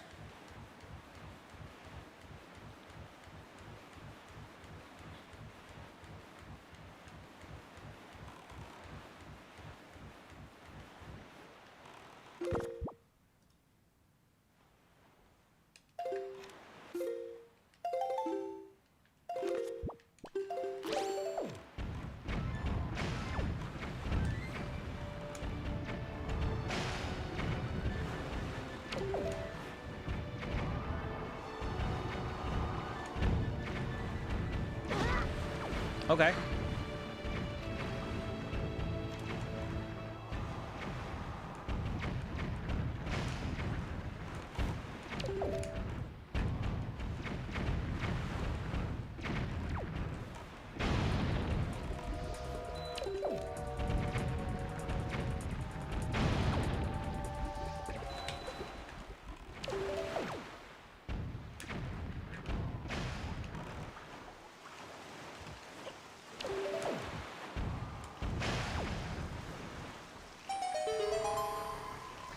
Okay.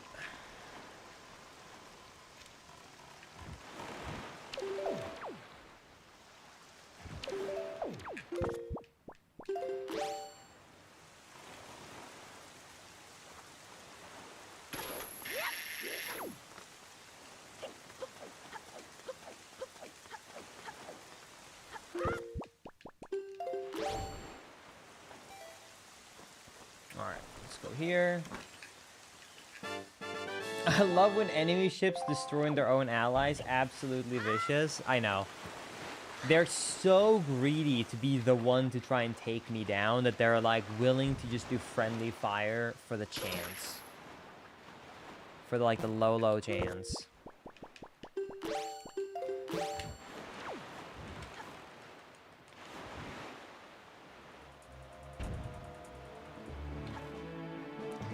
I saw this stream on YouTube, but I refuse to show my face. My face is purple Darkrai, the shiny hunter.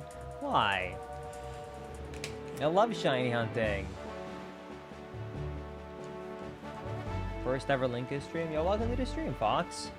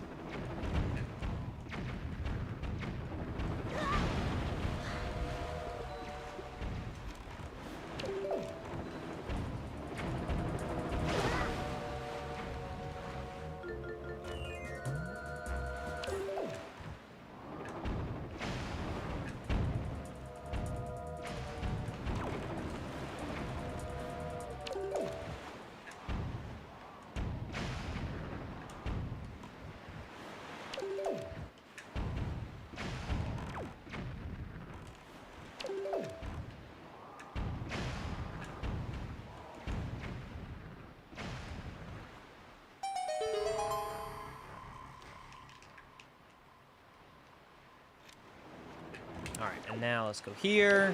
Then we need to turn the wind around. And now we gotta take out the hook shot. Okay. Whew. Okay, 50 more locations. I need to take a short break and do other islands that's not reefs because my brain is becoming mush doing these. Okay. Let's think. What do we want to do after this?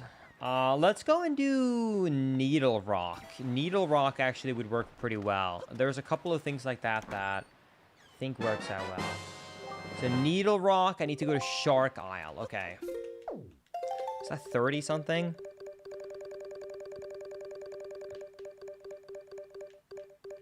$36. Okay, that is Bird's Peak. Wait, do we have all of the Triforce charts? 2, 3, 4, 5, 6, 7, 8. We do, okay. So we gotta go to Tingle too.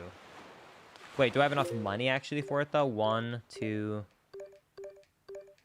3. I do not have enough money, but almost. We almost have enough money. Okay. So, okay, let's start by going to Shark Isle, basically, so we can go to Needle Rock. And then after that, we will be heading over to... yeah, so let's do Shark Isle, which takes us to the Needle Rock Cave. Then we'll go to actual Needle Rock and do that. Then I will go to Tingle Isle to decipher the last charts that we have. And after that, we just gotta start cleaning up around the overworld. How many controllers do you think you have broken in all your years of doing this? Genuinely curious. So I can give you a very good estimate of how many controllers I've gone through. And I'm going to tell you that the answer is a lot more sad and boring than you think. So despite having played almost all of my speedrun hours on the Nintendo GameCube controller, that is one of the controllers that I have not gone through that much. And it's not going to be a high number like you think. You know, like the fun number that you're asking for. I will tell you what actually cost me the most money and broke the most controllers is very simple. The thing that made me burn through controllers the most and made me lose the most amount of money was when I was speedrunning Breath of the Wild 100% close to the Switch's launch, because that was when they had the Generation 1 model of the Joy-Cons. If you don't know, the Joy-Cons have gone through, I think, 3 or 4 different, like, revisions. The original Generation 1 Joy-Cons had an actual genuine big drift issue, like a genuinely big one. I went through, I think, 9 pairs of Joy-Cons during that period. And it's an expensive controller too. But yeah, I burned through 9 pairs of Joy-Cons during my peak of speedrunning on the Switch. Also, I ran Odyssey with it as well. But yeah, Breath of the Wild and Odyssey, I was grinding on that, so... And this was also, unfortunately, before Nintendo started to offer free analog stick repairs online. So it wasn't even like, oh, I could just get around and like get a free repair. Like, no, this was still when the lawsuits was going on early on enough, where I had to actually buy a new one each time. Anyway, so that's definitely the most controllers I've ever gone through. Why not to the Pro Controller? It hurt my hands.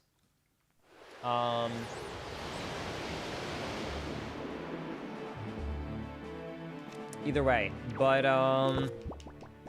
yeah, in terms of GameCube controllers, I don't know if I would actually go as far as to say that I have broken GameCube controllers. I would say that the fair judgment about GameCube controllers for me is that usually when I stop using a game controller, it's because I no longer want to use it, not because it's broken. I think I have, like, but realistically, if I think about them, they're so worn out that they're no longer very usable, like my manual Super Sim game controller, I would tell you that I used up our childhood purple one, a silver one, a white one, and then the orange one. So I've gone through 4 GameCube controllers. But that should speak volume, because I'm telling you, the amount of hours I've put into Wind Waker or other GameCube games versus how many hours I put into Switch, not even close. So the fact that I've only gone through 4 really speaks volume. Like, and it's still usable. You can still use the controllers that I'm talking about, the 4 that I've used. It's just that they're so worn that for precise things like, yes, like speedrunning, I wouldn't want to use them. But if you're just like having friends over for Mario Party, no one would like hate them. Like if I use Mario Party, we still use the, like for example, the manual Super Sim controller, and I can still wear it. It's just that like if I tap the analog stick quickly for like super swimming, sometimes I will get a what is it called? I think it's called snapback, right, Chad? Basically, it's so worn that you can get an occasional snapback. But it's not every time, so it's not that it's unusable. It's just that for speedrunning, a single snapback can lose me a lot of time or even kill my run. I can't risk it. But yeah, in a casual perspective, it's honestly fine. What happened to Babyface Linkus? Yeah, I'm running an experiment right now.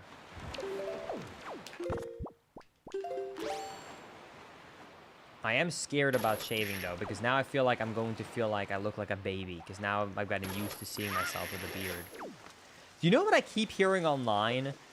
Sorry, in real life? When I've had this, I've had now 3 people come up to me in person and say that I look like Ed Sheeran. I don't know why. Do you guys think so? I don't know. That's something I've never heard. For some reason, in real life, my mustache and they say you look like Ed Sheeran, and I don't see it. I don't see that. I can see the Peter Pascal. Oh, like the mustache thing. I can see, like, obviously the Tom Holland. I see that. I don't see the Ed Sheeran. I don't see it. Maybe it's just because, for me, the ginger part is quite a big part of it. But yeah.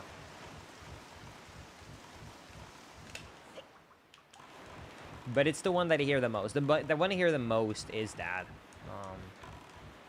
It's Peter Pascal or it's Ed Sheeran. Michael Cera. Michael Cera, a lot of people are saying Michael Cera, especially since, yeah, I didn't shave. There's the golden chip.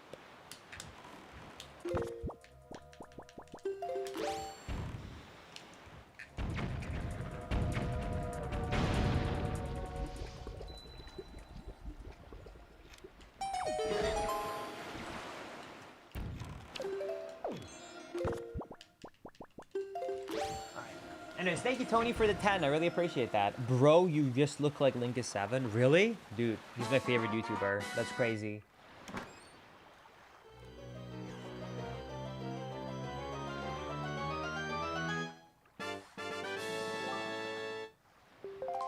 I like the comment someone said earlier that due to the hair, the facial hair, and the color of your hoodie, you look like someone who's from Squid Game.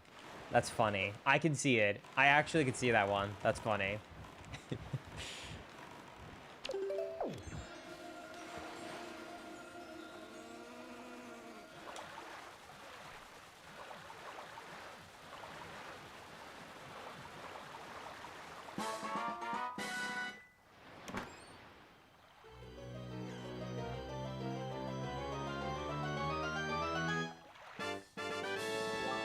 Which loading zone did this go to again?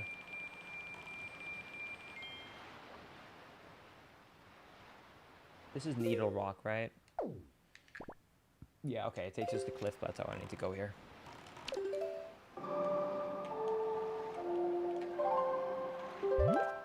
Alright, let's go to Tingle. I don't know if you saw this earlier before Linkus, but hi, it's my first time joining one of your streams. I love watching your randomizer videos and have them repeat in the background something, so that's awesome, Mary. Welcome to the stream. This VOD will not be deleted, by the way, if you just joined. This will be staying as a VOD under the live tab on the Linkus 7 channel. So, you will be able to watch this after the fact, if you want to watch this in the background to catch up.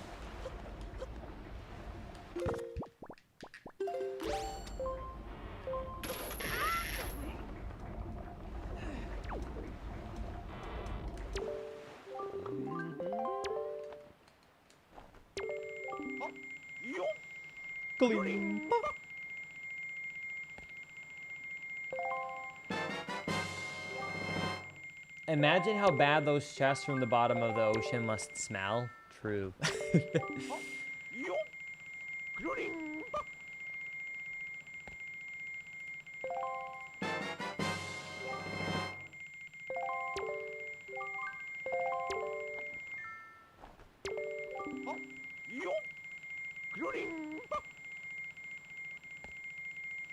All right, let me quickly double check now which one of the charts that I'm missing, so I actually have it mapped out, because I know I don't have it all mapped out.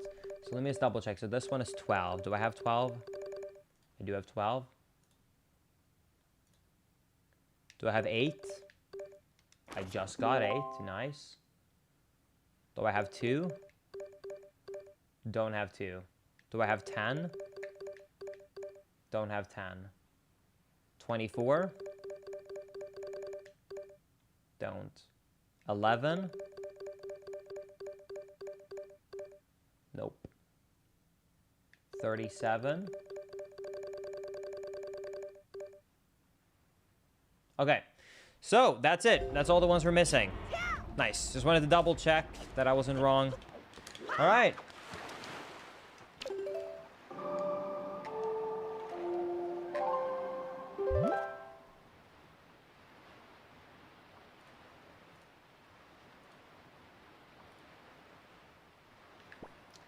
Let's head up to Forsaken Fortress and go straight down to finish the left side of the map. Yo, thank you so much, Speediest Yeti, for the 10. I really appreciate that. Thank you so much. That is very generous of you. Thank you.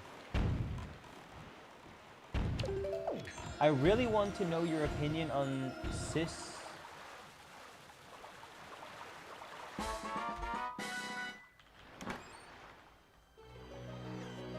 System of a Dawn. I had never heard of these guys before ever. I just Googled it. Are you asking me because if I like this band, or because of you think that I look like them now? If you mean if I think I look like them now, then I'm gonna say, I hope not. If your question is, do I like them? Then my answer is, I don't know. I've never heard them before.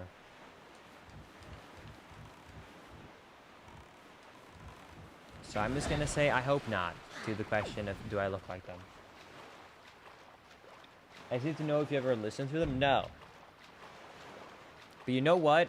If anyone reminds me in the Discord after I've gone offline, I will offline. I don't want to get copyright striked. I will offline actually listen to their most popular song, one of them. And then on the next stream, I will let you know how they were.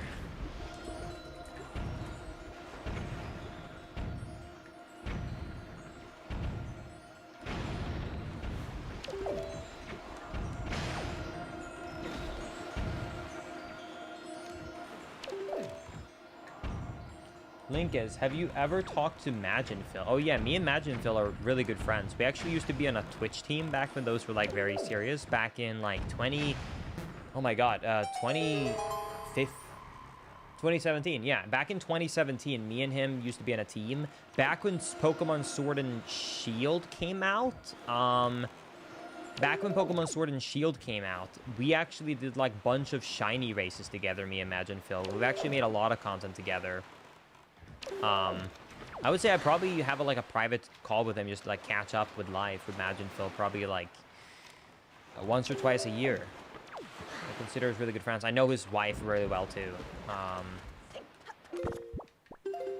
Him and Tara, so. I did not see that Phil recently played Wind Waker. That's awesome.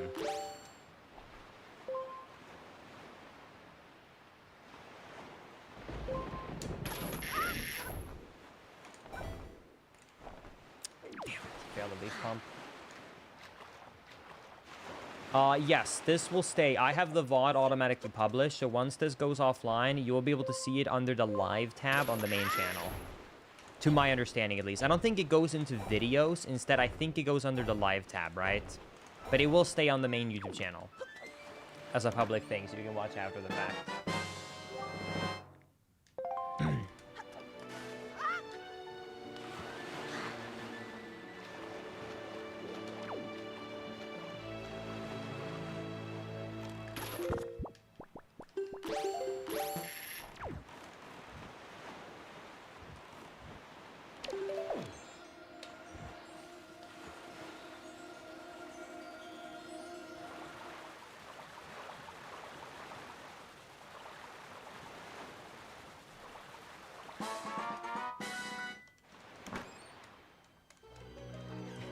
Someone said challenge him to Wind Waker, and he said only if challenge him to... Yeah, he would destroy my Majora's Mask.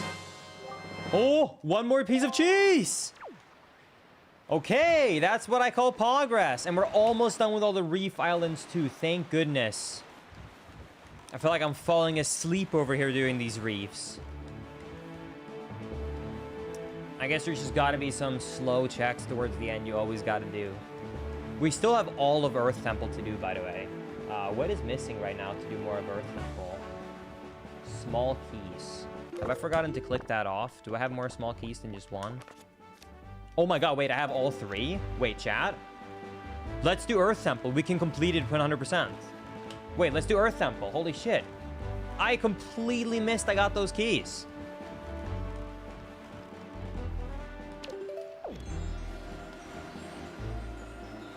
Wait, let's do it. All right, how do we enter it again? We enter Earth Temple from Tower of the Gods. Easy. Let's do it. Dungeon time.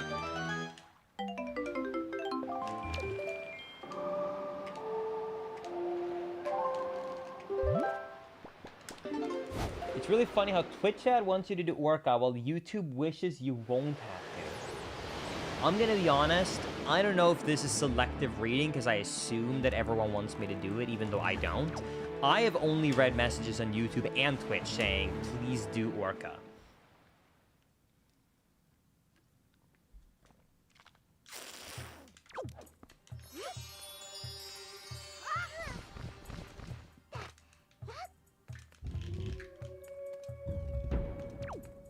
Okay. How do you just perfectly align every hook for underwater treasures? That one, I just gotta say, it's gonna sound like a cliche. Years of practice.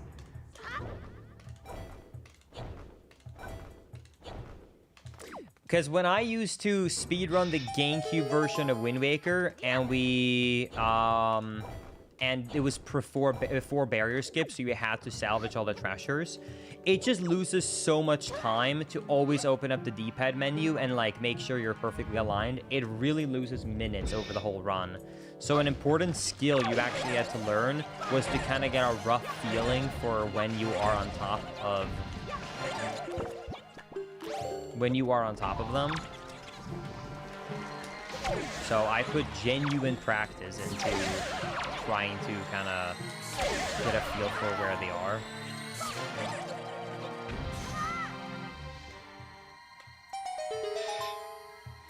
Does Hurricane Spin unlock any things? No. Actually, as a matter of fact, Hurricane Spin is not even really mentioned in the game once you unlock it. It's just an ability you have that the 100% rules for speedrunning actually has to specify and define that you need to get it.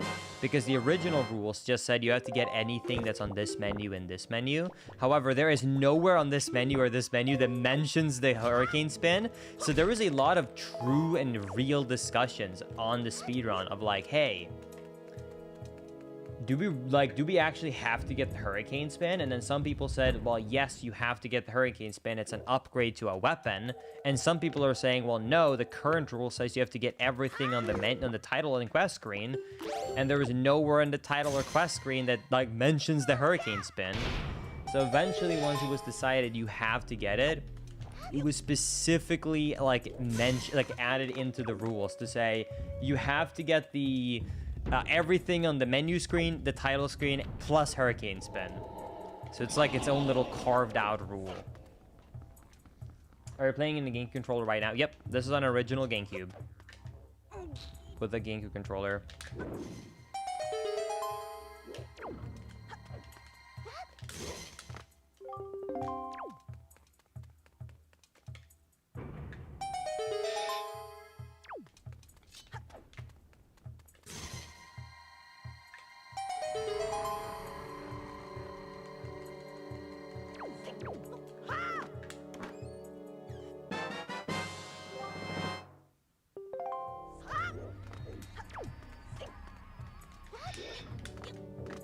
I'm an idiot.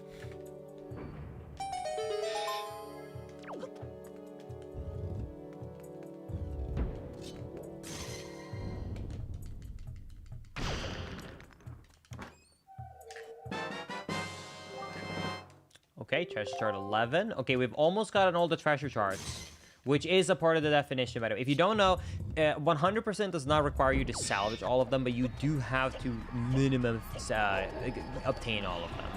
Knowing my luck, I'm gonna have to salvage all of them, but getting them is the most important part. Aren't you technically playing on a Wii with backwards compatibility? Yeah, the reason I just say I'm on a GameCube to simplify is because the hardware inside to make the Wii backwards compatible with the GameCube, they actually just have the hardware of a GameCube inside of the Wii. So it's being played identically on the native hardware. The only difference in between a Wii and a GameCube is literally just the fact that it has a slightly different revision of the disc reader, so the thing that spins the disc. But that's it. That's the only change. Everything else is the same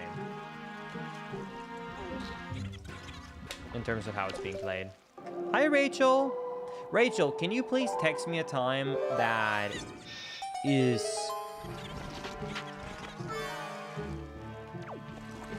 Monday or Tuesday? If possible.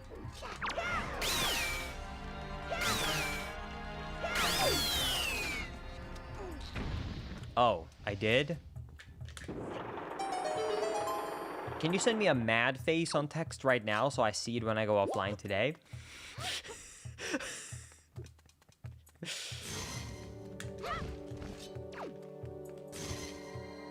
I feel caught.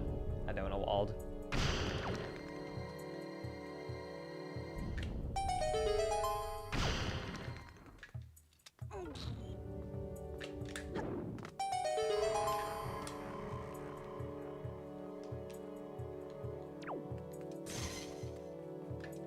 The r/GameCube Reddit had some folks that didn't seem to agree with that. I am sure that on some weird, overly technical reason, there are basically some way to find out and disagree with that, but that's like people who come up and say like, well, it's not red, it's maroon, and it's like, and you would be like, well, red is a type of like, well, maroon is like a type of red, and you'd be like, no, it's maroon, it's completely different. I feel like it's kind of on the same logic, where like if the model numbers might be ever so slightly different, but it's basically the same.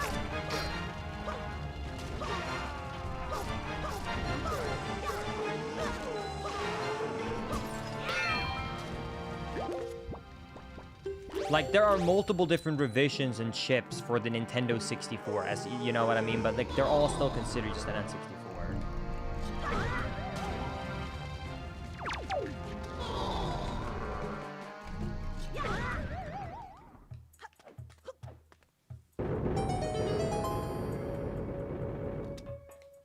Okay.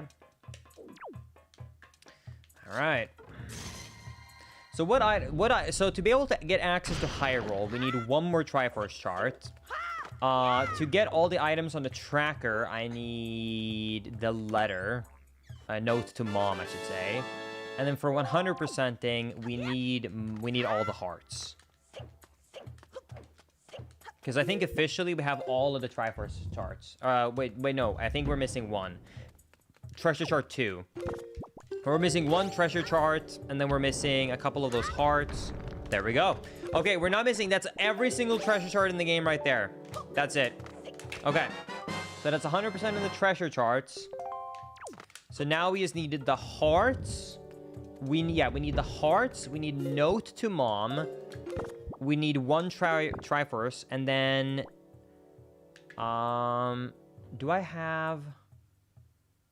What about the quiver? I just realized. No, I also need one more quiver. Yeah. We need quiver, note to mom. Yeah. Triforce, quiver, note to mom, and then hearts. That's what we're missing right now. By the way, if you ever do a randomizer of Wind Waker, I'm going to say this right now, never fight this boss. There is the easiest skip of all time you can do in a randomizer because you have the hook shot. You don't even have to do the hard Deca Leaf trick that I do in the speedrun. You just have to go up and hook shot this lantern right there. That's it.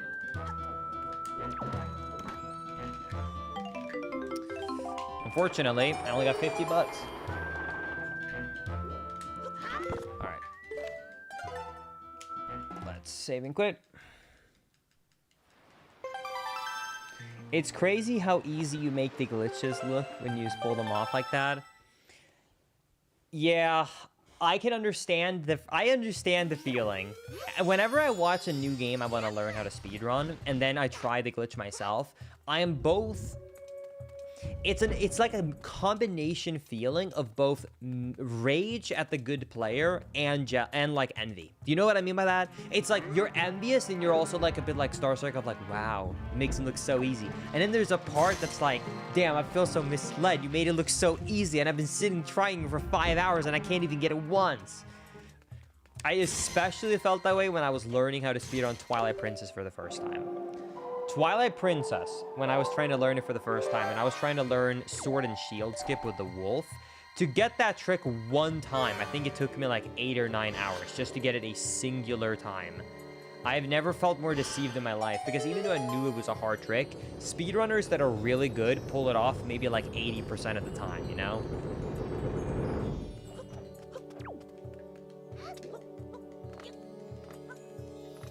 So... running into that, like... Wait, before I continue down here. I thought the warp pots for the other dungeons were here. Oh wait, it's up in the other room at the beginning.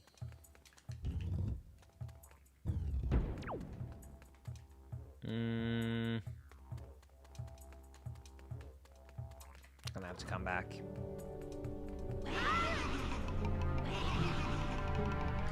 I can't wait for the Manscaped sponsorship with that beard. I need to message Manscaped. For sure. Can you please post a VOD for this? This VOD will stay up on the channel.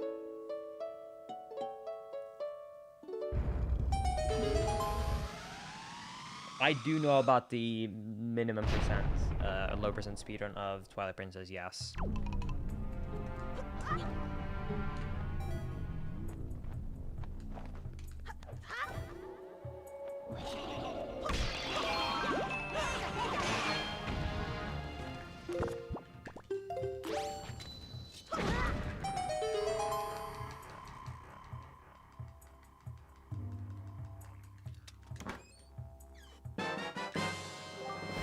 To fill up coupon. I straight up got it in my delusional head that I could pull off a manual super swim after I watched a video of yours, and after like an hour trying, I just gave up. Yeah, manual super swim is... You know what? I think, okay, unbuffered, I think is...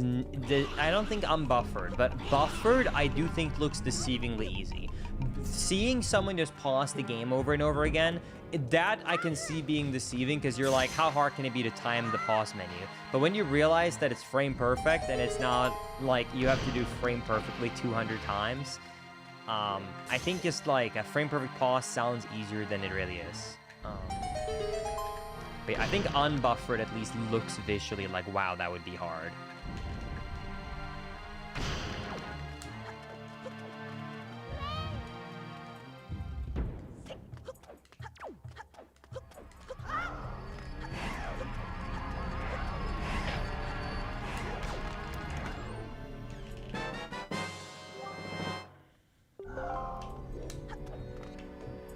All right, there is the actual last treasure chart. I forgot about that one.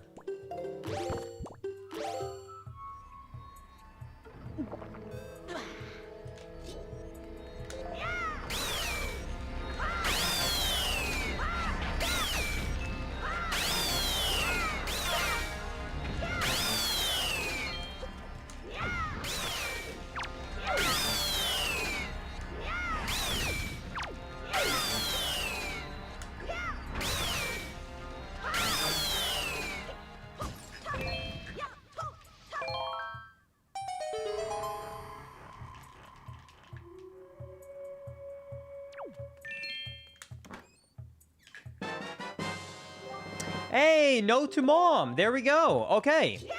2 more items and then hearts. We need quiver and a piece of Triforce. Quiver, Triforce. I don't need to go there. Yeah, quiver, Triforce, and then...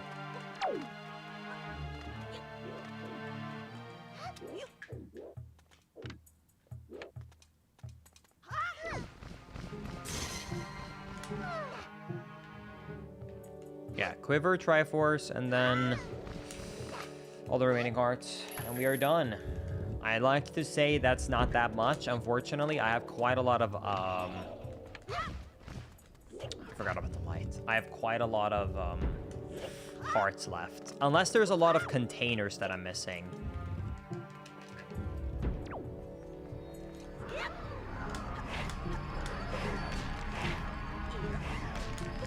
Do you think that Ludwig could pull off a manual super swim without buffering?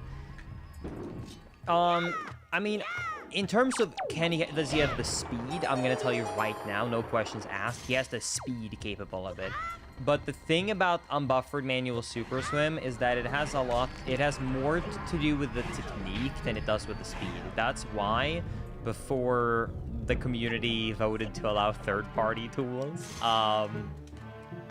like less than 5 people or less in the whole world can do it, because it's not just about speed. It was about precision and it was about technique.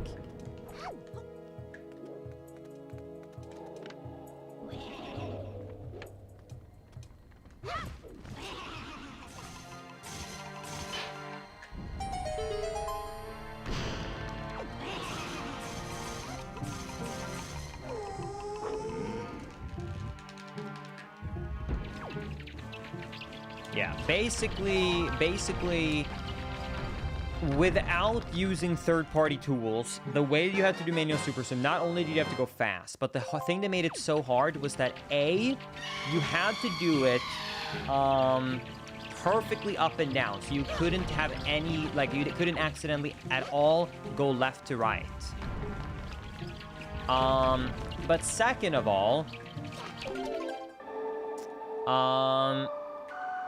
you had to keep a special rhythm.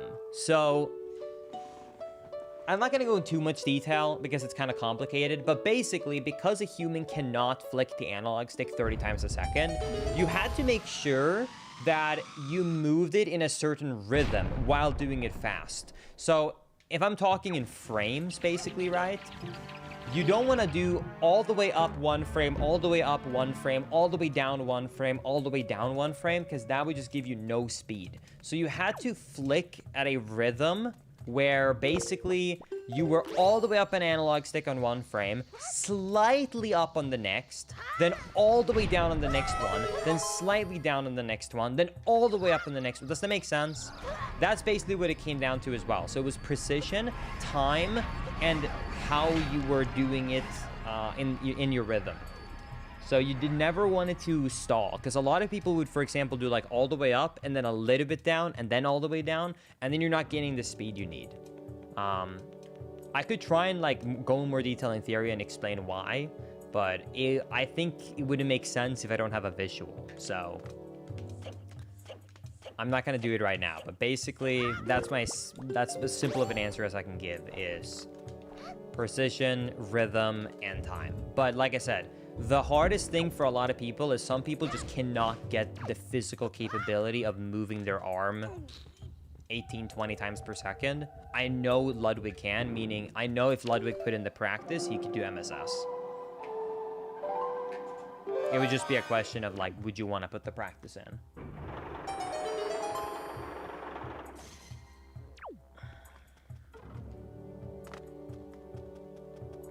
What was the vote for the third-party tool?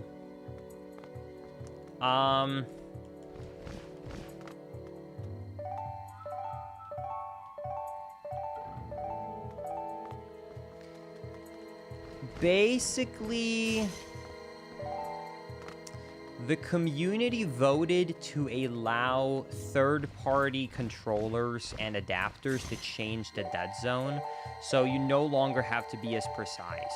So before you had to be insanely precise and quick, now you can do it slower with less precision and have the glitch work. It's basically, it's to simplify, it's legal cheating.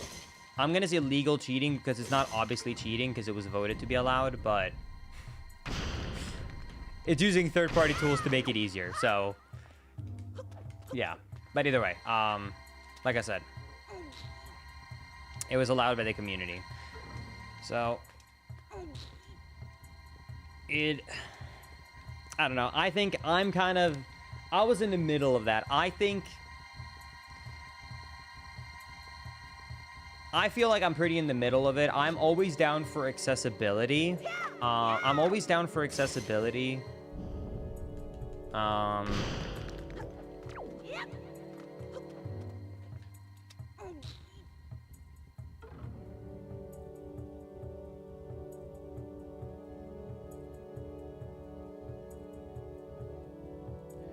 I think to summarize it, I'm down for accessibility, and I'm okay with allowing it to make it easier for people. I think the only thing I minded was that a lot of people were trying to, at the time, construe it for something that it wasn't.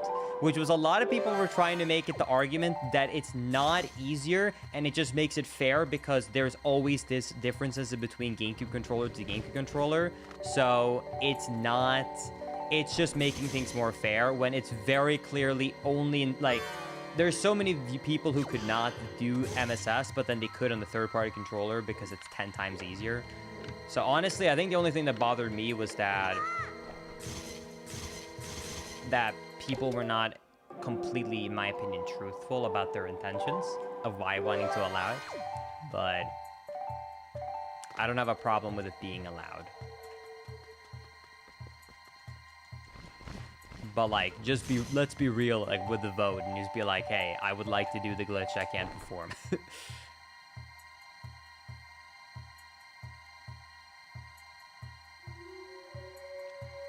Come on.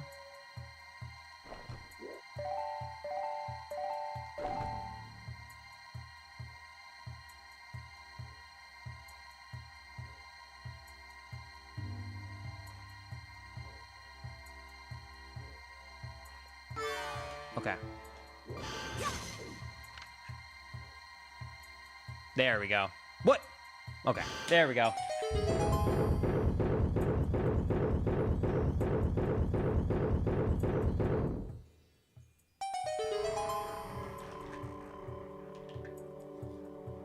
How about changing the dead zone? It basically just removes all the precision from it, Joseph. So by changing the dead zone, it changes how the analog stick functions. So basically, you don't have to have a rhythm to it, and you don't have to be precise by not leaving the dead zone anymore.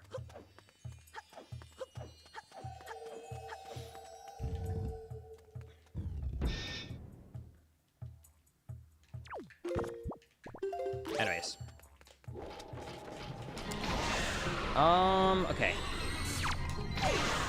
So far, by the way, Earth Temple has been pretty good. We got pretty much every single treasure chart that we were missing, which is really good. All I'm hoping for right now is like that last piece of cheese, or that we get a couple of good heart containers. Like that. That's good. 3 more hearts. Hey, Linkus, Coca-Cola or Pepsi? Coca-Cola for sure. The only W that, in my opinion, Pepsi gets is a European-only product that I don't know why they don't sell in America. The only Pepsi product that I ever enjoyed was Pepsi Max. I used to drink so much Pepsi Max when I lived in Sweden, and I know so many of my fellow Europeans love Pepsi Max. For some reason, they ain't selling it in the US. So the only product of Pepsi that I would actually consume, they don't even have it in the US. So yeah, I pretty much only have like Diet or Coke Zero.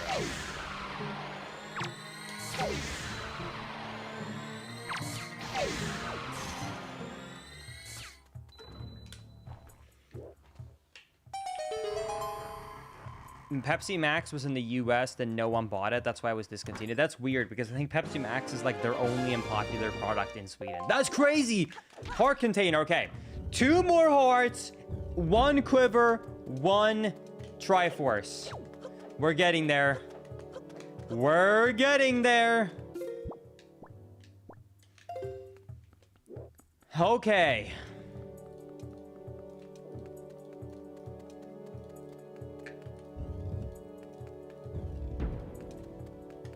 There we go. 28 locations left.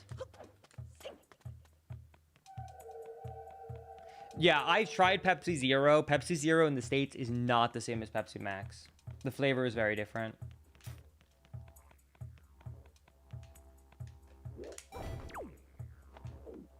Linkus, you look a little bit tired. Well, I have been playing Wind Waker Rando for 8.5 hours, so that makes sense. I feel like I'm still holding up pretty well, though.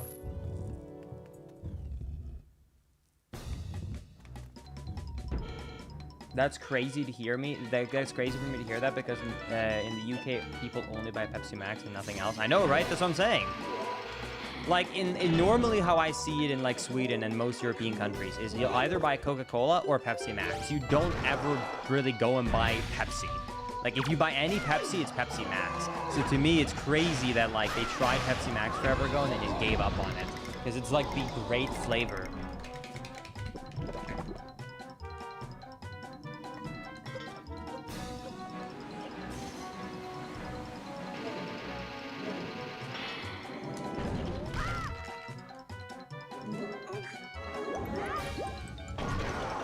Wait, what am I doing? I have the light arrows. I don't have to stun.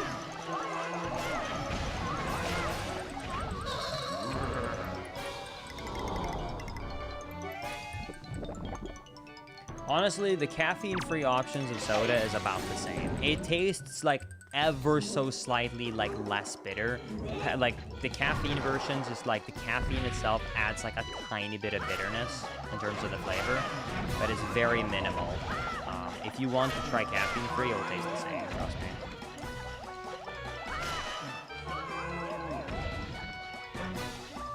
No! 4 cycle. Alright.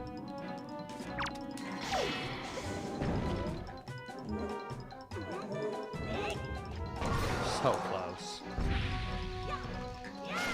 Okay. There it is. Let's see, what do we get? What do we get in terms of items?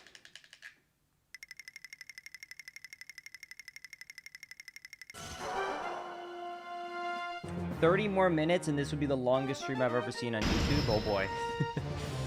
Let's set a record. Yo! A downgrade from vanilla.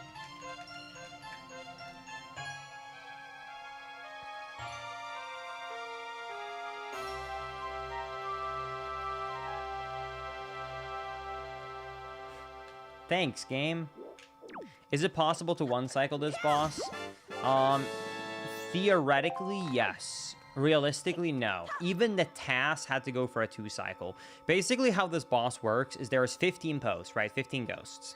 After you kill 5, the boss calls in the ghosts. Meaning, the only way to get more than 5 ghosts per cycle is if you kill 4 of them, and then you kill multiple posts on the same frame. And I cannot tell you how hard it is to do it on one frame. Because even if you slash your sword, your damage does not travel the same. Like, it travels one frame at a time. So you have to somehow time it so that you kill multiple posts at the same time.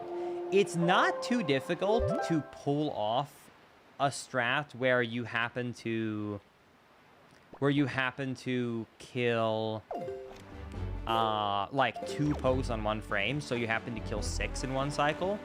However, to get a 2-cycle, you have to kill 6 posts on one frame, and a 1-cycle require 11 of them. So the task, after, like, I think it was weeks of trying, was able to pull off 6 on one frame. So in theory, I guess theoretically speaking, you maybe, just maybe, somehow, maybe, question mark, maybe, could kill 11 on one frame. But you would have to RNG manip the post to be in the perfect position at a perfect distance away from the bomb, so that the bomb, because the bomb radius expands per frame. So you'd have to have all of them aligned in a perfect circle around the bomb and explode all at the same time. It's basically impossible. Like, it's theoretically possible, but it's basically impossible. But that's why I said, like, as a RTA runner, like a real-time runner, you could never get better than a 3-cycle. A task, though, could get a 2. But the 1, you would probably need to actually be able to set up the game to run simulations. I don't think a human could trial and error to get the perfect RNG. You would probably need to actually set up third-party tools to run simulations for it.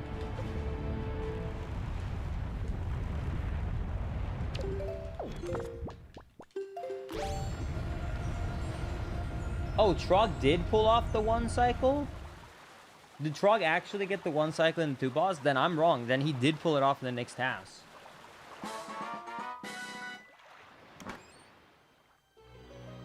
I really want to know if he ran his simulation program then, or if he actually brute forced it for months. Because I do know the original time he made the task, he basically said that it would take too long to ever go through. Because I know these days, he does have a tool to brute force things through a script that just runs like hundreds of simulations of the game. So I really wonder if he just somehow did it by hand for months, or if he used that program. But yeah, in that case, then yeah, I guess the task can do it, yeah. But a human could never.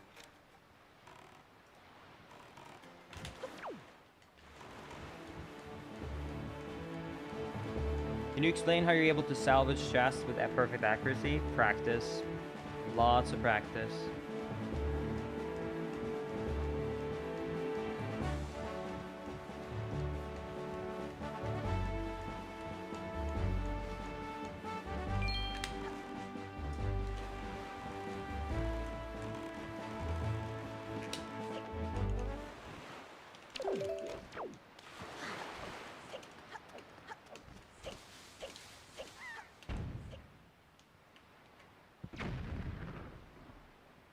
Oh, it's the Wizrobe cave. I keep forgetting it's the Wizrobe cave.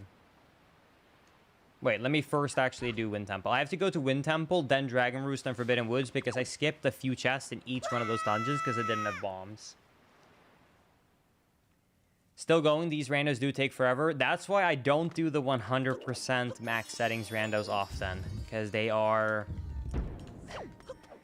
crazy. I would say an average I do one every year to year and a half. It's not something I do frequently.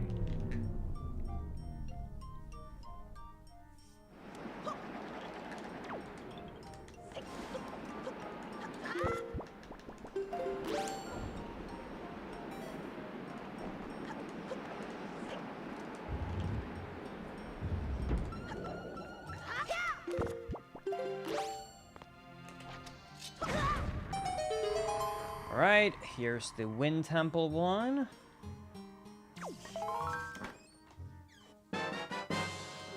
Hair, nice.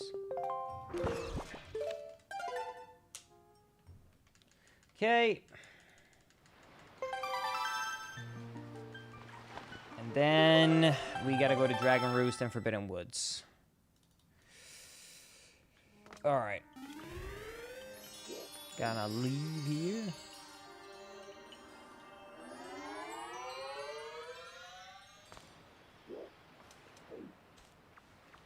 Okay. Can you see YouTube chat? Yes. Did I miss something?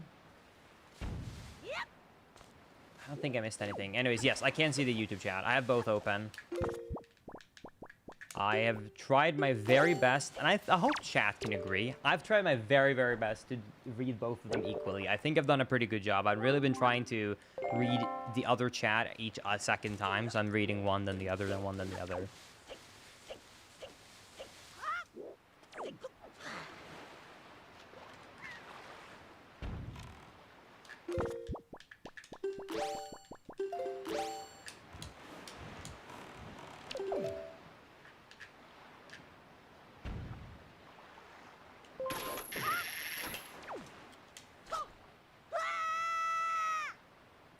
Thank you, guys. I appreciate it. All right, here we go. Let's finish the last two. This dungeon is the only dungeon that has 2 Tingle chests for some reason.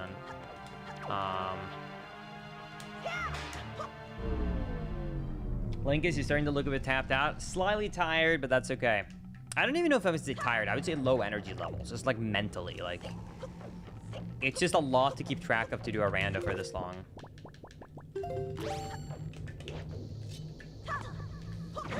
Alright. Tingle chest and hub room.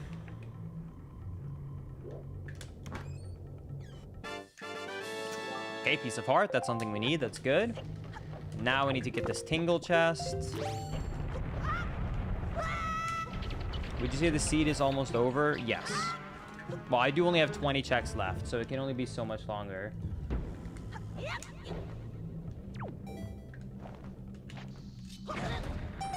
Alright.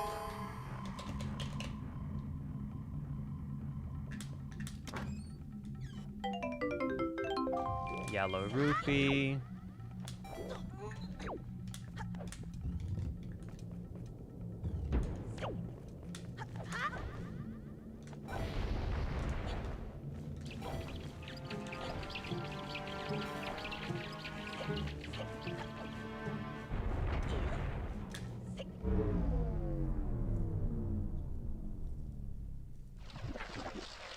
All right, and then we have 2 locations here. We have, did I find the boss key for this dungeon? Oh my god, I still don't have the boss key for this dungeon. Wait, that's actually crazy. Wait, hold up, for real? Actually? What?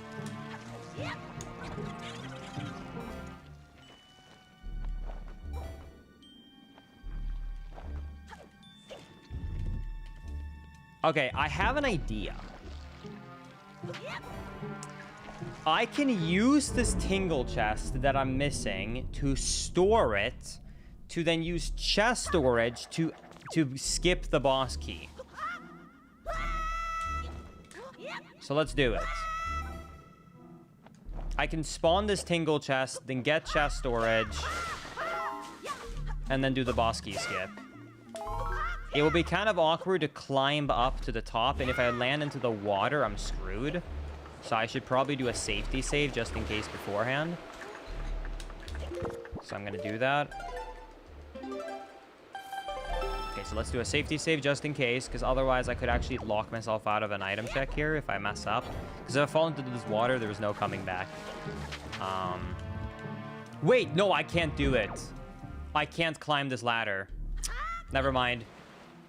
I can't. I have to come back for the boss key later. Never mind. I forgot. Otherwise, I could have done it. That one, though. There's no way I'm zombie hovering with a... like, with that. No chance. 50 rupees. Okay. Alright.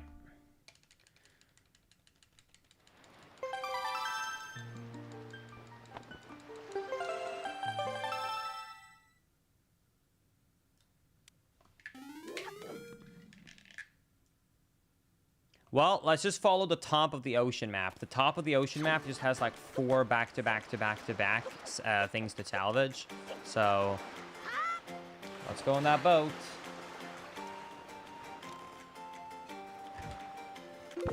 I am staying until he stabs Ganon in the forehead.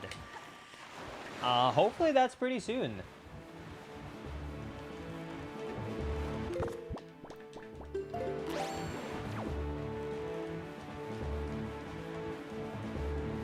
Any more minutes for the new record? I think we're getting close though, to being at the end. Feeling good.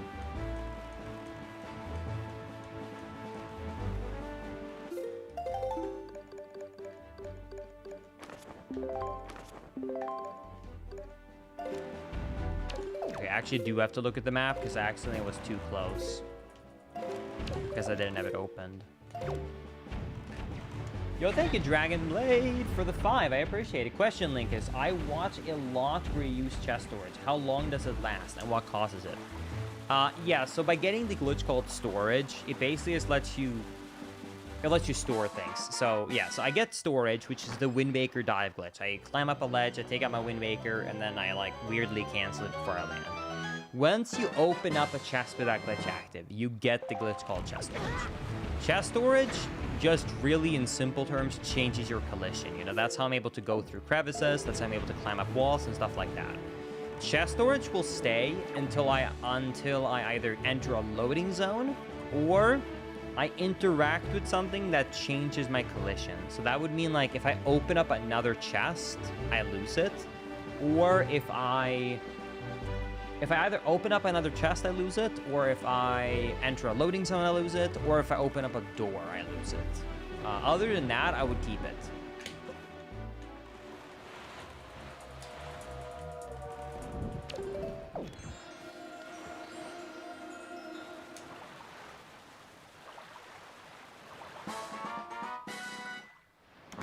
Spider-Man no shave at home. Actually, that's kind of funny. Wait, that's a good one. I like that, QA. Wow, that's a good one.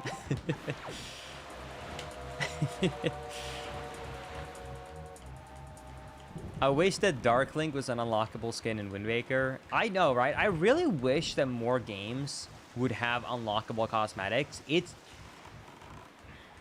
Maybe this is like just a me thing. I genuinely put so much more time in games if I know that there is a good reward, even if it's just visual, for like 100%ing a game. Like, if you tell me, hey, if you 100% the Zelda game, you get a golden skin, I will be 1,000 times more likely to do it than if not. Or if you tell me you can unlock infinite ammo, exactly, in Resident Evil, I'm more likely to do it. Or if you tell me on an old Call of Duty, back when I used to play COD all the time, hey, you can get this really cool golden camo or diamond camo if you grind, I'll do it. Like, I don't care if it's just a cosmetic, I will grind. But when you instead just give it to me for free or with pay to win, or you don't give me a reward for completing it all, I'm just so much more less likely to do it. I genuinely love the grind.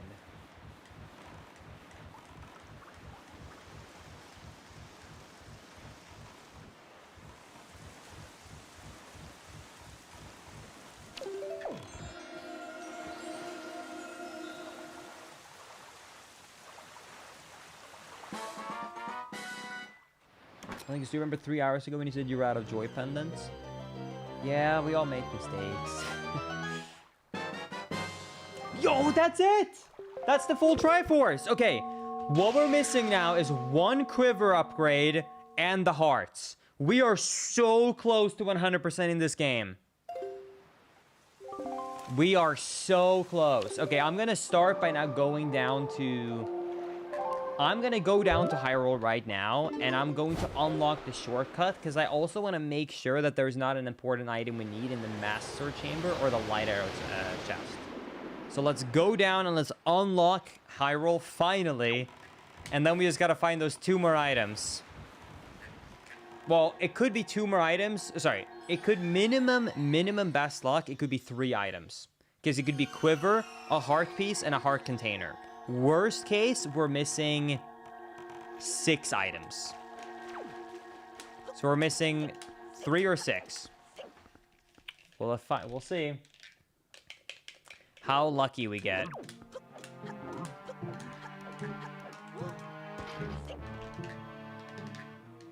All right.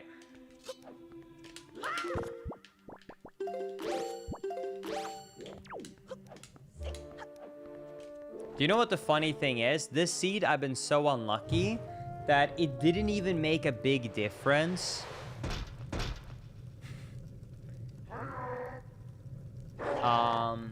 It didn't even make a big difference to do this 100%. You know what I mean? Like, technically, if I didn't say 100%, I could beat it right now, but the time difference in between beating this and 100%ing is very small, because I almost had to do every check to get here.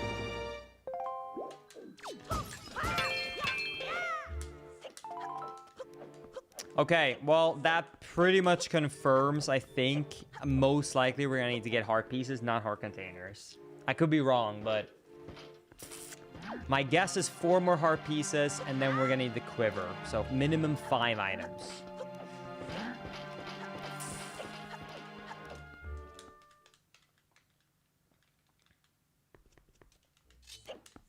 All right, let's do the Giga Chad way to break the barrier. Oh, yeah.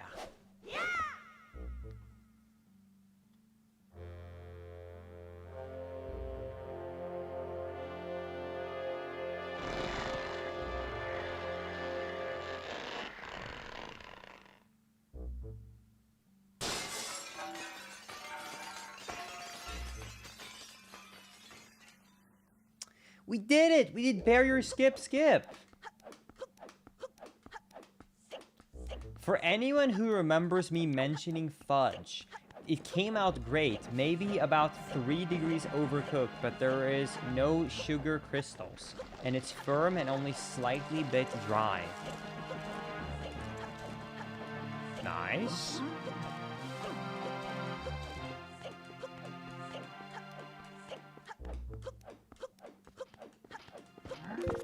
I actually, like, genuinely kind of like how in detail you went about that. Like, genuinely, it's like the kind of...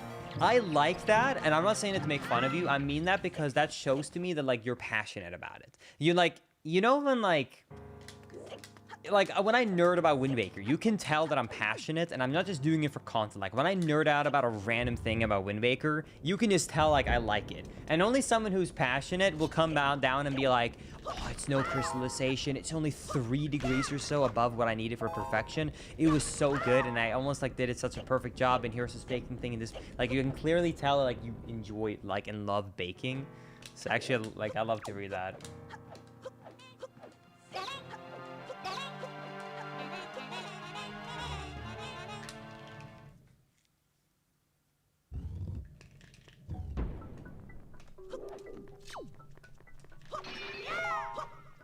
I skipped dinner to be here? Oh no. Well, at least you won't have to wait that much longer, because I think worst case, we probably have another, let me think. Withering trees, I guess, if we get bad luck with that. I would say we probably have about another 20 to 30 minutes left. Probably 20 minutes if we don't get really bad luck. But I don't think so. I guess with the work out. Yeah, probably about 20 more minutes.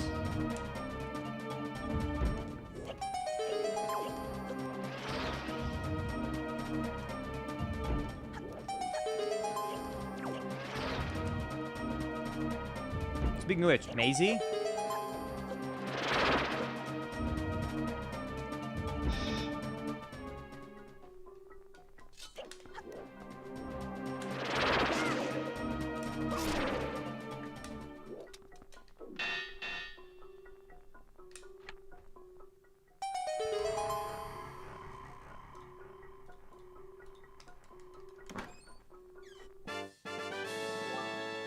Okay, that confirms that it's 3 more heart pieces and not a heart container. So that means we officially are missing 4 items to beat the game. Oh, wait, you're right. We got the hint that decorating the island was a piece of heart. You were actually right about that. We did get a hint about that.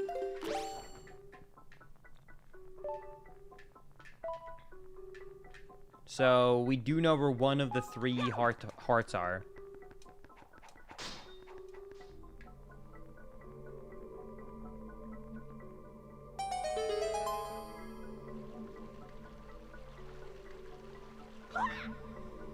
All right.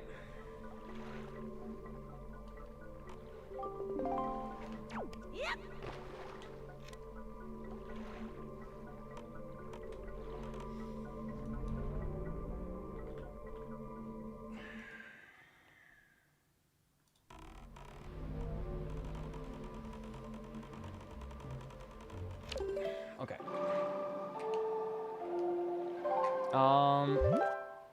Oh yeah, decorating Windfall. That's just what we're talking about. Okay.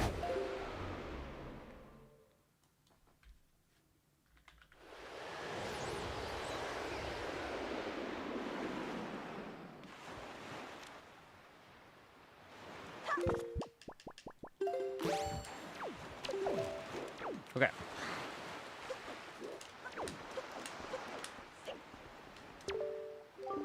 Please be a heart. They would be so easy.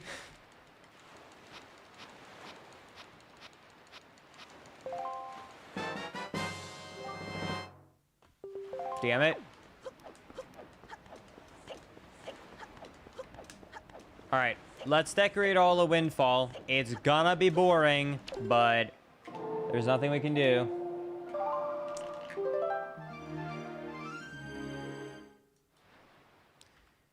There is nothing else that we can do.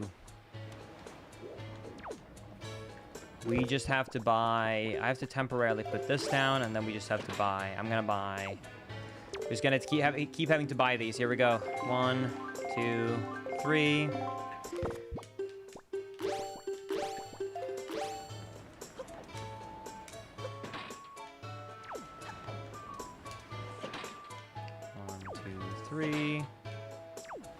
Okay.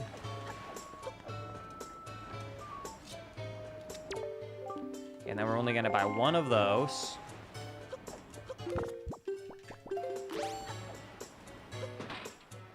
Okay.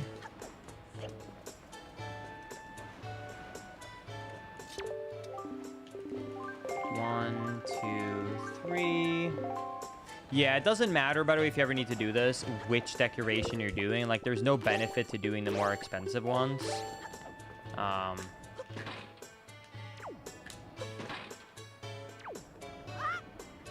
So you can just decorate with these cheap ones. And now we need 6 more for the archway, and we're done. Okay. Oops.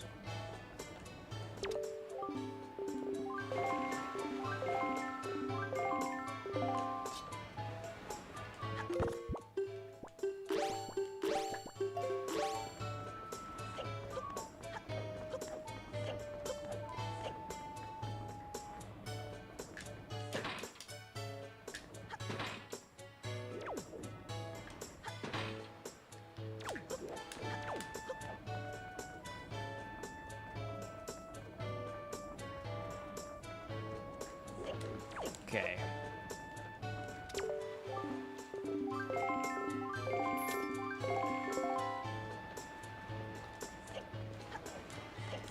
All right, and that's it. That is all the decorations.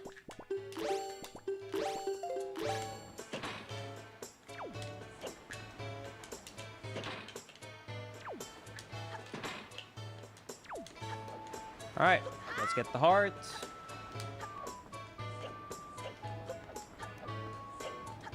Link is, why not buy as many as you can hold? You can only buy 3 at a time, actually. Even though it looks like you can hold more, you can only hold 3 at a time. That's why I'm buying 3 at a time. Okay, there we go. And then we gotta grab this.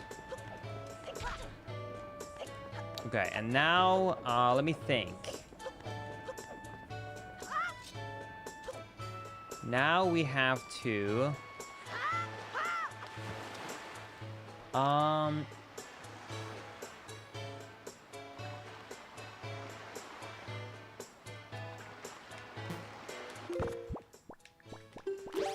trade.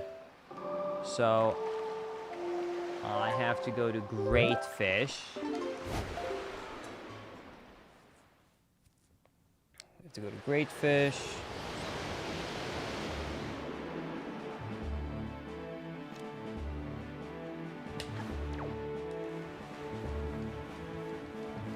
Okay, and now we trade with this Goron right here.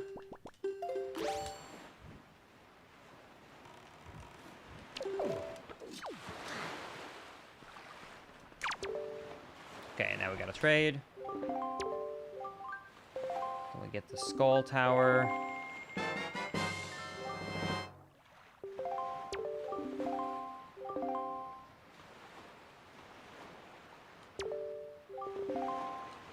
Okay, and then we trade the Skull. And then we get the Fountain Idol. Wait, what? Am I doing the wrong trading? Wait. Oh shit, wait. Oh god. Oh no.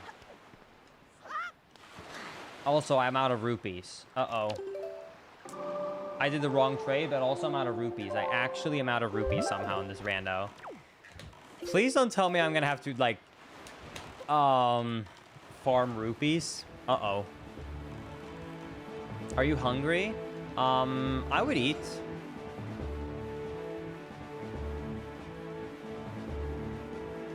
Oh, that sounds lovely, Maisie. Yeah,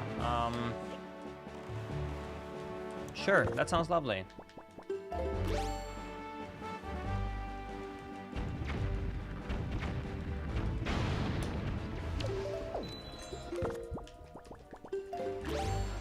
Alright, here we have two locations. We have the southernmost gunboat, and we have Sunken Treasure.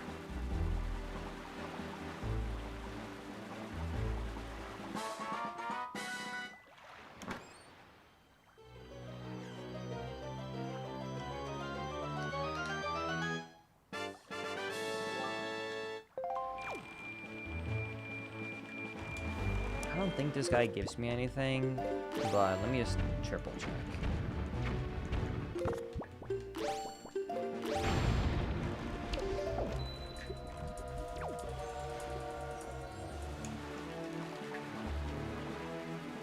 I kind of do need money for one somehow, so yeah.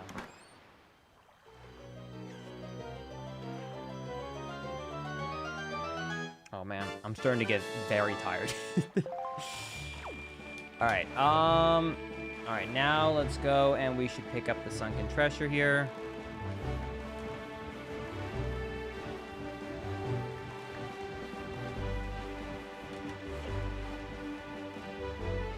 Okay, my brain is like 5% mush, so I am going to quickly open up the 100% speedrun route on my notes here.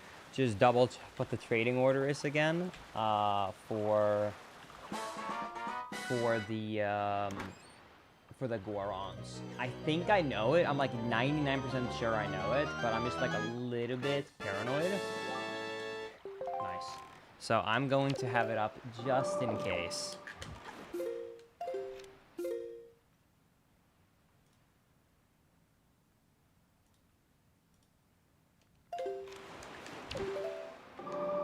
Alright. Let's double check here. Routes.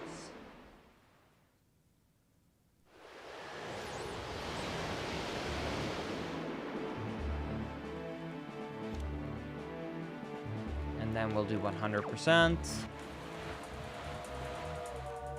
Okay, let's double check here. Goron. Okay, so you do Great Fish twice, that's what I did. Then you trade twice for the Fountain Idol, that's what I did. Then you trade once for the Mother and Child for the shop too.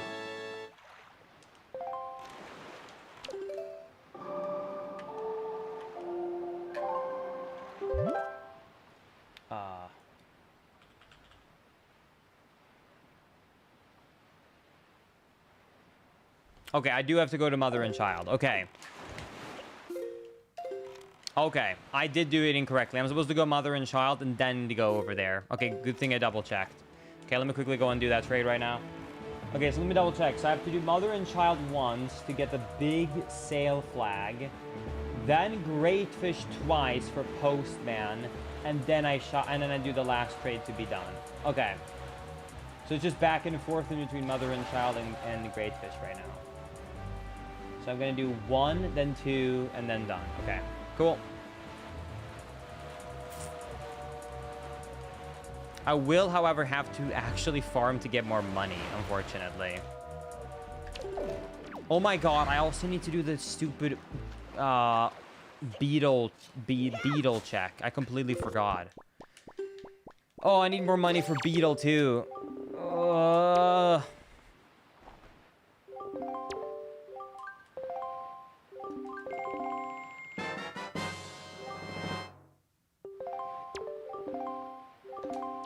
Alright, we're actually gonna have to go and farm a little bit of rupees here. Can't believe I'm actually poor.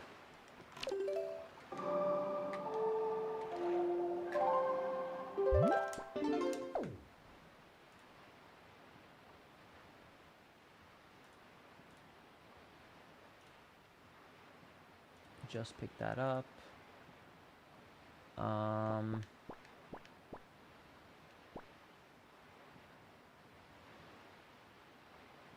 I already did Isle of Steel, apparently. Okay, dude, I'm almost, like, completely done. I'm double-checking these locations. I've actually gotten a few of them already. Okay, this one, I need to go north. Southern Triangle Island. I haven't done that one. Sorry that I'm not talking as much. I'm having to be a little bit more focused because, I mean, I'm getting towards the very end. So I'm trying to... Linkus, would you like to watch a scary movie tonight? We will see. We will see. Okay, okay, let's think here. So I need to get money. To get money, my best option is to go into Overlook. To get into Overlook, let me double check. I need to go to Angular Island. Okay, so we want to go to Angular Island to be put to get put to Overlook so we can farm money easily.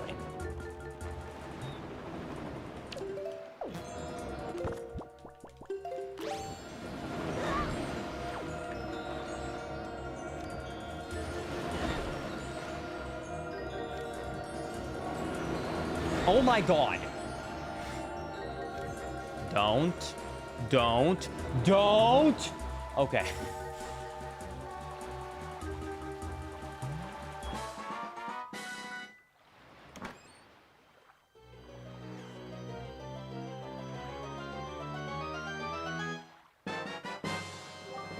My goodness, okay.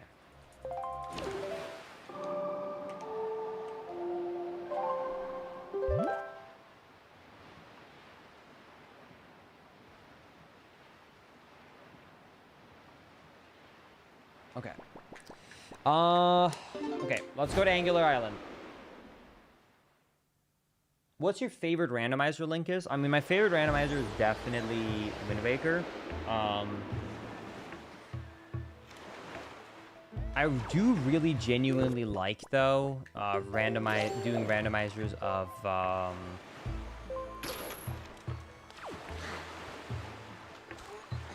2D Zeldas as well, like A Link to the Past. I think they're surprisingly fun.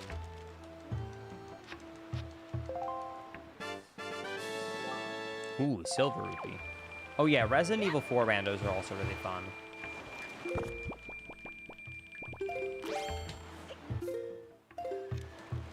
What are the 2 inaccessible locations right now, Linkus? One is Orca because I haven't beaten Colodimos, and the second one is Colodimos because I don't have the boss key.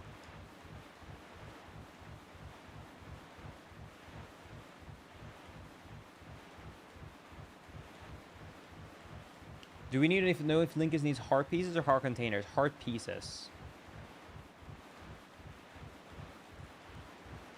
I've been watching for years, first time catching you live. Yo, that's awesome, Cosmic. Welcome to the stream. Well, welcome to the end towards the stream.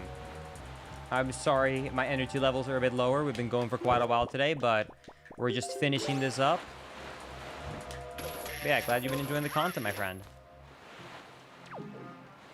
All right, let's head over here. All right, we're gonna go back and forth here a couple of times. Wait, what? My notes are wrong.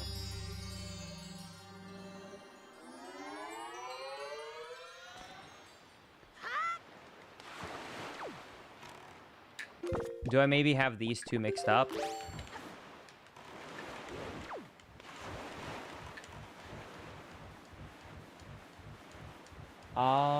Maybe boating course? If not, then I'm gonna have to figure out what I clicked in wrong.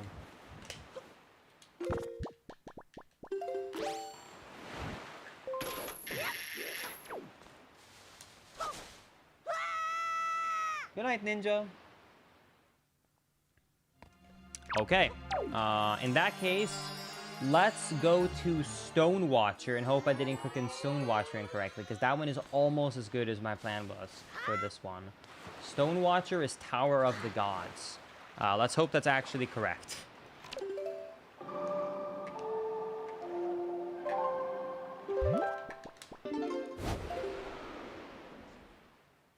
If you could stream only one game, what would it be, Linkus?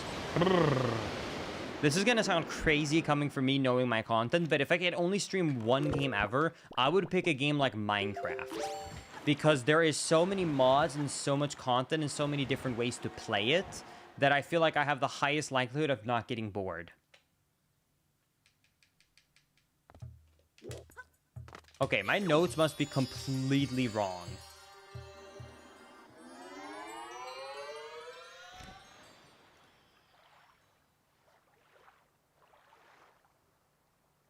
I think I mixed up Headstone and Stone Watchers, my guess.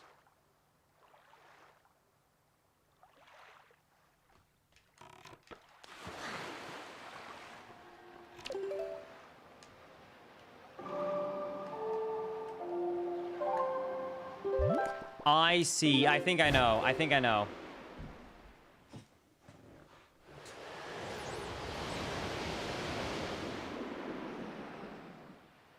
Yes, it's true that you can play this on the Switch too.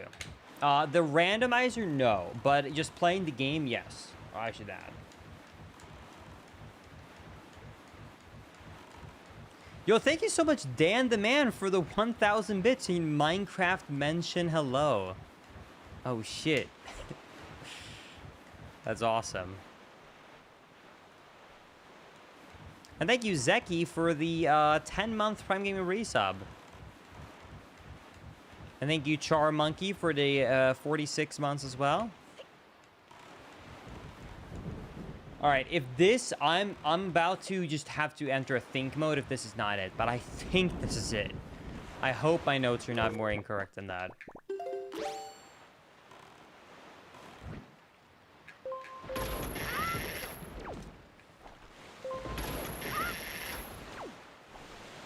I do hope that this brings me to the island, I mean.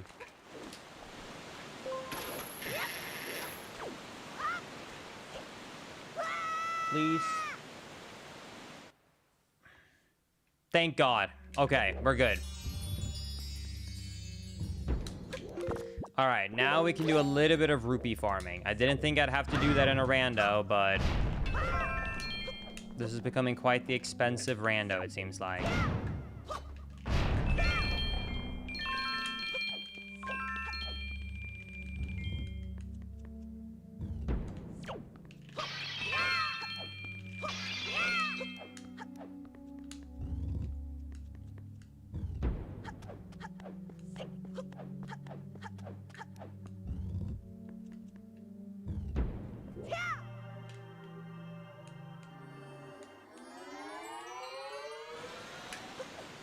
All right.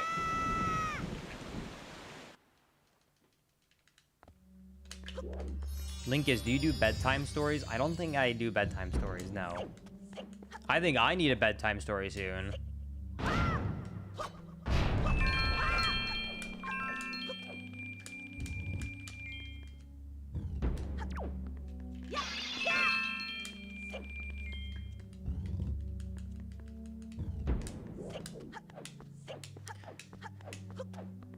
Okay. Let me try and think of how much rupees I actually need here for the trades. I think for the trades, I need at least 500, and then I'm going to need for Beetle. Now, how many do I need for Beetle? I'm going to say that you need to sell, I think it's 60, right? I don't think it's 99. I think it's 60. So... it's 60, and then whatever it costs for the arrows. What's the arrows again? Is it 30 or 10 rupees? Per. Is it 20? Does anyone remember how much it costs to buy the arrows again at Beetle?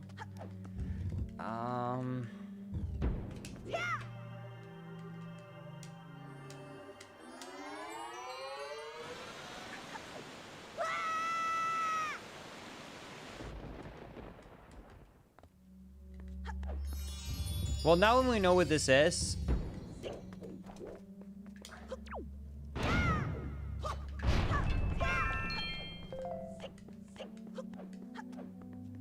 now when we know what this is, if we have too few rupees, we can always come back.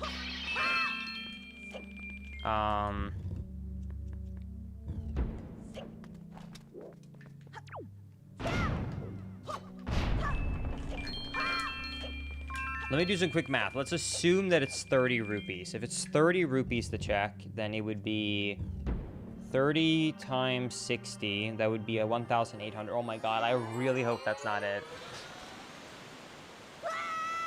I really hope that's not it. I really hope.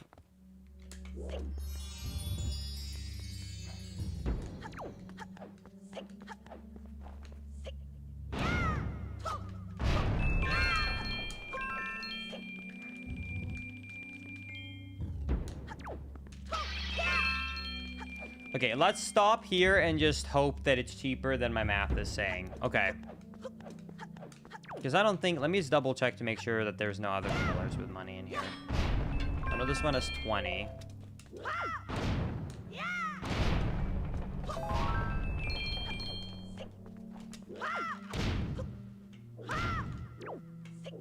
And then these two... yeah, no. All right, let's make 2 more trips, and then we're gonna be done, okay? And I just gotta hope for the best. So let's do 2 more trips and then do it. Okay. 2 more, and then we're done with grinding money, and hopefully that's gonna be enough. Hey, Link, I'm arriving a bit late. Will this full run be on YouTube or just compilation? The full run will be on YouTube uncut, on the main channel. It should be under the live stream tab.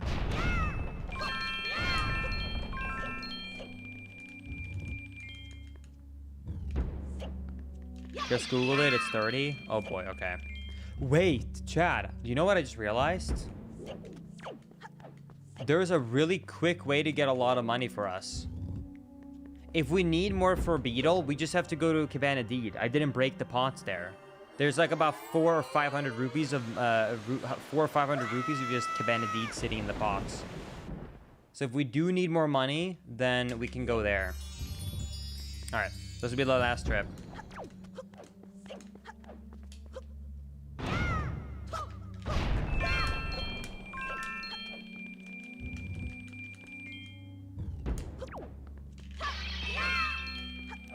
All right, here we go. Arrows is 30, High Pair is 10. Gotcha, okay. Good to know. You could always also solve the sliding puzzle, Linkus, just to get that little bit more money. So true, Chad. So true.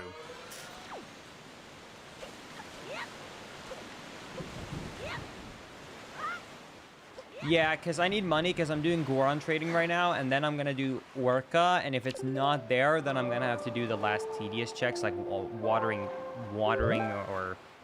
Sorry, Orca 5... no, sorry. I'm doing Beetle. I'm doing Beetle and flower trading right now. Don't get that messed up.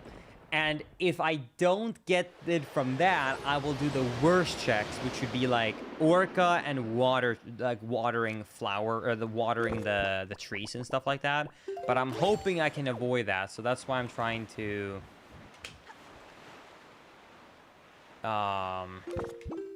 do these checks right now. Wait, I still don't have the quiver upgrade, do I? Oh shit. I also need to find quiver somewhere.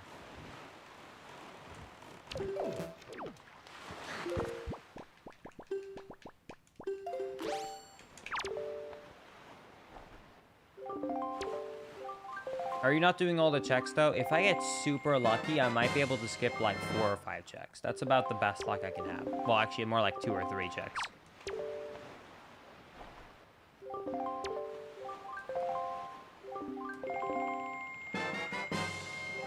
Okay.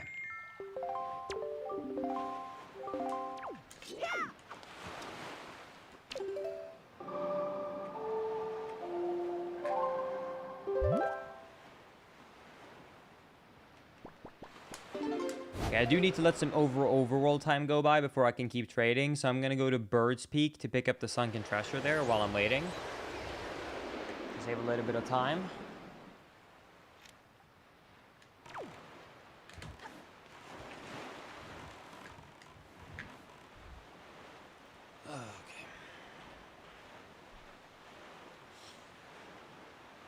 Ooh, okay.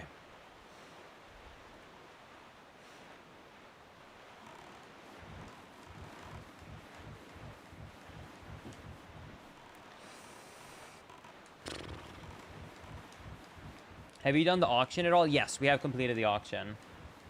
This is definitely a baby seed, Linkus. Oh, yeah. For sure, man.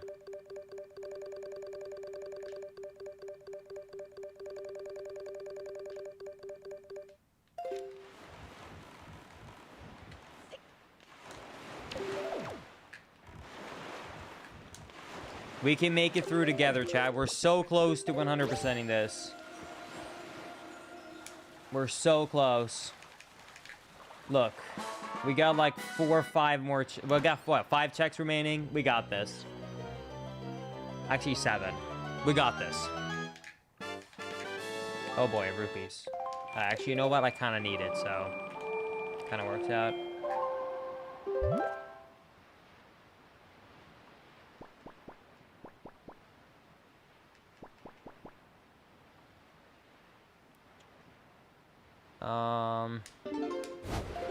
Okay, let's do 5-Eye Reef quickly.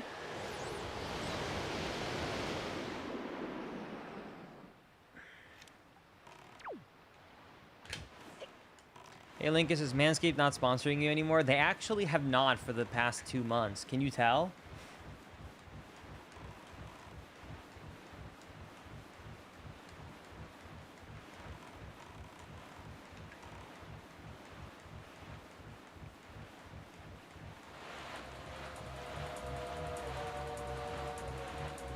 What are you searching for currently? I'm searching, since this is with 100%, I am currently right now searching for a quiver upgrade and 1 piece of heart. 1 piece of heart and 1 quiver upgrade, and that's it.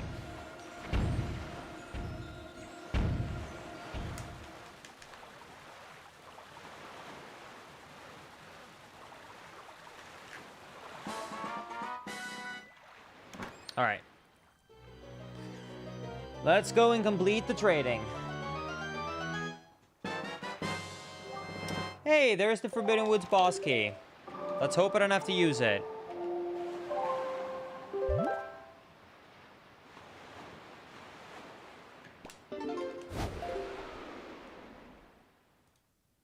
No, I'm planning on working with Manscaped again in the future.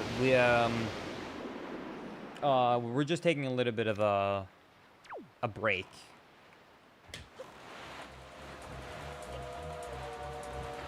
All right, let's go and do the trades. Here we go. They had a fight? No. Basically, I did a Manscaped sponsorship every single month for 2 years straight. So basically,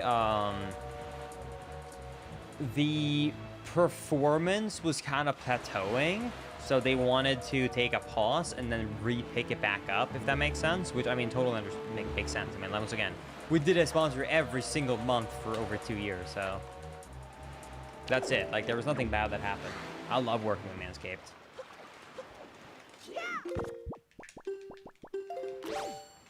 All right. Here we go. This is the final trade.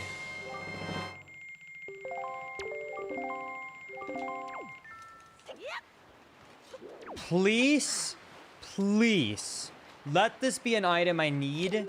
Don't make me do watering trees. I don't want to water the trees. It's so slow and it's so bad. Please, don't make me do it. Oh, I forgot to click off that letter. I already got that letter. All right, here we go. And then Goron trading reward.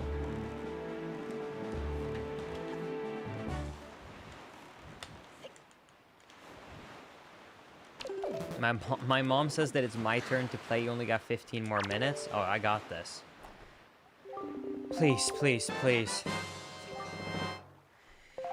All right. We got 3 locations and 1 heart. Can we be lucky and skip 2 locations? That's really the question. Or 1 location. Or will we actually have to check all of them? Here we go. It's time. Is it Orca 500 hits? Is it watering trees? Is it Caladiemos?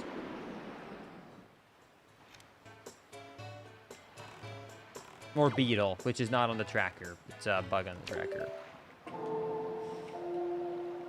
Oh my god, I just realized it can be a 5th one. It could be Savage Labyrinth 50 in theory too.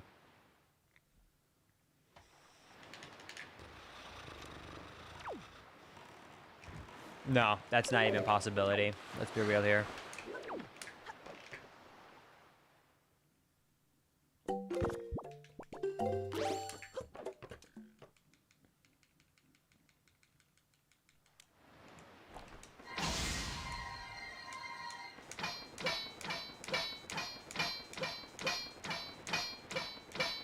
Alright, we have to buy 60 items here.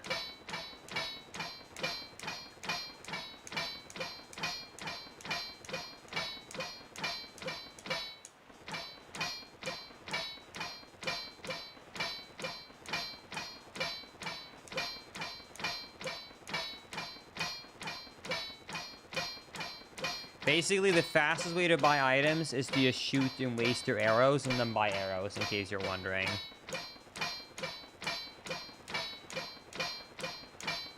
But at least it's a sick beat.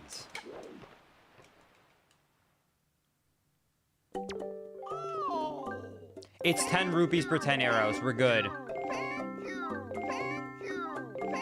Whoever said that they Googled that it was 30 must have been lied to by the internet.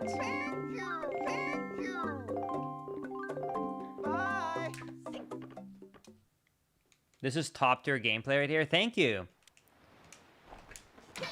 And we get to do it 5 more times like this. Oh yeah. Think it's please have to work tomorrow. If we get lucky, we'll be able to beat the seed in 10 minutes. If we get unlucky, 20. Even more unlucky, 25. Worst luck, about 35 minutes. But surely we can't get the worst one. I mean, what are the odds of that? Don't actually do the math, please. I don't need to know.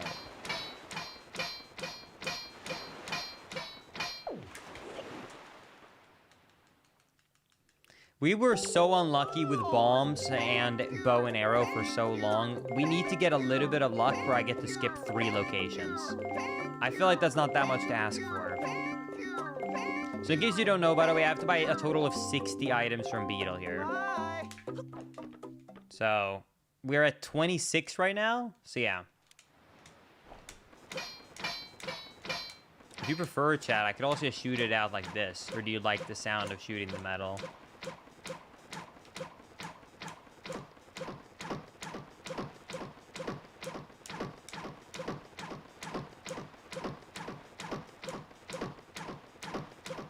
You missed the metal.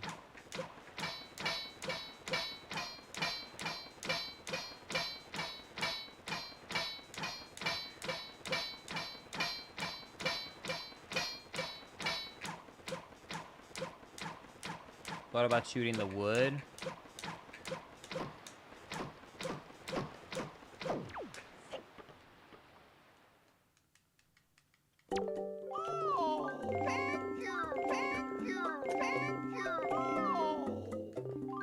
That's the first reward.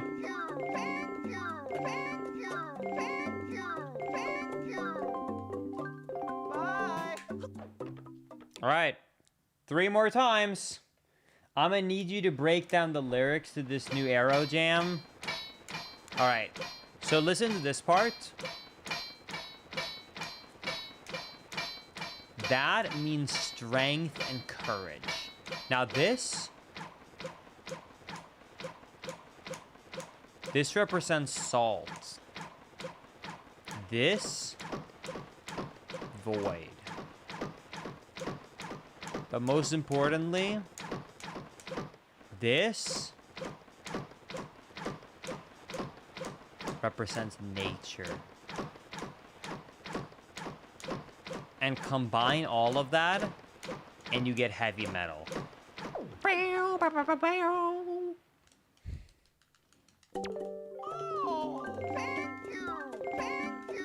And listen to the sick beat in between the parts.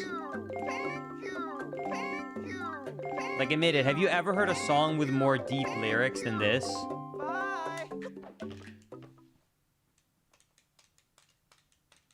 Do you actually have to do 60 buys? Yes. We need to do like 15 more now. We're almost there. Pure cinema. I'm glad you like it, Kyle.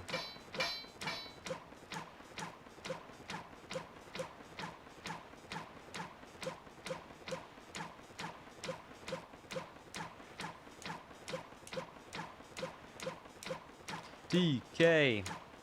Donkey Kong, he's the leader of the bunch. You know him, right? He's shooting his arrows across the ocean. He likes the Beetle so very much. Oh, DK. Donkey Kong. All right. One more.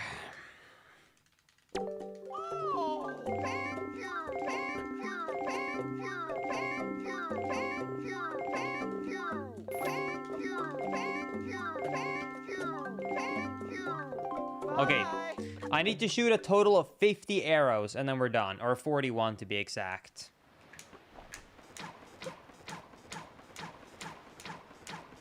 $10, $20, $30, $41. All right, there it is.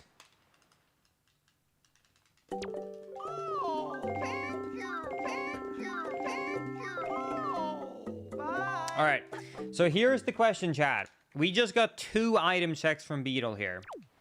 This is the only ones that are not on the tracker. But they can have hearts, so we're checking.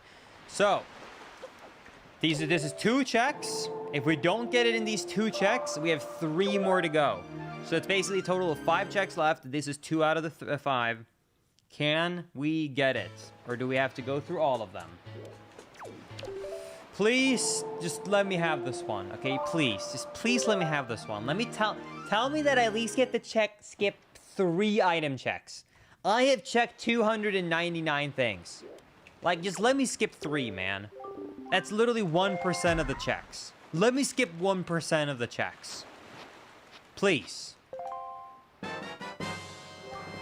Oh, no. Please, dude. Don't make me water the trees. Please. Yes. Oh my god. My back. I'm too old. We did it! Oh god, I'm actually stuck. Hold on. Ugh. Sorry. Okay, we did it. Okay, we're done. That's it. 100%. We did it. Can you do the checks? Look, everything. That's it. That's it. We did it. Let's go beat the game. I also don't recommend being old and sliding down in your chair. Okay. All right, that's it. You know what? Remind me, Chad. Once we beat Ganon, remind me, and I will check what items was in the 3 locations that we were able to skip.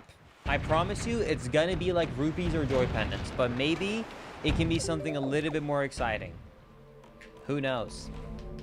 Maybe it can be like a skull necklace, or a joy pendant, or a gold feather.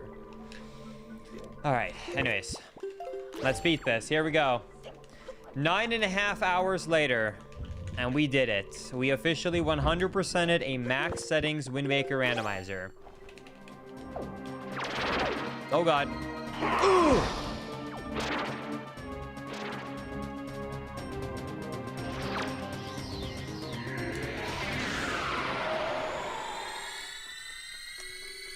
Now the question is, do we still got the aim after 9.5 hours to be the Swedish sniper?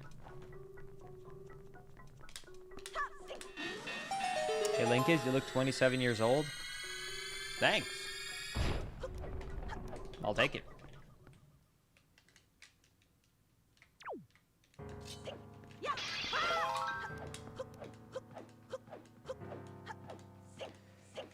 All right, here we go. Are you gonna do Pup again and skip, Linkus? No, I'm not gonna do Pup again and skip. I'm actually gonna beat it.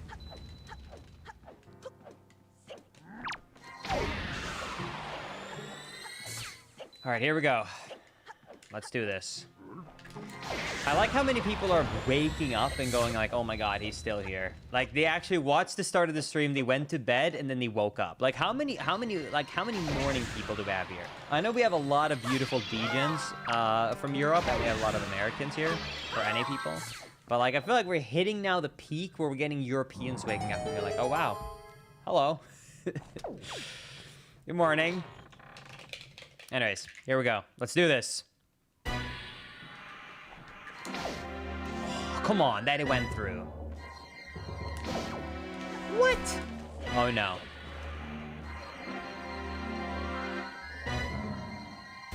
Oh no, NA aim. Oh no. Oh no. Oh no.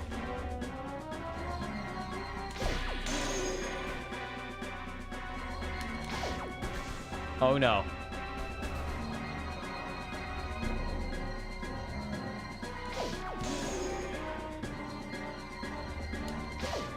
Oh. Hey, at least the last shot was good. Let's see if we can redeem it. Maybe we can redeem it with a Crip shot or a Trog shot. If you don't know, Crip shot is if you can get a double shot on the second phase. Trog shot is if you can get a double shot on the third phase. And they are progressively harder and harder.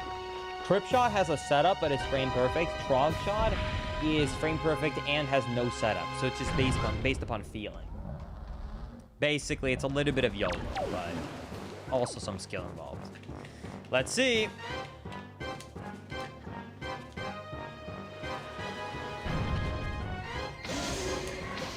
Oh, okay. Trog, Crip shot. There we go. Double shot.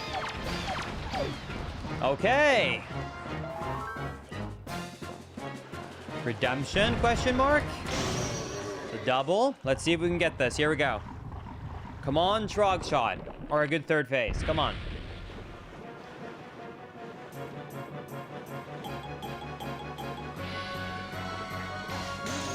Oh, I couldn't do the double shot. It's still a good snipe, but unfortunately it didn't hit his body. So I couldn't do the double shot.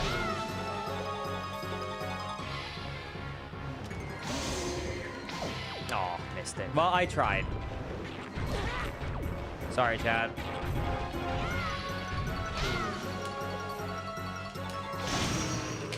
Still pretty good. I'll take it. All right. Let's finish this off. Thank you, the Master DS, for the raid. I appreciate it. The end is near. And hey, sub 10, that's pretty good. I said I thought this was going to take about 8 to 12 hours, so we did get underneath the middle of that estimate.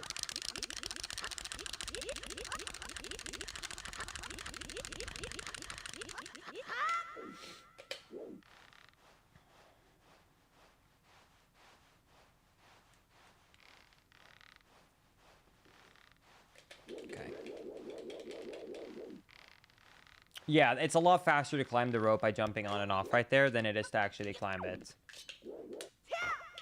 Did I get the double target there?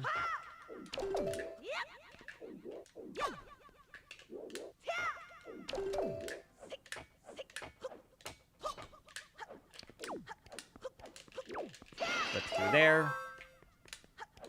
You can clip through the ground right there, by the way, where the fence meets up with the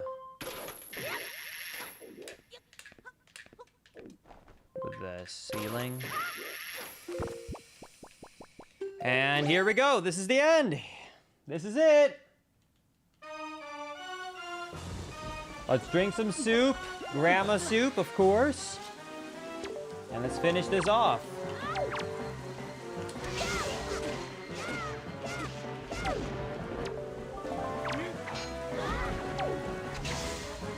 Here we go.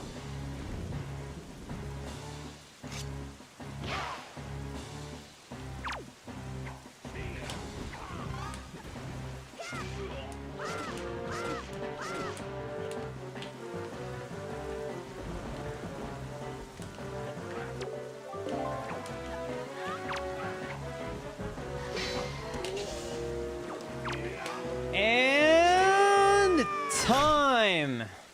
There it is, 100% max settings Wind Waker Randomizer in 9 hours, 37 minutes, and 41 seconds. There it is. We did it. It was long, it was rough, it was hard, but you were here for it. And we did it. And I had a pretty good time overall. Let's quickly see here. Logs. And let's see here. So what was the 3 locations we skipped? We skipped Orca, which was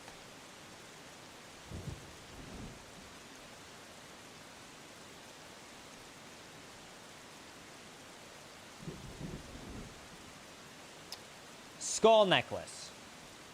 We got to skip Colosseumos, which was a silver rupee. And the final thing we got to skip was Withering Trees, which would have been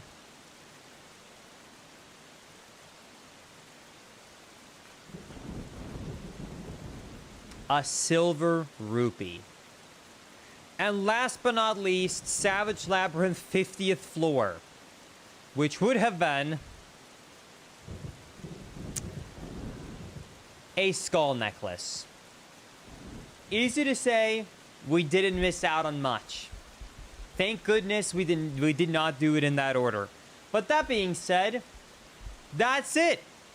I am done. Thank you so much, everybody, so much for being here and supporting me. Thank you, Grumpy, for the 69 kroners. Finally, I can go to sleep at 7:30 a.m. I feel you. For anyone who watched on YouTube, thank you so much. This was my first ever stream on YouTube, so I hope you enjoyed. Anyone who's watching the VOD of this, I hope you enjoyed this full exploration of this rando. I'll do some more streams on YouTube in the future. And of course, anyone who watched on Twitch, as always, thank you guys so much. If you're watching this on YouTube and you want to watch more streams like this live, you should check out my Twitch channel, twitch.tv/Linkus7. I will be back on Twitch on Wednesday. That being said, if you are sticking around on YouTube and you don't really want to check out Twitch, I will have a new YouTube video dropping in about 1 week from now. So you don't have to wait long for the next YouTube content. So, YouTube, I'll see you in about a week from now. Twitch, I'll see you on Wednesday. Thank you, everybody, so much for watching. I appreciate it so much. If you're watching this on YouTube, don't forget to subscribe to the YouTube channel if you haven't already. Also, be sure to like, comment, subscribe, you know, all the good stuff. Thank you guys so much for watching. I'm going to go to sleep now. So, thank you guys for watching. Later, everybody. Bye-bye. Linkus7, out.